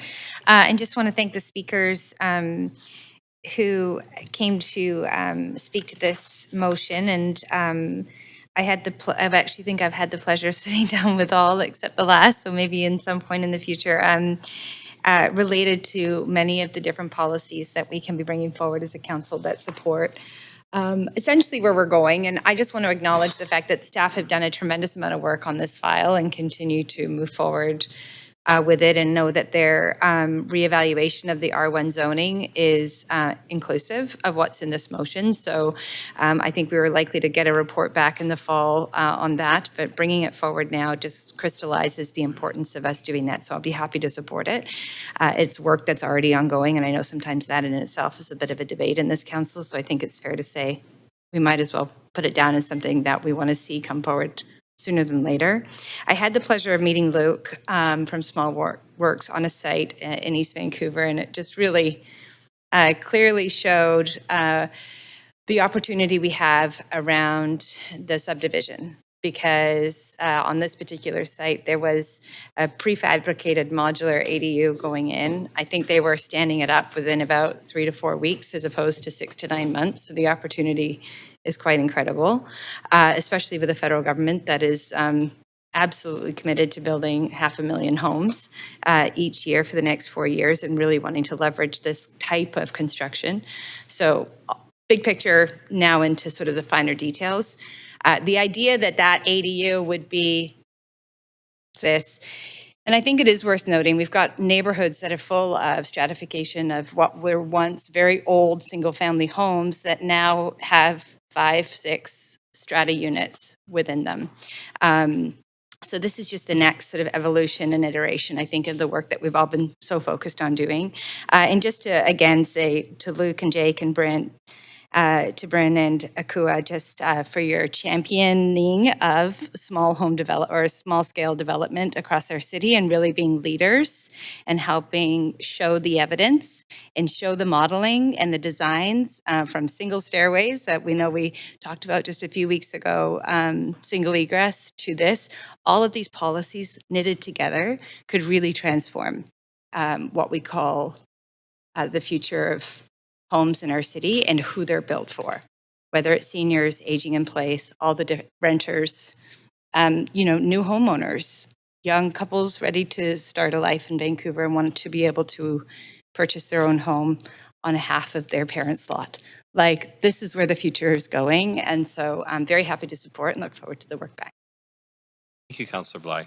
Councillor Klassen. Thanks very much. And thanks to the speakers. Really great to hear directly from you, Bryn, here, and also Jake, Luke, and Akua. So those are really fantastic words. This motion came about from a few inspirations. I also took a tour of that building that the Small Works is doing over in Grandview Woodlands. It was a rainy day, not unlike what we saw last night. It was pouring with rain, but I was so impressed by the story. I did a tour of it. They literally, it was a prefabricated house where they literally installed the bathroom as one piece, the entire bathroom, which was incredible.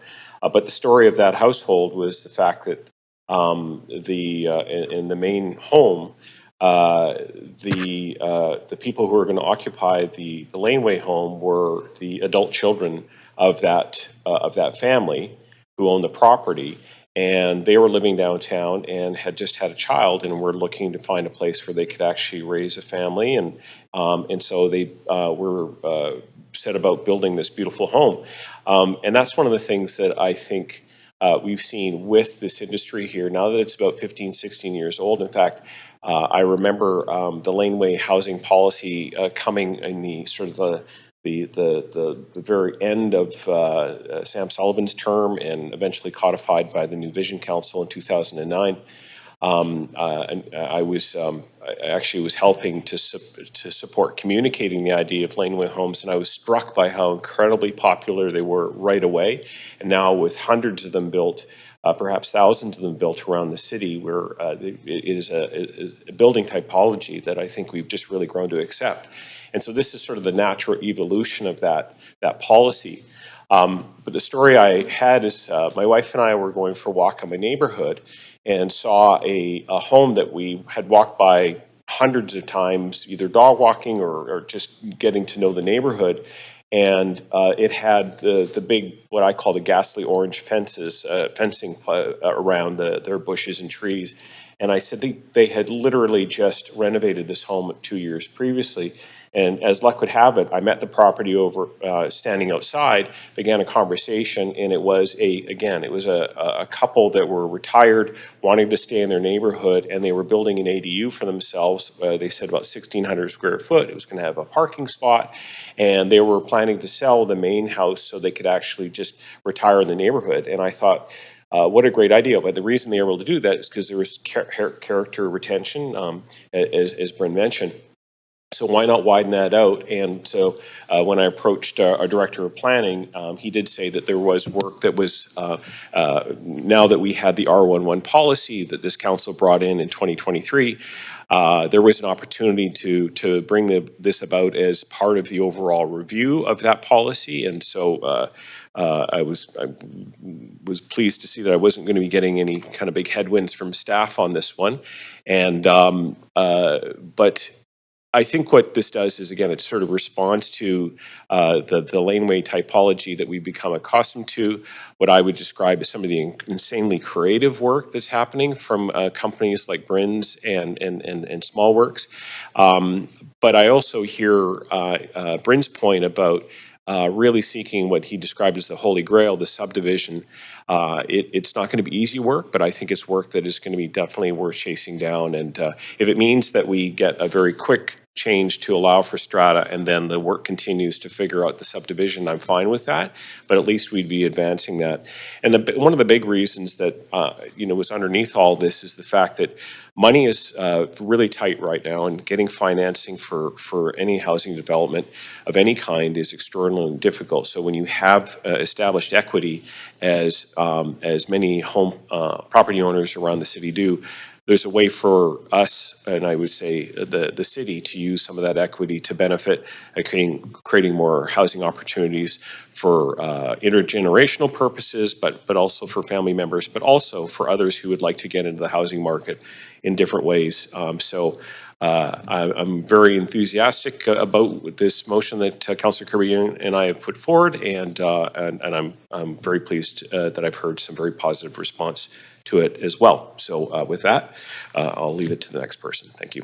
Great. Thanks, Councillor Klassen and Councillor Kirby-Young. Yeah.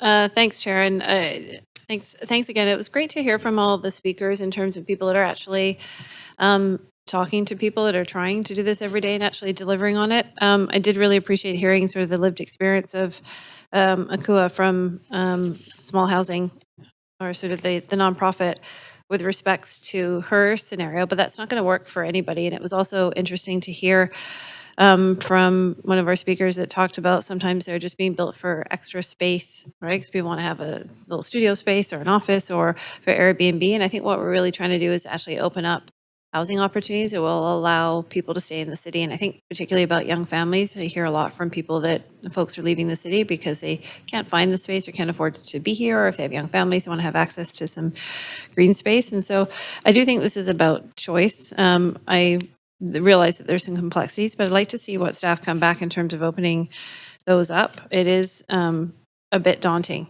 to think about, particularly if you're a senior, which a lot of people are who have sort of achieved the equity in their home, to think about moving out or the disruption of construction or leaving their neighborhood. And I'd rather see them, rather than sort of stay there and not take advantage of it, a multiplex opportunity, if that's not right for them, have the opportunity to actually deliver a laneway home that could welcome in a new family. And it doesn't necessarily just have to be a family that is related to them, because the financing is so complicated and there's so much complexity and trust that's involved in doing that. I thought the point was really well taken too about the Leger poll that was referenced about how popular this is. I think it speaks to the fact that people are wanting diversity of housing options and choice, and that's something we hear quite consistently across the city. So it's really about unlocking more opportunities and ensuring that we continue to modernize and evolve and harmonize our policy. So thanks to all the speakers for their work and for continually nudging us on pushing positive change. Thank you. Okay, thanks very much. I am now going to call the vote. Clerk, if you could please take us to the voting screen, and committee, if you could please register your vote on the voting panel.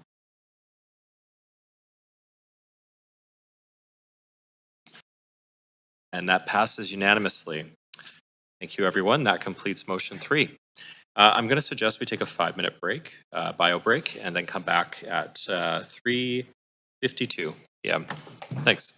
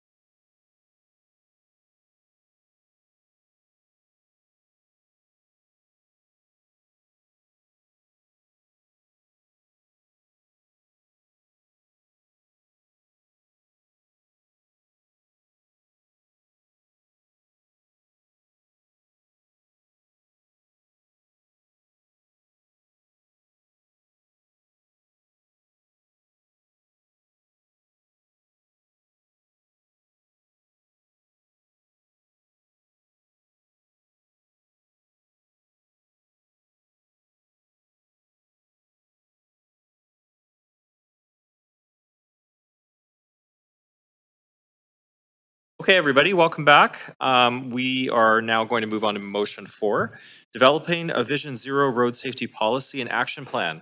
And it's to be moved and introduced by Councillor Maloney. Before we begin this agenda item, if anyone believes they have a conflict of interest, now is the time to declare it. Does anyone have a conflict to disclose? Okay, Councillor Maloney, you have 2 minutes to introduce your motion. Please go ahead now. Thank you.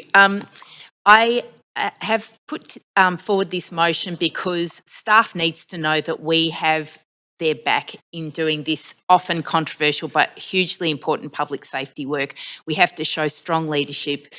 We don't want to be hiding behind staff or even worse, undermining their efforts to make our roads safer. To do this work properly requires allocating limited resources between competing priorities. There is specific direction in this motion to focus efforts on the work which is proven to be the most effective in reducing deaths and injuries on our roads, and to allocate fewer resources to less effective measures that have the potential to be used as a substitute for more difficult structural and systemic action. This work can result in pushback. It can require strong resolve to prioritise the life and safety of pedestrians over the convenience of drivers in some instances. The list of groups to consult in this that's specified in this motion has been very thoughtfully compiled. When Councillor Meisner and I met with staff about this motion, they told us it would be helpful for them to have direction from council to undertake this work. The only acceptable number of deaths and injuries on Vancouver's roads is 0. Thank you. Okay, thank you. Do we have a seconder? Seconded by, it was at the same time. Maybe go with Councillor Dominato. I think I heard your voice a little bit louder there. Yeah, sorry, just a little bit closer. Okay, so we'll now hear from registered speakers for this motion. Public speakers should state whether they're in support or opposition to the recommendations and may only speak once. I will also ask speakers if they're residents of Vancouver, if it's not noted on the speakers list. And just a reminder to all speakers, the speaking time is 3 minutes, and I'll remind you if you go over. So our first public speaker is Jason Talkman. Jason on the phone? Okay, we'll come back to them. Let's go to speaker 2, Elizabeth Locke. Okay, come back to them. Speaker 3, Harmon Moon. Hi, Harmon. I wasn't prepared to be the first speaker, but here we are. My name is Harmon Moon. I live in Mount Pleasant in Vancouver, and I'm here to speak in favor of this motion. I first of all want to thank Councillor Maloney for bringing this to council. This has been the culmination of a lot of work from well before she was even elected. And it's really great that we're talking about that. In fact, it's really great. I've been sort of tuning in and out of council for most of the day today, and it seems like most of what we've been talking about has been road safety, which is a really good sign. As somebody that doesn't own a car, who walks or public transit or bikes wherever he goes, I'm really pleased to see that we're talking about road safety and safety when you're outside of a car. Because I think we have spent a lot of time as a society not really grappling with the destructive power of a car. And if I wanted to be flippant, I would say that we are weirdly okay with 3-ton murder machines spinning down the road at 50, 60, 80, 100 kilometers an hour. And it is the people and people die from this. We have, as the motion states, 10 people per year are dead because of cars and in ways that are preventable, and we can be and we should be doing more to prevent road deaths. If it helps people to support this motion, I do want to suggest that maybe we take this in a mindset as well as this is, who are we targeting? Maybe we're just targeting bad drivers, and God knows Vancouver has a lot of bad drivers. Just this morning, I was out crossing the street. I was in the crosswalk with 2 or 3 other people, and a driver took a right turn into the crosswalk, missed me by a couple of feet. Saw I was there. I went like this to him, and he really was not impressed. But it goes to show that we do need more stuff to physically or just have be more effective in stopping bad drivers from being a danger to others and themselves. And so I want to conclude my notes quickly by just saying I really urge Council to support this motion. Thank you very much. Okay, thank you. Now we'll go to Speaker 4, Kara Eng.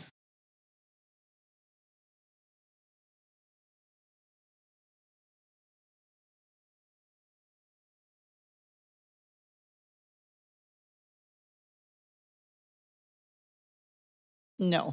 Okay, we can come back to them. Speaker 5, Dominic Denofrio. Be there. Am I good to go? Yes, please go ahead, Dominic. All right. Hi, my name's Dominic. I am a Vancouver resident living in Marple, and I'm calling in to support Councillor Maloney's motion for safer streets. I'd like to start by talking about a few intersections in my neighborhood of Marple that are dangerous, places that I have almost been hit by cars countless times as a pedestrian. These intersections are dangerous because they're poorly designed and the existing traffic laws are simply not being enforced. As someone whose primary methods of transportation are public transit and walking, I frequently walk from my apartment to the Marple bus loop, and to do so I have to cross Southwest Marine Drive at Hudson Street. Now, at this intersection, Southwest Marine Drive curves just before the traffic lights in the crosswalk. There's no warning for drivers going westbound on Marine Drive before entering this curve that they're approaching a traffic light, and people tend to speed when driving on Southwest Marine. I've stood at the corner of this intersection waiting to cross multiple times and watched 2 or even 3 cars run the red light. My family now has a habit of waiting to cross here until we see at least 2 cars stopped at the light, because it's not safe unless we know that the cars are actually going to stop. A few blocks west of this, there's the 3-way intersection of Southwest Marine, Granville, and Milton Street, which is just by the ramp on and off to the Arthur Lang Bridge. This intersection is so poorly designed for vehicles, for pedestrians, and for cyclists that about once a month, sometimes more frequently, there's a major accident that takes place at this intersection. There's a desperate need for a rethink and a redesign of this intersection, not just for the safety of pedestrians, but also for traffic reduction. At rush hour, this intersection, which involves drivers merging into Granville from Southwest Marine to get onto the Arthur Lang Bridge, frequently has traffic backed up on Granville all the way through Marpole Village up to 64th, sometimes even to 57th. And I'll bring up one more example of a dangerous intersection before my time runs out, which is Oak and 67th. This intersection is a perfect example of a place where existing laws have failed to keep pedestrians safe just because of a lack of enforcement. For drivers going west on 67th, there are multiple signs, I'd say maybe 3 or 4 that say no left turns onto Oak between 3 p.m. and 6 p.m. Monday through Friday. This doesn't stop anyone. I frequently cross at this intersection during these hours, walking home from work, getting off the Canada line, and I have been almost hit by people making illegal left turns nearly every single time. To summarize what I'm trying to say here with these examples, the existing methods of keeping pedestrians safe have failed. We need a new approach. With the right policies, we can actually have a city where 0 pedestrians are killed or injured by drivers. Please pass this motion. Thank you very much for your time, and thank you very much to Councillor Maloney for introducing this motion. Okay, thank you. We'll now go to Speaker 6, Michelle Scar. Hello. Michelle. Hi, Mayor and Council. I'm calling in support of the motion today for the Vision Zero action plan. Eliminating all road deaths and serious injuries is attainable. Cities here in North America have achieved it, like Hoboken, New Jersey, primarily by slowing down cars, daylighting intersections, and other proven measures. Many cities declare Vision Zero, but they lack a solid plan to get there. In order for it to be successful, we need leaders who will prioritize it and follow an evidence-based approach. That's what the motion today puts forward. Implementing measures like these will save lives, and they are absolutely worth it. They have been studied endlessly, and we have a good understanding of what is most and least effective. If saving lives wasn't enough of a reason to support, this motion is great because it's also aligned with other goals that the city has made around mode share and climate. For example, Vancouver's mode share goal is to have 2/3 of all trips by active transportation or transit by the year 2030. Did you know that for each 1 point increase in transit mode share, that's associated with a 2.75% decrease in fatalities? Transit is a much, much safer mode of transportation than driving. I think these goals of Vision Zero and Mode Shift are complementary and work really well together. When we prioritize health and safety, which again, health and safety is enough of an important factor that we should be supporting this based on health and safety alone. But when we do support it, we get so many co-benefits that make our city more affordable, more resilient, more welcoming, and easier to get around in. I look forward to Council approving this unanimously, and I look forward to a safer city. Thank you. Thank you. We'll now, our speaker number 7 did withdraw. We'll go to speaker 8, Suki Sahota. Hi, yes. I would like to voice my proposal, my approval for motion 4, which has been proposed by Councillor Maloney. And I feel that this is quite important for us, especially in Vancouver. For example, only 5 weeks ago, I was involved in a small accident on my e-bike. And I was very fortunate. I live in East Vancouver for context. I was very fortunate that the car was only going 20 kilometers an hour at the very most. If that car was going any higher than that, in the legally authorized 50 kilometers an hour zone that we currently have in my area, then I might have sustained more serious injuries. And going back to my point about why Vancouver specifically, well, we know that in many big cities in North America, including Vancouver, there is definitely been more of a push for car-free transportation. And as we know, the BC government has given subsidies in the past for e-bikes. So we do have a much greater amount of pedestrians who would have otherwise used public transit who are now using e-bikes, who are now using scooters. This added change should be reflected in our policies going forwards. And I do believe that this motion will do so because it will shift to this evidence-based approach to ensure that we can actually recognize where these flashpoints are, especially with the outset of having e-bikes and scooters on the road.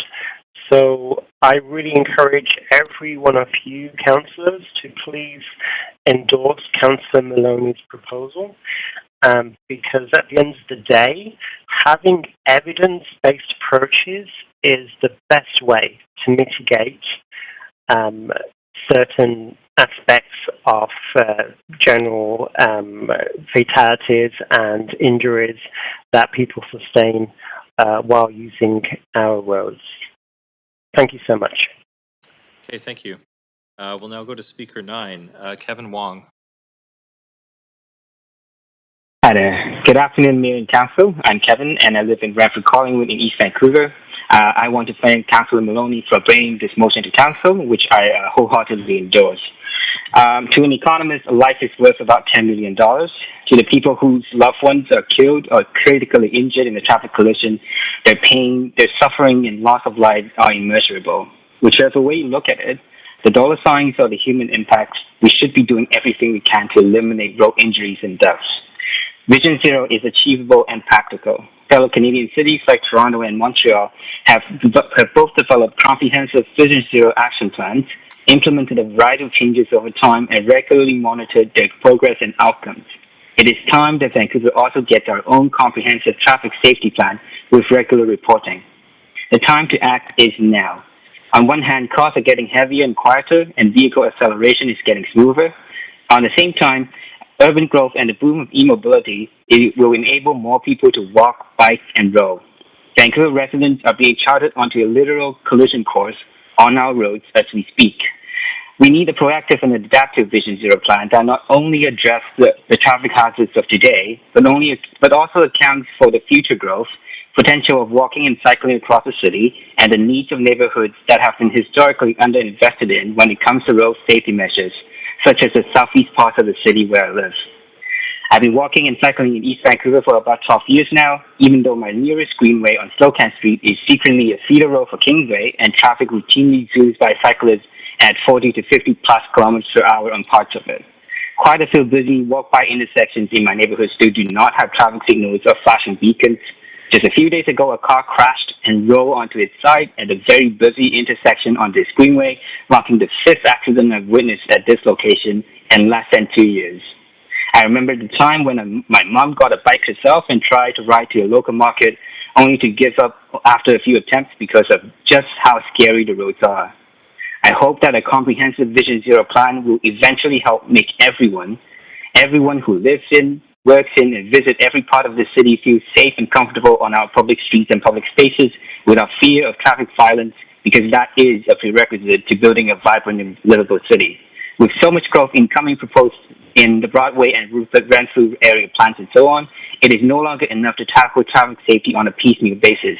And I hope that Council, who are by all means road users yourself, will vote in favor of developing a plan that would protect all users. Thank you. Thank you. We'll now go to Speaker 10, Michael Hall.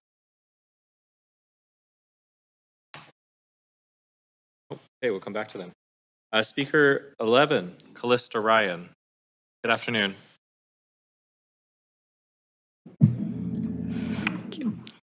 Good afternoon, everyone. I'm Callista Ryan. I'm a resident of Vancouver, and I'm excited to be speaking in favor of this motion.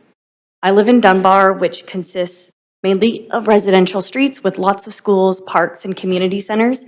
However, there are a lot of major streets, such as West 16th, King Edward, Southwest Marine Drive, 41st, that also directly turn on to single-lane residential streets directly from those heavily trafficked roads.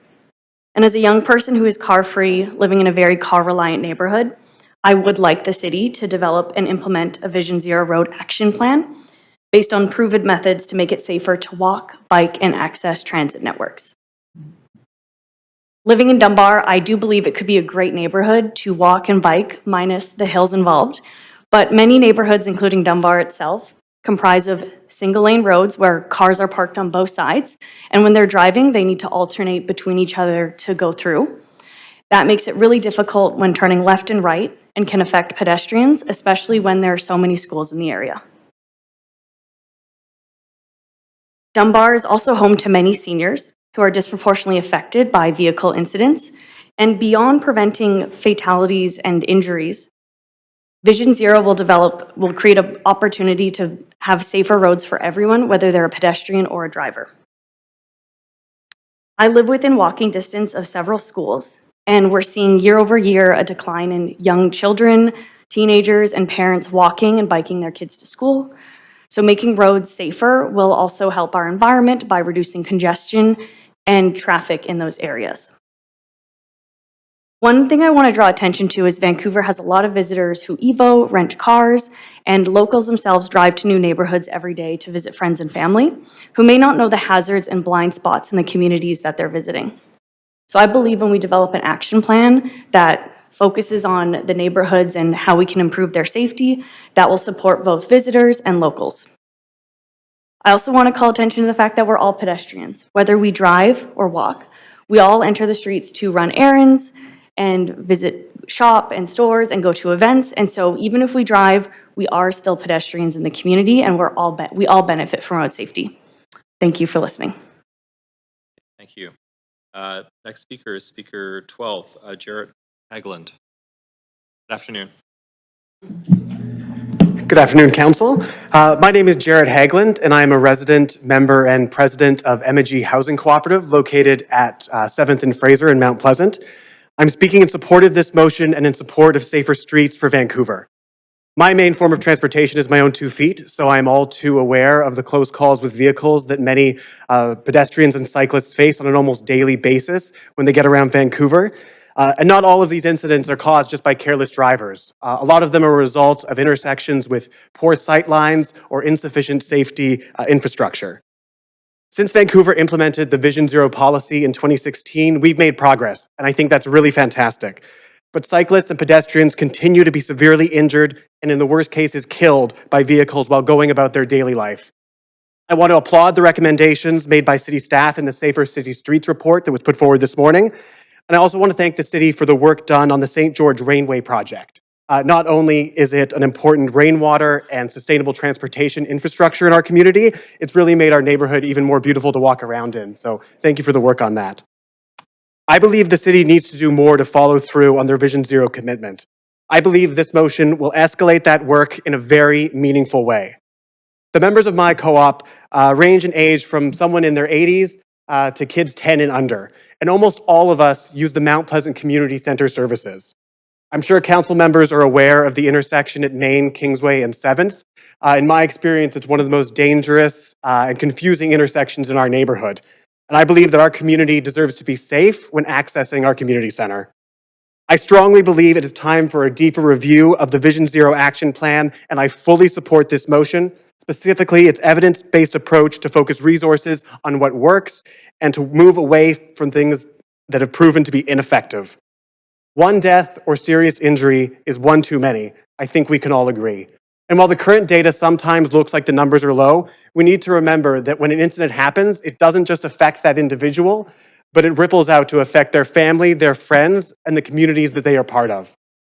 I want to thank Councillor Maloney for bringing forward this motion, and I want to thank the rest of council in advance for supporting this motion, to re-engage, to support staff, to work on our city's Vision Zero commitment, and improve the streets in Vancouver. Thank you all.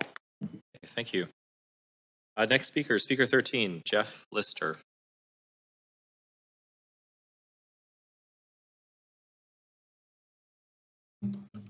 No. Back. Speaker 14, Ian McPhail Bartley. Hi, I strongly support this motion. The fact is, the number of serious injuries and fatalities on Vancouver's roads is basically the same as it was almost 15 years ago, the year before Transport 2040 was presented to Council. We still have about 250 serious injuries and fatalities on Vancouver's roads every single year. I don't know why the earlier staff presentation didn't plot serious injuries. It just showed all injuries, because that's a bit misleading. The number of serious injuries has remained about the same. Population growth is no excuse. We all know that new residents are primarily in denser housing, making them substantially less likely to own and operate motor vehicles, which are the primary cause of motor vehicle injuries. Clearly, the approach to road safety in Vancouver has not been working. This is obviously not the fault of this council, but today you have the opportunity to direct staff to consult with groups with policy research expertise like the BC Injury Research and Prevention Unit, who can help develop an action plan that will actually work to reduce the number of serious injuries and fatalities on Vancouver's road network.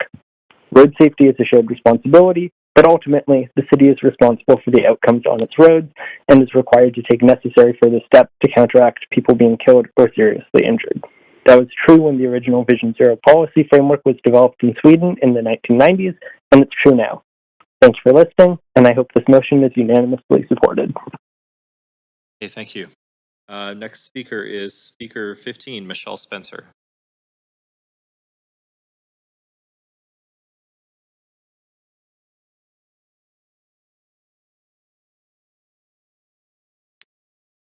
No. Okay, we'll come back. Speaker 16, Rhiannon Fox. No. Okay. Sure. Oh, is that Rhiannon? Sorry. Thank you. I'm a resident of East Vancouver, a parent of 2 school-aged children, and I'm calling in support of this motion. This is an issue close to my heart because for me and my family, safe streets are the difference between a trip to school feeling joyful or scary, between independence for me and my children and the fear that they won't make it home in one piece. We're extremely cautious when we travel around the city, and we've still had countless close calls. 1 block from our house, at an intersection my kids cross regularly on their way to the bus, I saw a pedestrian hit and injured by a right-turning driver in a crosswalk. My kids have witnessed a cyclist hit by a speeding driver on a designated bikeway.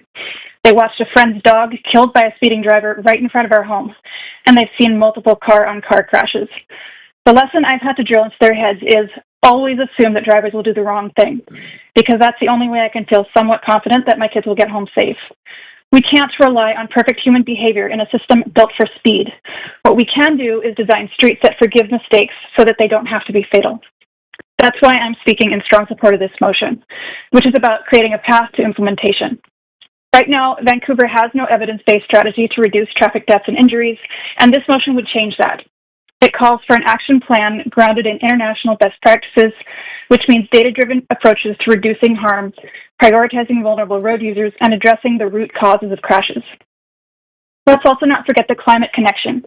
Transportation is Vancouver's largest source of greenhouse gas emissions. If we want people to get out of their cars, we need to make those choices feel safe. People can't choose low-carbon trips if they fear for their lives doing so. We know Vision Zero works to eliminate deaths and serious injuries. We've seen it in cities like Oslo, Helsinki, and Hoboken. As a parent, I want my kids to be able to walk or bike to school, or even just wait at a bus stop without fear. As a community member, I want everyone, from seniors to delivery workers to people using mobility aids, to feel safe on our streets. This motion lays the groundwork for that future. Please support it and take this important step for making Vancouver a city where no one has to risk their life just trying to get home. Thank you. Okay, thank you. Next speaker is speaker 18, Iona Bonamy. Hi. My name is Iona. Hi. My name is Iona Bonamy. As a resident of the Cedar Cottage, Kensington neighborhood, a transportation planner who used to work at the city, a mother of 2 young boys, and a daughter to 2 aging parents who also live in Vancouver, I am in strong support of this motion, and I'd like to thank Councillor Maloney for bringing it forward. Each time my kids walk or bike to school or to a local community center by themselves, my greatest worry is whether or not they would be hit by a vehicle when they're crossing the street. That's because, as has been talked about a lot already today, traffic collisions continue to cause high rates of injuries and fatalities in the city, despite our existing Vision Zero action plan. And just last year, a neighbor was hit at the end of our block while they were on their bike because the driver didn't stop at the stop sign. And in 2023 alone, there were 16 deaths, with pedestrians making up the largest proportion of fatalities. And as has been pointed out by Councillor Maloney's motion, seniors account for almost half of the pedestrian fatalities. Many of the collisions and dangerous intersections are also in communities such as South Vancouver, where there are more equity-denied communities, including racialized people, people with lower income, newcomers, and seniors. As our city continues to grow, unless we do something about it, there will be increased vehicle traffic and ultimately more crashes. And at the same time, the way people are traveling is changing. People are using more ways to get around, including ride-sharing services such as Uber and micromobility devices such as e-scooters, e-wheelchairs, and e-bikes. These road users can be more vulnerable in a crash without proper road infrastructure to keep them safe. On top of that, our population is aging. This means more people are at risk of becoming seriously injured or dying from vehicle collisions. But the good news is that there is a lot that can be done to reduce these risks, and other cities are taking this issue seriously and putting in resources to implement solutions that are proven to reduce injuries and fatalities from vehicle collisions. I'm really happy that Council passed the earlier staff recommendation to reduce speed limits on many local roads. And it's fantastic that staff will continue to look at ways to make our streets safer and that they plan to update the Vision Zero action plan. What this motion does is provide clear direction to staff on some of the key things to include in this update. This includes focusing on measures that are proven to improve safety and ensuring partner organizations that can provide city staff with valuable insights and support are engaged during this process. This is a major public safety issue, and we need to make sure we're doing all that we can as a city to protect our residents. They deserve that, my kids deserve that, and my aging parents deserve that. And I urge you to support this motion. Thank you. Okay, thank you. We'll now go to speaker 19, Victor Villas-Boas Chavez. Oh, okay, we'll come back to them. Speaker 20, Nathan Davidowicz. It's supposed to be in person. Oh, okay, we can come back. Speaker 21, Manav Sharma. Hi, good afternoon.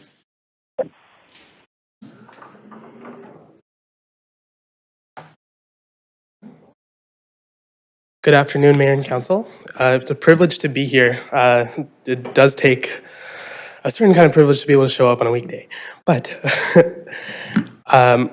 I'm really fortunate to be able to speak on this motion, and I am 100% in support of this motion. I'm really glad it's been brought forward.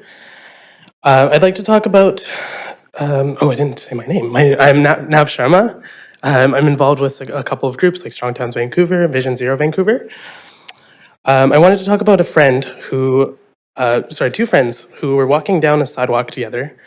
They were holding hands because they're a couple, and they tripped on a sidewalk. It was late at night. And it's kind of a funny situation if you think about it, because, not them getting hospitalized, but, they had bandages for a little while, and eventually those bandages left their hands, and there's an engagement ring on their finger now, so congrats to them. That's awesome. But the sidewalk is still the same. And I can tell you the particular space that this is, but I don't think that matters because this is a lot of places. My main reason for bringing this up is the way we think about street safety and accessibility, especially because my friends are able-bodied. A lot of people are not. And a sidewalk like this that can cause somebody to trip without really realizing it is not an accessible space, and we are leaving people out from our community from being able to get around. And what we end up seeing is we end up seeing a lot more people driving. We end up seeing a lot more people not going places and not being able to access things. Having restrictions to their mobility, like the time of day that they can travel. So I think a lot of speakers before me had the opportunity to talk about safety, and I'm really glad that a lot of great points were mentioned, so I can keep my speech short. I did want to talk about that, the friends who were walking example. So when we think about the hierarchy of controls, which is used to help develop street safety programs with Vision Zero, but also it's used for workplace safety programs.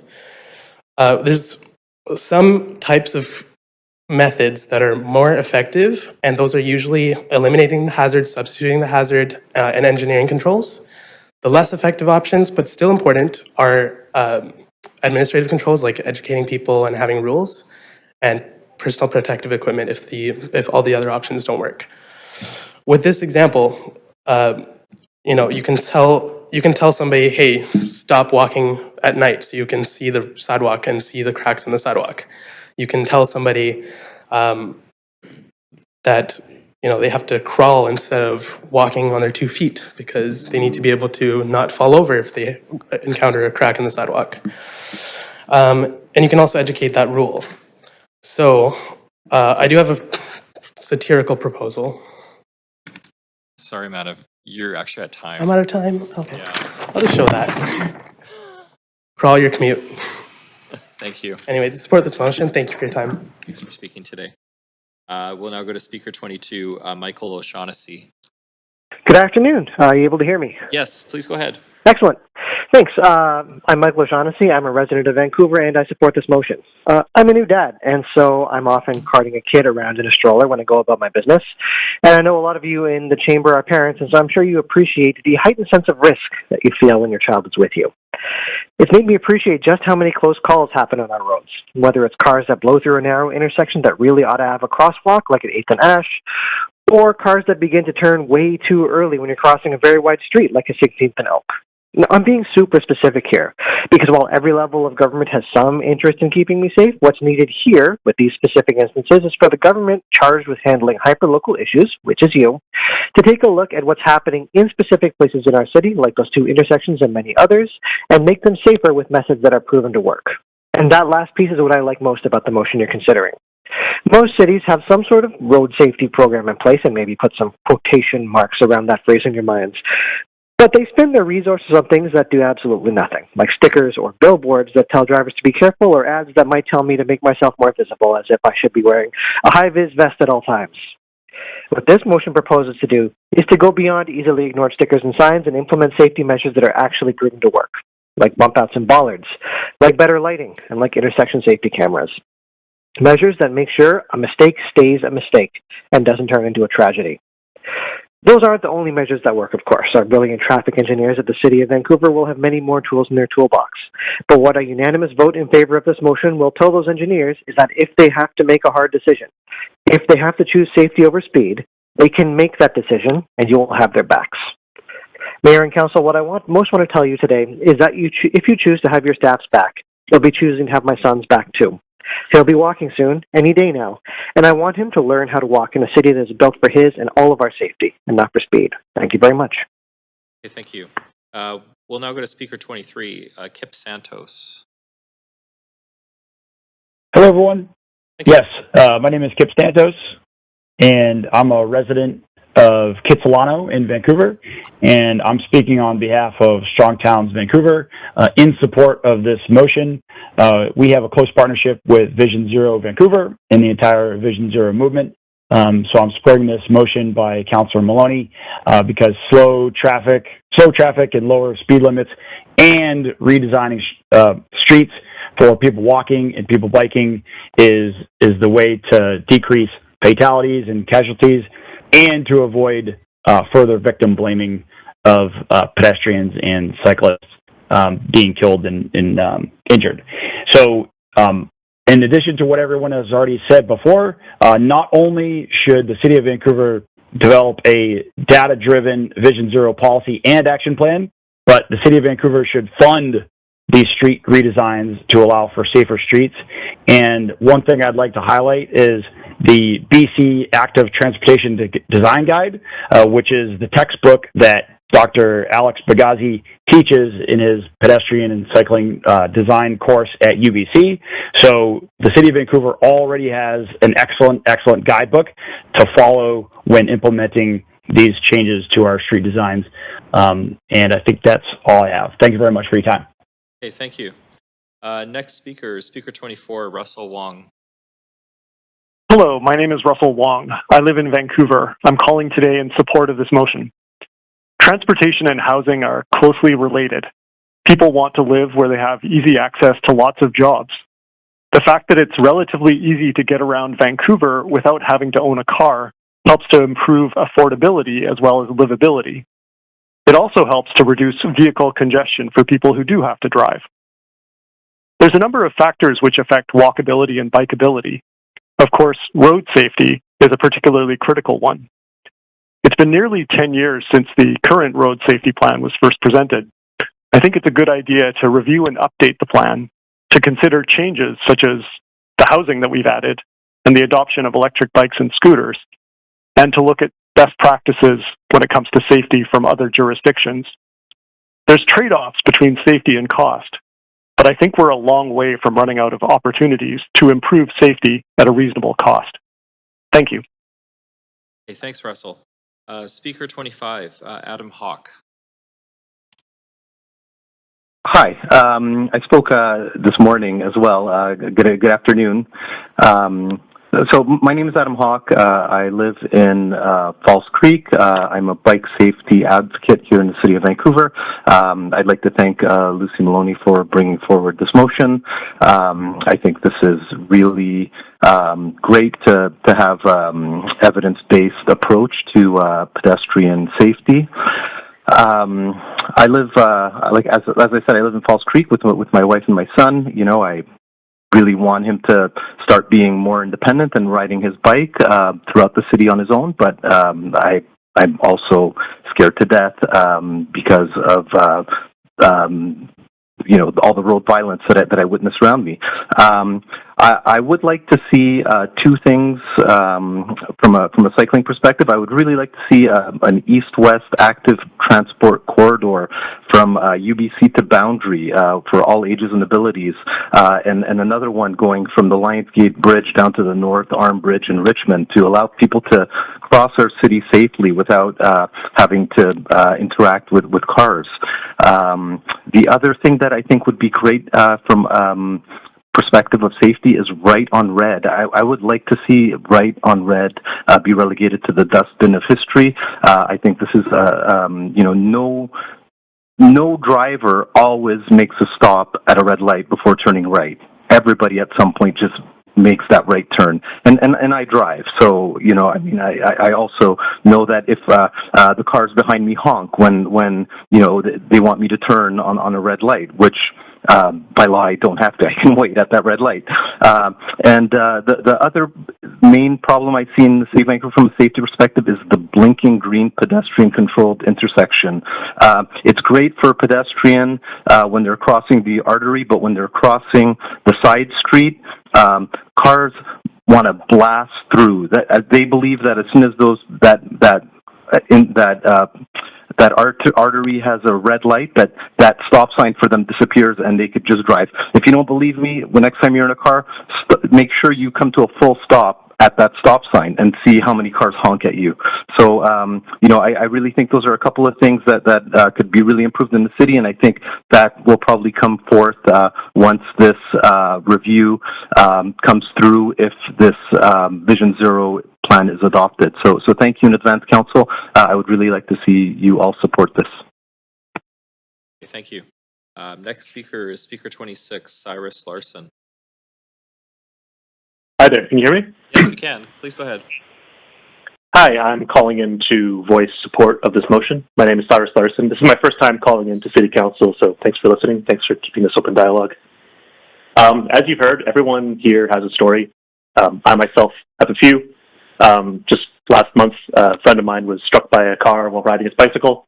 He broke his hand. A few months before that, my brother was hit by a car on his way to work. He commutes every day by bicycle. His bike was totaled. ICBC bought him a new one, but it was quite traumatic, and he was injured as well. And several years ago, a good family friend of mine by the name of Ryan, he was struck and killed by a car as well. So as you can tell, everyone's got a story. I myself was at the Lapu Lapu Day Festival a few months ago, and might not be a direct issue, but it does sort of point to a broader issue in the city. So I've been a lifelong cyclist, lifelong driver. Well, not lifelong, but since I had a license. And I just want to say that, I strongly support this motion. I do think there's a lot of evidence-based things that the city can do to improve this. And thank you very much. Hey, thanks, Cyrus. Next speaker is Speaker 27, Kat Och. Hi, can you hear me? Yes, we can. Please go ahead. Amazing. Thank you. My name is Kat Poach. I am a resident of the Grandview Woodlands area in Vancouver. I'm also a letter carrier with Canada Post, and I work regularly for the Canadian Union of Postal Workers. While I cannot speak on their behalf today, I will be referencing my experience with both organizations. In 2016, I was struck by a vehicle as a pedestrian 3/4 of the way through the crosswalk, traveling north on Victoria at 33rd Avenue. I was thrown 20 feet from the vehicle. I landed on my face. I had a lung collapse. I broke every bone in my face. I have a large gash on my forehead. I have nerve damage in my head and my knee. I am so grateful that since then I have recovered to the point where I was able to become a letter carrier, and I can continue to walk 10 to 12 to 16 kilometers a day. But I know that day there are 3 ways in which that wouldn't have happened. I would like to say that in the time since then, that intersection has gotten safer, and unfortunately that would be a lie. There has been nothing implemented there since the day that I was struck to change that intersection, with the exception of a high-rise going up on the northwest corner of that intersection. And because of that construction, the road is blocked on Victoria and on 33rd. And it causes quite an obstruction for both pedestrians and drivers. Because of the densification of Vancouver, which is necessary, we absolutely need more housing, but it is creating temporary roadblocks and obstructions in the road that make it really hard as a pedestrian to traverse the city safely. In addition to that, I am, as I mentioned before, a member of the Canadian Union of Postal Workers. I regularly work on restructures. As we speak, the routes for downtown, Olympic Village, Mount Pleasant, Strathcona, and quite a lot of Grandview Woodlands are being restructured. And in doing so, we need to try and find parking for the letter carriers that are walking down there. Because of the densification and the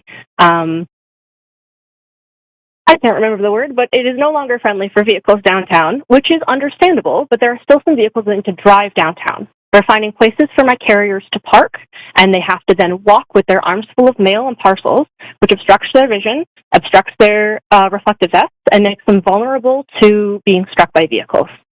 In the past 3 months, I've had at least one member struck and injured by a vehicle.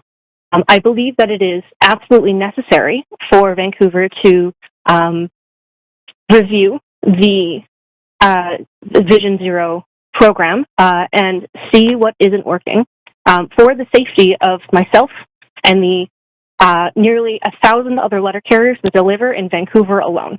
Thank you. Thanks, Kat. Just noting the time, and I'm just wondering what the will of council is in order, if they want to continue, push through dinner break, or something different. Oh, okay. Apologies. Councillor Montague. Yeah, just looking at the time. And I suggest I move a motion to complete speakers for this item before we break for dinner, or complete that item. Okay. I don't know how long debate and decision will take, so maybe we should just. Are you proposing to complete this item? You know what? I'm looking at the time. We still have a handful of speakers. Why don't the motion is to hear from, complete the speakers list before we break. We still have some more speakers. We have about 6 more speakers, and then we have to go back through the list, and then we'd have debate and decision. So I don't think we should do debate and decision. Let's just hear speakers. Then that would be the motion I would put on the floor. Proposing? Okay. I'm wondering if we should hear from others, or... Yeah, okay. Hold that thought, and let's just debatable. go through the queue. Councillor Bly? Thanks very much, and appreciate Councillor Montague's for thinking on this. I was inclined to have us push through, but I wasn't clear on where we're at with the speakers for the next item, recognizing that many of them are in person. It would be rather frustrating to have them rush to City Hall right now and then us take a 1-hour break. So I just am wanting to offer that as a consideration, that we just effectively communicate with the speakers as much as possible, because I think we could actually get through the rest of the agenda before 6 o'clock, likely, at this rate. Yeah. Thank you. Councillor Dominato. Yeah, thanks. I was going to say, I know if people are thinking or feeling that they need a break, I was also going to propose, it would be an amendment to Councillor Montague's motion, which was to hear all of the speakers for the remaining speakers from this motion and the speakers to the next motion. And we would defer debate and decision on those motions until after hearing the speakers. So you'd have to sort of do a pause on the current motion. We've done this in the past where we've your speakers for both these both motions. Then do debate, and then you could have a break if people need dinner. That's another way of approaching it. Is just what I'm saying. Is so we accommodate the speakers who are coming probably in person right now. Councillor Kirby-Young. Yeah, I'm happy to hear speakers on this item, and then I would suggest that's a natural close. I also have a couple of deputy mayor commitments, so I can't push through, or I'm going to have to cancel obligations if we go all the way through dinner, and I think staff also will deserve a dinner break, respecting that we've got to hear 6 speakers on this item, 12, I think, on the other. It's a fair amount, right, in terms of pushing through, so that would take us probably at least till minimum till 6, maybe 6:15, 6:30, depending on the timing. So, okay, there's a lot of different ideas here. Councillor Joe. Yeah, so I don't want need all the speakers waiting. I'm okay with finish all the speakers. Can I also suggest take a shorter dinner break so we finish this item earlier? Councillor Joe, are you suggesting that we finish speakers for both items and then take a shorter dinner break? Yeah, 30 minutes dinner break and then finish the rest of the business, if that's possible. Okay. Oh, sorry, Mayor Sim. Oh, apologies. I'll put you back on. Go ahead. Mayor Sim.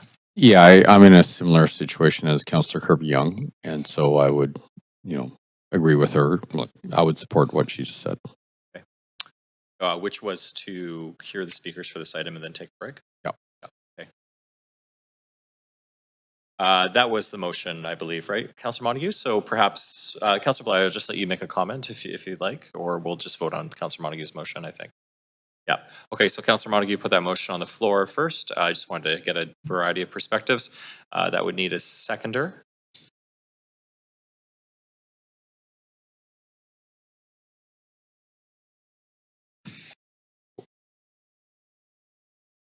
And that would be a hour dinner break, yeah.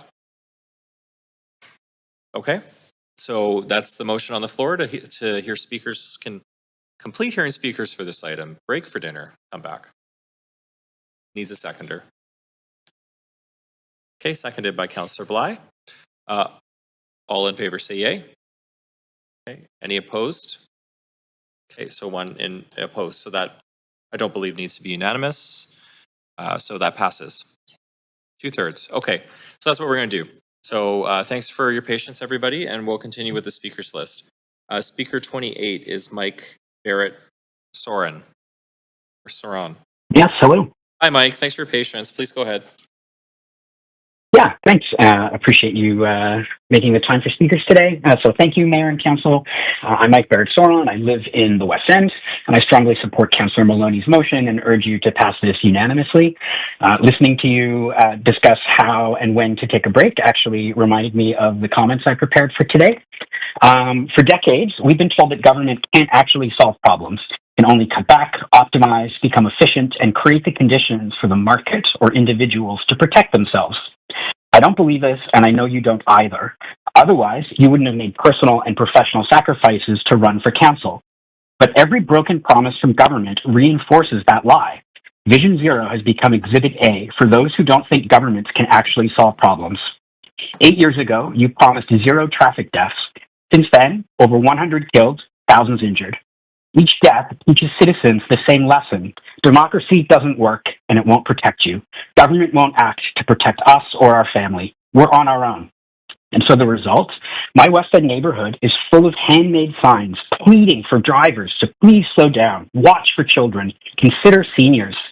Someone built their own orange flag system for street crossing at a dangerous intersection a block from my home. It's not something that evidence supports, but it is a desperate act by someone who feels like their government has abandoned them.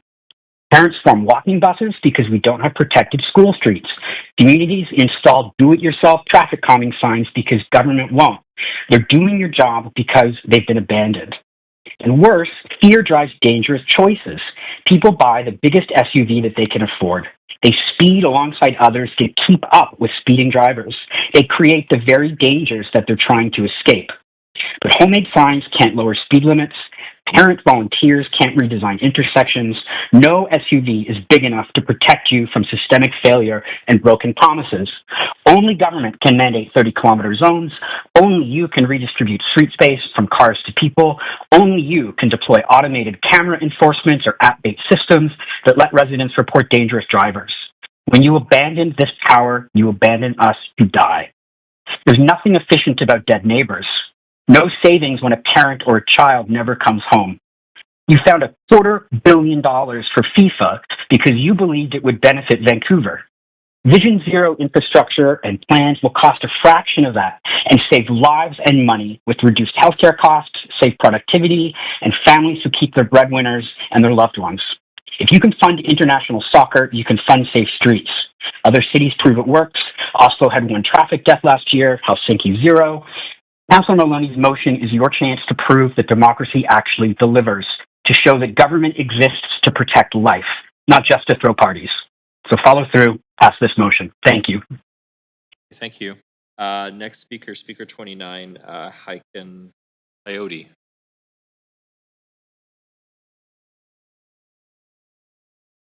Phone, possibly. Do we have?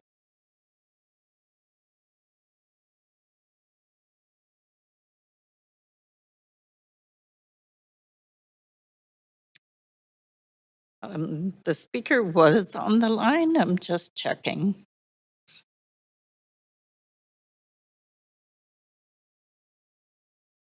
Hello, can you hear me? Yes, we can. Please go ahead. Oh, perfect. Thank you. My name's Hawken Coyote. I'm a resident of Kitsilano in Vancouver, and I'm speaking in support of this motion. There's been a lot of speakers who have raised a lot of excellent points, but I wanted to provide a bit of a different perspective from my professional work. I am an air ambulance pilot with the BC Emergency Health Service, and I've spent many hours flying around the province and seen firsthand the impacts of car crashes and traffic violence on not just the residents of Vancouver, but people across the province. And while those things are sad, they're also preventable. And I know this because I'm a pilot and I work in a transportation industry that's the safest in the world. And, flying is safer than driving by just incredible orders of magnitude. It's certainly safer than my cycle to work. As a pilot, getting to work is the most dangerous part of my day, and I'm sitting, 30,000 feet in the air in a machine that has thousands of moving parts. So, there are methods and there's proven ways that we can make our transportation system safer. We see that in aviation. If an aircraft crashes, it is frontline news around the world. And why is it that when someone dies on the streets of Vancouver, we basically blink and move on? And it's just that the level of care that we put into preventing aviation deaths is obviously not the same that we put into preventing deaths on our roads. So I really would like to thank Councillor Maloney for bringing this forward. I urge you to support it. And the evidence-based solutions are pretty simple here. Like, if anything happens on a flight that I operate where we have, a failure of some aircraft component, let alone an incident or an accident, that's investigated by Transport Canada. They come in, they tear it apart, and they look through every contributing factor to try and make sure that it will never happen again. And that's the type of approach that we need on our roads, and I hope that that's the approach that looking again at the Vision Zero plan can bring us in the city. I'll leave you with this. In doing some research for this, I found a NASA study that basically found a perfectly well-trained flight crew makes about 14 mistakes every flight. And those mistakes, they're not fatal. And that's because the entire system is designed to catch them, to bring them to the attention of the flight crew, and to make sure that those mistakes are not going to have deadly consequences. And we can design our road networks, our transportation system I'm really sorry in the to cut same you way off, with but those fundamental things. You're quite a bit over Thank time. you. Thank you so much for calling. Speaker 30, Fabian Contreras. Good afternoon, Council. Can you hear me? Yes, we can. Please go ahead. I live in Vancouver, and I want to speak in support of this motion. I believe that everyone agrees that no one should die trying to move around our city. So I use public transit primarily to get around, and when I'm not doing that, you'll see me cruising around in my little two-door Fiat. To me, this motion isn't about being pro or anti any one mode of transportation. It's about recognizing that our streets are shared spaces, and they need to work safely for everyone, whether you're walking, cycling, driving, or taking the bus. So it's not about taking anything away from drivers. It's about building a city where people can move around confidently and without fear, regardless of how they travel. Vision Zero is based on a simple but powerful idea. Human error is inevitable, but death and serious injury are not. People will make mistakes, cyclists, pedestrians, and drivers alike. But the price of a mistake on our streets shouldn't be your life or someone else's. Vision Zero asks us to move away from blaming individuals and instead to design streets and policies and systems that anticipate and forgive human error. So think about a construction site. We don't just put up a sign that says, be careful and hope for the best. There are hard hats, marked walkways, guardrails, safety plans. The entire site is designed to minimize the risk of injury and death, even when people make mistakes. Our streets should be treated the same way.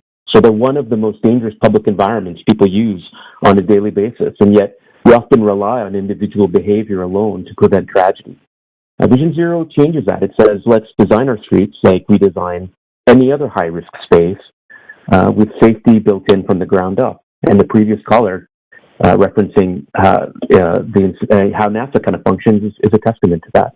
So this isn't a radical idea. It's the foundation of modern traffic safety policy in cities around the world and here in Canada. It's an approach that works when it's matched with the political will to see it through. And that's where you come in. So council direction matters. By committing to update the city's existing policy, you're doing more than just responding to staff reports. You're making a clear, forward-looking statement that this is a shared priority. It's not about politics or posturing. It's about ensuring the safety of people in our city, no matter where they live, how much they earn, or how they get around. So council direction, like what is proposed in the motion, depoliticizes decisions down the line. It gives staff the clarity and mandate to act consistently and strategically without needing to interpret signals or navigate shifting priorities. You set the direction and allow the dedicated and talented staff of the City of Vancouver to implement it with confidence and accountability. It can also work in tandem with modern and innovative planning ideas that make our city a much more dynamic place. So make no mistake, the consequences of inaction are real. You've seen the statistics in the motion. These aren't numbers. They're families torn apart, their lives lost on the way to school, work, or grocery stores. So by supporting this motion, you're recognizing that different people in our city are also impacted in different ways by policy. Racialized people, those with disabilities, are impacted more by unsafe policies on our streets. So I urge you to support this motion that Councillor Maloney puts forward. Thank you. Thanks, Fabian. Next speaker, speaker 31, Seper Pancheno. Oh, sorry if I'm not pronouncing that correctly. Please tell us how your name is pronounced. Yeah, good afternoon, councils. My name is Seper Pancheno. I'm a community services coordinator at the West End Seniors Network and also a resident of the West End neighborhood.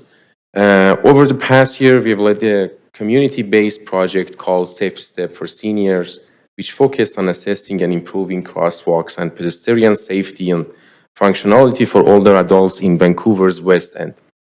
So today I'm here to speak in support of this motion. As an urban planner and someone who works closely with older adults in the West End, I witnessed firsthand how the design of our street, intersection and sidewalks directly affects their ability to move through the community with confidence and dignity. Through our project, we conducted walkability audits and hosted a few focus groups with older adults to better understand the most urgent barriers they face.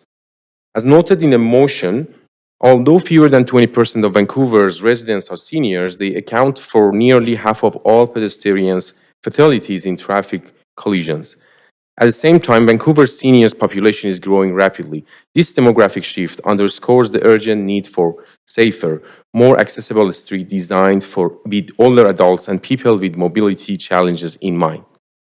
Through the Safe Step for Seniors project, we heard directly from older adults who describe feeling unsafe at intersections where crosswalks are unclear, signals are broken, and cyclists ride without lights or regard for traffic rules. Many also avoid walking at night due to poor lighting or discomfort in public spaces that feel neglected or unsafe.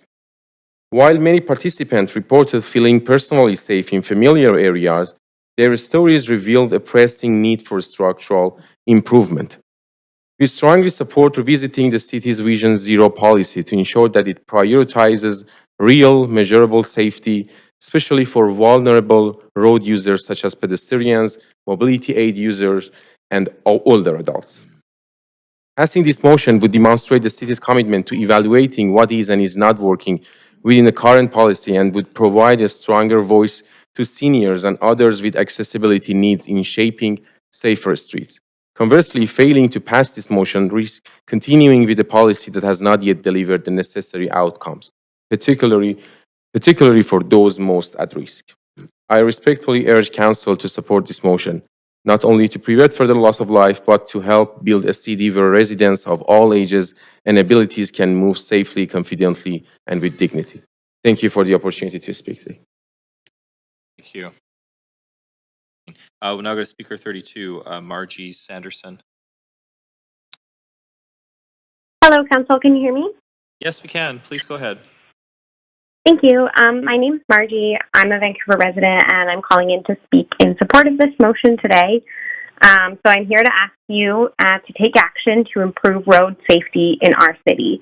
And I'm doing this because I genuinely believe that reaching 0 annual traffic deaths or serious injuries is an achievable goal for our city.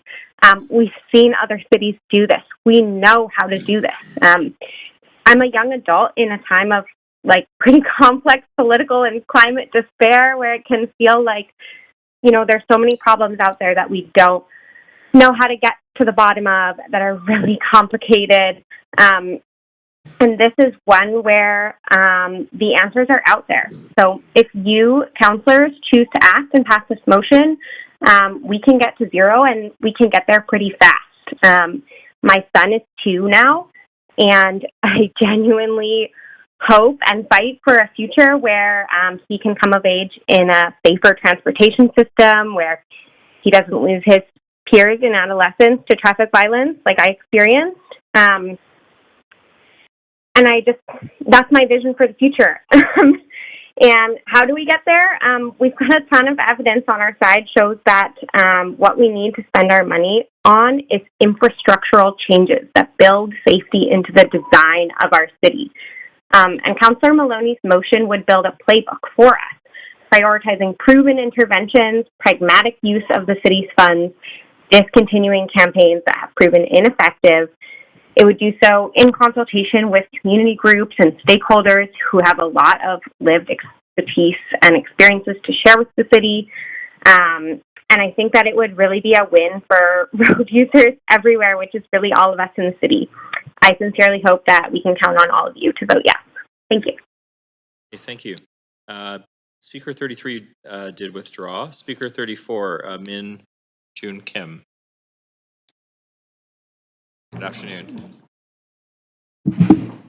Hello, good afternoon. I'm a resident of Kerrisdale, and I've come here today to share a more contrarian opinion. Since I am not a walker, I drive everywhere. I consider myself a motoring enthusiast. I love cars. I take every opportunity to drive. In fact, I love driving so much that I take, on average, about 100,000 kilometers in a year. And I also love driving so much that I took on a casual job driving a minibus for seniors. And that love of driving actually puts me at the greatest risk in our very dangerous streets, because the number one complaint about me driving is other drivers. I like to pride myself in taking my responsibility as a driver very seriously. I read through the Motor Vehicle Act back to front many times. I read through the straight-in traffic bylaws. I do pre-trips every day on my own car and my professional car. But most people don't do that. Most people take safety when they're driving very complacently, and they just use cars as a means of everyday commuting vehicle instead of a two-turn heavy machinery that we should be revering and be fearful of the safety implications. In fact, just last year, I was in a car crash where I lost my beloved vehicle. Still haven't gotten over that. The supports from ICBC of losing your car is very, very low. That can be very improved. But I say all of that because I don't want to be in a place where driving has to be the only way for a lot of people. I drive because I love it, but then driving is the most convenient thing for me because there aren't any much viable other options available for me myself. Like if our streets were much more hospitable for walking or cycling, if they were a much more enjoyable place to be than just driving everywhere, then I would take that option. And I'm sure a lot of other people would so too. And part of being a Vision Zero plan is that we should be putting forward policies that disincentivizes us from driving, because the best kind of driver is a safe driver, but what's a better kind of driver than a safe driver is someone who's not driving at all, right? I mean, I have a lot of safety ideas to talk about too, but all the speakers before me already covered so much of it, so I'm sure the councillors have a good idea of what people want. I just want to add that with these structural changes, I hope that you follow through on your plan to consult all the different stakeholders that are necessary, and to also look into following that up with proper enforcement of these new policies. Thank you. Okay, thank you. Okay, we're now going to go back through the list of speakers before breaking for dinner, the speakers that weren't available. So we'll go back to speaker number 1, Jason Talkman. Hi, Councillor Meissner, can you hear me? Yes, we can. Please go ahead, Jason. Thank you. My name is Jason Talkman. I'm a resident of Vancouver, and I support this motion. Public safety. Almost everyone here on council ran on it. For me, as a pedestrian, a cyclist, and a driver, public safety is very much about the safety of our roads. According to the VPD, we lose around 20 of our neighbors to vehicle collisions every year in Vancouver. More than half are pedestrians. Those who survive vehicle crashes often sustain life-altering injuries. Like my close friend who was run over by an SUV driver at the corner of Victoria and First.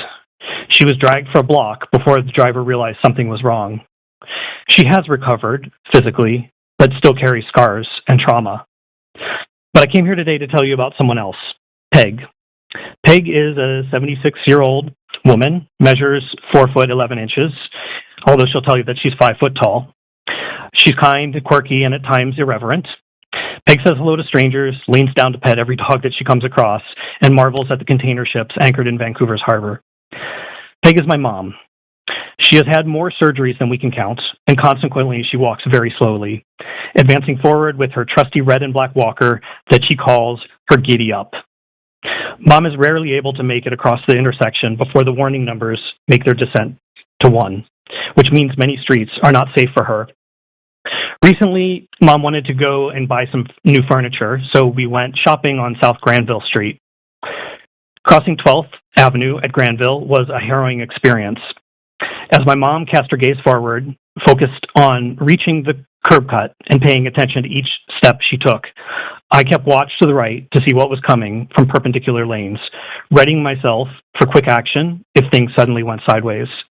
I realized that we were one distracted driver away from a catastrophe, one driver quickly changing lanes, one driver who saw a green light ahead and missed the small woman emerging into his lane. Another day, Mom was out by herself on an errand to a government office on Broadway. I couldn't join her, so we arranged a drop-off and pick-up from a kind driver at her retirement community. There was a long queue at the office, and as she waited, she noticed that there was a cute cafe on the far side of Broadway. Mom wondered what kind of muffins they might have, and she got up to check it out. I just happened to call her at that moment to see how the appointment was going. Broadway is not safe, I managed to warn her, for somebody whose giddy-up moves at the pace yours does. Where my mom lives, vehicular traffic is well controlled with raised crosswalks, bollards, and other infrastructure designed to keep seniors, children, and people with disabilities safe. But much of the city is not accessible or safe for people like Mom. According to the City of Vancouver's website, 45% of pedestrian fatalities were seniors 65 and older. I understand why. I hope you each take seniors in our community into consideration as you decide how you're going to vote on this motion. Thank you. Thank you. We'll now go to Speaker 2, Elizabeth Locke. Nope, okay. How about Speaker 4, Kara Eng? Yeah. Hi, can you hear me? Yes, we can. Oh, great. Excellent. Hi, Mayor and Council. My name is Kara Ing, and I'm a resident of Vancouver. Today, I'd like to express my support for Councillor Maloney's Vision Zero motion. A little more than a year ago, a near tragedy brought home just how thin the line between life and death can be. My dear neighbor's sweet 7-year-old was crossing a busy intersection close to our housing complex when he was struck by an SUV. The accident happened during the tiny sliver of time when the green light changed to red. The driver tried to clear the intersection a touch too late, and my neighbor's son tried to cross it a touch too early. Miraculously, he survived the accident and was relatively unscathed, with minor bruises and scratches. We're extremely grateful for this enormous mercy, but are also well aware of what may have happened. Surely, human error to which we're all prone should not be the difference between life and death. Ever since this horrifying incident, I've been on repeat mode with my 11-year-old. I tell her to press the cyclist button because the pedestrian button is too close to speeding cars. I tell her to wait 3 Mississippi seconds after the light turns red and cars come to a complete stop before crossing. I tell her, above all, to stay vigilant and safe. My 2-year-old is also learning about the dangers of the road and now says, "Be super careful, cars coming," whenever we cross the street together. I've often wondered if my reminders have become unhealthy or obsessive. I realize now that it's a reasonable response to the close calls I see every day, to the far too many gut-wrenching car crash scenes I've passed by over the years. Like so many of you, this anxiety has little to do with irrational precaution and a lot to do with the very real danger of being a pedestrian or motorist or cyclist on streets that are often poorly designed. Thankfully, there's a better way to ensure safety, far beyond pleading with our children to count to 3 in Mississippi seconds. And it's why I'm here in support of Councillor Maloney's motion. What would you do to protect your loved ones from getting injured or killed on the road? The answer to this should be, I would do everything. Between the status quo of death and injury and a future where losing someone you love in a car accident is far, far less likely, the choice could not be more clear. Thank you. Okay, thank you. Speaker 6, Michelle Scar.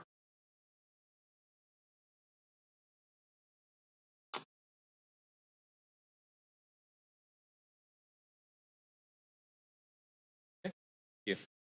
Do we have Speaker 10, Michael Hall?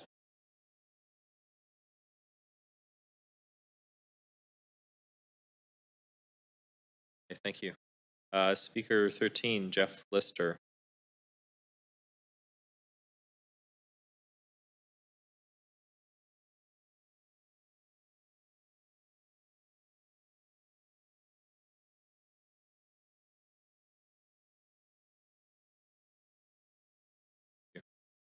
Speaker 15, Michelle Spencer. Hi, yes, I'm here. Hi, Michelle. Please go ahead. Thanks so much. I'm calling in from a public space, so there might be some background noise. My name is Michelle Spencer. I'm a resident of Vancouver and a member of Vision Zero Vancouver. I'm speaking in favor of the motion to develop a Vision Zero road safety policy and action plan. I'm speaking in favor of this motion because a few months ago, I got to join the ranks of those of us who have been hit by cars while cycling in the city. It's hard to describe how much of a negative impact this had on my life. In the grand scheme of things, it was a relatively minor collision. From far away, it might have even looked like the SUV that hit me just knocked me over. The result was a concussion, a completely totaled bike, never to be ridden again, and a soft tissue injury that resulted in months of pain and rehab, for which I'm still feeling the effects. This incident took place in the intersection of 2 roads that are already in Vancouver's bike network, the Heather Street Bikeway, and a cross street that is already in the Slow Streets program. The earlier motion on this agenda addresses lowering speed limits, but my experience demonstrates that while this is a necessary first step, that is not going to be sufficient to protect cyclists and pedestrians. I won't list the many ways this affected my life, but one of the things that still bothers me is the knowledge that I'm actually lucky in many ways. My job has a generous sick leave policy. I had access to alternative forms of transportation while I replaced my bike. I have the financial means to wait out ICBC's extremely long reimbursement processes, and I'm a relatively young and healthy person who could complete the rehab. For others, being hit by a car is the end of their riding career or results in the loss of their independence, or for some every year causes their death. I did everything in my power to ride safely by wearing high-vis clothing, using multiple lights and reflectors, following the rules of the road, and sticking to the Vancouver bike network wherever possible, and it wasn't enough. Even with the benefits of all the car safety features, thousands of people are injured in cars every year. The City of Vancouver has the power to protect cyclists like me, as well as pedestrians and drivers. We are all affected by the dangers that the design of our roads creates. I urge City Council to pass this motion and invest in real solutions that make our roads safer. Thank you. Thank you. Next speaker is Victor Villas-Boas Chavez. Hello. Hi, is that Victor? Yes. Hi. Please go ahead. Okay, my name is Victor. I'm a resident of Pearl Harbor. and I'm calling in support of the Vision Zero motion. I am extremely fortunate to call Vancouver my city, and I love my neighborhood, Cole Harbor. And one of the cutest things I can watch on a random day is a bus of children walking down the streets to school. That's the kind of thing that makes a lively neighborhood lovely. But it's kind of awful that as I'm watching them go down the street, Broughton Street, I'm also thinking of that they are crossing a few of the most dangerous streets in Vancouver for pedestrians. Bender and Broughton has, on average, more than one crash a year. Alberni and Broughton also has more than one crash a month. Georgia and Broughton has about 3 crashes a month, just on the intersection. So if you stop to think about this, these kids all over the neighborhood are walking to their schools, which is an awesome thing. We should celebrate this. But they are crossing intersections that have, if you summed up all of those, you have like 10 crashes a month. And how long? Like how long until one of those crashes impacts someone's kid, you know? And you can see like what the difference that road infrastructure makes, because if you look at Hastings and Broughton, it has less than 1 crash a month, because Hastings, at least in that section of the Hastings streets, it's pretty calm. Like it has a median, it has low speeds. It is what the other streets should look like. So yeah, I would like to keep watching those kids until the rest of my days, and I don't want to come to the day that something awful happens, and instead of changing the road, we tell those kids to not go to school on foot. So yes, please vote in favor of Vision Zero. Okay, thank you for calling. Next speaker is Nathan Davidovich. Hi, Nathan.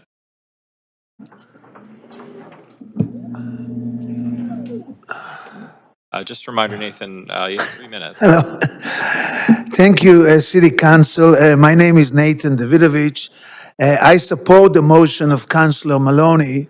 The motion was needed because the city of Vancouver is one of the few cities in BC that does not have a standing committee of City Council on transportation and on traffic commission. We can blame, of course, Vision Vancouver for all that, as well as all the other problems that they have caused us over the last, since they've been around. Hopefully, when such a committee is established, Councillor Maloney will be the chair of that committee. We have many traffic problems in Vancouver and Metro Vancouver. The fault is mainly Metro Vancouver Regional District and TransLink, but the BC Ministry of Transportation and Transit is also to be blamed. Many municipalities have different standards, and most do not implement Vision Zero properly. In Vancouver, traffic signals favor cars, not pedestrians. In many intersections, parking is allowed when we need to daylight this intersection by removing parking. The Capital Regional District in Victoria has a regional traffic commission. We need the same in Metro Vancouver Regional District. We have many success stories of Vision Zero from other cities. Vancouver is way behind, and I hope Councillor Maloney can micromanage the city staff to expedite the implementation of Vision Zero. Thank you very much. Thank you. Next speaker, not sure, that's it actually. Okay, that that completes our speakers list. And as mentioned, we were going to complete our speakers list and then a break for dinner. I'm wondering if councillors might be amenable to maybe a bit of a shorter dinner break. Say, did we move an hour? I'm not sure if clerks remember that. We did. Okay. Wondering if someone wants to move a maybe 40-minute. That's a good point. They're not here anymore. Yeah.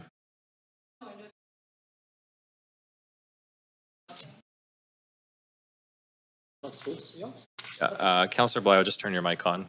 Just if you don't mind stating that for the record, please. Happy to move a motion that we come back at 6. I think that was the original intent.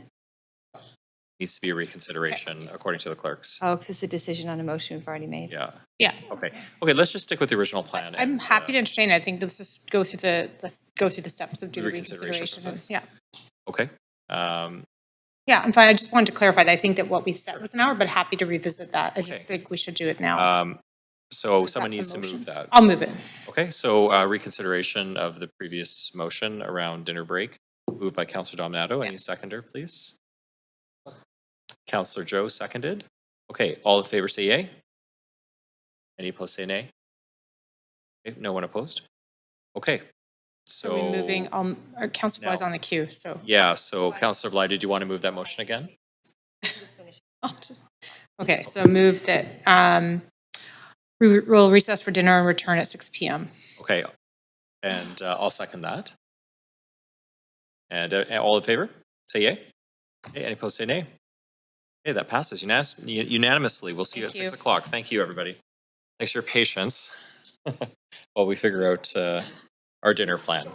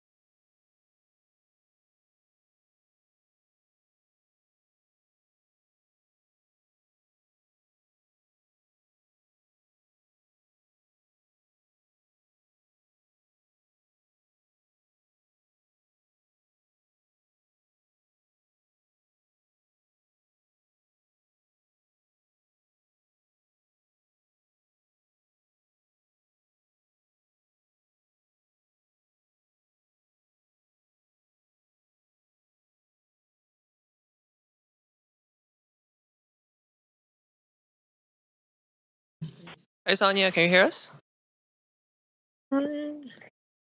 Is that you, Sonia?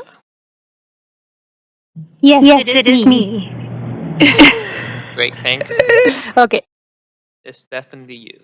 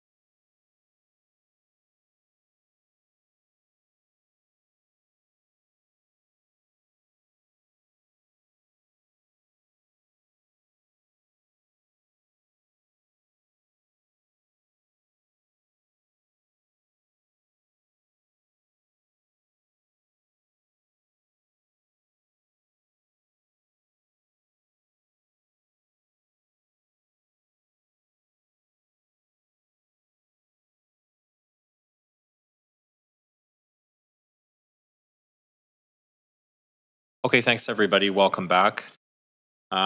We have completed speakers on motion 4, and we're now going to move to the discussion portion of the motion. So committee members, please add yourself to the queue should you want to make any comments.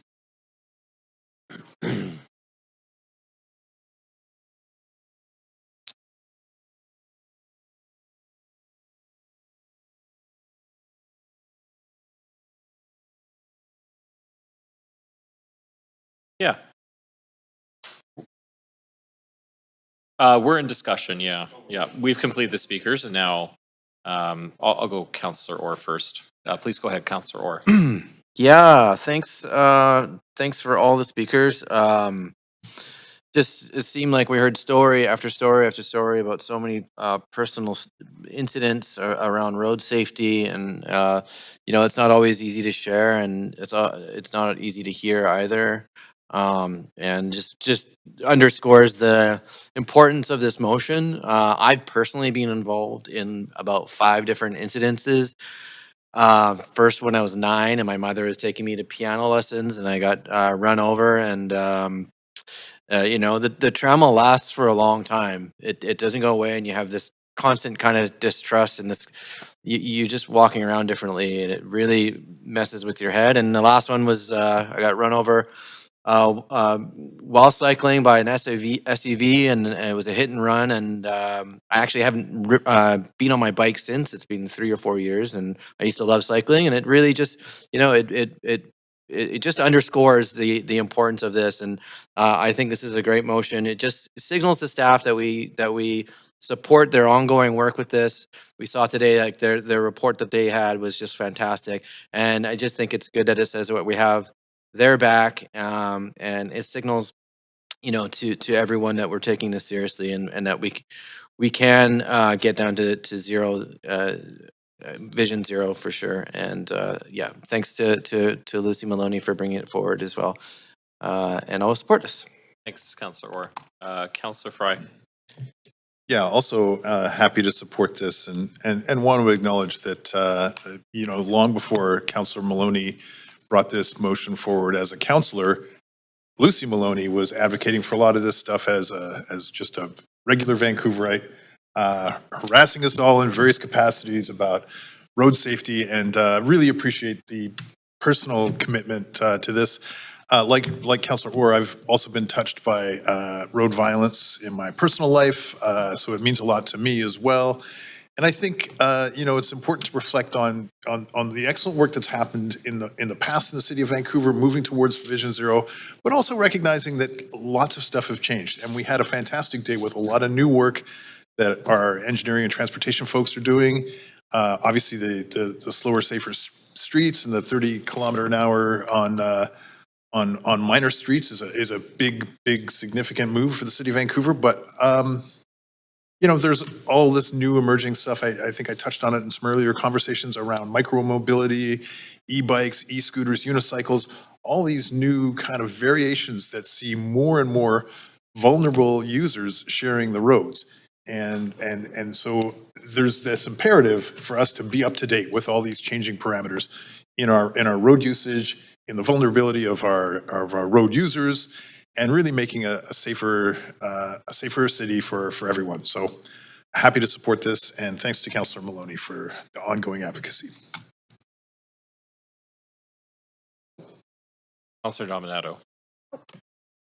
Geez, I'm just working on something and I need another moment. Thank you. Yes, okay.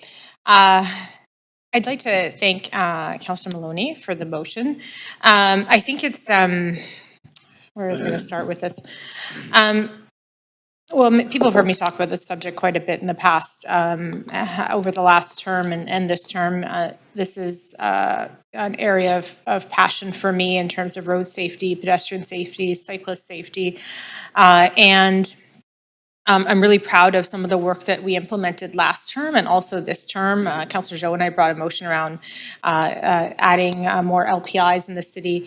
But speaking to just the human side of this is that there are real consequences and impacts, and we've just heard about a couple of them amongst our own colleagues. And when someone is struck with, and obviously worst case scenarios, we've ended up with fatalities, and staff highlighted today that on average it's at around 14 annually, and any death is too many. But also injuries. When someone is injured, that can be long lasting and physical, but also emotional. And, my brother, when he was I think 9, was struck by a motorist on a 4-lane road. He was in a marked crosswalk that had pedestrian controlled lights. And ultimately, I think it was found that both the motorist and my brother were at fault. He hadn't pressed the buttons to cross, but the motorist also didn't stop when another vehicle stopped to let my brother and his friend through. But he ended up in a partial body cast for 3 months and broken hips and leg. And he still has challenges to this day. And I reflect on that, and he was a kid. He was 9, 10.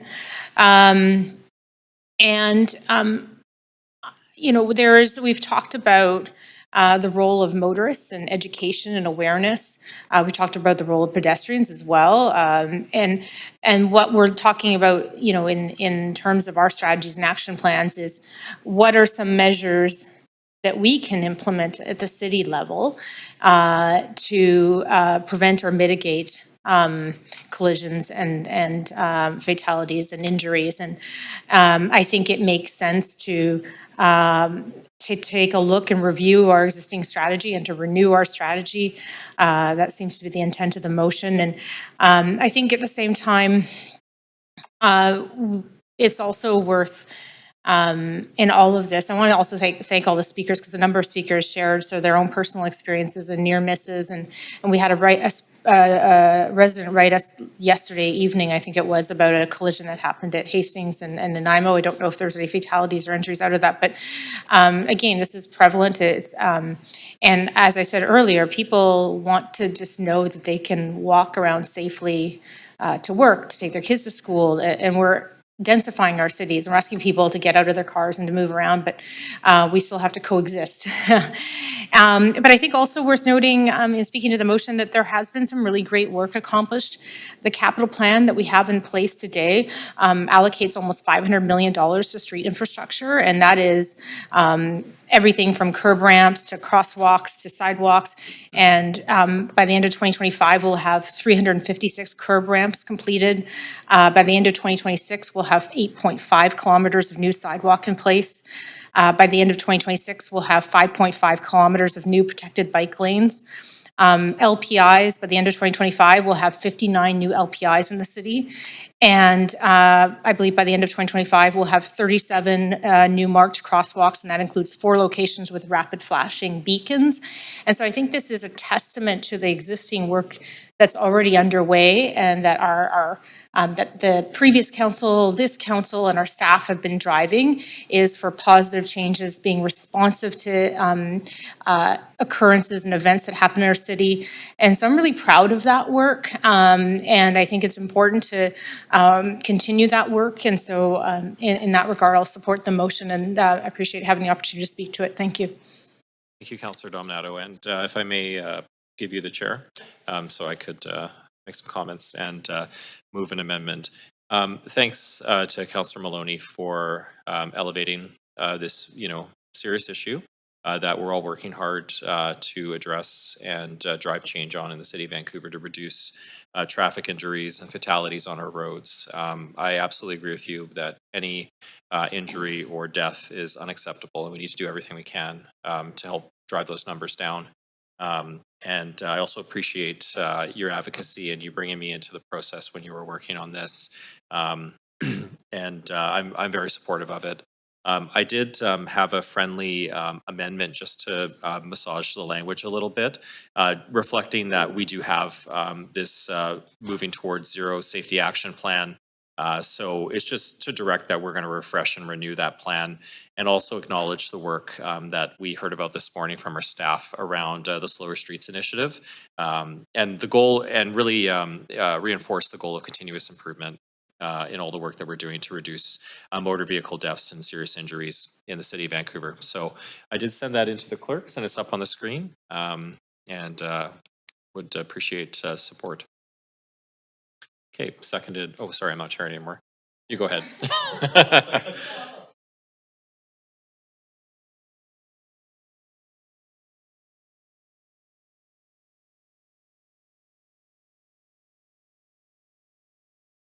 Are you on the queue to speak to the?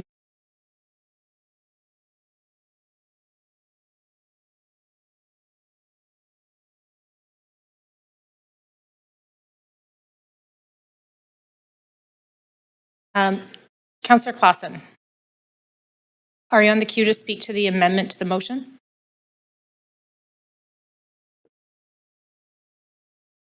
We're just going to give him a minute.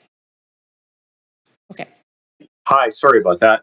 I'm happy to speak in support of the amendment. It's I think a very minor one, but having listened to our team this morning and knowing that there really is about almost a 10-year legacy of really impressive, I think, leading work around the Vision Zero mandate that Councillor Maloney's motion will help to build upon. I just wanted to, out of respect for that, just recognize that, and I think this line just tells us that we're moving forward, we're building, and we're adding to the work that already exists there, and not sort of standing at the starting line. And so that's why I'd like to support this. Thanks very much. Thanks, Councillor Claassen. Councillor Zhou to the amendment. Yeah, thanks, Chair. So also want to appreciate Councillor Maloney for bringing forward this motion.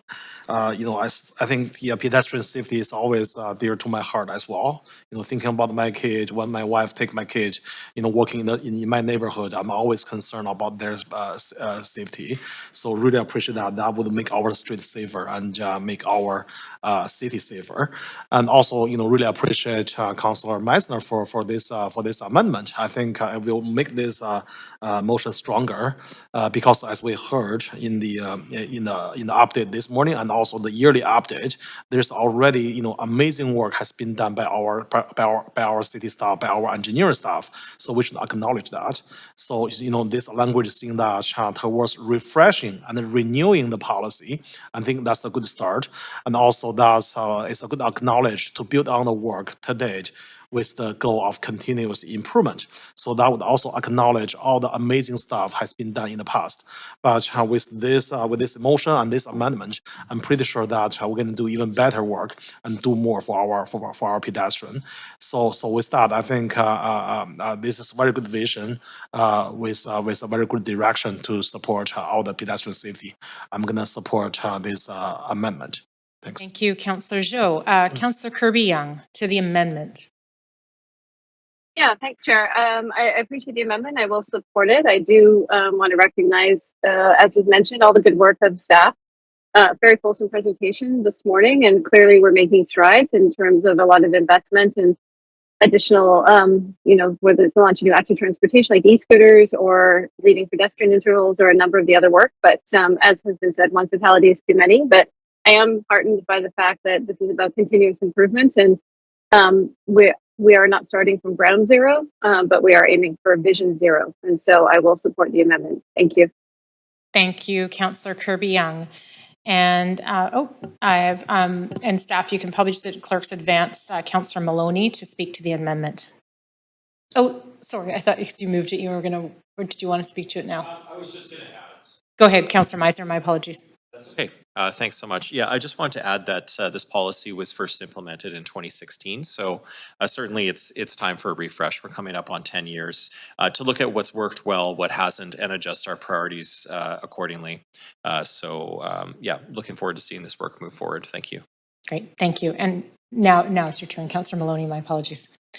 Yeah, that's fine. No, to the amendment. I'm very happy to support this amendment. I certainly, as I was at great pains to do this morning, I absolutely acknowledge the excellent work of staff.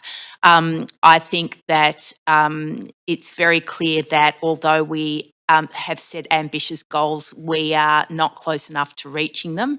And I think that, but I'm happy to accept this friendly amendment in the spirit that it's brought, because we've got a lot more work to do to reach zero deaths and injuries on our roads. And this is one step along the way. Thank you, Councillor Maloney. Seeing no more speakers to the amendment, I'll call the question. Councillors, please vote on screen for the amendment. Yeah. Chair, can I have a vote in favor, please? Yes, thank you, Councillor Kirby-Young.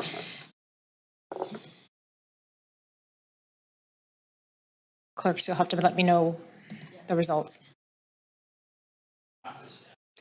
Oh, fantastic. Councillor Meisner, it passed unanimously. I'll turn it back to you. Thanks, Vice Chair Dominato. Really appreciate that. Okay, thanks everybody. We'll now go back to the main queue. Councillor Maloney, you're the original mover of the main motion. Did you have anything to add? Please go ahead. Yeah, thank you.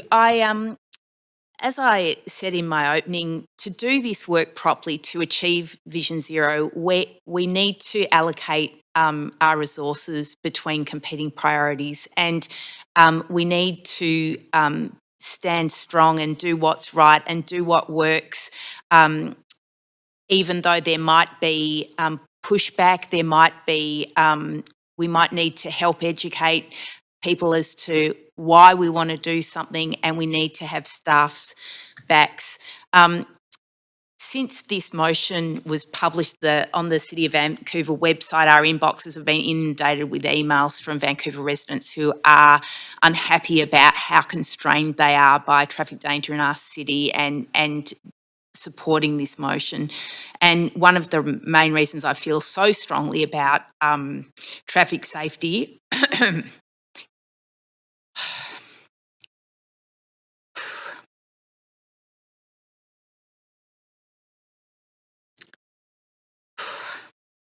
it's really hard for me to talk about this when I'm tired. It's so important for our kids' physical and mental health to be able to roam their neighbourhoods safely. Kids need safe streets to develop those important risk evaluation and management skills that they need to become successful adults. Thank you to the speaker who raised the hierarchy of controls that behaviour change and personal protective equipment or public education campaigns and helmets can be helpful in some circumstances, like when there are changes like our reduction in the speed limit, but they are nowhere near as effective as traffic calming infrastructure and safe street designs. I really appreciated also the pilot who called in and made comparisons with the safety of the airline industry, which starkly contrasts with our acceptance of road deaths and injuries, which are just as preventable. And this is really well explained in the book, There Are No Accidents by Jessie Singh. I have 2 teenage children, one of whom is racing his bike in the Gastown Grand Prix today. And I'm so proud to be here fighting for safer streets so that when he's out training with his teammates, that he makes it home safely. Thank you. Thank you, Councillor Maloney. Okay, we will now vote on the amended motion. Clerks, if you could please take us to the voting panel, and Council, if you could please register your vote on the voting panel. Chair, may I have a vote assist in favor, please? Councillor Kirby-Young? Yes, absolutely. Thank you.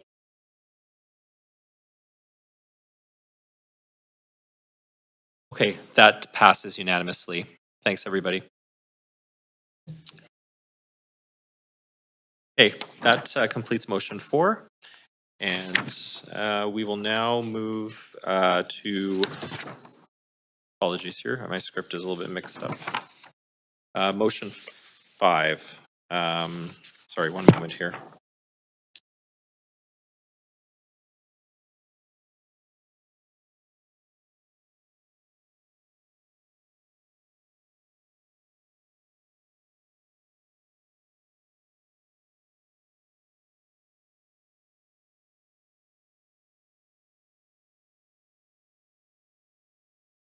Okay, we're now going to move to motion 5, unlocking the creative and economic potential of Vancouver's Railtown district. And that is to be moved and introduced by Councillor Bly. Before we begin this agenda item, if anyone believes they have a conflict of interest, now is the time to declare it. Does anyone have a conflict to disclose? Okay, Councillor Bly, you have 2 minutes to introduce your motion. Please go ahead. Thank you very much, Chair. And I'm very happy to bring forward this motion today. Quite excited, actually. It's been a lot of work, a lot of discussions for a long time. And as we talk about industrial land here at Council, Railtown has continued to come up as an opportunity to really think big.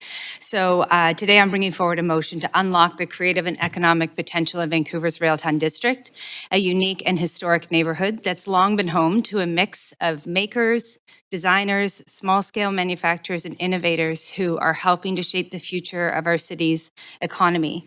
And despite this, the area has been held back by outdated zoning and land use regulations that don't reflect how it functions today or what it could become. And right now, many businesses in Railtown are operating in a policy gray zone. They want to stay, they want to grow, and they want to invest in the community and in the city, but they need clarity and a framework that supports their work. This motion is about asking staff to explore a broader range of uses, including things like live workspaces, housing, creative production, small-scale retail, and other complementary uses that support vibrancy while preserving the affordability and industrial character that make Railtown special.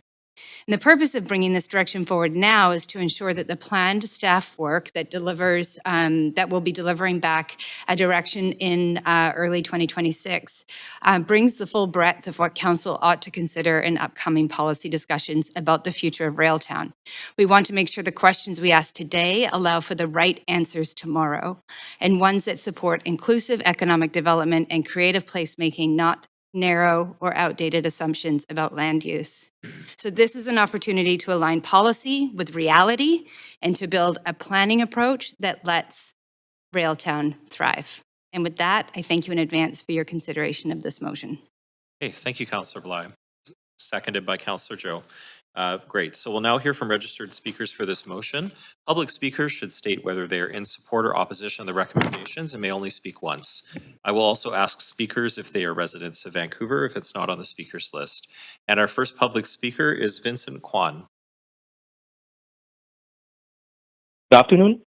Hi, can you hear me? Yes, we can. Please go ahead. Thank you. Great, thank you. Council, my name is Vincent Kwan. I serve as the Executive Director of Strathcona Business Improvement Association. We are one of 22 BIAs across Vancouver. Our BIA represents 850 businesses and commercial property owners across 44 city square blocks, from Gore Avenue to Clark Drive, and from Railway Street to Venables.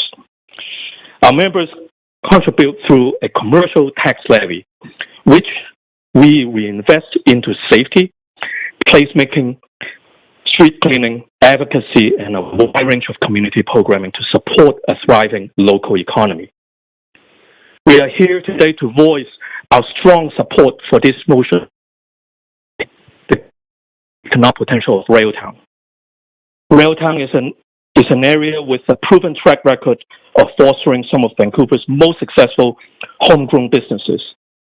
These are businesses that are deeply committed to Vancouver, are pioneers in their sectors. But they're also increasingly being squeezed out by outdated zoning, safety concerns, and a lack of diverse housing options that are needed to employee well-being and provide customers to the business. From the business retention perspective, higher. Many of these businesses seriously question whether they can stay or grow in this area. The truth is, our members want to stay. They want to invest more. But they need to see movement from the city toward a more flexible and responsive land use framework before they can do that. A shift towards more housing options and more dynamic, continuous activity in the district would go a long way towards stabilizing the area and rebuilding business confidence. The fact is, when we lose businesses, we don't just lose jobs. we lose community anchors, economic diversity, and a sense of belonging. That's why business retention must be a core planning priority. This motion opens the door for a new kind of planning conversation, one that recognizes the interconnectedness of housing, employment, public space, and community well-being. And the Strathcona BI, of course, is ready to be a constructive partner in that work. Thank you for the opportunity to speak. Great. Thanks, Vincent, for calling. We'll now move to speaker 2, Elijah Fast. Good evening. We're great. It's my first time. Am I over here? Yes, at the podium, please. Right here? Just a couple questions for you. Yep. I understand you're a representative speaker, is that correct? They are not here today, so I will take the 3 minutes. Okay, thank you for confirming. So please go ahead. Good afternoon, members of council. Thank you for letting me speak today. I'm a community member with really deep ties in Railtown. I serve as the president of the board of the Strathcona Business Improvement Association. I also sit on boards of the Robson Street Business Improvement Association and the Easter Seals BC Yukon. But most importantly, I'm here today as the founder and president of the Railtown Coalition, a grassroots alliance of property owners, businesses, and community members who together represent nearly 90% of the land use found in I-4 Railtown zoning. Today, I'm honored to be here to speak on their behalf. We have one clear message, that reclassification from industrial to general urban is the only solution to move Railtown forward. As you know, Railtown is the smallest zoning district in the city of Vancouver. It represents just 3 small city blocks, which was originally designed to support creative businesses within the confines of the current industrial framework. However, times have changed, and for years, even decades, Railtown has been held back by an outdated land use classification. We have done our part with the city by trying to make this work under the current industrial land classification. Back in 2016, we partnered with the City of Vancouver and supported the creation of the I-4 zoning in an effort to bring more vibrancy and flexibility to the area. Despite these efforts, we've experienced excessive vacancy rates, 4 times the industrial regional average, hundreds of thousands of square feet of approved development permits that have gone abandoned, and a 30% decline in business licenses. It's clear now that tweaking the zoning is not sufficient to move Railtown forward.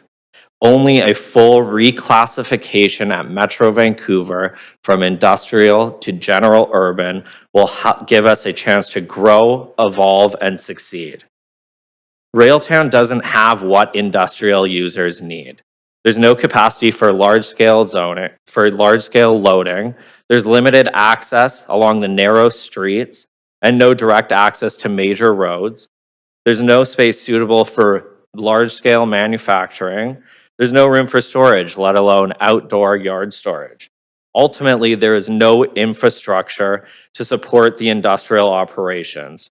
Reclassifying this area does not jeopardize the City of Vancouver or Metro Vancouver's ability to protect the real and functional industrial lands that they should be safeguarding. What this does remove is the barriers that are holding back Railtown from its tremendous potential. And I thank you for your time. Thank you, Eli. We'll now move to speaker 3, David Pfeiffer.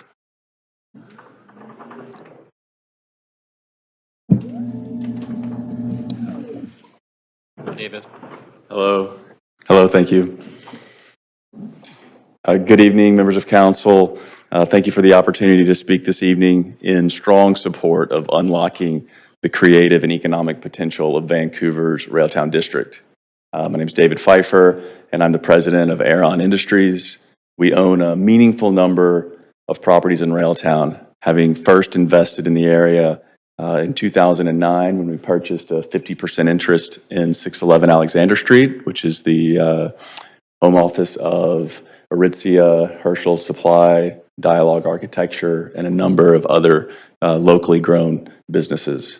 Over the years, we've continued to invest in and thoughtfully develop additional properties in Railtown, guided by the belief that the neighborhood holds untapped potential. However, it has continued to be shackled by outdated industrial land policies. The current industrial designation does not reflect the realities of the neighborhood.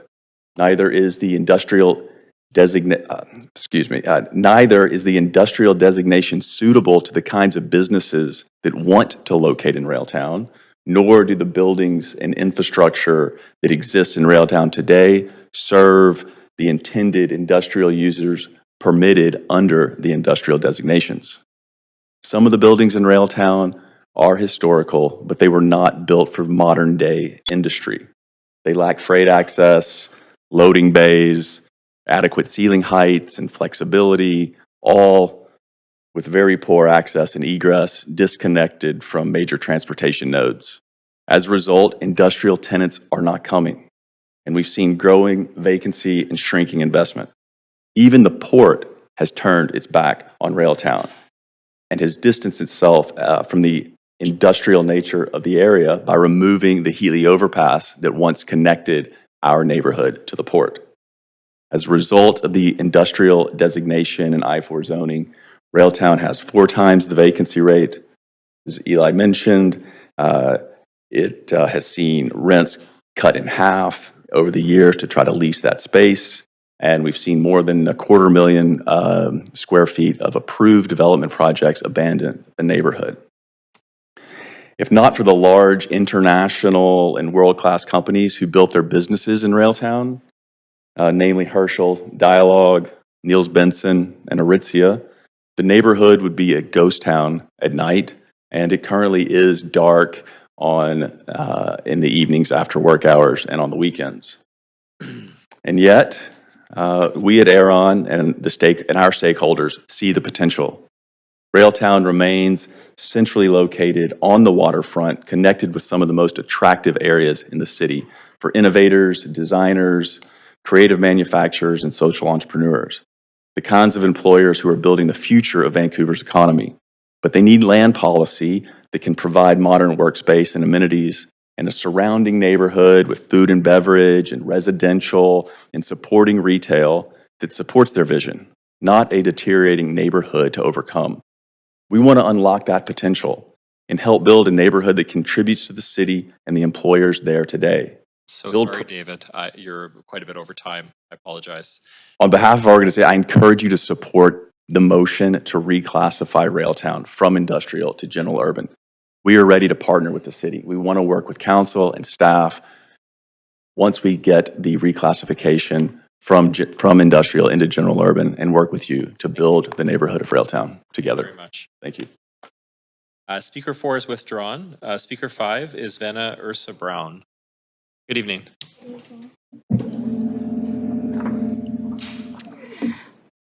Good evening, members of council. My name is Verna Ursula Brown, and I'm speaking on behalf of Aritzia, a proudly Canadian company that was founded right here in Vancouver in 1984. I would like to speak to the motion put forward today regarding unlocking the creative and economic potential of Vancouver's Railtown district. Aritzia has grown into a leading design house with an innovative global platform offering everyday luxury online and in our 130 boutiques across North America, boasting over $2.5 billion in annual revenue. Since the 90s, Aritzia has called Railtown home. We love this neighborhood, its energy, its history, its creativity. As someone who has spent the better half of her 30-plus year career at Aritzia, and more specifically in Railtown, I love this neighborhood. It is here that we built our business and our high-performance culture. But as council is well aware, things have deteriorated to a point where it's becoming incredibly difficult to attract and retain talent in such a challenging neighborhood. We want to grow here. We want to continue investing in our home base, but the current land use and safety conditions are barriers, not just for business operations, but for our employees as well. We believe that Railtown should be allowed to evolve into a vibrant place with more people on the street, more retail, more residents in the area, and housing options for our employees. That is the kind of energy that we need that will help create the conditions for a safer, more stable, and economically resilient neighborhood. A 24/7 neighborhood with homes, cafes, small businesses, and light industry side by side will help bring stability and care to a part of the city that has long carried more than its fair share of complex challenges. Critical to the success of this motion is the reclassification of Railtown to general urban. Railtown is such a unique piece of Vancouver's character with its own set of priorities, history, and needs. This motion honors Railtown and its unique identity. Right now, our staff travel in and out of Railtown for work, but few would feel safe staying here late at night or walking alone. We offer a safe walk program, an on-demand escort service for Aritzia employees to their vehicles and to public transportation, a proactive measure to protect the safety and security of all of our people. This is not sustainable for a creative workplace. We need an environment where our people and the broader community can thrive. We feel this motion to remove Railtown from the Industrial Land Reserve is a very positive step in the right direction towards revitalizing Railtown in a way that supports both business, investment, and livability. I urge Council to support our business by supporting this motion to help create a future where companies like ours can continue to grow here. Thank you for your leadership on this, Councillor Bly, and to all members of Council for your time and the opportunity to speak today. Thank you. Thanks for speaking to Council. Speaker 6, Lyndon Cormack. Hi, Lyndon. Hi. Good evening, and thank you, Council. My name is Lyndon Cormack, and I'm co-founder of Herschel Supply Company. I run the business with my brothers, and we're based here in Vancouver. We, in 2010, as a little small idea, took some space in the Railtown area and decided to try to go change the bag business. So we thought the bag business was quite boring, and we wanted to figure out how we could throw a heartbeat in it. In 2010, we managed to muster up about 8,000 unit order sales. So we went from 0 to 8,000 quite quickly. And then fast forwarding to today, we've sold over 75 million units globally of Herschel Supply products. We sell in 72 countries and to about 9,000 retailers globally. In Railtown specifically, not in our start, but now we operate at about 39,000 square feet at 611 Alexander. And we've been in Railtown since inception in 2010. We've seen great growth, of course, but we've seen great limitations in how we act. Employee retention is tricky. Workplace safety is a major concern. Much like Verna spoke about, we're having people and bringing people in for security, allowing people to walk, especially in the dark hours of evening to get to their to and from. It's a very serious concern for our staff, and it really hurts with retention, really hurts in the times that it's not vibrant or it's not the 9 to 5. It's tough to attract new talent. Of course, when we're pulling people from local or international areas, of course, we want them to visit and fall in love with where we've planted our flag, but it has been difficult to continue to attract people and want to work in our areas when they're coming to and from without our escort. They run into a different kind of area that we want to promote. We've also made a conscious choice to be in Railtown. Our first space was actually a sublet of an Aritzia space as Aritzia continued to grow. We were trying to latch onto that momentum, being an area where there was energy and finding a space suitable to be able to grow our business.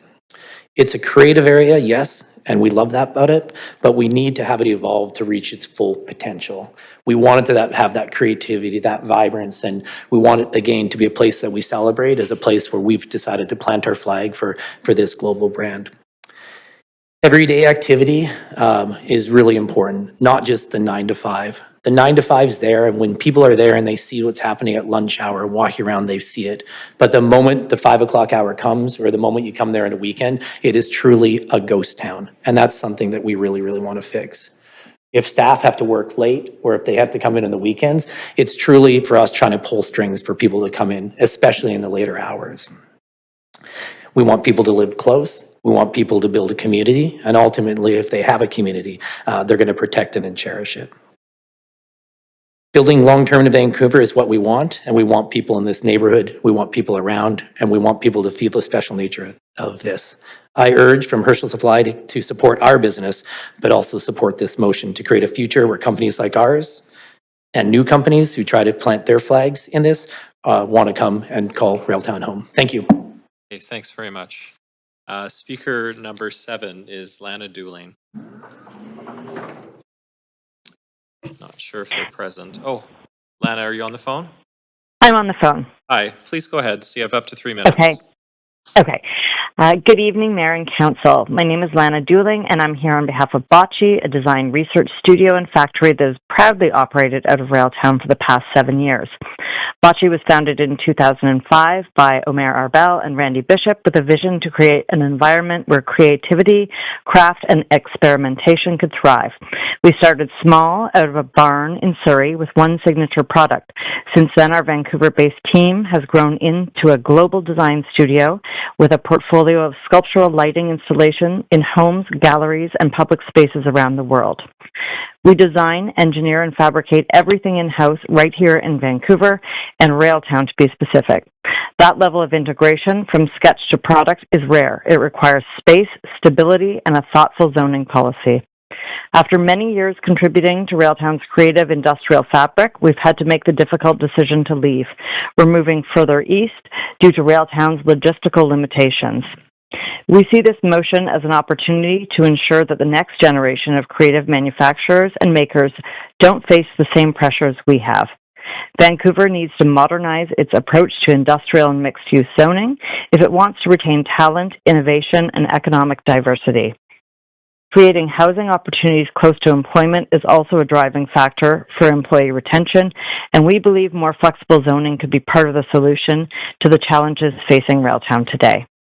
Bocce is committed to Vancouver. We've built a global brand here, but over time, the outdated land use regulations in Railtown are driving out exactly the kind of businesses the city says it wants to keep. The motion put forward by Councillor Bly specifically addresses this concern and will begin the work of reimagining how areas like Railtown can evolve to support both industry and livability and to allow innovation to flourish here at home, while also unlocking new housing opportunities in a central location close to jobs. We need action now. Council's decision today could make a real impact to the creatives and makers in this district. The strength of this motion lies in the reclassification of Railtown to general urban, which respects the unique nature of this area. We strongly urge Council to support this motion. Thank you. Thank you. Next speaker is Speaker 8, Ruben Major, who I believe is not... Oh, they're on the phone. Okay. I'm on the phone. Hi, Can you Ruben. hear me? Yes, we can. Please go ahead. Excellent. Thank you. Good evening, Council. Thank you for having me. My name is Ruben Major, and I'm one of the owners and the operator of Bellegarde Kitchen and Vancouver Urban Winery, a restaurant and event space, as well as liquor manufacturer in the heart of Railtown District. We've been in business at 55 Dunleavy since 2011. I also co-founded Vital Supply, a healthy meal subscription delivery business with a cafe that launched in 2015, located on the fringe of Railtown at Powell and Heatley. Unfortunately, due to the challenges of the neighborhood, that business didn't survive. I've also lived in the neighborhood from 2015 to 2022 at 626 Alexander Street, and that building was the last building to be the last residential building to be built in the area, which was finished in 2015. My daughter was born in 2021, and upon looking at growing our family, it became clear that Railtown was no longer a safe environment for my family to call home, and unfortunately, we had to move. Since Bellegarde Kitchen opened in early 2014, I've been advocating for community safety, and I define community safety as a space where the most vulnerable can feel safe walking down the street at any point of the day, whether that be an 80-year-old veteran with a walker living at Holway House or a 5-year-old child attending the Japanese school. Community safety should include, in my opinion, an environment that has a satisfactory level of sanitation, cleanliness, respect for one another, and generally being a good neighbor. We love the Railtown neighborhood as a business. We've invested here, built our business here, and created jobs for hundreds of people over the past 14 years. But increasingly, it has become hard to justify that investment, and we're struggling with employee retention and growing concerns about safety for both our staff and our customers.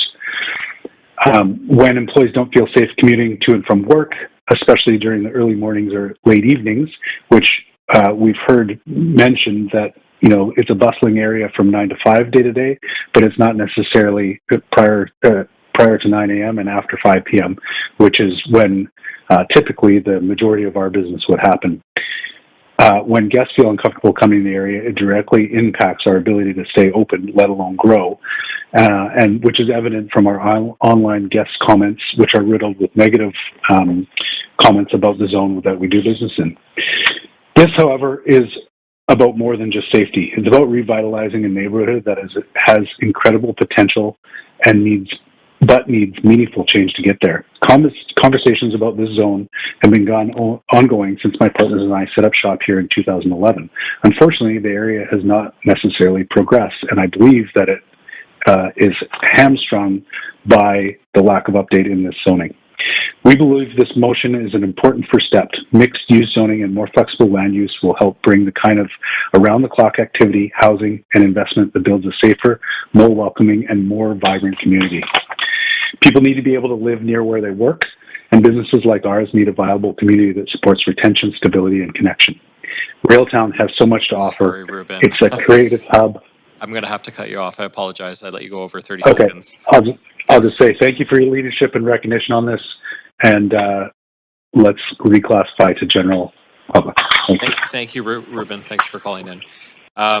We'll now go to speaker number 9, Rob McKay-Dunn, on the phone. Good evening, Council. My name is Rob McKay-Dunn, and I'm the VP of Government and Public Affairs at the BC Maritime Employers Association, and I'm pleased to speak in support of this motion.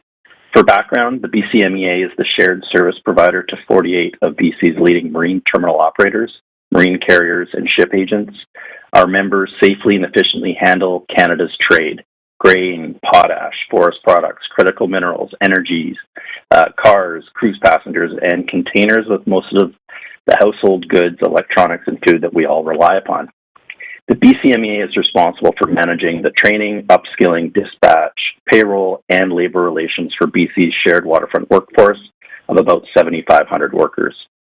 24 hours a day, 7 days a week, the BCMEA works to support our members' waterfront operations, who collectively handle about $800 million a day in cargo and about 25% of Canada's total traded goods. The BCMEA has been proudly supporting BC's waterfront operations and headquartered in Railtown for over 60 years. It's our sincere desire to stay at 349 Railway for many more decades. However, in recent years, the safety and well-being of our 80 or so employees in Railtown has become a huge concern. The verbal and physical threats, vandalism, fires, encampments, vehicles being stolen, the shocking incidents go on and on. These incidents become the subject of each of our staff town hall meetings, and despite investing hundreds of thousands of dollars in extra security coverage and other mitigation, our staff continue not to feel safe.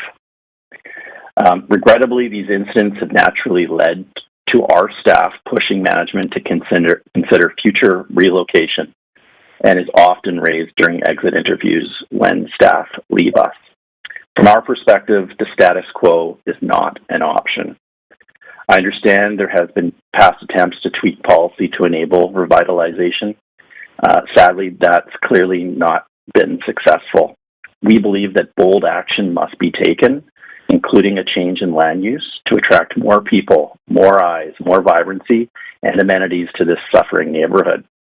We believe the motion as proposed is a good first step to address the concerns we and our staff have, and offers a forward-thinking solution that we encourage all councillors to support. Thank you each for your consideration and allowing us to speak in support of this motion. Okay, thank you, Rob. Next speaker is speaker 10, Joost Baker. Good evening. Yes, my name is Joost Bakker, Oh, and sorry good about evening. Good evening. That's okay. Good evening, Council. I'd like to speak in favor of Councillor Bly's motion. I'm a founding partner of the multidisciplinary design firm Dialogue. We're based in Railtown, and Dialogue has been on the forefront of creating places of public interest in our city and region over a long period of time. My journey began in 1976 as Hotzenbacher Architects with a redevelopment of Granville Island from an industrial site to now a public destination, which is, I believe, still recognized as the second most visited site in Canada after Niagara Falls. Our journey has also included other industrial areas in the city, including Olympic Village and more recently the development of the shipyards in North Vancouver. Back in 1990, Norm Hodson and I approached Joe Siegel, the then owner of the American Can Building in Railtown behind the city's container port. We were able to secure an amendment to the industrial zoning at the time to allow architects, designers, and even SFU's fine art department to be tenants in this historic 1926 building. For 35 years now, I've been able to witness and be a part of the very slow, and I emphasize very slow, transformation of this unique and historic neighborhood. Very little active pure industry remains in the area, other than the business that was just described, Bocce, as a manufacturer of artistic lighting. Over the decades, some 6 housing and social housing projects have emerged in the neighborhood, and multiple social support agencies have arrived as well. In the past few years, 3 new distinctive office makerspace buildings have developed along Railway Street. Nevertheless, since COVID, buildings have been torn down, extensive surface parking has been created, many cafes have shut down, food trucks have left, and new traffic and mobility challenges have emerged. Despite these changes, the Railtown neighborhood still retains its unique creative potential and character. I encourage and support a joint planning exploration with the city to find a zoning that changes support for greater mixed use and diversity in Railtown, to create a more active and vibrant streetscapes, to support more creative spaces and art spaces, to improve transportation and mobility in the area. And finally, to create a unique new community destination with a strong and direct connection to Gastown. Thank you for your attention, and I do acknowledge you guys have had a very long day, and I respect you for that. Thank you. Thank you very much. Next speaker, speaker 11, Brian Hill.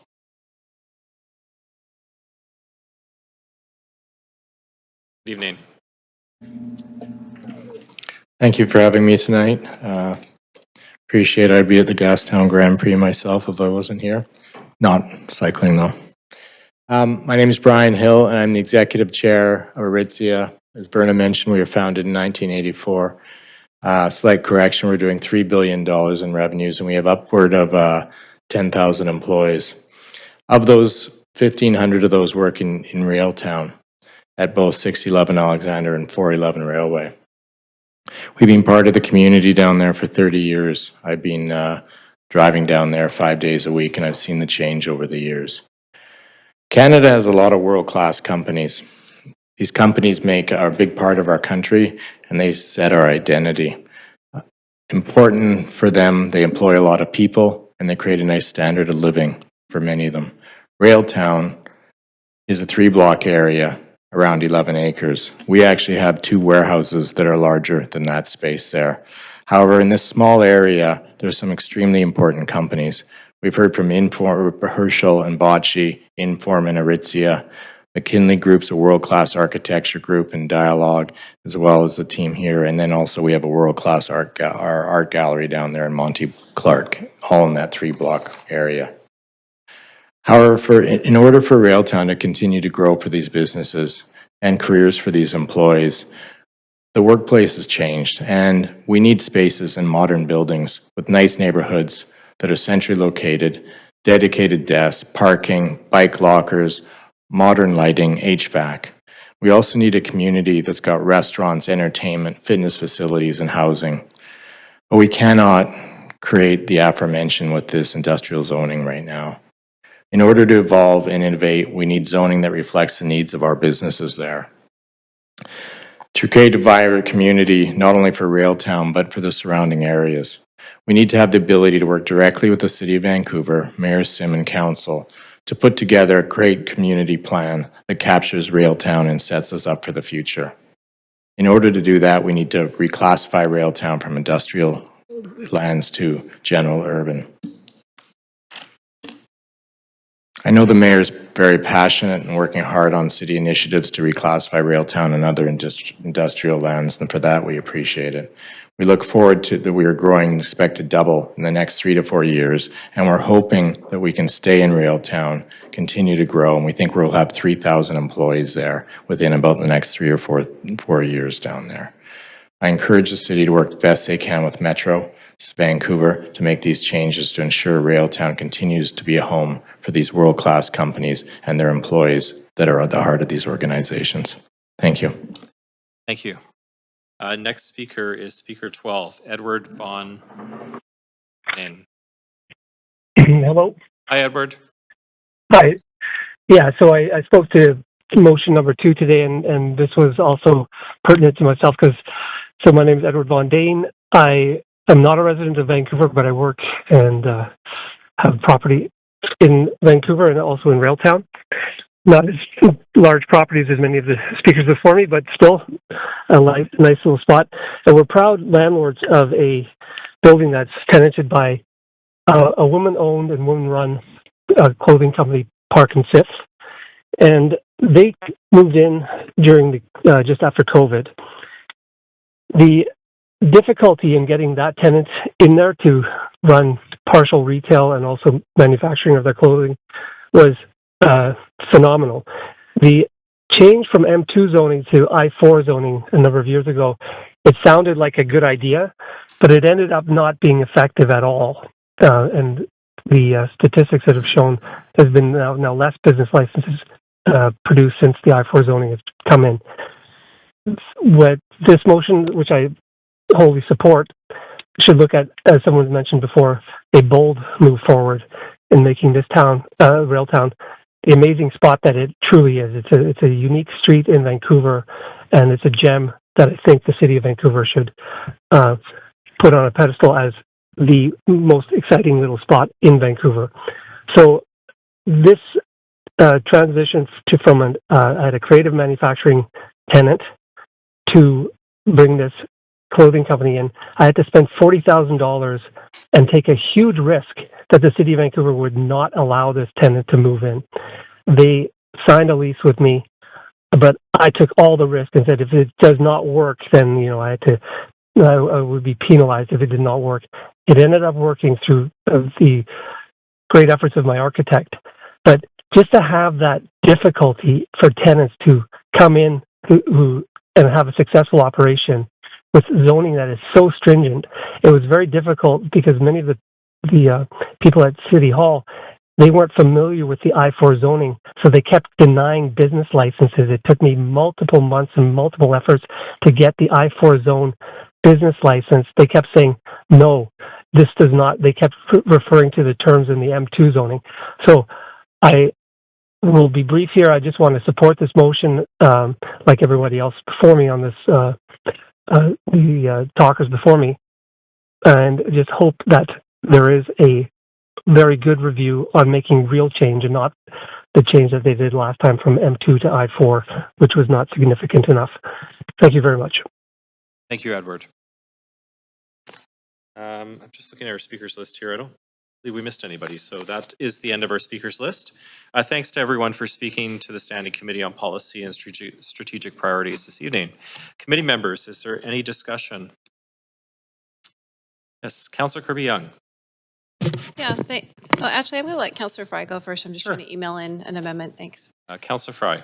Sure. I've lived in this neighborhood for a very long time and lived quite a bit closer to Railtown than I do now, and certainly appreciate that there's a lot of good bones, as you would say. There's a lot of opportunity there, and I think that this is a thoughtful approach. Of course, I have concerns around the larger kind of upzoning of the downtown east side, but I appreciate that this is a fairly nuanced approach to that small area of specific I2 or industrial zoning in Yaletown and how we could better leverage that. It is a fantastic opportunity. It has served as a fantastic incubator going back to the old days when the imagination market was down there, for some of you who may remember. Definitely not you, Eli, but some of you might remember when the imagination market was down there, and it was a resource for a lot of artists and stuff. And back then, of course, it was the Mr. Jack's building.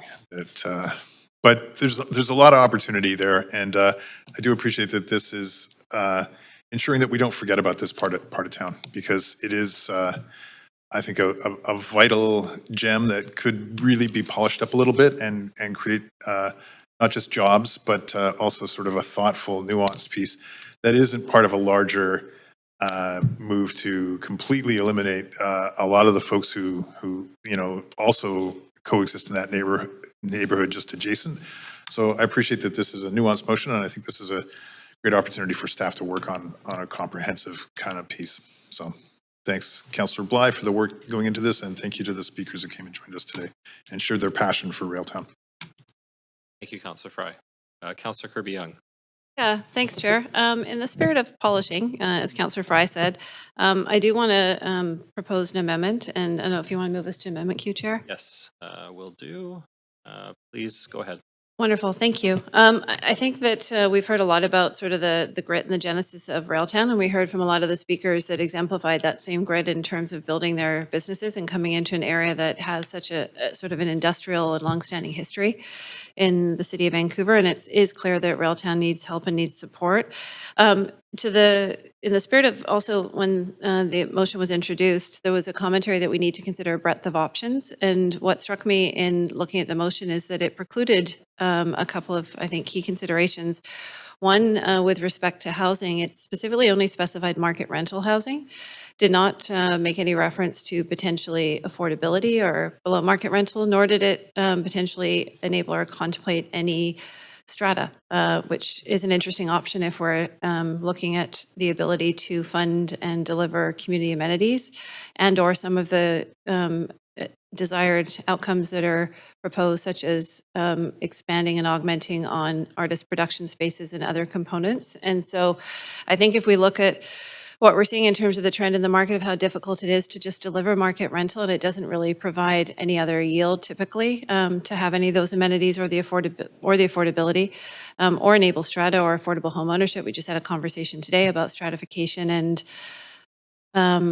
providing strata and subdivision potentially for laneway homes, that I do think that we need to consider a broader breadth of it. I also had the pleasure of sitting on the Industrial Lands Task Force at Metro and the Regional Planning Committee and worked through this process. And one of the sort of key principles is certainly acknowledging that our industrial areas are changing, the nature of industrial is changing, and it certainly has in the city of Vancouver. But when we have made changes, we have done it with a desire to not just sort of have the lower bar of no net loss, but actually intensification of those industrial lands for modernized uses in conjunction with other mixed use opportunities.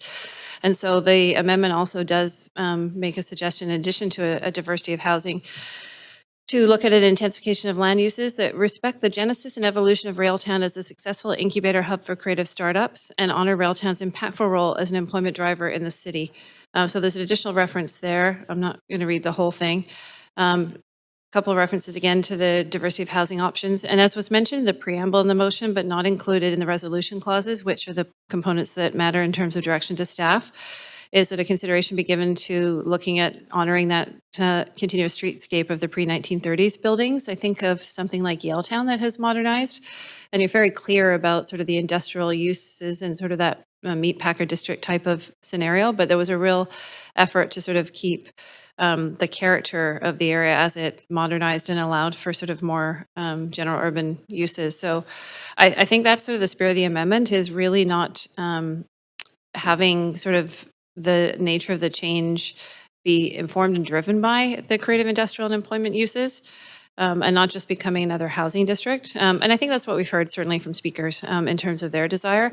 And then the last piece of it really acknowledges that our staff are doing and have been focused, as we heard back. They are already on track to bring back some quick starts for Railtown to provide some relief. They're doing a lot of this work, but they're also looking at our industrial policies across the city. And that's also really important from a city planning perspective around looking at our overall ILR and the industrial land reserve and what that looks like. And so we're going to go to Metro and ask for some of these changes, and these processes can take a bit of time. I think we're well served to look at the opportunity to do that in conjunction with what we're asking overall for our industrial strategy. And there's some work happening on Marine Drive, for example, and others who are facing similar needs and opportunities to intensify and move forward. So it makes reference to that.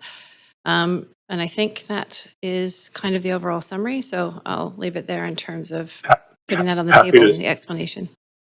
Happy to second that, Chair. Councillor Klassen. Thanks, Councillor Klassen. Okay, if you'd like to speak to the amendment, please add yourself to the queue. Councillor Bly. Actually, I'll let Councillor Fry go first. Sure. Councillor Fry. Well, I have some questions for the mover of the amendment. I'm a little concerned with this mostly because it's such a radical change from, I know, the thoughtful work that Councillor Bly had put in working with the businesses and stakeholders in the Railtown area. So where a couple of flags for me in here are the diversity of homes, striking rental and striking artist live work spaces, and the sort of diversity of housing options. Is Councillor Kirby-Young, is that sorry, Chair, if I may through you, ask of the mover of the amendment, is that intended to introduce sort of strata condo development as a economic driver? Back through the chair, if I may. It's intended to look at the options and not just presume market rental. So the motion didn't actually even just say rental, it said market rental specifically. It didn't include any affordability or BMR. Could it include some strata? Potentially.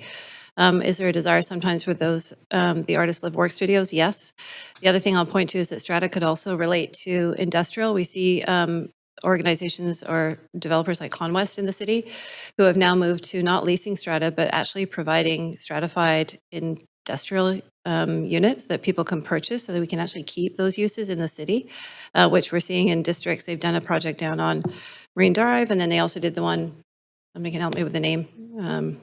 That's okay. Down next near Bosa Foods in East Van, and so it could relate to the industrial. It can also relate, I think, to the housing. But I think what we want to do is look at some options here, and not just preclude that it's only market rental that people may not necessarily be able to afford, and or that some strata, just like the Broadway plan proportionally allows some strata, to your question, Councillor Fry, and will enable us to fund other amenities. Yeah, so I guess if I may, a few more questions of the mover of this amendment.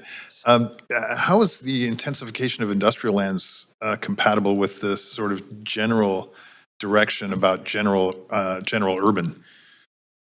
If I may, through the chair, I think I would use the West 2nd example as one where we're seeing a lot of biotech going in, things like Epicellera and other uses where you have sort of clean, light industrial, I think one of the speakers referred to, but also allows office and others. So you have sort of a CD1 type of approach there where you're able to allow sort of different uses and different purpose. But we actually do really need a lot of this type of space, and we're losing it rapidly. Once it's gone, it's gone. And so I think it's informed by some of the approaches we've taken, like with the tech sector, with Epicellera, with other areas in the city. Okay, I may actually want to move for a recess because this is such a significant change from what was proposed. I guess last question for the mover of the amendment. Obviously, Councillor Bly's worked with some of the stakeholders in the area who've come and spoken to us to the original motion. Have local Railtown stakeholders contributed to this amendment? Through the chair, if I might, yes, it has been shared with some of the speakers that spoke today. Okay, I'm looking for nods from the speakers. I'm not seeing, but okay. I'm going to step off for a second and let Councillor Bly jump on. Thank you. Councillor Bly. Yeah, thanks very much. I think I will actually just ask for, have the chair consider a recess. We've gone from staunch protection of industrial to offering up condos. So this is quite a significant amendment that is the first time I'm seeing it, and is the move of the motion 18 months worth of work, speaking to staff and the coalition, this does feel like quite a left turn from what we've kind of generally heard. So I think it's time for a recess. It's a pretty substantive amendment, and having not shared it ahead of time, I think, unfortunately, I'm going to have to ask if council would entertain a recess. Councillor Bly, okay, recess to confer with staff, or I'm just... No, just to read it through and consider implications. I would be open to a short recess, I would say. It's been a really long day. 10 minutes? Sure. Great. Yep. Seconded by Councillor Fry. All in favor, say aye. Okay, so we'll take a 10-minute recess. We'll come back at 7:25. Thanks.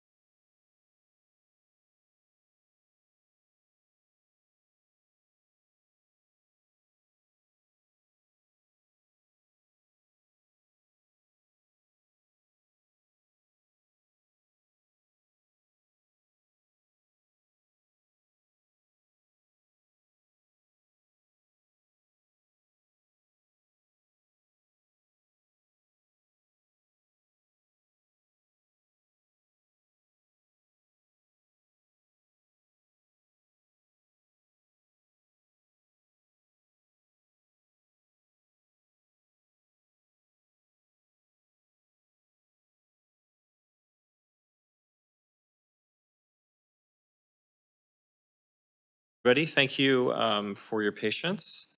We are going to resume. We're on Amendment Q1, or sorry, the Amendment Q.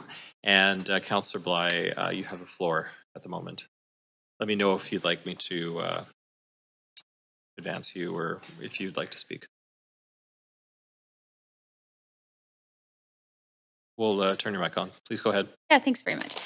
Yeah, I mean, I'll just say that I really think that this amendment is, there's been a lack of engagement. And look, I don't know where it's come from, to be quite honest. It seems very out of left field. The mover of the amendment is consistently defended industrial and not engaged on this topic directly. So I don't know where it's coming from. Yeah, I feel a little bit, it says Councillor Kirby-Young, and I, just so you know, the wrong person on the list. So yeah, I mean, I guess at the end of the day, you know, this isn't at all, you know, there are parts of this that are obviously pretty benign. It does talk about rental in 3 places. So even though it's been quoted that it said market rental, it's crossed out at rental and rental in terms of the options to be brought back. So it's just not actually factually correct. So I just want to correct that for the record. And you know, these conversations have been had in earnest with the coalition for a very long time. And the general take is, you know, not that there's anything wrong with Railtown, but the intent is not to create a Railtown out of Railtown. This is about honoring the creative hub that Railtown is in the area of the city that it is. Not to make it something different, but to better integrate it into the community and help the area evolve. Now, I feel like I'm speaking into the ether because, you know, the votes are baked and that's what happens in this council chambers now. Chair? So, Yeah, if Councillor Bly, I think it's section 8.7, can refrain from casting aspersion on the other council members. She said the votes are baked, but this is where council business happens. This is our job to debate, vote, or amend on things in the chamber, not in offline conversations with stakeholders, but to do it here. So can we just focus on the discussion of the actual content? I'll retract that. What I can tell is that there's been side conversations that haven't included the person that's actually done the work on the motion, and that's how this amendment's come forward. So whether there's material benefit to it or not, there's no way to actually take time to do that analysis now. I am concerned because there's been extensive conversations with our GM of planning, Josh White, and Chris Robertson, who have spent a very long time looking at Railtown and are guiding this work. So the language that was outlined there had an intent and a purpose to achieve both what is best for the community, what's best for the city, what's best for the businesses down there, and also that, you know, that would be the work that would come back to council. So look, at the end of the day, I don't believe the spirit of this amendment coming forward is in the spirit of all the work that's been done. And so I'll be voting against it. You know, at the end of the day, this is not about politics. This is really about recognizing that the revival of this area has been a priority for the businesses that have been working hard in Railtown to continue to be an employment hub, to continue to be a creative hub, to be an economic driver for the area and the city, and that's what matters. And so while I'll vote against this amendment, because I actually think that much of it is factually, I think much of it is not the intent of the actual work that's been done. And it's 2 pieces. A diversity of housing, sure, we can look at that. It's really around the intensification of industrial land. That is 100% counter to what we heard from the speakers. It's not the goal of a renewal of this area to general urban in terms of a reclassification. And I think it disrespects all of the work that's been done so far. So I'm voting against this in the spirit of looking for a better future and a better vision and a better outcome for Railtown, and this amendment will not achieve that. Thanks, Councillor Bly. Councillor Orr. Oh, yeah. That was on for the main, but yeah, I too have a lot of concerns about the amendment. I already had concerns about the motion, but was willing to support it.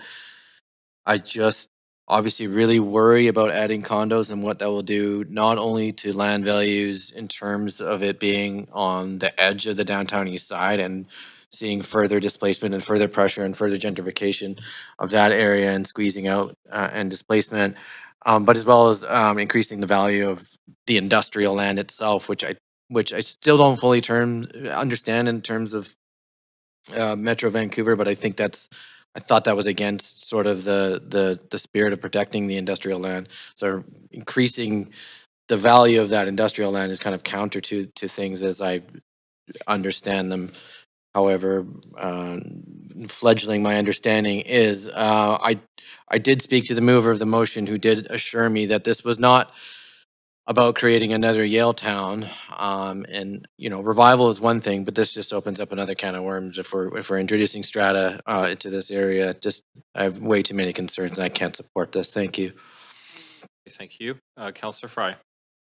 Yeah, I can't support this amendment, and I want to be clear here that I'm not impugning anybody's motives or suggesting anything of the sort.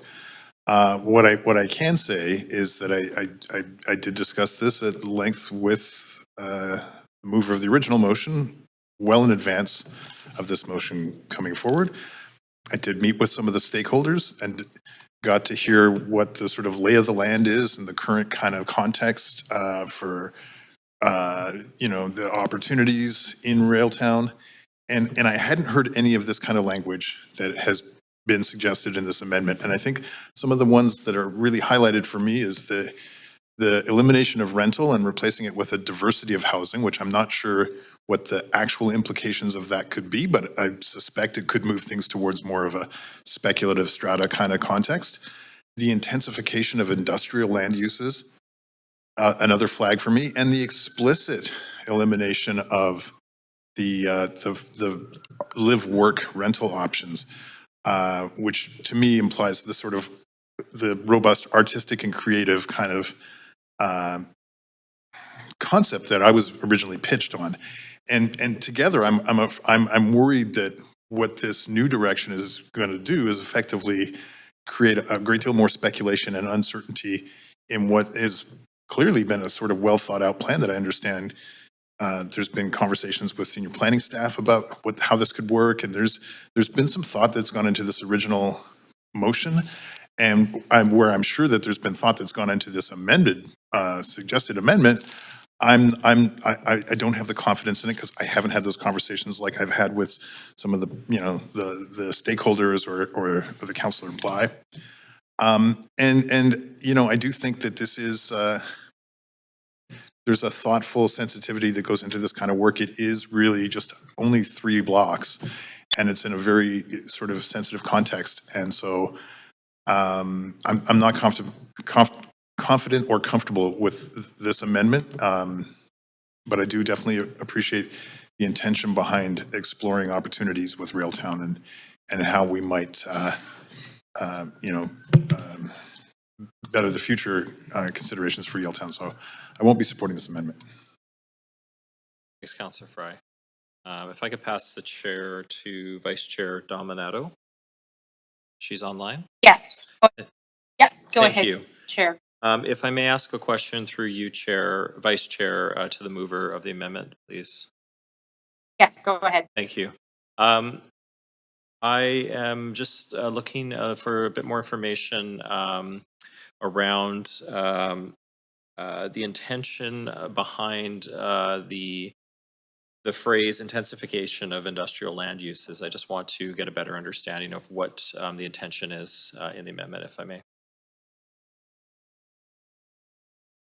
Yeah, I think it's, I use the example on West Second where, for example, instead of just having, it's modernizing. So instead of just having street level, sometimes you have 2 floors, for example. And so in that situation, if you double, then you're allowed additional commercial density above, could be office or residential, but it provided additional ones. I think Abcelera or some of the sort of the tech and the other uses that are the what's called sort of the clean or lighter industrial now is a good example where you can go sort of multi-floor would be one example, but that it's an important component of it. So it's not just retaining, but looking at opportunities to grow. I would just also say this is a report back and we're going to get information about trade-offs and then council will have an opportunity to make a decision at that point. Okay, thank you for that. So it's not necessarily intensifying the industrial use. Correct. It's perhaps adding space where it makes sense. If it's a Correct. laboratory or something, it could have a larger footprint. Correct. Okay. Okay, thank you for that. That's it for me. I'll take the chair back from the vice chair. Thank you. And Yeah, Chair, could yes. I be clerks added to the queue just for a quick question as well? Yep. Will do. And I'll go to Councillor Kirby-Young. Thank you. Councillor Kirby-Young, you're on the queue. Oh, sorry. Yes, I am. Yeah, I was just going to provide a couple comments in response to what I was hearing, and I think people do work on motions offline, but I think it's helpful to level set for council and the public that when a motion comes forward, there isn't it's not sort of a fait accompli that it's going to pass as it is. It is the job of this body to look at motions and determine if we feel that they are supporting they're best for the particular neighborhood, to look at them in context of other policies that we have in the city, and to have that robust debate and discussion here. So I think that's an important piece to sort of level set around. That's the job of this body, is to have these conversations. And sometimes it's what I like to call, positive friction or tension, because we need to be asking these questions. This is a really important, significant neighborhood. And I'd like to see the options coming back on for council. And I would say too that just because you consider diversity of uses, we may get a recommendation back from staff that says yes to some strata. No, we don't recommend it. We recommend it at a smaller proportion, but the balance is market rental. We'd like to see some affordability. That's really what this is asking to do, is provide those choices and that information back. It's not suggesting, as I think was mentioned, we condoize Railtown. It's suggesting that we just simply do not exclude a use. We don't simply close the door on affordability or other options. If you look at the definition of social housing now, for example, that wasn't included in the motion. That's sometimes only 30% at Hills, which can really support a lot of these workers that the businesses said they're having a hard time keeping. So a 1-bedroom would go for an income of up to $58,000. You got a lot of people working in the apparel sector and other. Wouldn't it be great if they could live in the neighborhood? And a building is 70% market rental and 30% is at Hills. So I just wanted to provide a couple of additional perspective of examples of how broadening up the options that council will get back to consider, I think we'll be doing right by us really thoughtfully not presupposing one type of tenure, and actually looking at the options. And we've made those decisions in other plans in terms of weighting, both what types of tenures you allow and weighting those accordingly. And I would like to see a more fulsome sort of, analysis and some options back to council. So I just wanted to provide that perspective. Thanks. Okay, thanks, Councillor Kirby-Young. Councillor Joe. Yeah, thanks, Chair. So I just want to address some of the comments from others. So regarding the removal of artist live workspaces, it's actually there. We didn't touch that. I think on the first paragraph, still will be creating additional artist live workspaces.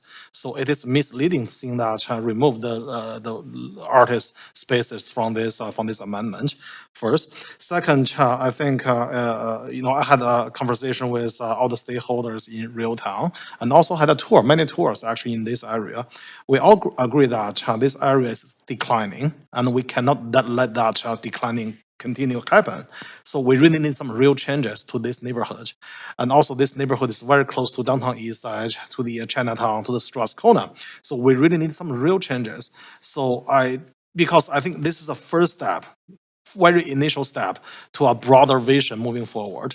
So I just don't want us limited only for market housing, market rental, I mean. So we should, consider all sort of housing options. So that's why I think this amendment give a general direction from that perspective.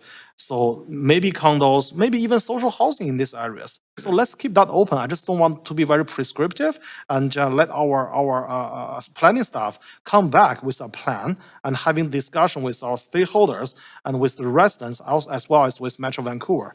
So with that, I think I prefer a very general direction for this particular neighborhood, knowing that this is the first step towards a broader vision, broader scope. So with that, I'm okay to support the language in this amendment. I think it set up a very good initial step towards the ultimate goal to revitalize this very important neighborhood. Thanks, Councillor Joe. Councillor Dominato. Thank you. I was listening to a number of the speakers, and in their comments, they had highlighted sort of the desire to move from I-4 designated to general urban. And so I guess a question to, I guess would be the mover of the original motion, is just, is that still, from your perspective, aligned in the amendments? Is that would still be the direction that goes back to staff, is to look at that reclassification? Is that still the case? Councillor Dominato, that was to Councillor Bly, is that correct? Yes, to Councillor Bly as the mover of the main motion, the original motion, sorry. Sorry, could you just repeat the question just succinctly there, Councillor Dominato? Yeah, trying to get clear. I heard speakers, the desired outcome was to go from I-4 to general urban. Is that still achieved through the amendment that's being proposed?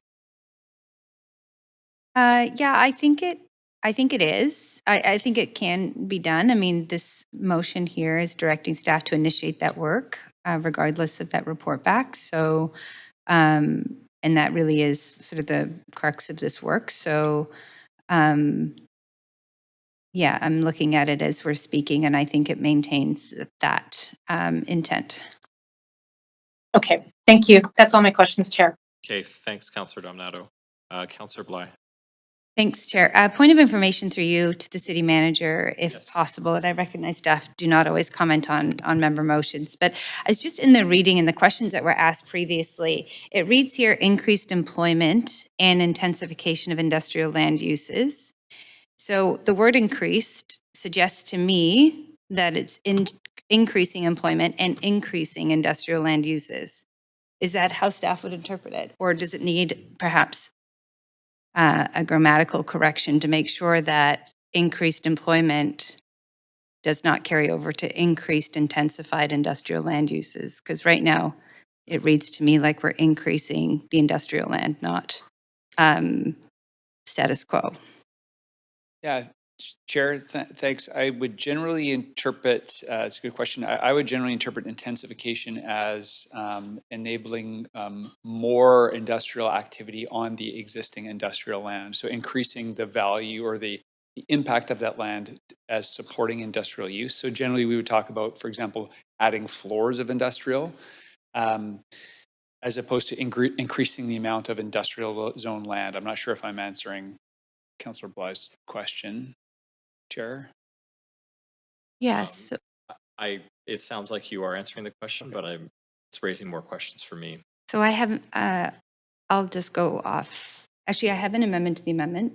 Okay, we can move to an amendment Q2. Councillor Bly, please go ahead on your second, apologies, one moment here, your second amendment to the amendment. Yeah, and it's just correcting. Is it emailed in? Yeah. Just based on the city manager's comments there, I just here,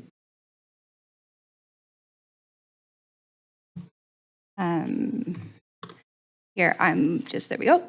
So basically the amendment, I think it's really just grammatical to make sure, because I appreciate Councillor Kirby-Young's response to Councillor Meisner, or Chair Meisner's point of information. What I heard from Councillor Kirby-Young and how it's written are quite different in my opinion.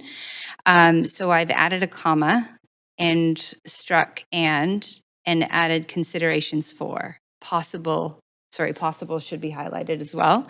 So instead of it reading increased employment and intensification of industrial land, it says increased employment, comma, considerations for possible intensification of industrial land. And I think that just will be clearer based on what Councillor Kirby-Young said in terms of the intent of adding that language. I need a seconder for that amendment. Councillor Maloney. If you'd like to speak to the amendment, please add yourself to the queue. Not seeing anyone to speak to the amendment. So I'll now call the vote on that. Clerk, if you could please take us to the voting screen. And this is on the amendment to the amendment. Chair, can I get a vote assist in favor, please? Yes, Councillor Dominato, I will record that for you.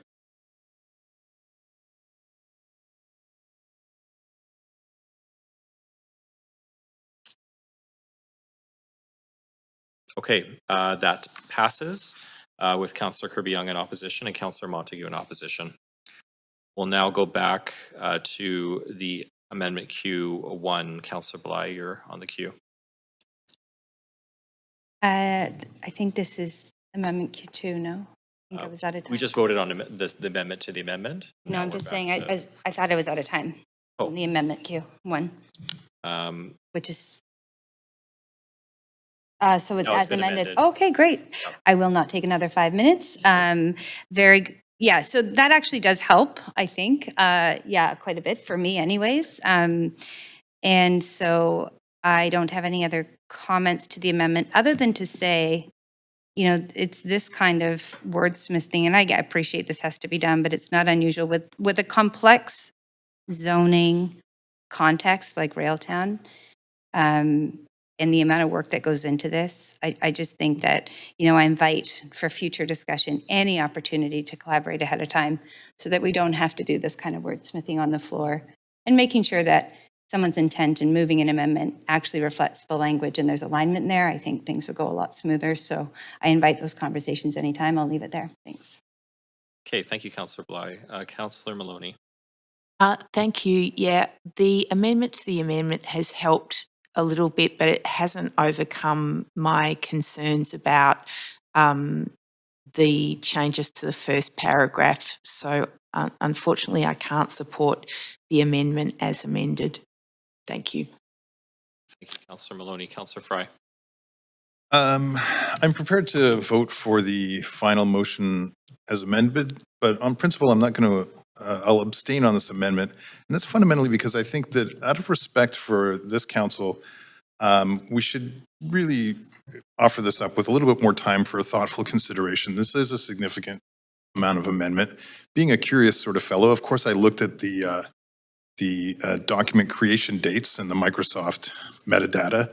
And this document was created and modified by Patrick O'Connor and Connor Doherty this morning at 10:30 and finalized at 10:30. And we're just now seeing it several hours later. And I think, frankly, that's not a good way to conduct amendments of this kind of significance. I think in fairness and out of respect for all of council and to have an informed debate, we should share these things more proactively. This isn't an amendment that was written on the fly. This was clearly an amendment that was written hours ago. And so on principle, I will abstain from voting on it because an abstention is a lack of information. I'm still not confident in how we came to this amendment and why it was delayed in our receipt as long as it was. But I will support, in the spirit of moving this particular project forward, I will support the amended motion. But in the future, I think it would be more thoughtful and considerate to share these amendments earlier with all of council. Okay, Councillor Fry. Councillor Kirby-Young. Yeah, thanks. I just want to, it's funny that we're wordsmithing, but I was just wanted to draw attention to the original language is that all of these are considerations regardless. None of them are, quote, baked, as was said earlier, because the actual language in the original amendment in the further that paragraph says, and I quote, further that council directs staff to incorporate the following considerations as part of it. This is one of the many bullets listed as considerations. That's all they are until staff go away and they do the analysis and they come back with a report and we have a chance to look at those options and look at what they look like. So I think we're getting into a bit of redundancy territory here around that. I am very much looking towards intensification of industrial lands. It's really important, just like we are intensifying our housing lands, we are doing that as well, and we need to look at and get that information back. So I'm going to be looking for that. if this motion goes forward when that report comes back, because that is a really important principle that I think a number of us have spoken quite clearly and publicly about, that we need to have a balanced city that has economic engines and drivers, and that includes diversity of employment types and engines while modernizing and providing that flexibility. So I think we've heard loud and clear that an I2 to I4 tweak didn't work, isn't sufficient. We need something more at scale. We're hearing that. There's a lot of great businesses in there. We want people to go down there. Shout out to Bellegarde Kitchen for the mushroom toast, or Park and Fifth, because I've got 3 dresses from there recently. There's a lot of great reasons for folks to go down there. We want to create it, but we don't want to lose the genesis and the heart of what the neighborhood is. So I think that at this point, we're sort of getting into splitting hairs as opposed to let's just send staff some very off with some flexibility to bring us back some really good options and tell us what those trade-offs are and what they look like. And that's exactly what these kind of reports do. And that's exactly the questions that council should be asking. That's our job. Neighborhoods, it is a big responsibility to take a neighborhood with this that has incubated so many incredible Vancouver success stories and help it modernize and move forward, but do it in a way that it becomes a really critically important part of our city. We've talked a lot about Gastown, Chinatown, protecting the heritage and moving those neighborhoods forward. Similar spirit here. But I think at this point, hopefully we can move this along. Thanks. Thank you. Councillor Klassen. Thanks, Chair. I've been listening intently to this discussion and debate, and I think I feel like in some ways it's unraveled a little bit into the kind of the key points that we're trying to talk about here. We're really looking at the future of Railtown. I think that the speakers that spoke to us earlier addressed some of the concerns that I think many of us have seen. I think most of the people who are in the chamber and involved in this debate and discussion today have had the ability to meet with stakeholders, talk to business owners, take time down in that neighborhood and walk around and see what things are working and not working. There is incredible potential for this area. I've immediately felt the synergy between Gastown and the central waterfront ultimately as more of an east-west configuration. And I feel like we are also trying to strike an important balance when it comes to employment. I've spent a fair bit of time talking to people in the industry that understand the uses of industrial land. Industrial being a very broad category, and this particular area has its own unique characteristics, but also has its limitations. It is an important place for employment, but we've heard really clearly from stakeholders that some of the pressures in this area, the desire to try and make sure that it is safer for the long term, and that people can come to work here throughout the day and feel safe as a really clear expectation. And so this is not a precise exercise. We're trying to work with Metro Vancouver, who are the overseer on the regulation on employment lands and industrial land in this region. And we're trying to make sure that we are working our way into the regional growth plans for the city and also the region. We have to respond to changes in the economy, and we also have to make sure that the businesses that are down here continue to thrive and more businesses join them as well. The amendment I'm quite comfortable with because, again, it is not a precise exercise. It's just suggesting that we have to be more broad in our thinking in terms of how we're going to be able to do this. I don't go to the worry about speculation and that, condos and all the rest of it. As far as I'm concerned, housing ownership is just as important as being able to rent in the city, and I want to be able to see that. And I also like the fact that the word consideration is in the very first paragraph of this this motion as it presented right now. So we can all consider and actually work with our team to try and consider and how we'll be able to make some of these changes. Some things will work, some things won't.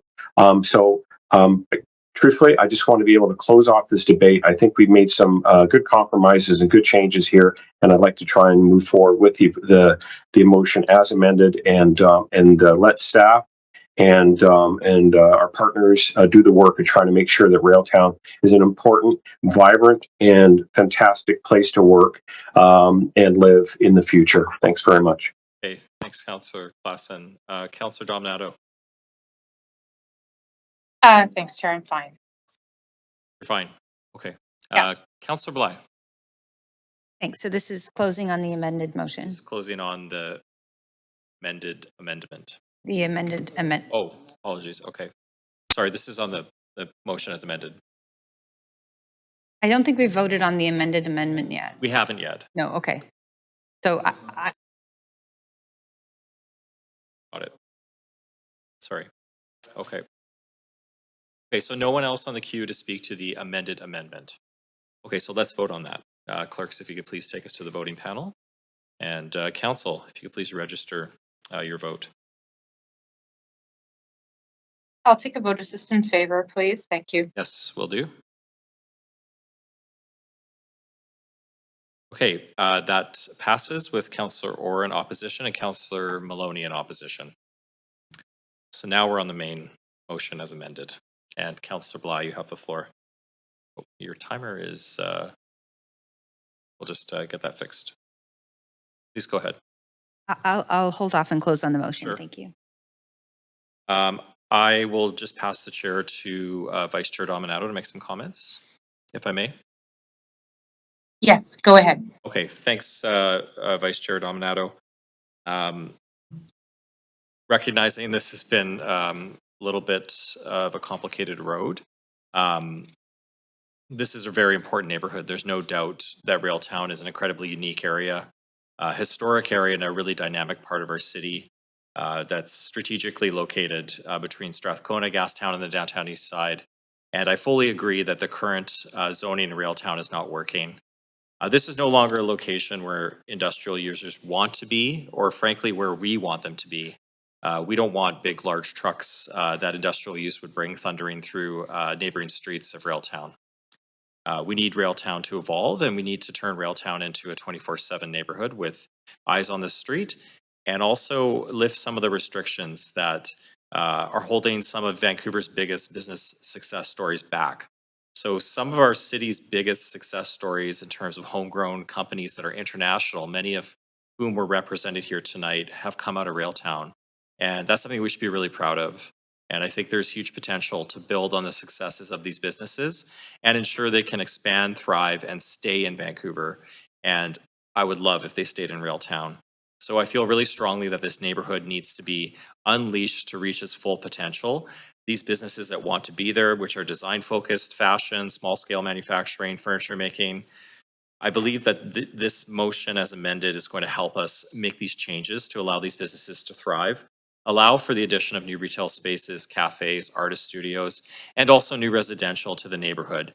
And I prefer if we are open-ended on the residential piece. I think we need a variety of tenures in the neighborhood. We need rental, but we also need perhaps attainable home ownership in the neighborhood as well. And there is strata in the neighborhood already that was built in the 90s and even I think 2010s over on Alexander. And those are successful projects. I have friends that live in them and they love living in Railtown. Right now, they wouldn't be able to buy a new place in Railtown because it's not allowed. So this motion as amended is going to allow for exploration of that. And it's a report back to council and we're going to get many different options to explore. But I feel that this is a big step in the right direction to transform this neighborhood into a more balanced and sustainable environment where people can live, work, and play 24 hours a day, 365 days a year. So I'm really happy to support this today. And I'll pass the chair back to Vice Chair Dominato. Thank you. Go ahead. Thank you. Councillor Fry. Yeah, despite my frustrations with the amendment process, I do want to just reflect on the larger context here, and that is Railtown, and it is such a unique and special part of the city. You know, gosh, 35 years ago lived at Princess in Cordova and used to throw the ball for my dog on the rooftop parkade of the Mr. Jacks. And there was so many interesting touchstones down there for like the historic genesis of Vancouver and what that meant, and including legacies of Japanese Canadians who lost their properties during World War II, and so much history and so much interest. And to Councillor Meisner's earlier point, you know, then we saw in the early 2000s the introduction of the ARC and the Railtown studios that brought a sense of vibrancy, and new businesses indeed like Herschel and Hills Aritzia that have moved in later and really added to the vibrancy. So there's already so much going on, and it is such a special place. And what I appreciate about this original motion and the opportunity to go down and talk with some of the proponents about the vision and the opportunities there is that this is about nurturing what's happening there. This isn't about gentrifying it and wiping it out and creating a new Yale town with condo towers and the like. It's about really respecting what's there and giving it a little bit more resilience and opportunity, and recognizing that folks who work there and folks who contribute to our economy and community who are in the Railtown locus and milieu there will have more safety and more opportunity for in nurturing that vibrancy. And I do want to reflect that. I mean, I'm sorry to evoke the bit about the metadata on the timing of this amendment, but I do hope in the future that we can, out of respect, not just for the councillors who are here, but the speakers who came and spent their evening waiting to speak to what they thought was a motion that clearly an amendment had been generated 8.5 hours ago, and it would have been thoughtful to introduce that earlier in the conversation so that our speakers and stakeholders in Railtown would have had an opportunity to speak to what a proposed amendment might look like. And I think that's just process consideration we may want to indulge in the future. Thank you. Councillor Orr. Yeah, thanks. I appreciate the current zoning creates all these obstacles, and the area has a lot of challenges. I live in Gastown, that's been referenced. I know the area, I know the challenges, and I'm supportive of so much of this motion, the transportation connections, increased employment, heritage protections. I've got a lot of friends who work down there at Aritzia. My friend started a company called Rollout at one of the live work spaces down there. Some of my favorite restaurants down there, Ask for Luigi, Bellegarde. But I just think this raises so many questions about who benefits from this transformation, who will be pushed out. I'm always wary of words like revitalization and calls for social mix, which are just, I think, are codes for gentrification. I hope Councillor Fry is right, and that's not the case. I recall the term revanchism by urban geographer Neil Smith. It's the phenomenon of dominant classes trying to reclaim urban industrial spaces for marginalized groups. And I think if we wanted to see social housing down here, we should have just said that we want to see social housing down here or affordability down here. So it's a real shame, but I can't support the motion as amended. Thank you. Thanks, Councillor Orr. Councillor Bly. Thanks very much. And just happy to close on this motion. I think there's no one else to speak, so I'll just be brief. I know it's been a long couple of days. So first of all, just to thank the colleagues who have engaged with the Future of Railtown work. They've walked the area with local leaders, with the coalition and the businesses, and for recognizing the opportunity we have with this motion to support the future of Railtown in a way that's intentional, it's inclusive, and it's forward-looking. As I mentioned before, Railtown has long been a hub of creative energy and light industry, and we heard about the history of those businesses in the speaker's comments today. It's a place where design and manufacturing and innovation meet. And the current zoning and land use regulations don't reflect the way the district is actually being used today, nor do they support the potential it holds for the future. So if we're serious about supporting job growth, and I know that is a priority of this council, and we're supportive of job growth in the creative economy, in the design economy, retaining affordability for local businesses and building neighborhood vibrancy through thoughtful land use, that's the tool we have as a municipality to do that. And we need to modernize the policy tools that we're working with. It's such a unique opportunity, and I just love walking in this area. There's been so much investment by the businesses in this area despite the challenges over the last decade, if not more. A brand new building that Nels Benson built there with Inform, beautiful new Pilates studio in there that meets the needs of the local work staff and at the adjacent building businesses. There's just so many pieces to this. The Railtown Cafe, Bellegarde Kitchen, we heard from Ruben, that just continue to every day show up for the community and do their very best to keep going. So in those pieces, there's lots of small businesses. There's some really big global brands we know now that we heard from today. And all of that coming together is just such a unique opportunity. And I love the idea that a revitalization and a renewal, sorry, don't like that word, Councilor Orr, but an increased intentionality around planning in this area could also better connect Gastown. We're always talking about this east-west connection through Gastown. We need to bring people through Gastown right into Railtown, and then even connect further into the local small business area in Strathcona that Vincent Kwan called in and spoke to. So I think some key things to note: the vacancy rate, 4 times the industrial regional average of vacancy in this area. 33% in business license decline is not insignificant. 250,000 square feet of redevelopment plans abandoned, and those that do come forward tend to be above ground storage units, like storage businesses, which is not going to bring vibrancy to this area. It's not solving any housing challenges we have in that area. And then the last thing I'll say that I think is the point that I'll take to regional planning at Metro that I think is really important, and Brian Hill spoke about this from Aritzia, is that Aritzia alone and other businesses that are centralized and head offices are located in Railtown occupy hundreds of thousands of square feet of warehouse space in other regional industrial parks in our region. And so the stability of Railtown actually will further stabilize the tenants that are occupying massive warehouses that are appropriately located where the space exists in the region.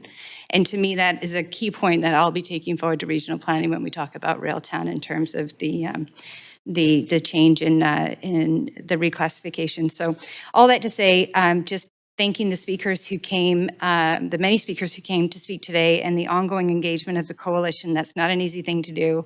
I really see an open-mindedness to work with staff, the business owners, creative entrepreneurs in Railtown that were reflected today. All have been advocating for years for a clearer, more supportive framework that reflects the reality on the ground. Their leadership, on the ground experience, and dedication to Railtown are the key to getting this right. So I just want to say thanks again to everyone for your consideration today, and I look forward to seeing this work come back, the kind of breadth and ambition this district deserves. Okay, thank you, Councillor Bly.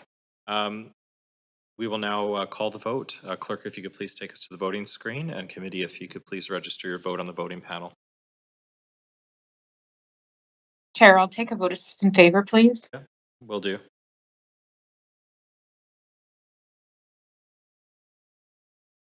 Okay, that passes with Councillor Orr in opposition. That completes motion 5. Thanks, everybody. We'll now move to our last motion of the evening. Motion 6, FCM 2028 Annual Conference Bid, which is to be moved and introduced by Councillor Bly. Before I begin this agenda item, if anyone believes they have a conflict of interest, now is the time to declare it. Does anyone have a conflict to disclose? Okay, Councillor Bly, you have 2 minutes to introduce your motion. Thanks very much. I won't need 2 minutes. I think it's pretty clear. Federation of Canadian Municipalities is an annual conference, travels the country, large cities that can host up to about 3,000 to 4,000 delegates are usually the opportunity. It has been a long time since Vancouver has hosted, previously 1998 and then 2013. And so part of putting a bid together to host is asking staff to engage with FCM, Destination Vancouver, local businesses, all the relevant departments to determine venue availability and costs associated. So this is simply to put that in the queue for staff to be working on what that would look like. And the title says FCM 2028 Annual Conference Bid. The motion itself is much more open-ended. And that's because if 2028 happens to not be available from an accommodation perspective, convention center, et cetera, then the actual resolution allows for a much broader report back from staff. So with that, I'll leave it there. Okay, thanks, Councillor Bly. Seconded by Councillor Dominato. There's no registered speakers for this item. Committee members, is there any discussion?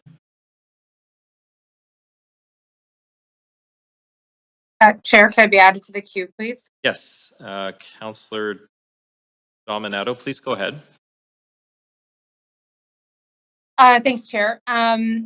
Just in the interest of being brief, because I think everyone's tired and it's been a long couple of days, just to reflect that I think this is worth pursuing and getting more information back. I understand it is a report back to understand if it might work in 2028, whether it could be accommodated within our conference centers, within our hotel spaces. And I think that if we take the bigger picture long view, there's some real opportunities, both economic, for one, in that we'd be having delegates, elected officials, as well as staff, as well as stakeholders coming to the city of Vancouver and spending their money and investing here while they're here for the conference.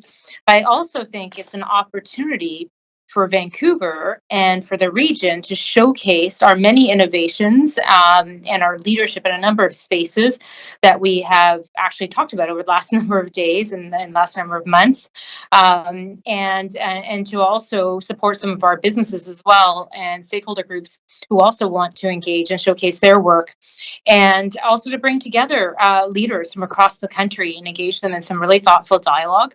And so from my perspective, there's multiple benefits to hosting FCM here in Vancouver, whether it's 2028 or further beyond. So from my perspective, there's no downsides. And I think that what I would, and I guess I'll put this as a question through you to the mover of the motion, is just simply to understand, is there any wiggle room from the perspective of FCM around the costs that are associated with cities to host FCM conventions? So that would be my only question to the mover of the motion. The question was, are there any costs that the city will bear? No. Is there any flexibility? Because the estimated cost for Edmonton is around 1.6 million, I believe it was cited. And so is there any flexibility that FCM cost shares or takes on more of those costs? Yeah, I mean, what we do is we put a bid together as a city in terms of what the offer is, and I think the negotiation can happen there. So that reference of the Edmonton budget, typically the city will host a dinner, a night for all the delegates and some of those costs associated. But yeah, I suspect that would be a part of the original or the final negotiation and agreement. Okay, thank you. Thanks, Chair. Okay, thanks, Councillor Dominato. And I'm just going to ask you to chair, please, Vice Chair Dominato, while I ask a question through you to the City Manager. Thank you. So if I may, just through you, Vice Chair, to the City Manager, and I totally understand you may not know the answer to this question offhand, but I'm just curious if you may know why the reserve that had existed previously that was used to fund the 2013 event was not renewed, if you recall. Certainly, through the vice chair. So that reserve was established by council specifically to fund that conference. So council had decided to make a bid and then started accruing money in a reserve to cover the costs associated with delivering the conference. So, presumably the same thing would happen here. That if at some point council was to decide to make a bid, then we would need to start we would recommend starting accruing money to actually cover those costs for a future year when the conference is held. Okay.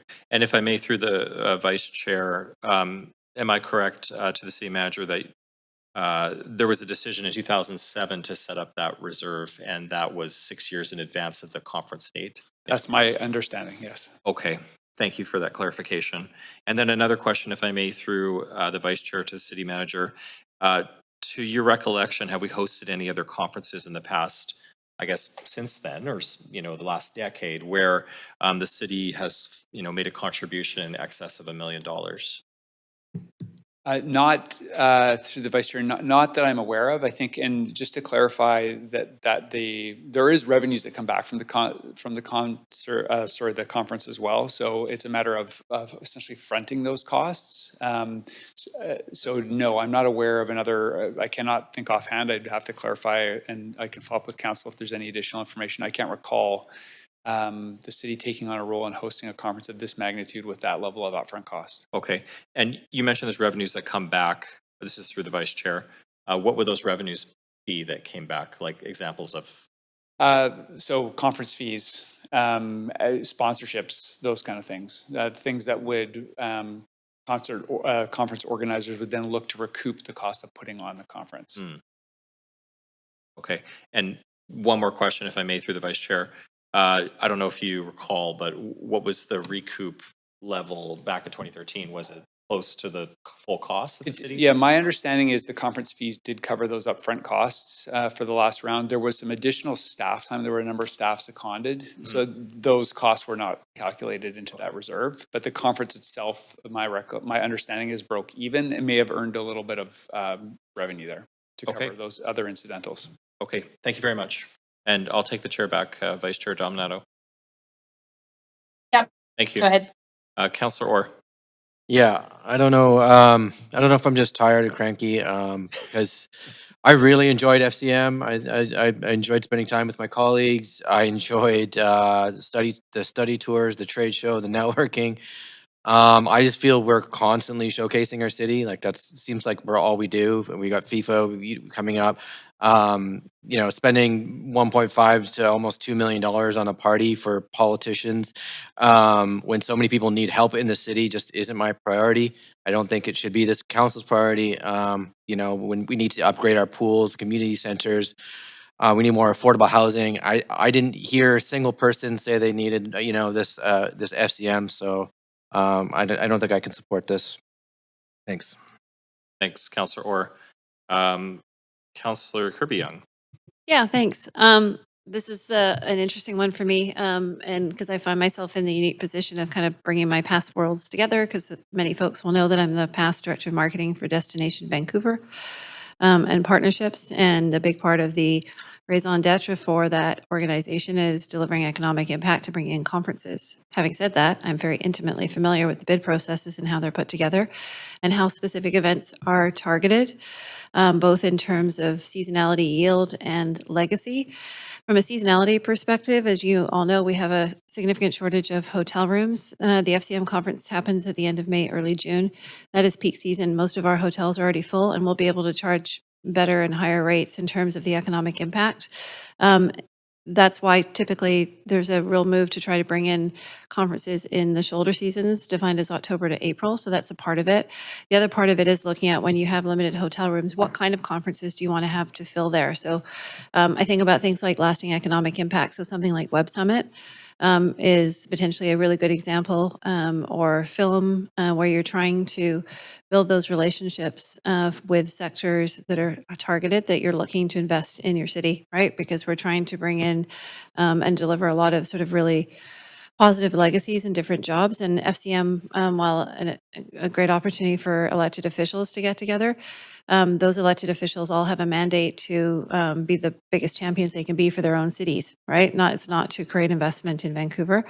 So there's sort of the what is the timing and the seasonality? There's the does this fit in terms of the target that we want to bring in lens to look at? I think that's another important component. And then I do think Councillor Orr's point is really well taken, that we have pretty significant pressures. We're having debates earlier today around grants and how much is going to grant funds. We have arts and culture organizations. We had a robust discussion around Pride, for example, and I think Councillor Bly made a very sort of key observation that we're all seeing, that arts and culture groups are really suffering in terms of a lot of the funding changing, and things are drying up for a number of different reasons and affordability. So I think that's an important consideration. And in current date to take on the role of a conference organizer and that financial obligation and to do all of that, I think it's pretty significant. I actually think it's a great opportunity for some sort of medium-sized and other cities. I think it's great in Ottawa, connects into the advocacy that happens in the region. It's great for some of the medium-sized cities. It's a boon for something like Winnipeg, where it's hosted before, or other places. Toronto has a lot more capacity in terms of hotel.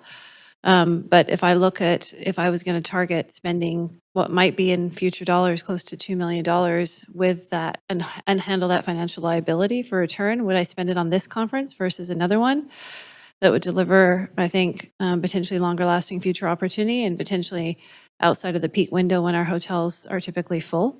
At the end of May, early June, we're already hearing how hard it is to get a room and how high the rates are. But this wouldn't be the one I would pick for that sort of strategic assessment and analysis. So those are my comments at this point. Thanks. Thank you. Councillor Joe.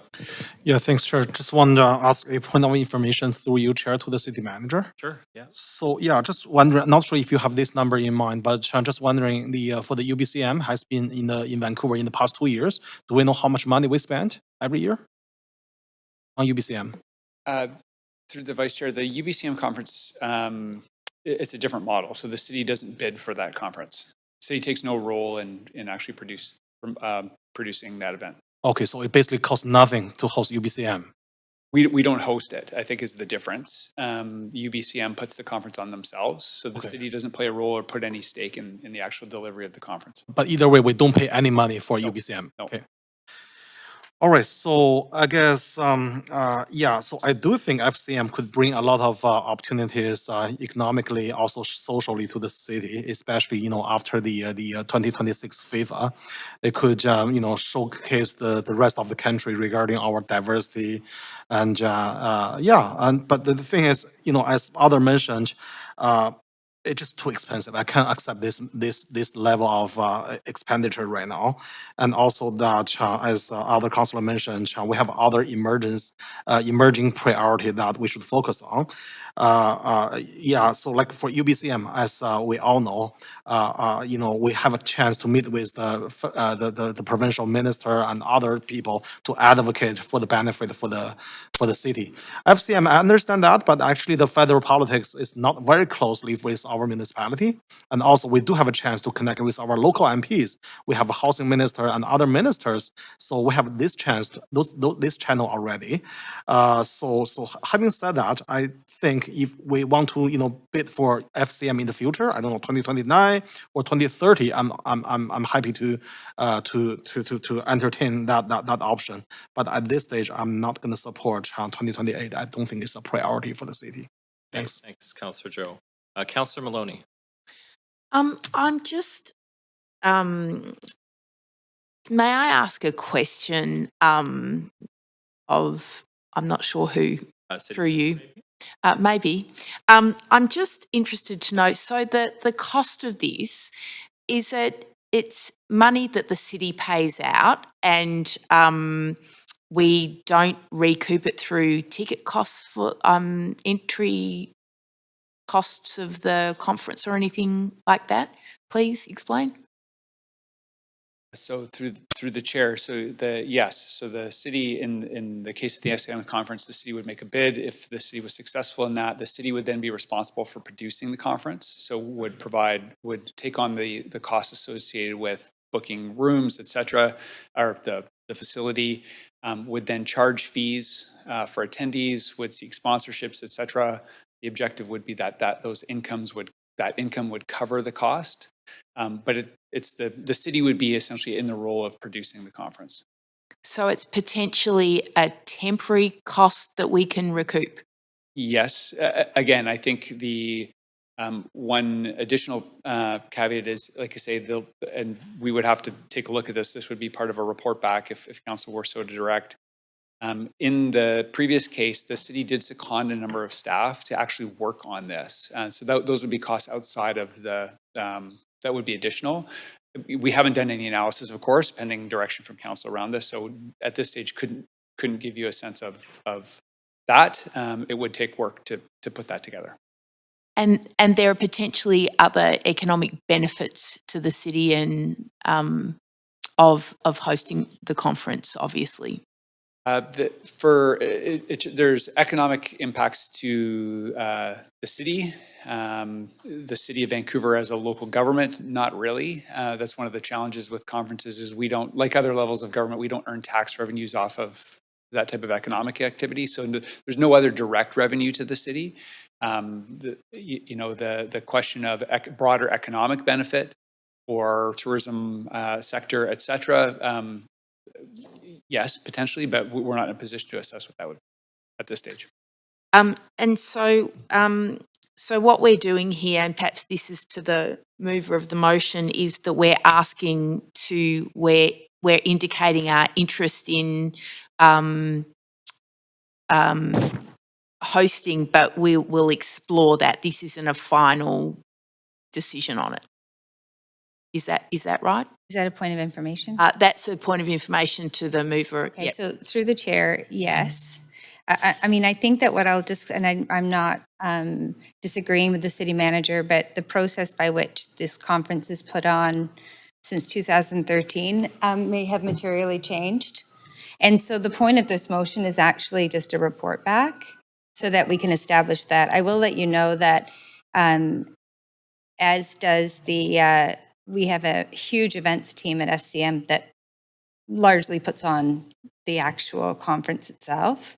They have done, just based on their own analysis, the convention center is fully booked for 2028. So to Councillor Zhou's point, it's not for 2028, which is why the recommendation says, doesn't actually identify dates. It could be 2031, could be 2030, could be 2029.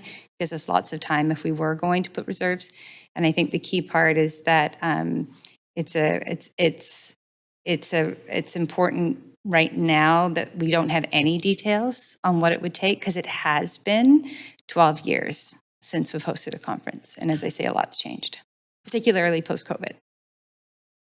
Thanks very much. That's all really useful information. That's made me a lot more comfortable about supporting this. I'd like to hear, I would like to get more information about it and leave us open to hosting it. And it sounds as though we've got a pretty good opportunity to recoup the cost. So thanks. Okay, thanks, Councillor Maloney. Councillor Bly. Yeah, thanks. I just appreciate the thoughtful discussion. I guess in a way, I think these are a lot of questions that need to be answered by staff, which is why council needs to provide the direction. I don't even have all the answers right now, but I will note that the benefit of hosting a conference is that the Prime Minister comes to our city, that there's a spotlight on the specific needs of our city and our region. We could be 5 years into trying to manage a new model of delivering housing, of DCCs. We could be a few years into continuing to find money to pay for the Iona wastewater treatment plant.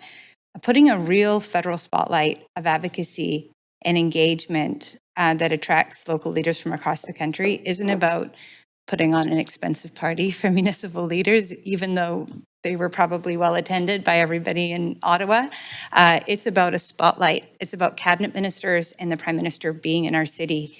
And as has been, illustrated, it's not that easy to get the full attention all the way over here on the west of Ottawa, and so any way that we can to put a spotlight here is really important.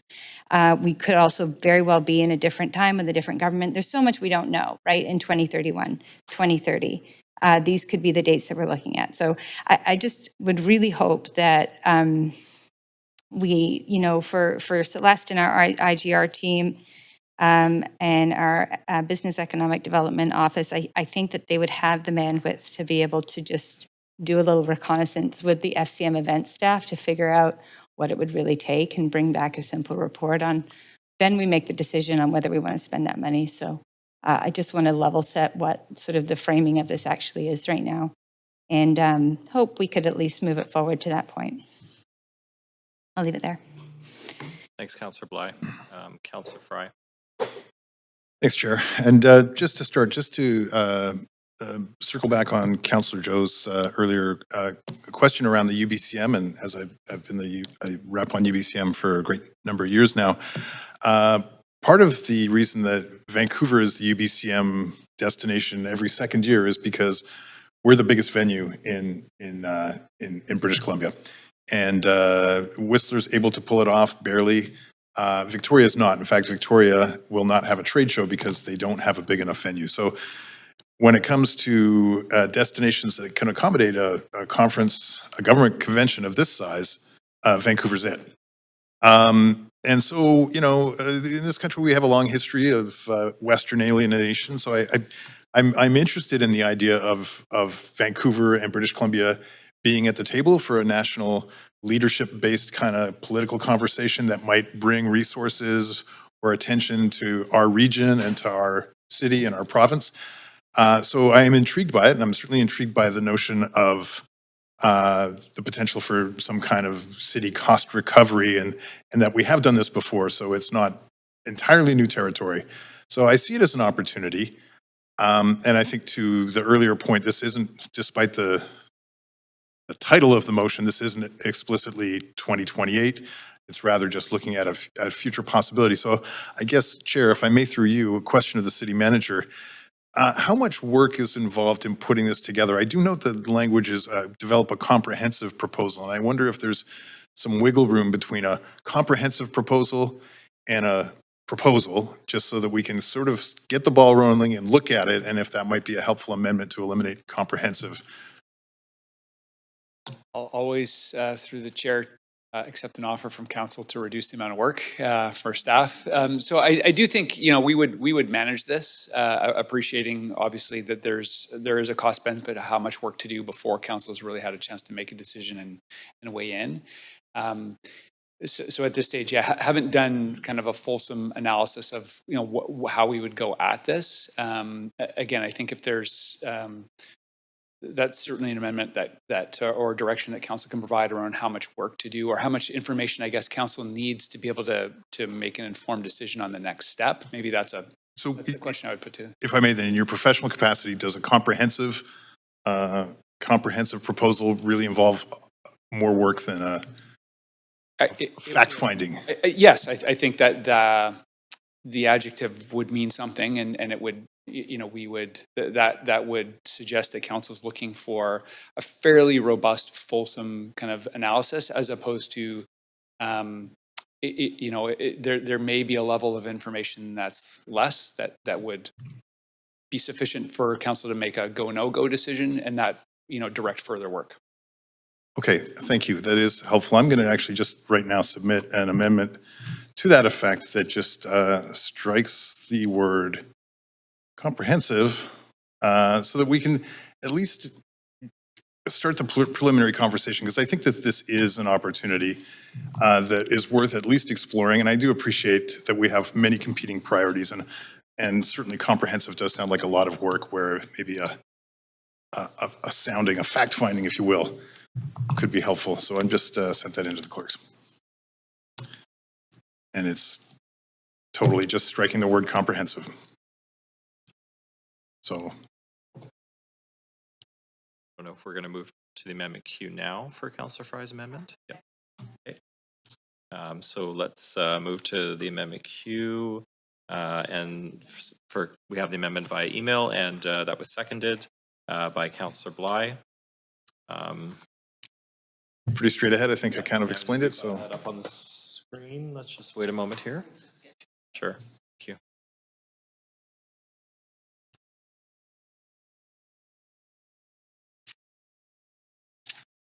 yeah, and just as we're waiting for that on the amendment queue, just, you know, this is an opportunity. We do have a lot of competing priorities. This could be well down the line. We may have a glut of hotel rooms left over from FIFA that we might find our hoteliers are desperate to fill because they've built them for the FIFA and we don't have another FIFA yet. So I think this is worth exploring a little bit, and I certainly don't want to burden staff with too much work, but I think it's an opportunity. And like I say, reflecting on our role in the nation's political orbit could be enhanced by this opportunity, and I think it's worthwhile exploring. And I feel like I'm just talking now to take airspace while we're waiting for that screen to come up and allow us to vote. Okay, thanks, Councillor Fry. Councillor Kirby-Young. Yeah, thanks. Just going to kind of go back to share some of my earlier comments as the person who, again, worked at Destination Vancouver for 10 years, and I know this industry intimately. Think about what's happening in the city, the end of May, early June. It's busy summer season. Leisure travel is picking up. The cruise ships are coming in. We expanded the berths. There's a minimum of 3 ships in, typically daily. There are thousands of people there. We're not going to have a glut of hotel rooms suddenly built for FIFA. We couldn't even get one built in time. We have a shortage of 10,000 hotel rooms in the city of Vancouver, 20,000 in the region. Demand is expected to outpace supply by 2030. And again, when you're filling those rooms, you want to get the higher yield business and the types, not just for the economic impact in the moment, the days of those specific conference days, but also in terms of targeting specific business that is going to leave some of those legacy impacts. I also do want to mention a small word that maybe is good to remember for everybody. FIFA. We're hosting the largest sporting event in the world in 2026.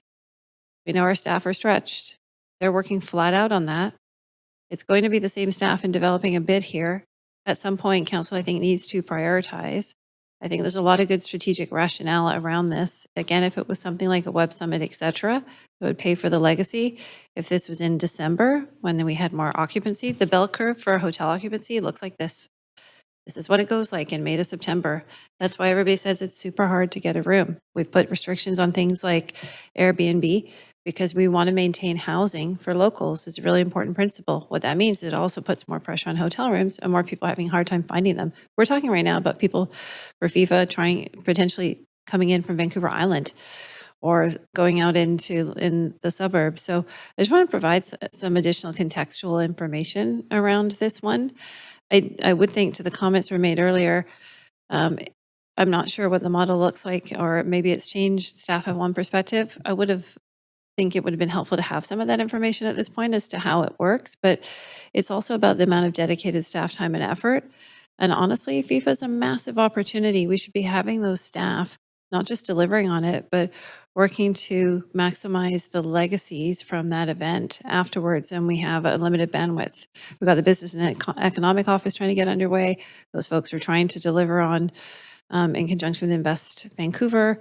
There's a lot of work that's underway. So I do think we have to put sort of a broader lens around how much we're asking staff to do, because sometimes you just want to really focus in on doing some things that are the highest yield and the best benefits, both in the immediate and the longer term for the city. Thanks. Thank you. Councillor Montague. Yeah, thanks, Chair. I wasn't going to talk, but regardless of how this is wordsmithed, I'm not in support of it. I think bottom line is, and I think Councillor Kirby-Young said it very well, why we don't need this right now. But the only thing I will add is that I don't see a need to host, and whether it's a perception or reality, what will be perceived as or is in reality a junket for politicians with no long-term economic benefit to the city. So regardless of how things are wordsmithed or words that are added or removed, I can't support. Thanks. Thank you. Councillor Dominato. Yeah, thanks, Chair. I just have a quick question to the mover of the amendment, just on the striking of comprehensive. I'm not clear on the rationale for that. What's the rationale for removing comprehensive? Well, I think, specifically to even Councillor Kirby-Young's concerns around staff capacity and to the city manager's comments, I think it's getting away from the word comprehensive. At least we can do sort of a preliminary sounding of the idea. Is it feasible? What are the implications? Will there be hotel rooms? Is this a bad time of year to do that kind of thing? I know that the hoteliers had told me earlier that it was a bad time of year to do FIFA, yet here we are doing FIFA. So again, I'm not an expert. I'm relying on staff to look at the viability of that to some extent, but I think striking the word comprehensive gives a little wiggle room to not make this too much of a big production as far as staff time and work goes. At least for the purposes of the, I think, Article C, which is a report back to council. Okay. I'm not really, I mean, I'm not opposed to supporting it. I don't think it actually addresses the crux of why other councils are opposed to this. Just to be transparent, like I don't think that's actually, it's not the proposal. It's the overarching concept of spending money and bringing this here and the not seeing the value in it. So I don't think, like, again, don't have any issue with changing the word, but I don't think, Councillor Fry, respectfully, it's actually addressing what the other councils are speaking to. So, for what it's worth. And to be clear, I was referring to the city manager's comments, where he expressed some willingness to support the idea of less work for staff by striking this. Thank you. I appreciate that.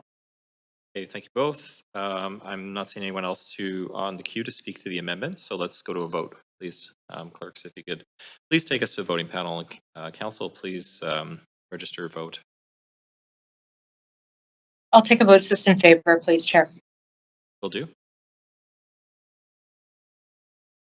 Oops.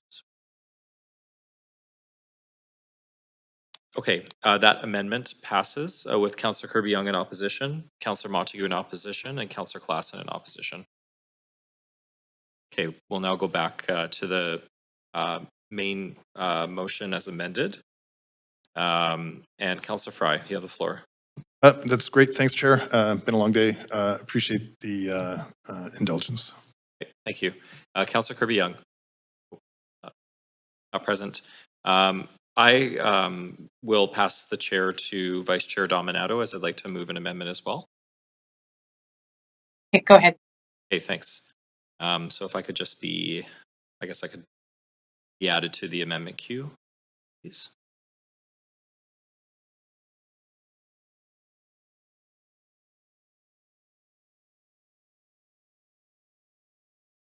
Okay, thank you. So I do think this is an opportunity worth exploring. And I have, I came into this meeting with some concerns around the cost, but those were allayed by the information that we received from the city manager through our questions today or this evening around the fact that when Vancouver last hosted this in 2013, those costs were recouped for the most part. But this amendment that I'm proposing is to just be specific in the report back, should the motion be approved, that city staff would outline the specific costs of recent FCM conferences held since Vancouver last hosted the conference in 2013. So all the different cities across Canada, find out how much it costs those cities to host that conference in terms of city costs and the amount that was recouped through conference revenues that flowed to each city. I want to move this in order to feel comfortable that when we get the report back, I can make a fully informed and fiscally responsible decision around hosting this conference, which I think has many benefits for the city of Vancouver. We are the third largest metro region in the country. We should host the FCM conference, and many of us have attended that conference. I think it's a worthwhile investment, and the fact that monies are often recouped through these conferences, I think it's a win-win. So let's get the information. I want to get the information, and then we can make a fully informed decision. So that's why I'm moving this amendment. Okay. Thank you. So yeah, back to you. It would still be you, Vice Chair Dominato. Yes. Oh, right. I'm still Vice Chair. Yes. Okay. The clerks will have to help me in terms of if there's any speakers to the amendment, and I'm happy to speak to it briefly, but other speakers. Chair, if I could just indicate we do not have a seconder, I don't believe. I'll second it. Oh, okay. Thank you. Yes, we have Councillor Klassen that I'll advance. Okay, and if you can put me on the queue as well. Okay, go ahead, Councillor Klassen. Thanks very much. I think what's probably not fully being grasped here is not the hard cost to the city, but the opportunity cost for other entities that would probably want those hotel rooms, have that conference and convention center space, have advantages to enjoy our city. I'm as proud of our city as anyone in the room. I am a big booster of our city, and I think we can do that. But I also don't think this is one that will turn around into first of all, any kind of long-term economic benefits for the city. I also don't buy the logic that this is about trying to get the Prime Minister to come. The Prime Minister comes here, he's a leader of our country. I'm sure he'll find other reasons that previous Prime Ministers have come to Vancouver in the past. I do think we have the ability to showcase ourselves for a lot less money if we're that eager to try and promote the Vancouver experience and our lessons. Then let's put ourselves onto the agenda for a future FCM conference and have a delegation go out there and talk about what we're doing on so many fronts. And then the same goes for if we really want to sell Vancouver in some ways, then we can open up a booth and a trade show, as many municipalities and provinces do at the current, and again, for a much lower cost. I'm just concerned that we are thinking that we could put on a show here when we are going to be competing for the limited space. 2013, the economy was completely different than it is in 2025 or will be in 2028. It's a much more dynamic place. Our cruise ship industry is breaking records. I'm really worried that just looking at the mere bottom line and being able to break even on a conference doesn't take a look at what potential downsides are if we hamper our destination tourism economy for a week or so here with something that probably won't have the long-term benefits that some of those other things would. So I'll leave it there. Thanks. Thank you, Councillor Klassen. Clerks, any other speakers other than myself?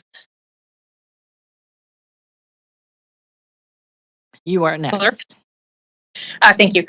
I just one thing I'd like to add, appreciating the intent here of Councillor Meisner's amendment, is that I think if we think, and it's been noted in the motion, it was noted by our city manager, is that there's opportunities in hosting these conferences is to recoup costs.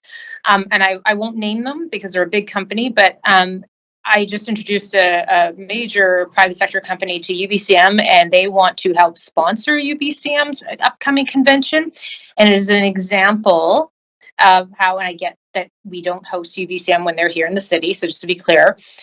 However, it shows that there is some interest. And so if we were smart about this, we could probably get some private sector interest in sponsoring and supporting us with those costs. So I'm just identifying that because that is happening in real time right now with UBCM. They have a huge opportunity ahead of them.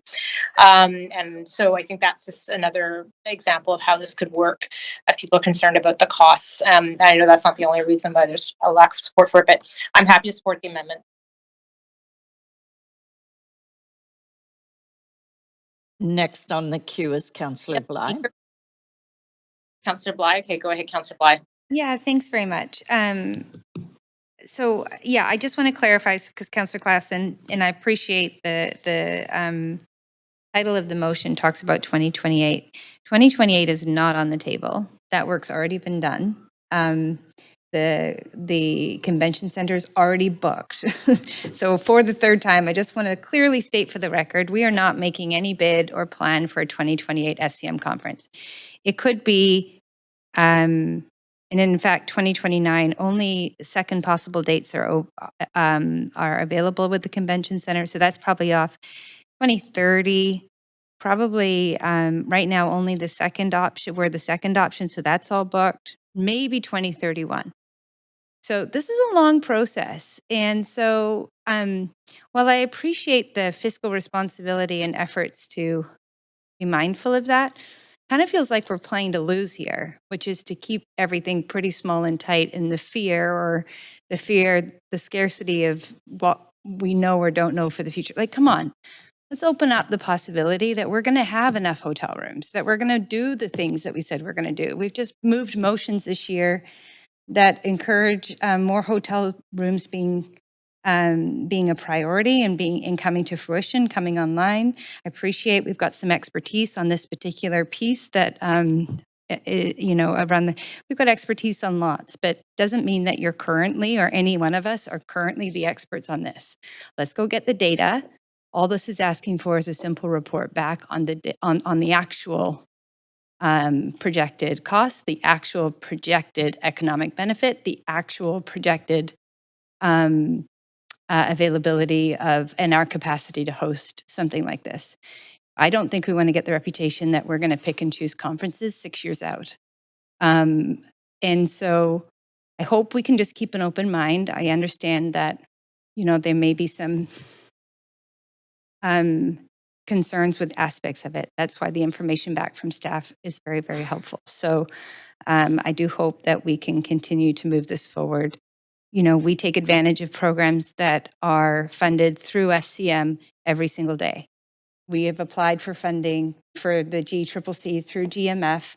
We're hoping to get, if not hundreds of thousands, millions of dollars to plant our 100,000 trees that we've committed to. That's coming through FCM funding. The sponsorship piece that Councilor Dominato brought up, that's a significant private sponsorship can be a significant revenue source that comes back. These are all things that we can establish, but the idea that this is a political junket, not all councillors have been on any of these or have engaged in this work that happens at FCM or UBCM, so you couldn't possibly know the value of something like this if you haven't engaged in it. So let's not bite off our nose to spite our face. Let's move this forward, see if we can get a report back, and then we'll be able to make a decision based on the actual information that staff can provide. And I'll just note that there's no timeline on this. We have a FIFA secretariat. We have a completely separate department that is managing FIFA. We're not going to ask them to stop work on FIFA in order to deliver a proposal on what an FCM conference could look like 6 years down the road. Let's be a bit more pragmatic about what we're asking here and a little less political, please.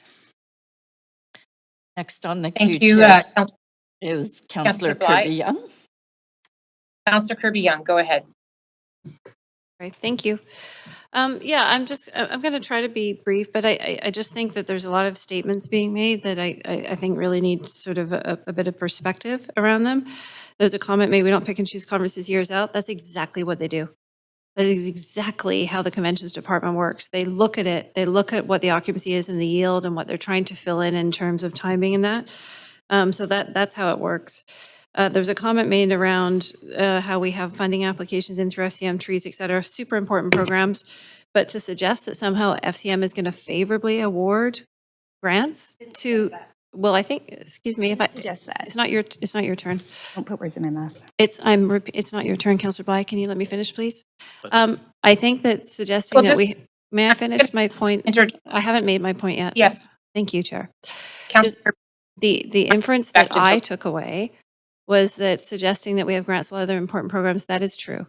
And we do need to apply for those. But there are robust, and I think there should be, objective standards around grant programs as to how they're allocated and whether we host the conference or not. I don't think we can conflate those two things. So that's what I want to say about that. The comment that was made with respects to we can get sponsorship to come in, I'm just going to point out that for the City of Vancouver, we are undertaking our SAND project, which I think we've named as the Sponsorship and Naming Rights Initiative, because we're trying to put the staff time and effort, again, I think for me, it's about prioritization and priorities. We're trying to put staff time and effort into advancing that sponsorship strategy and that sponsorship work to build relationships. And then we're going to send them off on sort of another peripheral project when, yes, they have FIFA. Yes, that's going to have a certain point in time, but they're also trying to do a lot of sponsorship work to shore up some of that function. And we're asking them to sort of like diversify from what we've said as very clear priorities. And I think part of good governance is to focus and set on those priorities. So I know it's been a long day, I'm going to leave it there, but I'm trying to provide what I think is some very foundational rationale as to why I don't think that this is the one for us. Thank you. Thank you, Councillor Kirby-Yung. Clerks, further speakers. Clerks? No, there are no further speakers on the queue. Did you? Okay. Nope. And so I'll call the question. Councillors, please vote for the amendment on the screen. Please vote on using your crest on. And clerks, please confirm the votes after. And I'll take a vote in favor, please.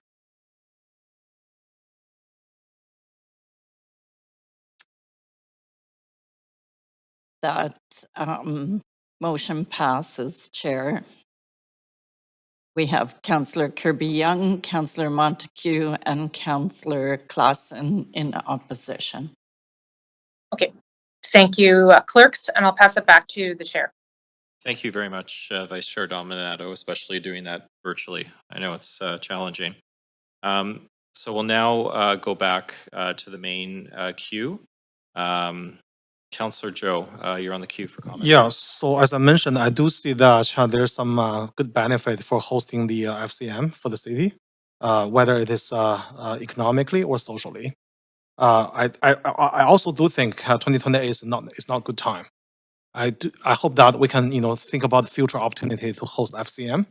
But I think from my perspective, I never voted abstain in this term, almost 3 years. But for this one, I'm going to vote abstain because I just don't think I had enough information to make a decision. Okay, thank you, Councillor Joe. I'm not seeing anyone else on the queue, so let's take this to a vote, please. Chair, is this the amended motion now? Yes, apologies, it is the amended motion. Should have been clear about that. Thanks. I'll take a vote as just in favor, please.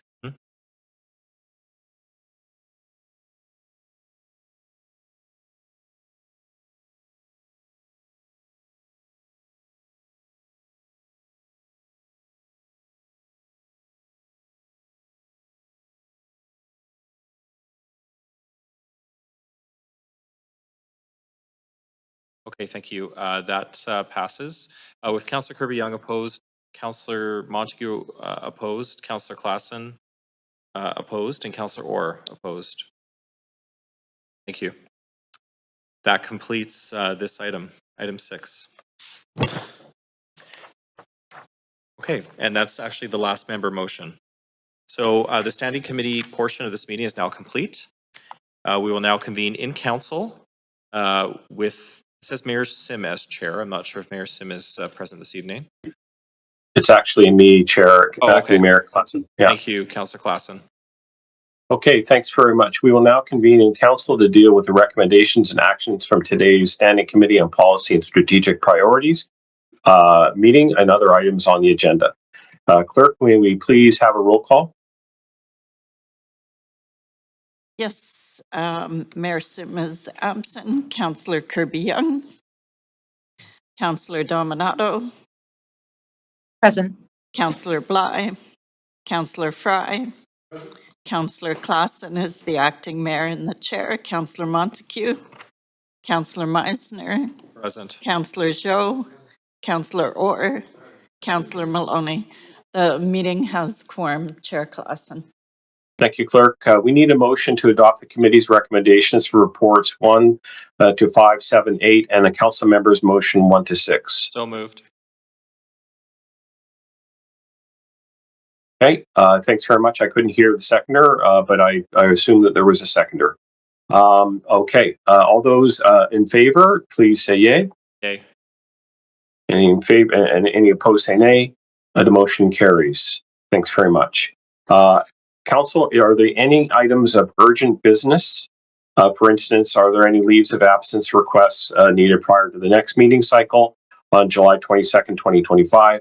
A reminder that these requests should be submitted in writing to the clerks through the amendments distribution list.